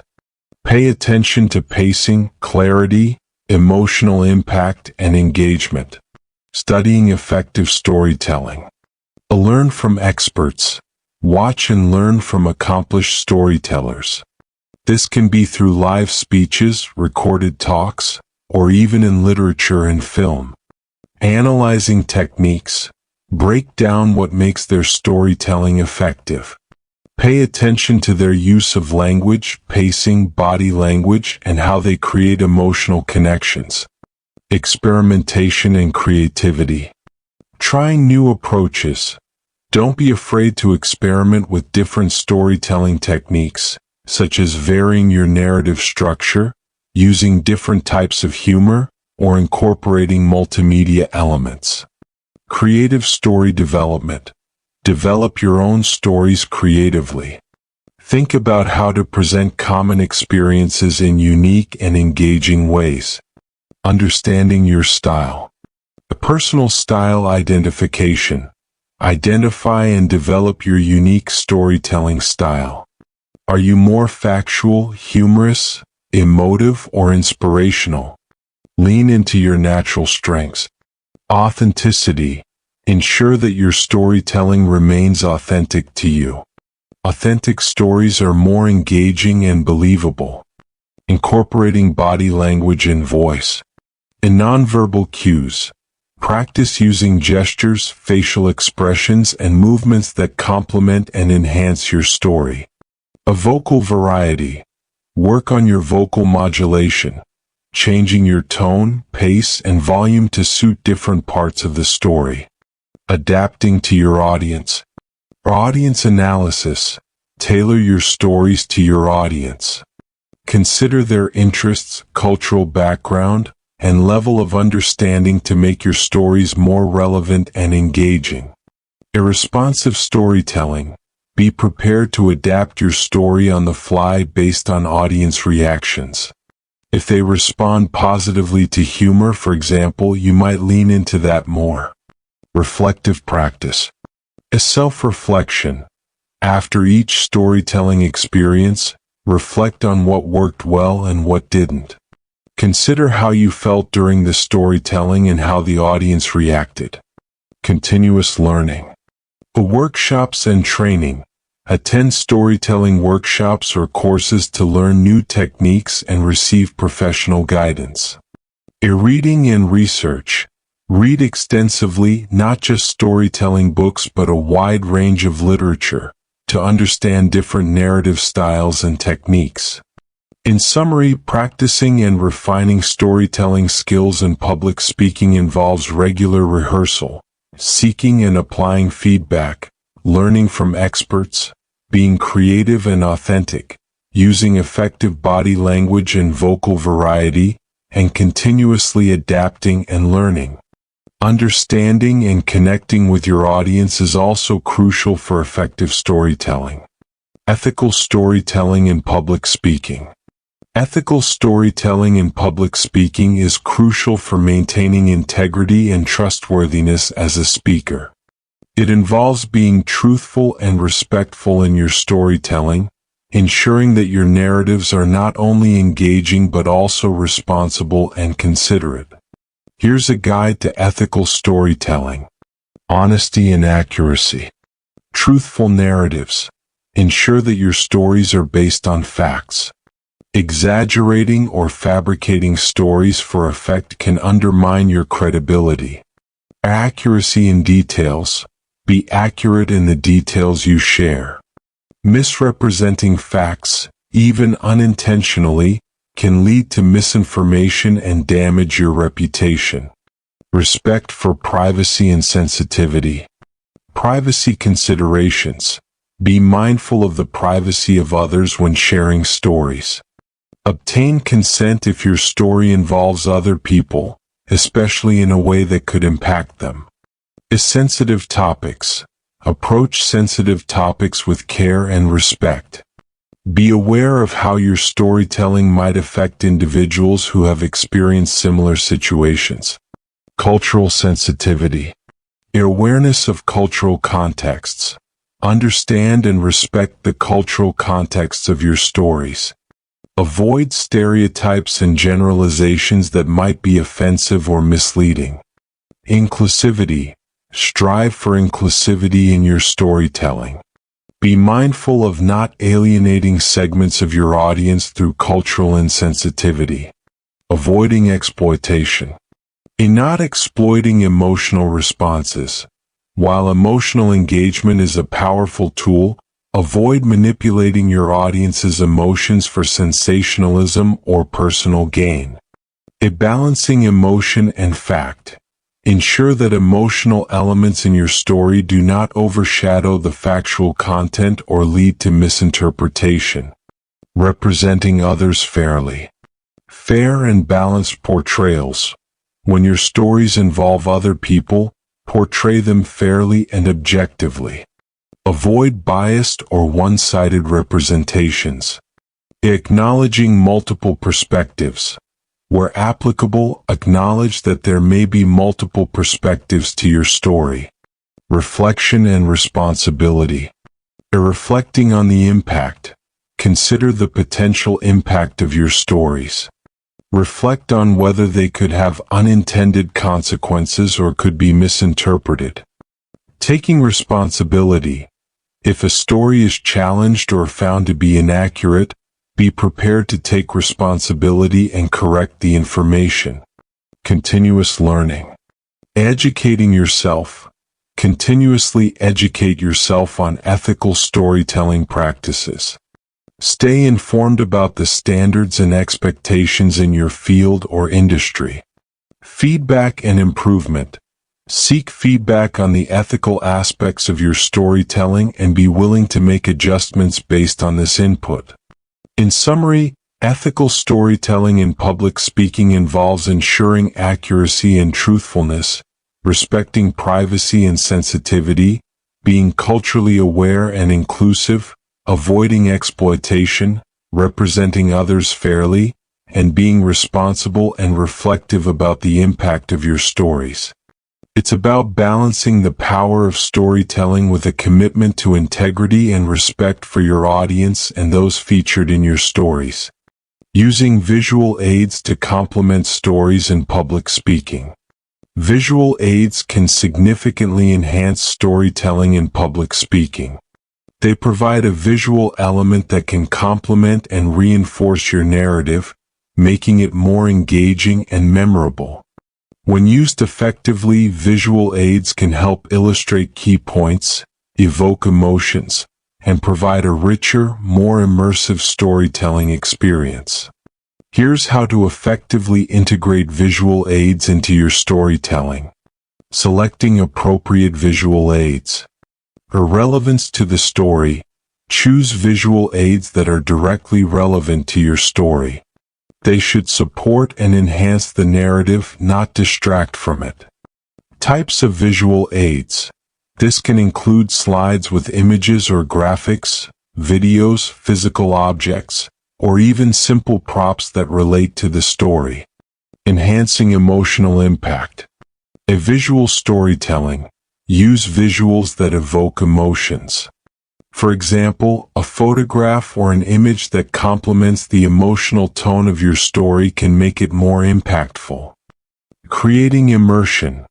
Visuals can create a sense of immersion, transporting the audience to the setting of your story. This helps in making the narrative more vivid and engaging. Simplifying complex information. Clarifying complex points. Use diagrams, charts, or infographics to simplify and clarify complex points or data within your story. Sequential visuals. For stories with a sequence of events or steps, visual aids can help in illustrating the progression clearly. Ensuring visual clarity. Clear and high-quality images. Ensure that your visuals are of high quality and can be easily seen by the entire audience. Avoid cluttered or overly complex visuals. Irreadable text. If using text, make sure it is large enough to be read from the back of the room. Keep text minimal and use it to emphasize key points. Integrating visuals with speech. Seamless integration. Integrate your visual aids seamlessly into your storytelling. The transition between your spoken words and visual elements should be smooth and natural. Guiding the audience's attention. Use verbal cues to guide the audience's attention to the visual aids when necessary. Explain what they are seeing and how it relates to your story. Timing and pacing. Appropriate timing. Introduce visual aids at the right moment in your story for maximum effect. Timing can greatly influence the impact of the visual element. Pacing with visuals. Adjust your pacing to give the audience time to absorb the visual information. Pause if necessary to allow them to take in the visual details. Practice and preparation. Familiarity with equipment. Be familiar with the technical aspects of using visual aids. This includes knowing how to operate slide projectors, computers, or other equipment. Rehearsing with visuals. Practice your speech with the visual aids to ensure a smooth flow and to troubleshoot any potential issues. Ethical considerations. Respect copyright. Ensure that you have the rights to use any images, videos, or other materials, respecting copyright laws and ethical guidelines. In summary, using visual aids to complement stories in public speaking can significantly enhance the impact of your narrative.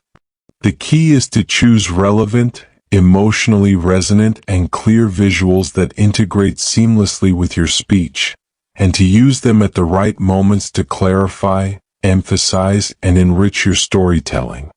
Regular practice and technical preparation are essential for the effective use of visual aids. Storytelling as a tool for persuasion in public speaking. Storytelling is a potent tool for persuasion in public speaking. It transcends the mere presentation of facts and arguments by weaving them into narratives that resonate deeply with the audience. Effective storytelling can influence attitudes, beliefs, and behaviors by engaging the audience emotionally and intellectually. Here is a look at how storytelling can be used as a persuasive tool. Emotional engagement. Connecting emotionally. Stories connect with the audience on an emotional level, making them more open to the message. Emotional engagement can be more compelling than logical arguments alone. Creating empathy. Personal stories or narratives that illustrate struggles, challenges, or triumphs can foster empathy and make the audience more receptive to your perspective. Simplifying complex ideas. In making concepts accessible, stories can simplify complex ideas or abstract concepts, making them easier for the audience to understand and relate to. It providing context and relevance. A narrative can provide context to facts and statistics, illustrating their relevance in a real-world setting. Building trust and credibility. Authenticity. Sharing personal experiences or real-life examples through storytelling can enhance your credibility and authenticity as a speaker. It demonstrating understanding and experience. Stories that reflect your personal experiences or understanding of a subject can help establish you as knowledgeable and trustworthy. Illustrating benefits and consequences. Is showing rather than telling. Through storytelling, you can illustrate the benefits of a certain action or decision, or the consequences of inaction, in a way that's more vivid and impactful than merely stating them. Case studies and examples. Using real-life case studies or hypothetical scenarios can effectively demonstrate your points and persuade the audience. Enhancing memorability. Sticky stories. A well-told story can be more memorable than abstract information. This increased memorability helps your message to stick with the audience long after your speech. Encouraging audience involvement. Interactive elements. Stories can encourage audience participation, whether it's through imagining scenarios, relating to characters, or contemplating outcomes. This involvement can make persuasion more effective. Crafting persuasive narratives. Relatable characters.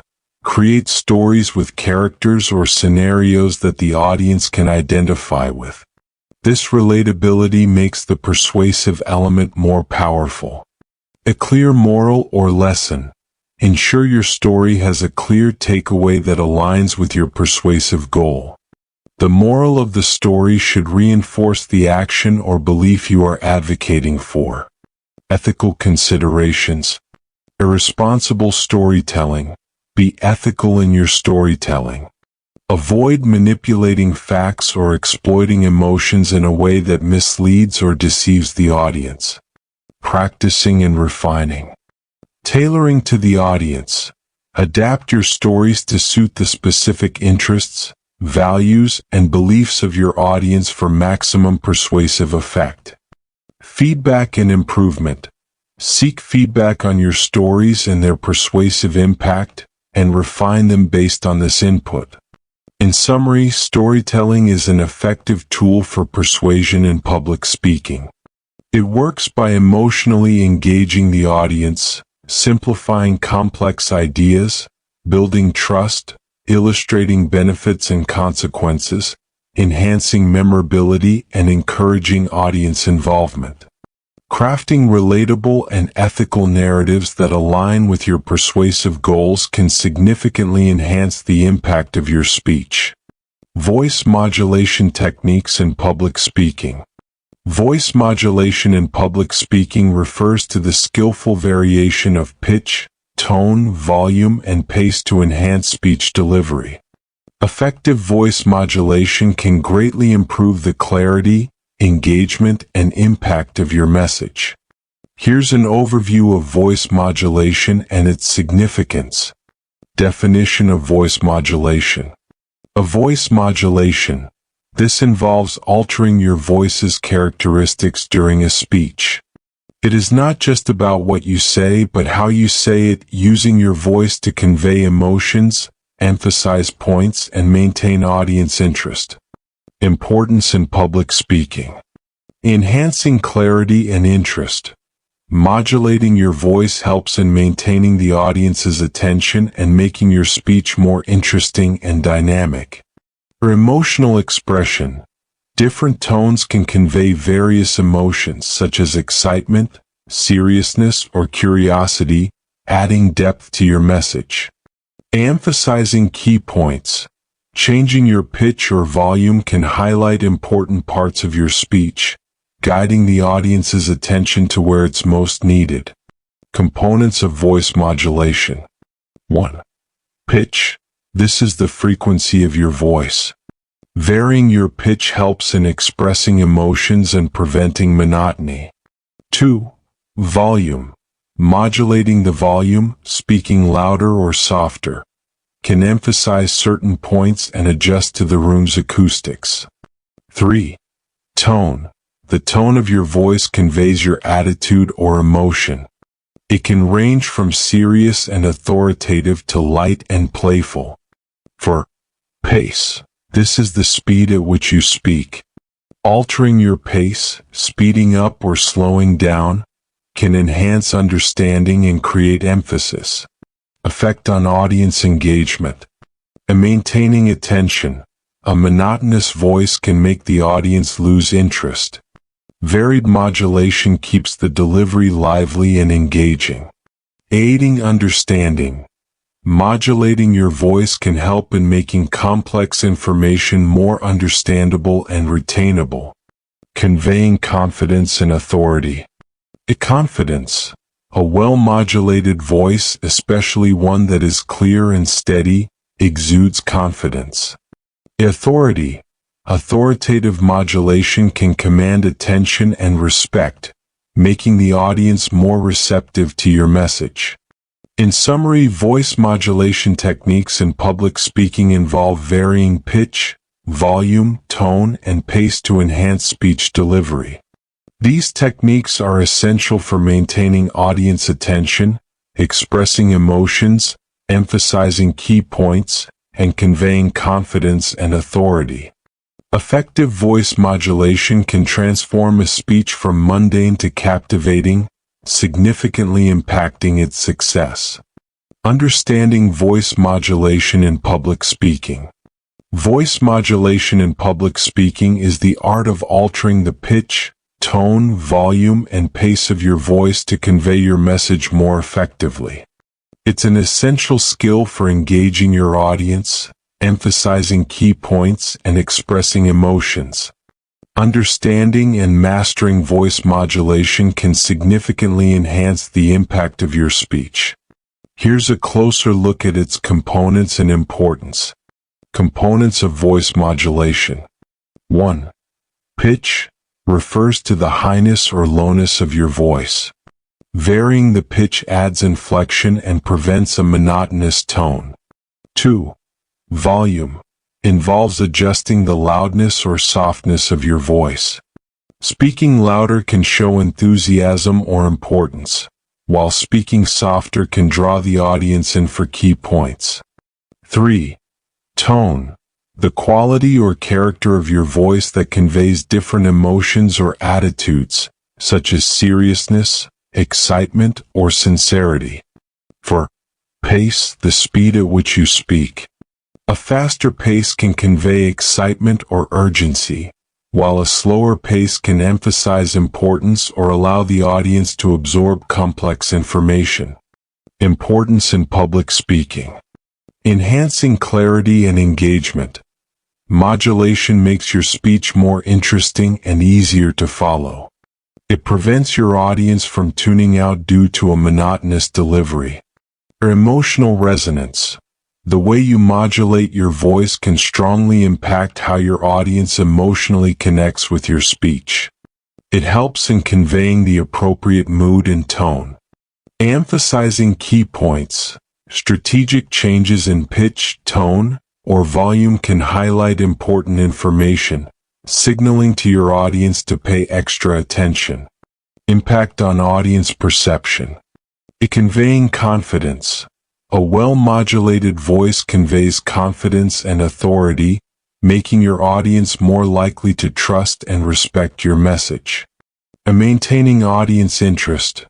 Variations in your voice keep the audience engaged, helping to maintain their interest throughout your speech.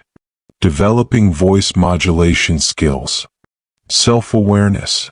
Be aware of your natural speaking style. Understanding your baseline is the first step in improving your voice modulation. Practice and feedback. Regularly practice speaking and seek feedback. Recording your speeches can help you hear how your voice sounds and identify areas for improvement. Adaptability. Be adaptable in your modulation techniques depending on the content of your speech and the reaction of your audience. In summary, Understanding voice modulation in public speaking involves mastering the use of pitch, volume, tone, and pace to enhance your speech delivery. It is crucial for making your presentation engaging, emotionally resonant, and effective in conveying your message.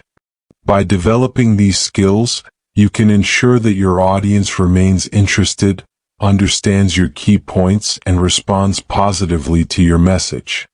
Mastering tone of voice in public speaking. Mastering the tone of voice in public speaking is essential for effectively conveying your message and connecting with your audience. The tone encompasses the emotional and attitudinal quality of your voice, which can significantly impact how your message is perceived. A well-controlled tone can express sincerity, urgency, enthusiasm, or any other emotion pertinent to your speech. Here's how to master your tone of voice.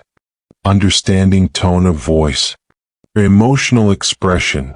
The tone of voice conveys emotions and attitudes. It can range from warm and friendly to stern and authoritative, depending on the context of your speech. Audience perception. Your tone sets the mood for your speech and influences how the audience feels and responds to your message. Techniques for mastering tone. Self-awareness.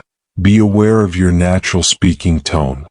Reflect on how your emotions or nerves affect your tone and work on controlling these influences. A vocal warm-up. Engage in vocal exercises to gain better control over your voice. This can include breathing exercises, vocal range exercises, and practicing speaking with different emotional tones. Practice and record. Practice your speeches and record them to listen to the tone of your voice. Identify areas where your tone may not align with the message you intend to convey. Seeking feedback.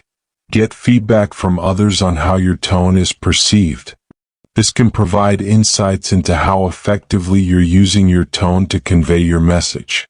Adapting tone to content and context. Content alignment. Ensure your tone matches the content of your speech. A serious topic might require a more somber tone, while a motivational topic might benefit from an energetic and enthusiastic tone. For audience consideration, adapt your tone to suit your audience and the setting. Consider the audience's expectations and the formality of the occasion. Emotional intelligence. Empathy and sensitivity. Develop empathy and sensitivity to how your tone affects others. Be aware of cultural nuances and differences in how your tone might be interpreted. A responsive adjustment. Be prepared to adjust your tone in response to the audience's feedback during your speech. If they respond positively to a certain tone, consider maintaining or emphasizing it. Consistency and variety. A consistent messaging. Ensure that your tone is consistently aligned with your message throughout the speech. A variety for engagement. Use a variety of tones to maintain interest and engagement. Monotone speeches can become tedious and lose the audience's attention. Ethical considerations. Authenticity. Maintain authenticity in your tone. Avoid tones that feel unnatural or forced, as they can come across as insincere. A respect and professionalism.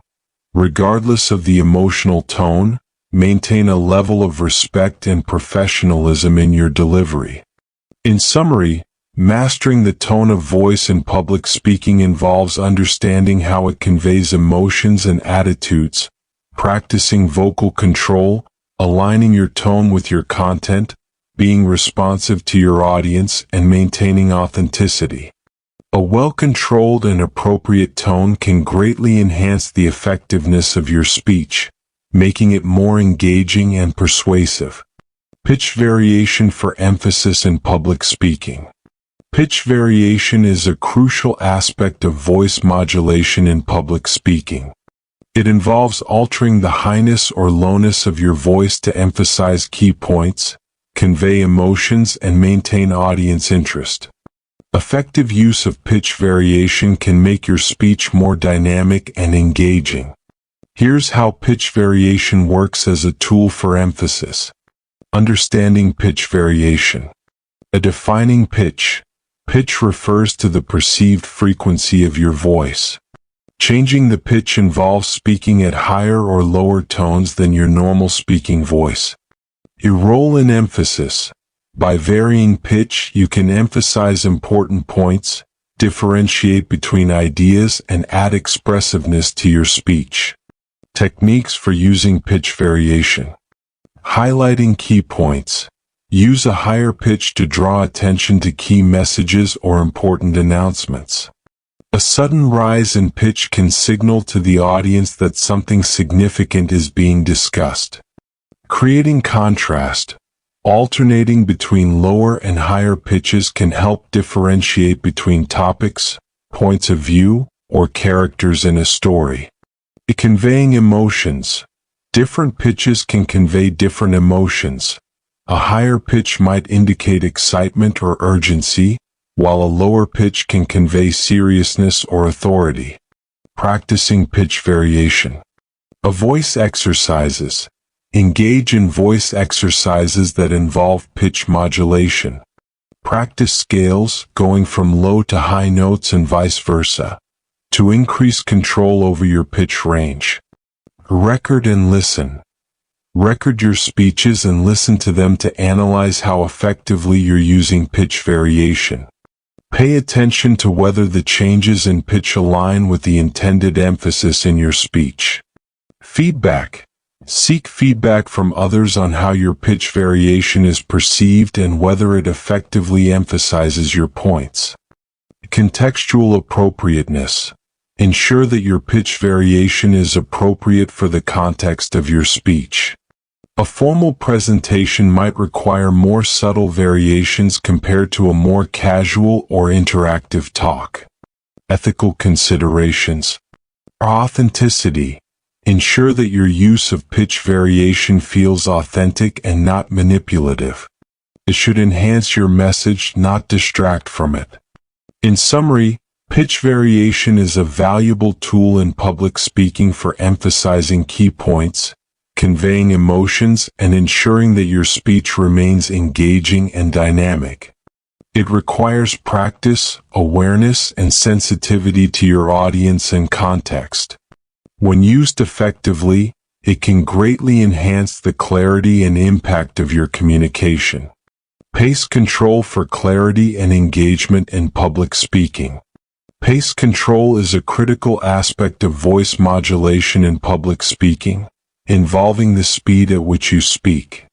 Effective pace control can significantly enhance both the clarity of your message and the engagement of your audience.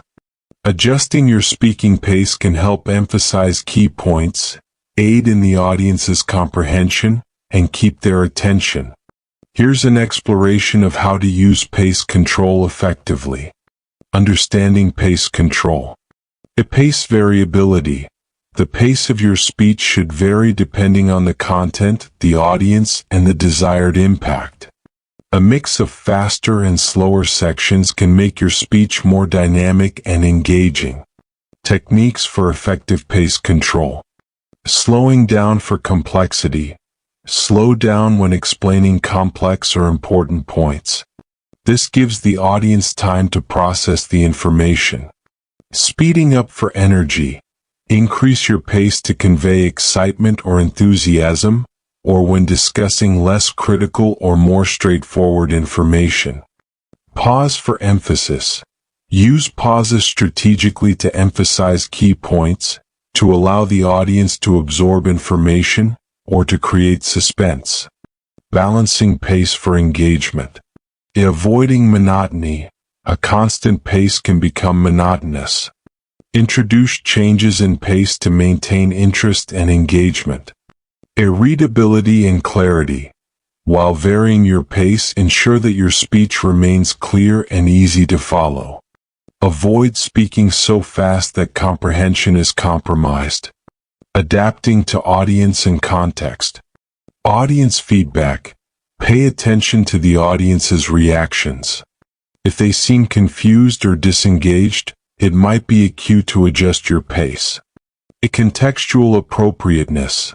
Adjust your pacing based on the formality of the setting and the nature of the topic. More serious or formal topics may require a slower, more deliberate pace. Practicing pace control. A rehearsal. Practice your speech paying attention to varying your pace. Record yourself to analyze whether the changes in pace are effective and well-timed. Seek feedback. Ask for feedback from others on your pacing. They can provide insights into whether the pace enhances or detracts from the message. Using pace control alongside other techniques. Combining with pitch and volume. Use pace in conjunction with pitch and volume variations for a more dynamic delivery. Synchronizing with nonverbal cues. Align your pace with your gestures and movements. For example, slower movements can accompany a slower pace for emphasis. Ethical considerations. Maintaining authenticity. While varying your pace, remain authentic to your style. The variations should feel natural and not overly contrived. In summary, pace control in public speaking is about strategically varying the speed of your delivery to enhance comprehension, engagement, and emphasis. It involves slowing down for complex or crucial information, speeding up to add energy or breeze through less critical content, and using pauses effectively. Adapting your pace to your audience, content, and context, and combining it with other vocal and nonverbal techniques, can make your speech more impactful and engaging. Regular practice and feedback are key to mastering effective pace control. The power of pauses in public speaking. The use of pauses in public speaking is a powerful tool that can significantly enhance the impact of your speech. Pauses are not just silences. They are strategic tools that can be used for emphasis, to create suspense, to give the audience time to absorb information, and to add rhythm to your delivery. Understanding and mastering the use of pauses can transform your public speaking. Here's a closer look at the power of pauses. Functions of pauses. Emphasizing key points. A well-timed pause before or after a significant point can highlight its importance, making it more memorable to the audience. Creating suspense and interest. Pauses can create suspense, piquing the audience's curiosity about what you're going to say next. They're allowing information absorption. Pausing gives the audience time to process and absorb the information you have just presented, especially after complex or important points. Controlling the speech's rhythm. Pauses contribute to the rhythm of your speech, breaking the monotony of continuous speaking, which can be tiring for both the speaker and the audience. Techniques for effective pausing. Strategic placement. Place pauses strategically before and after your main points, or at transitions between different segments of your speech. Duration of pauses. The length of the pause should match its purpose. A shorter pause for a simple emphasis, a longer pause for greater suspense or reflection. Nonverbal cues during pauses. Maintain eye contact and use appropriate facial expressions or gestures during pauses to maintain engagement and convey confidence. Practicing pauses. Rehearse with pauses. Include pauses in your speech rehearsals. It's as important to practice where you will pause as it is to practice what you will say. Recording and reviewing. Record your practice sessions to observe how pauses affect the flow and impact of your speech. Adjust the timing and length of pauses based on this review. Audience engagement. Reading the audience. Be attentive to the audience's reactions during pauses. A well-timed pause can re-engage an audience that seems distracted. Flexibility. Be prepared to introduce pauses spontaneously based on audience feedback or to emphasize a point that seems to resonate particularly well.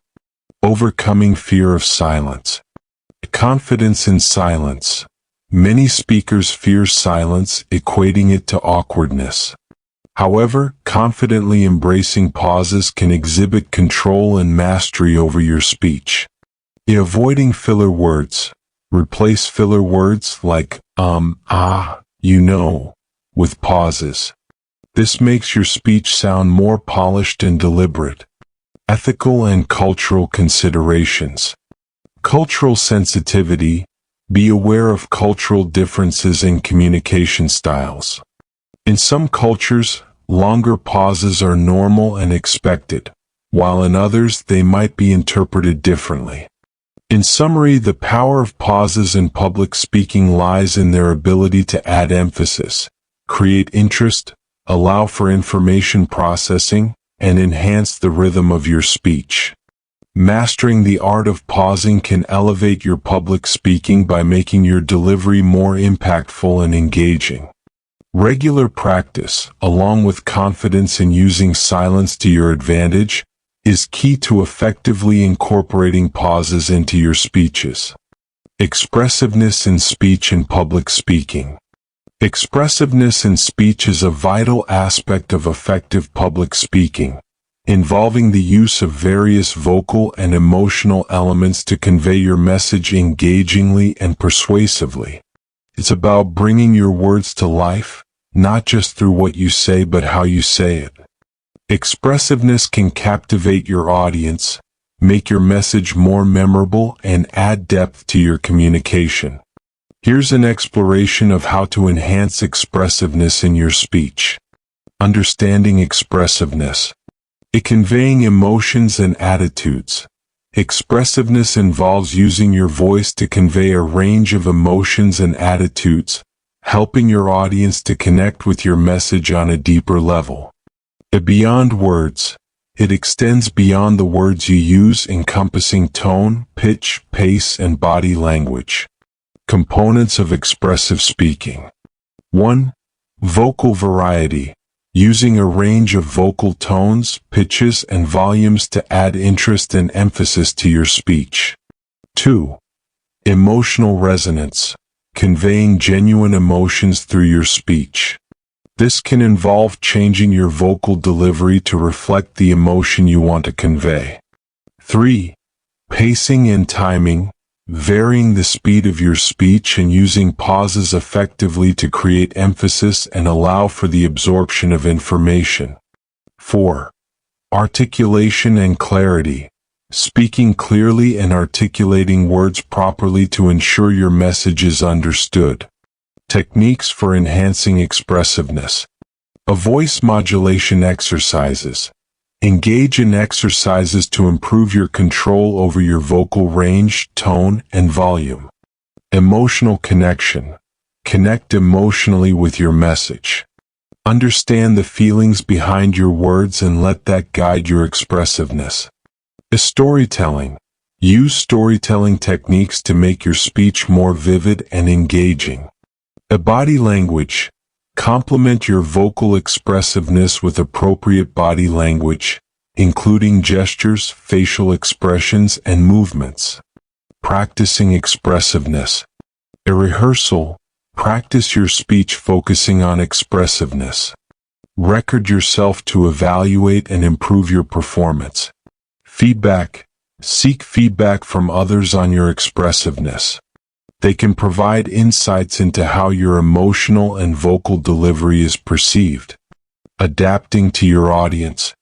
Audience sensitivity. Tailor your expressiveness to suit your audience. Consider their preferences, cultural background, and the context of your speech. Irresponsive speaking. Be prepared to adjust your expressiveness based on audience feedback during your speech. Ethical considerations. Authenticity and sincerity. Ensure that your expressiveness is authentic. Avoid over-exaggeration or emotional manipulation. In summary, Expressiveness in speech and public speaking involves using your voice and emotions to add depth and engagement to your delivery. It encompasses vocal variety, emotional resonance, pacing, articulation, and complementary body language. To enhance expressiveness, focus on voice modulation exercises, emotional connection, and storytelling techniques. Practice and feedback are essential for refining this skill, as is adapting your approach to suit your audience and maintaining authenticity and sincerity in your delivery. Practicing inflection in public speaking. Inflection in public speaking refers to the variation in pitch and tone of your voice to convey meaning and emotion. It is a key element in vocal modulation that helps to maintain audience interest and emphasize important points in your speech.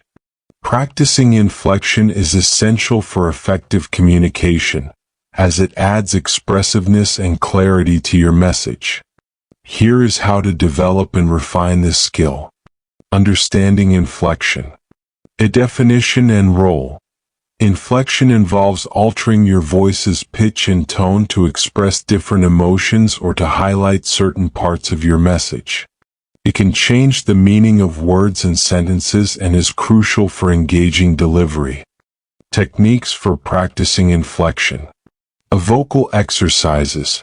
Engage in exercises that involve varying your pitch. This can include reading aloud and deliberately altering your inflection on different words or phrases. Recording and listening. Record your speeches and listen back to them. Pay attention to where your voice remains monotone and where you naturally use inflection.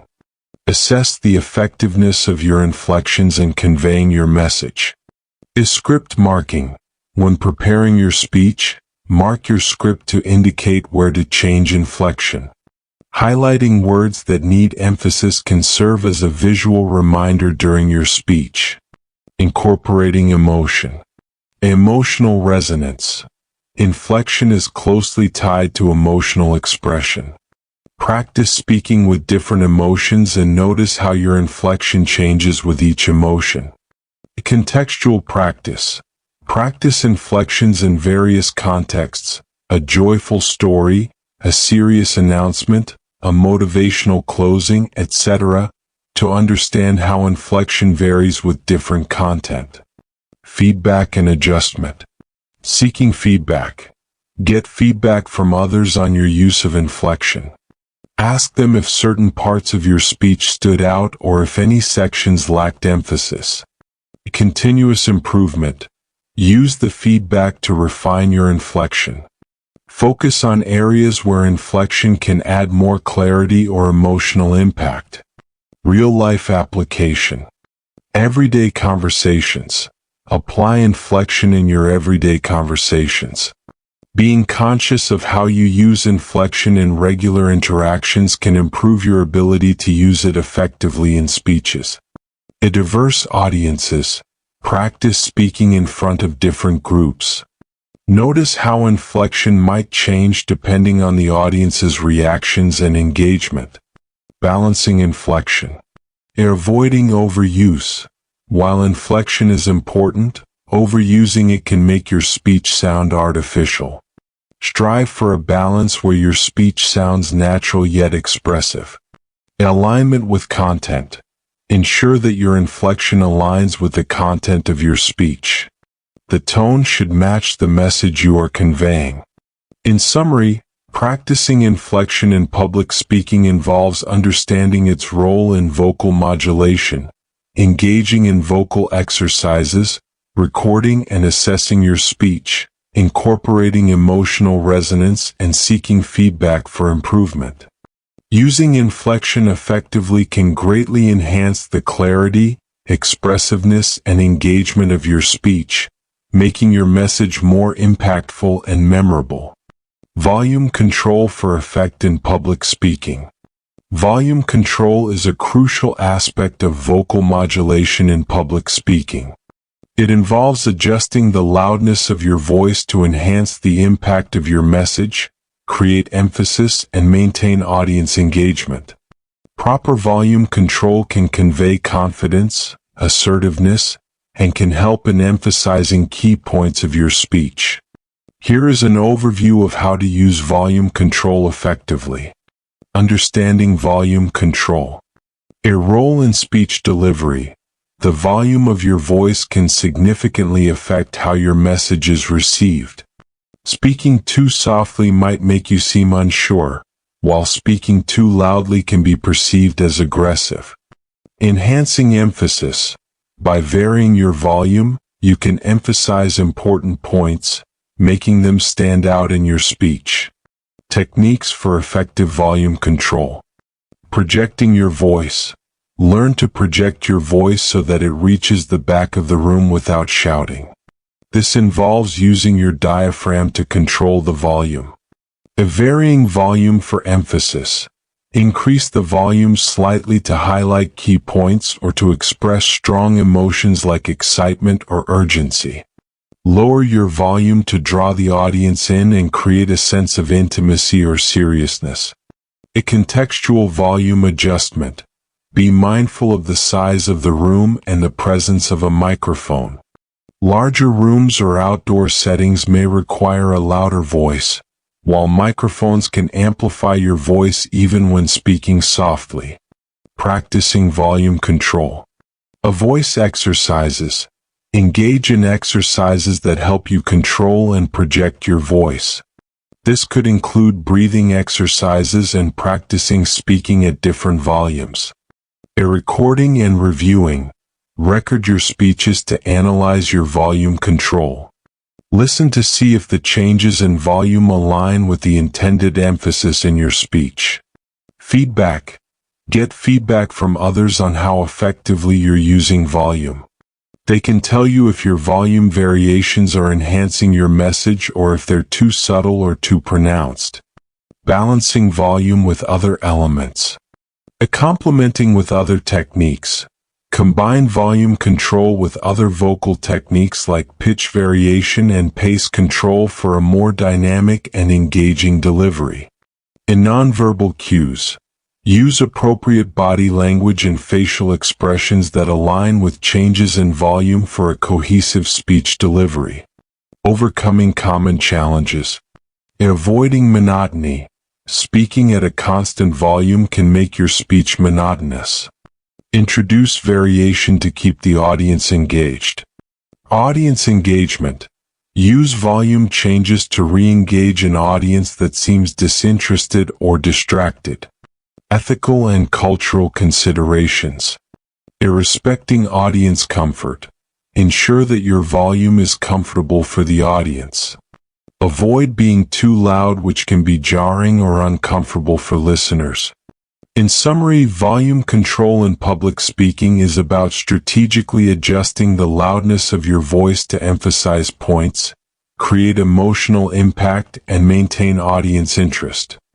Effective volume control requires practice, an understanding of the speaking environment, and the ability to balance it with other vocal and nonverbal communication techniques. By mastering this skill, you can enhance the overall effectiveness and professionalism of your public speaking. Dealing with nervousness in public speaking. Dealing with nervousness is a common challenge faced by many public speakers, regardless of their experience level. Nervousness in public speaking, often referred to as speech anxiety or stage fright, is the feeling of anxiety or fear that can occur before or during a speaking engagement. Understanding this phenomenon is crucial for developing effective strategies to manage it. Understanding nervousness in public speaking. Physiological response.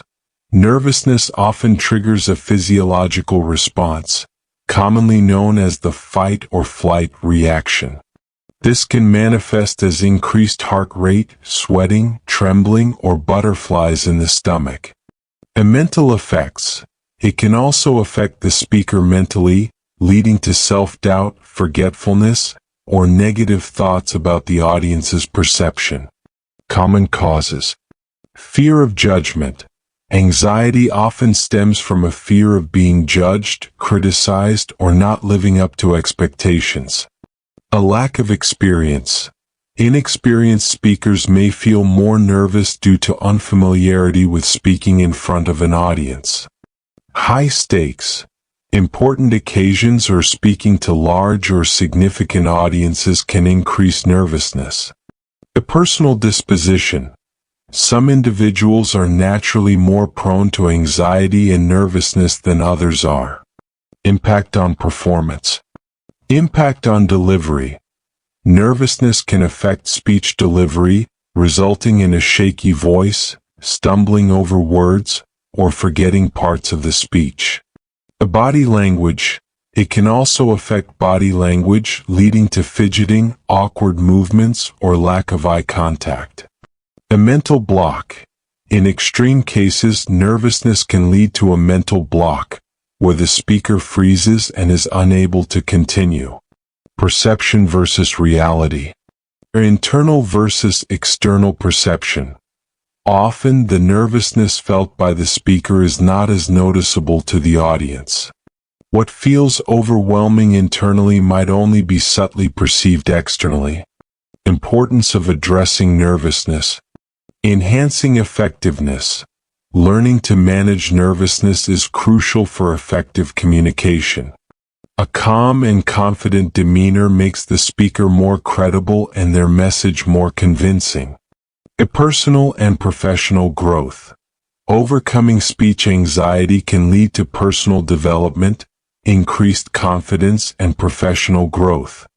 In summary, dealing with nervousness in public speaking is about understanding and managing the anxiety and fear that accompany speaking in front of an audience. This includes recognizing its causes, acknowledging its effects on performance, and realizing the difference between how nervousness feels and how it appears to the audience. Addressing nervousness is essential for improving speech delivery, enhancing personal confidence, and achieving professional growth in public speaking. Understanding the causes of speaking anxiety in public speaking. Speaking anxiety, often known as stage fright or speech anxiety, is a common challenge faced by many individuals in public speaking situations. It involves a sense of fear, nervousness, or apprehension about speaking in front of an audience. Understanding the underlying causes of this anxiety is crucial for developing effective strategies to manage and overcome it. Here is an insight into the common causes of speaking anxiety. Fear of judgment or negative evaluation. A perceived scrutiny.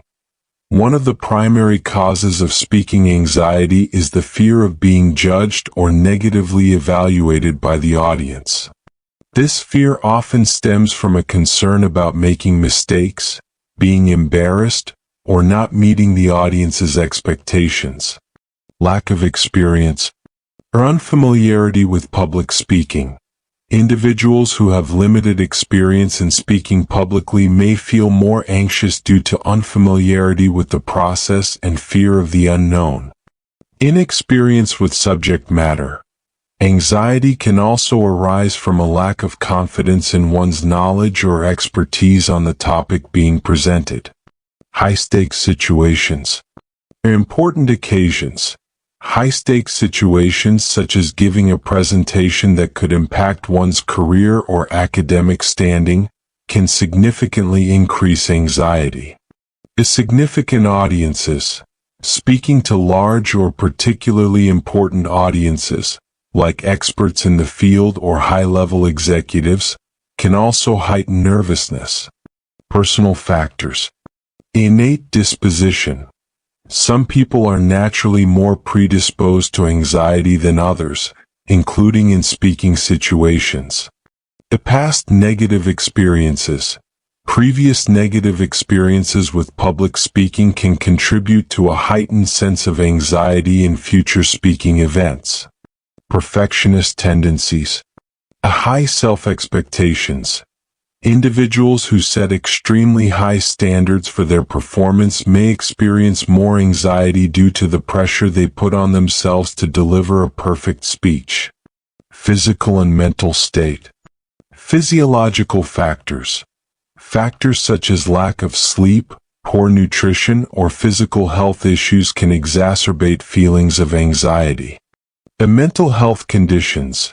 Existing mental health conditions like generalized anxiety disorder or social anxiety disorder can also contribute to heightened speaking anxiety. Cultural factors. Cultural background. Cultural background and upbringing can influence one's comfort level with public speaking. In some cultures, speaking up or presenting in front of groups is not a common practice, which can contribute to discomfort in these situations.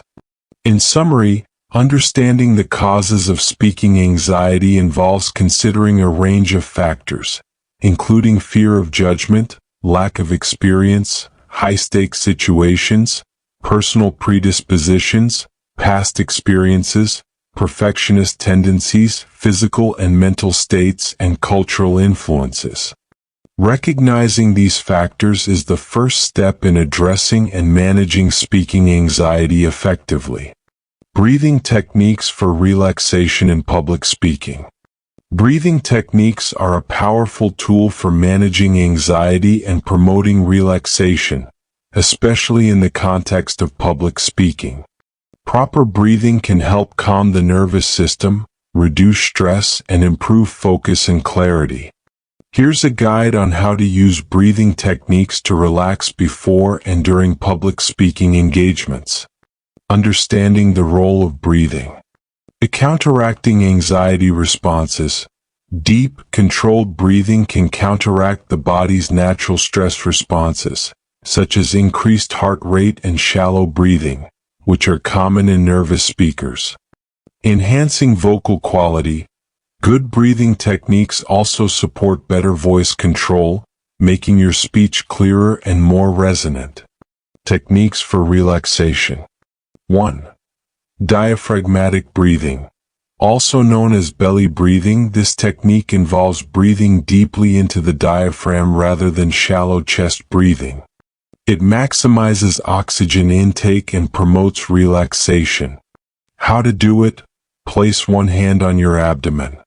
Breathe in deeply through your nose, feeling your belly rise, then exhale slowly through your mouth, feeling your belly fall. 2. 4-7-8 breathing. This technique involves breathing in for 4 seconds, holding the breath for 7 seconds, and exhaling for 8 seconds. It is known to promote calmness and reduce anxiety. How to do it? Inhale quietly through your nose for 4 seconds, hold your breath for 7 seconds, then exhale completely through your mouth for 8 seconds. 3. Box breathing. This technique, also called square breathing, involves inhaling, holding the breath, exhaling, and holding again, each for an equal count. How to do it? Inhale for a count of 4, hold for 4, exhale for 4, and hold again for 4. This can be repeated several times. Incorporating breathing into public speaking. Before the speech, use breathing exercises before your speech to calm your nerves and prepare mentally. Find a quiet space to practice for a few minutes. During the speech, if you feel nervousness escalating during your speech, try to take brief pauses to employ short breathing exercises. This can be done during a natural pause in your speech or while transitioning between points. Practice and consistency. Irregular practice. Incorporate breathing exercises into your daily routine. Regular practice can make it easier to employ these techniques effectively during high-pressure situations like public speaking. Mindfulness and meditation. Practices like mindfulness and meditation often incorporate focused breathing and can be beneficial for public speakers to enhance relaxation and mental clarity. Adapting techniques for individual needs. Personalization. Different techniques work better for different people.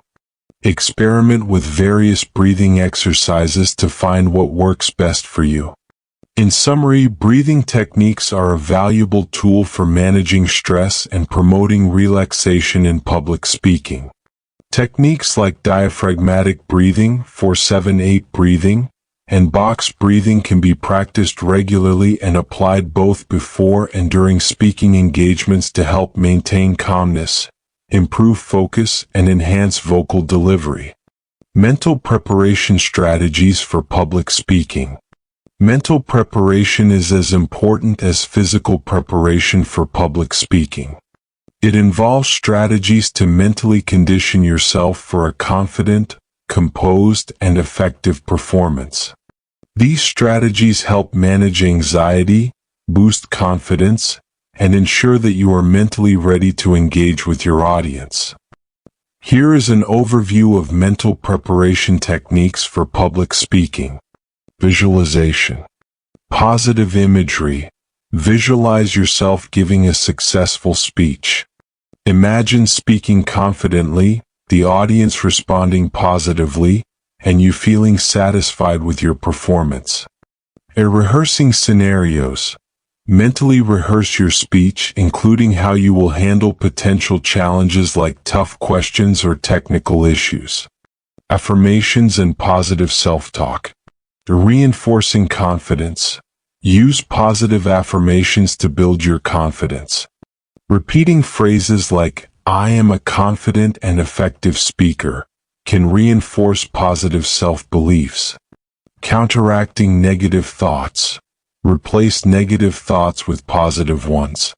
If you find yourself thinking, "I'm going to mess up," replace it with, "I'm well prepared and capable." Goal setting. Setting achievable goals.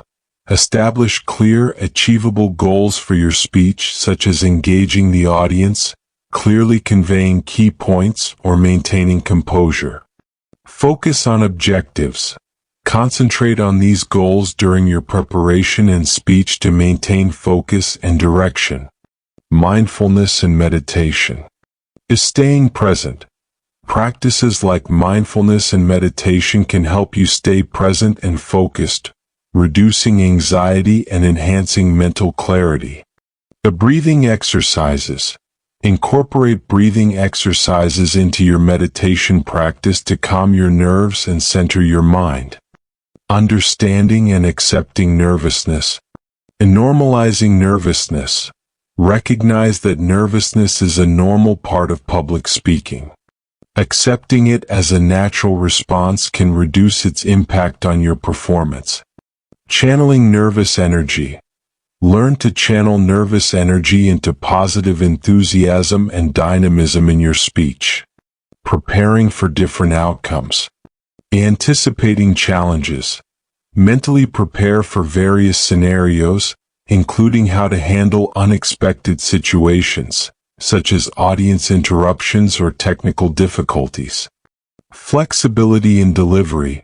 Be prepared to adapt your speech if the situation requires, such as shortening your talk on the fly or emphasizing different points based on audience reactions. Practice and rehearsal. Familiarization with content. Practice your speech multiple times to become familiar with the content. This familiarity can boost your confidence and reduce anxiety. Dry runs. Conduct dry runs in conditions similar to the actual speaking event to get accustomed to the setting and format. Seeking support. Mentorship and coaching.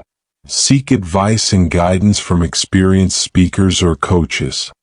They can provide valuable insights and tips for effective mental preparation. Feedback from peers. Practice your speech in front of friends or family and ask for constructive feedback.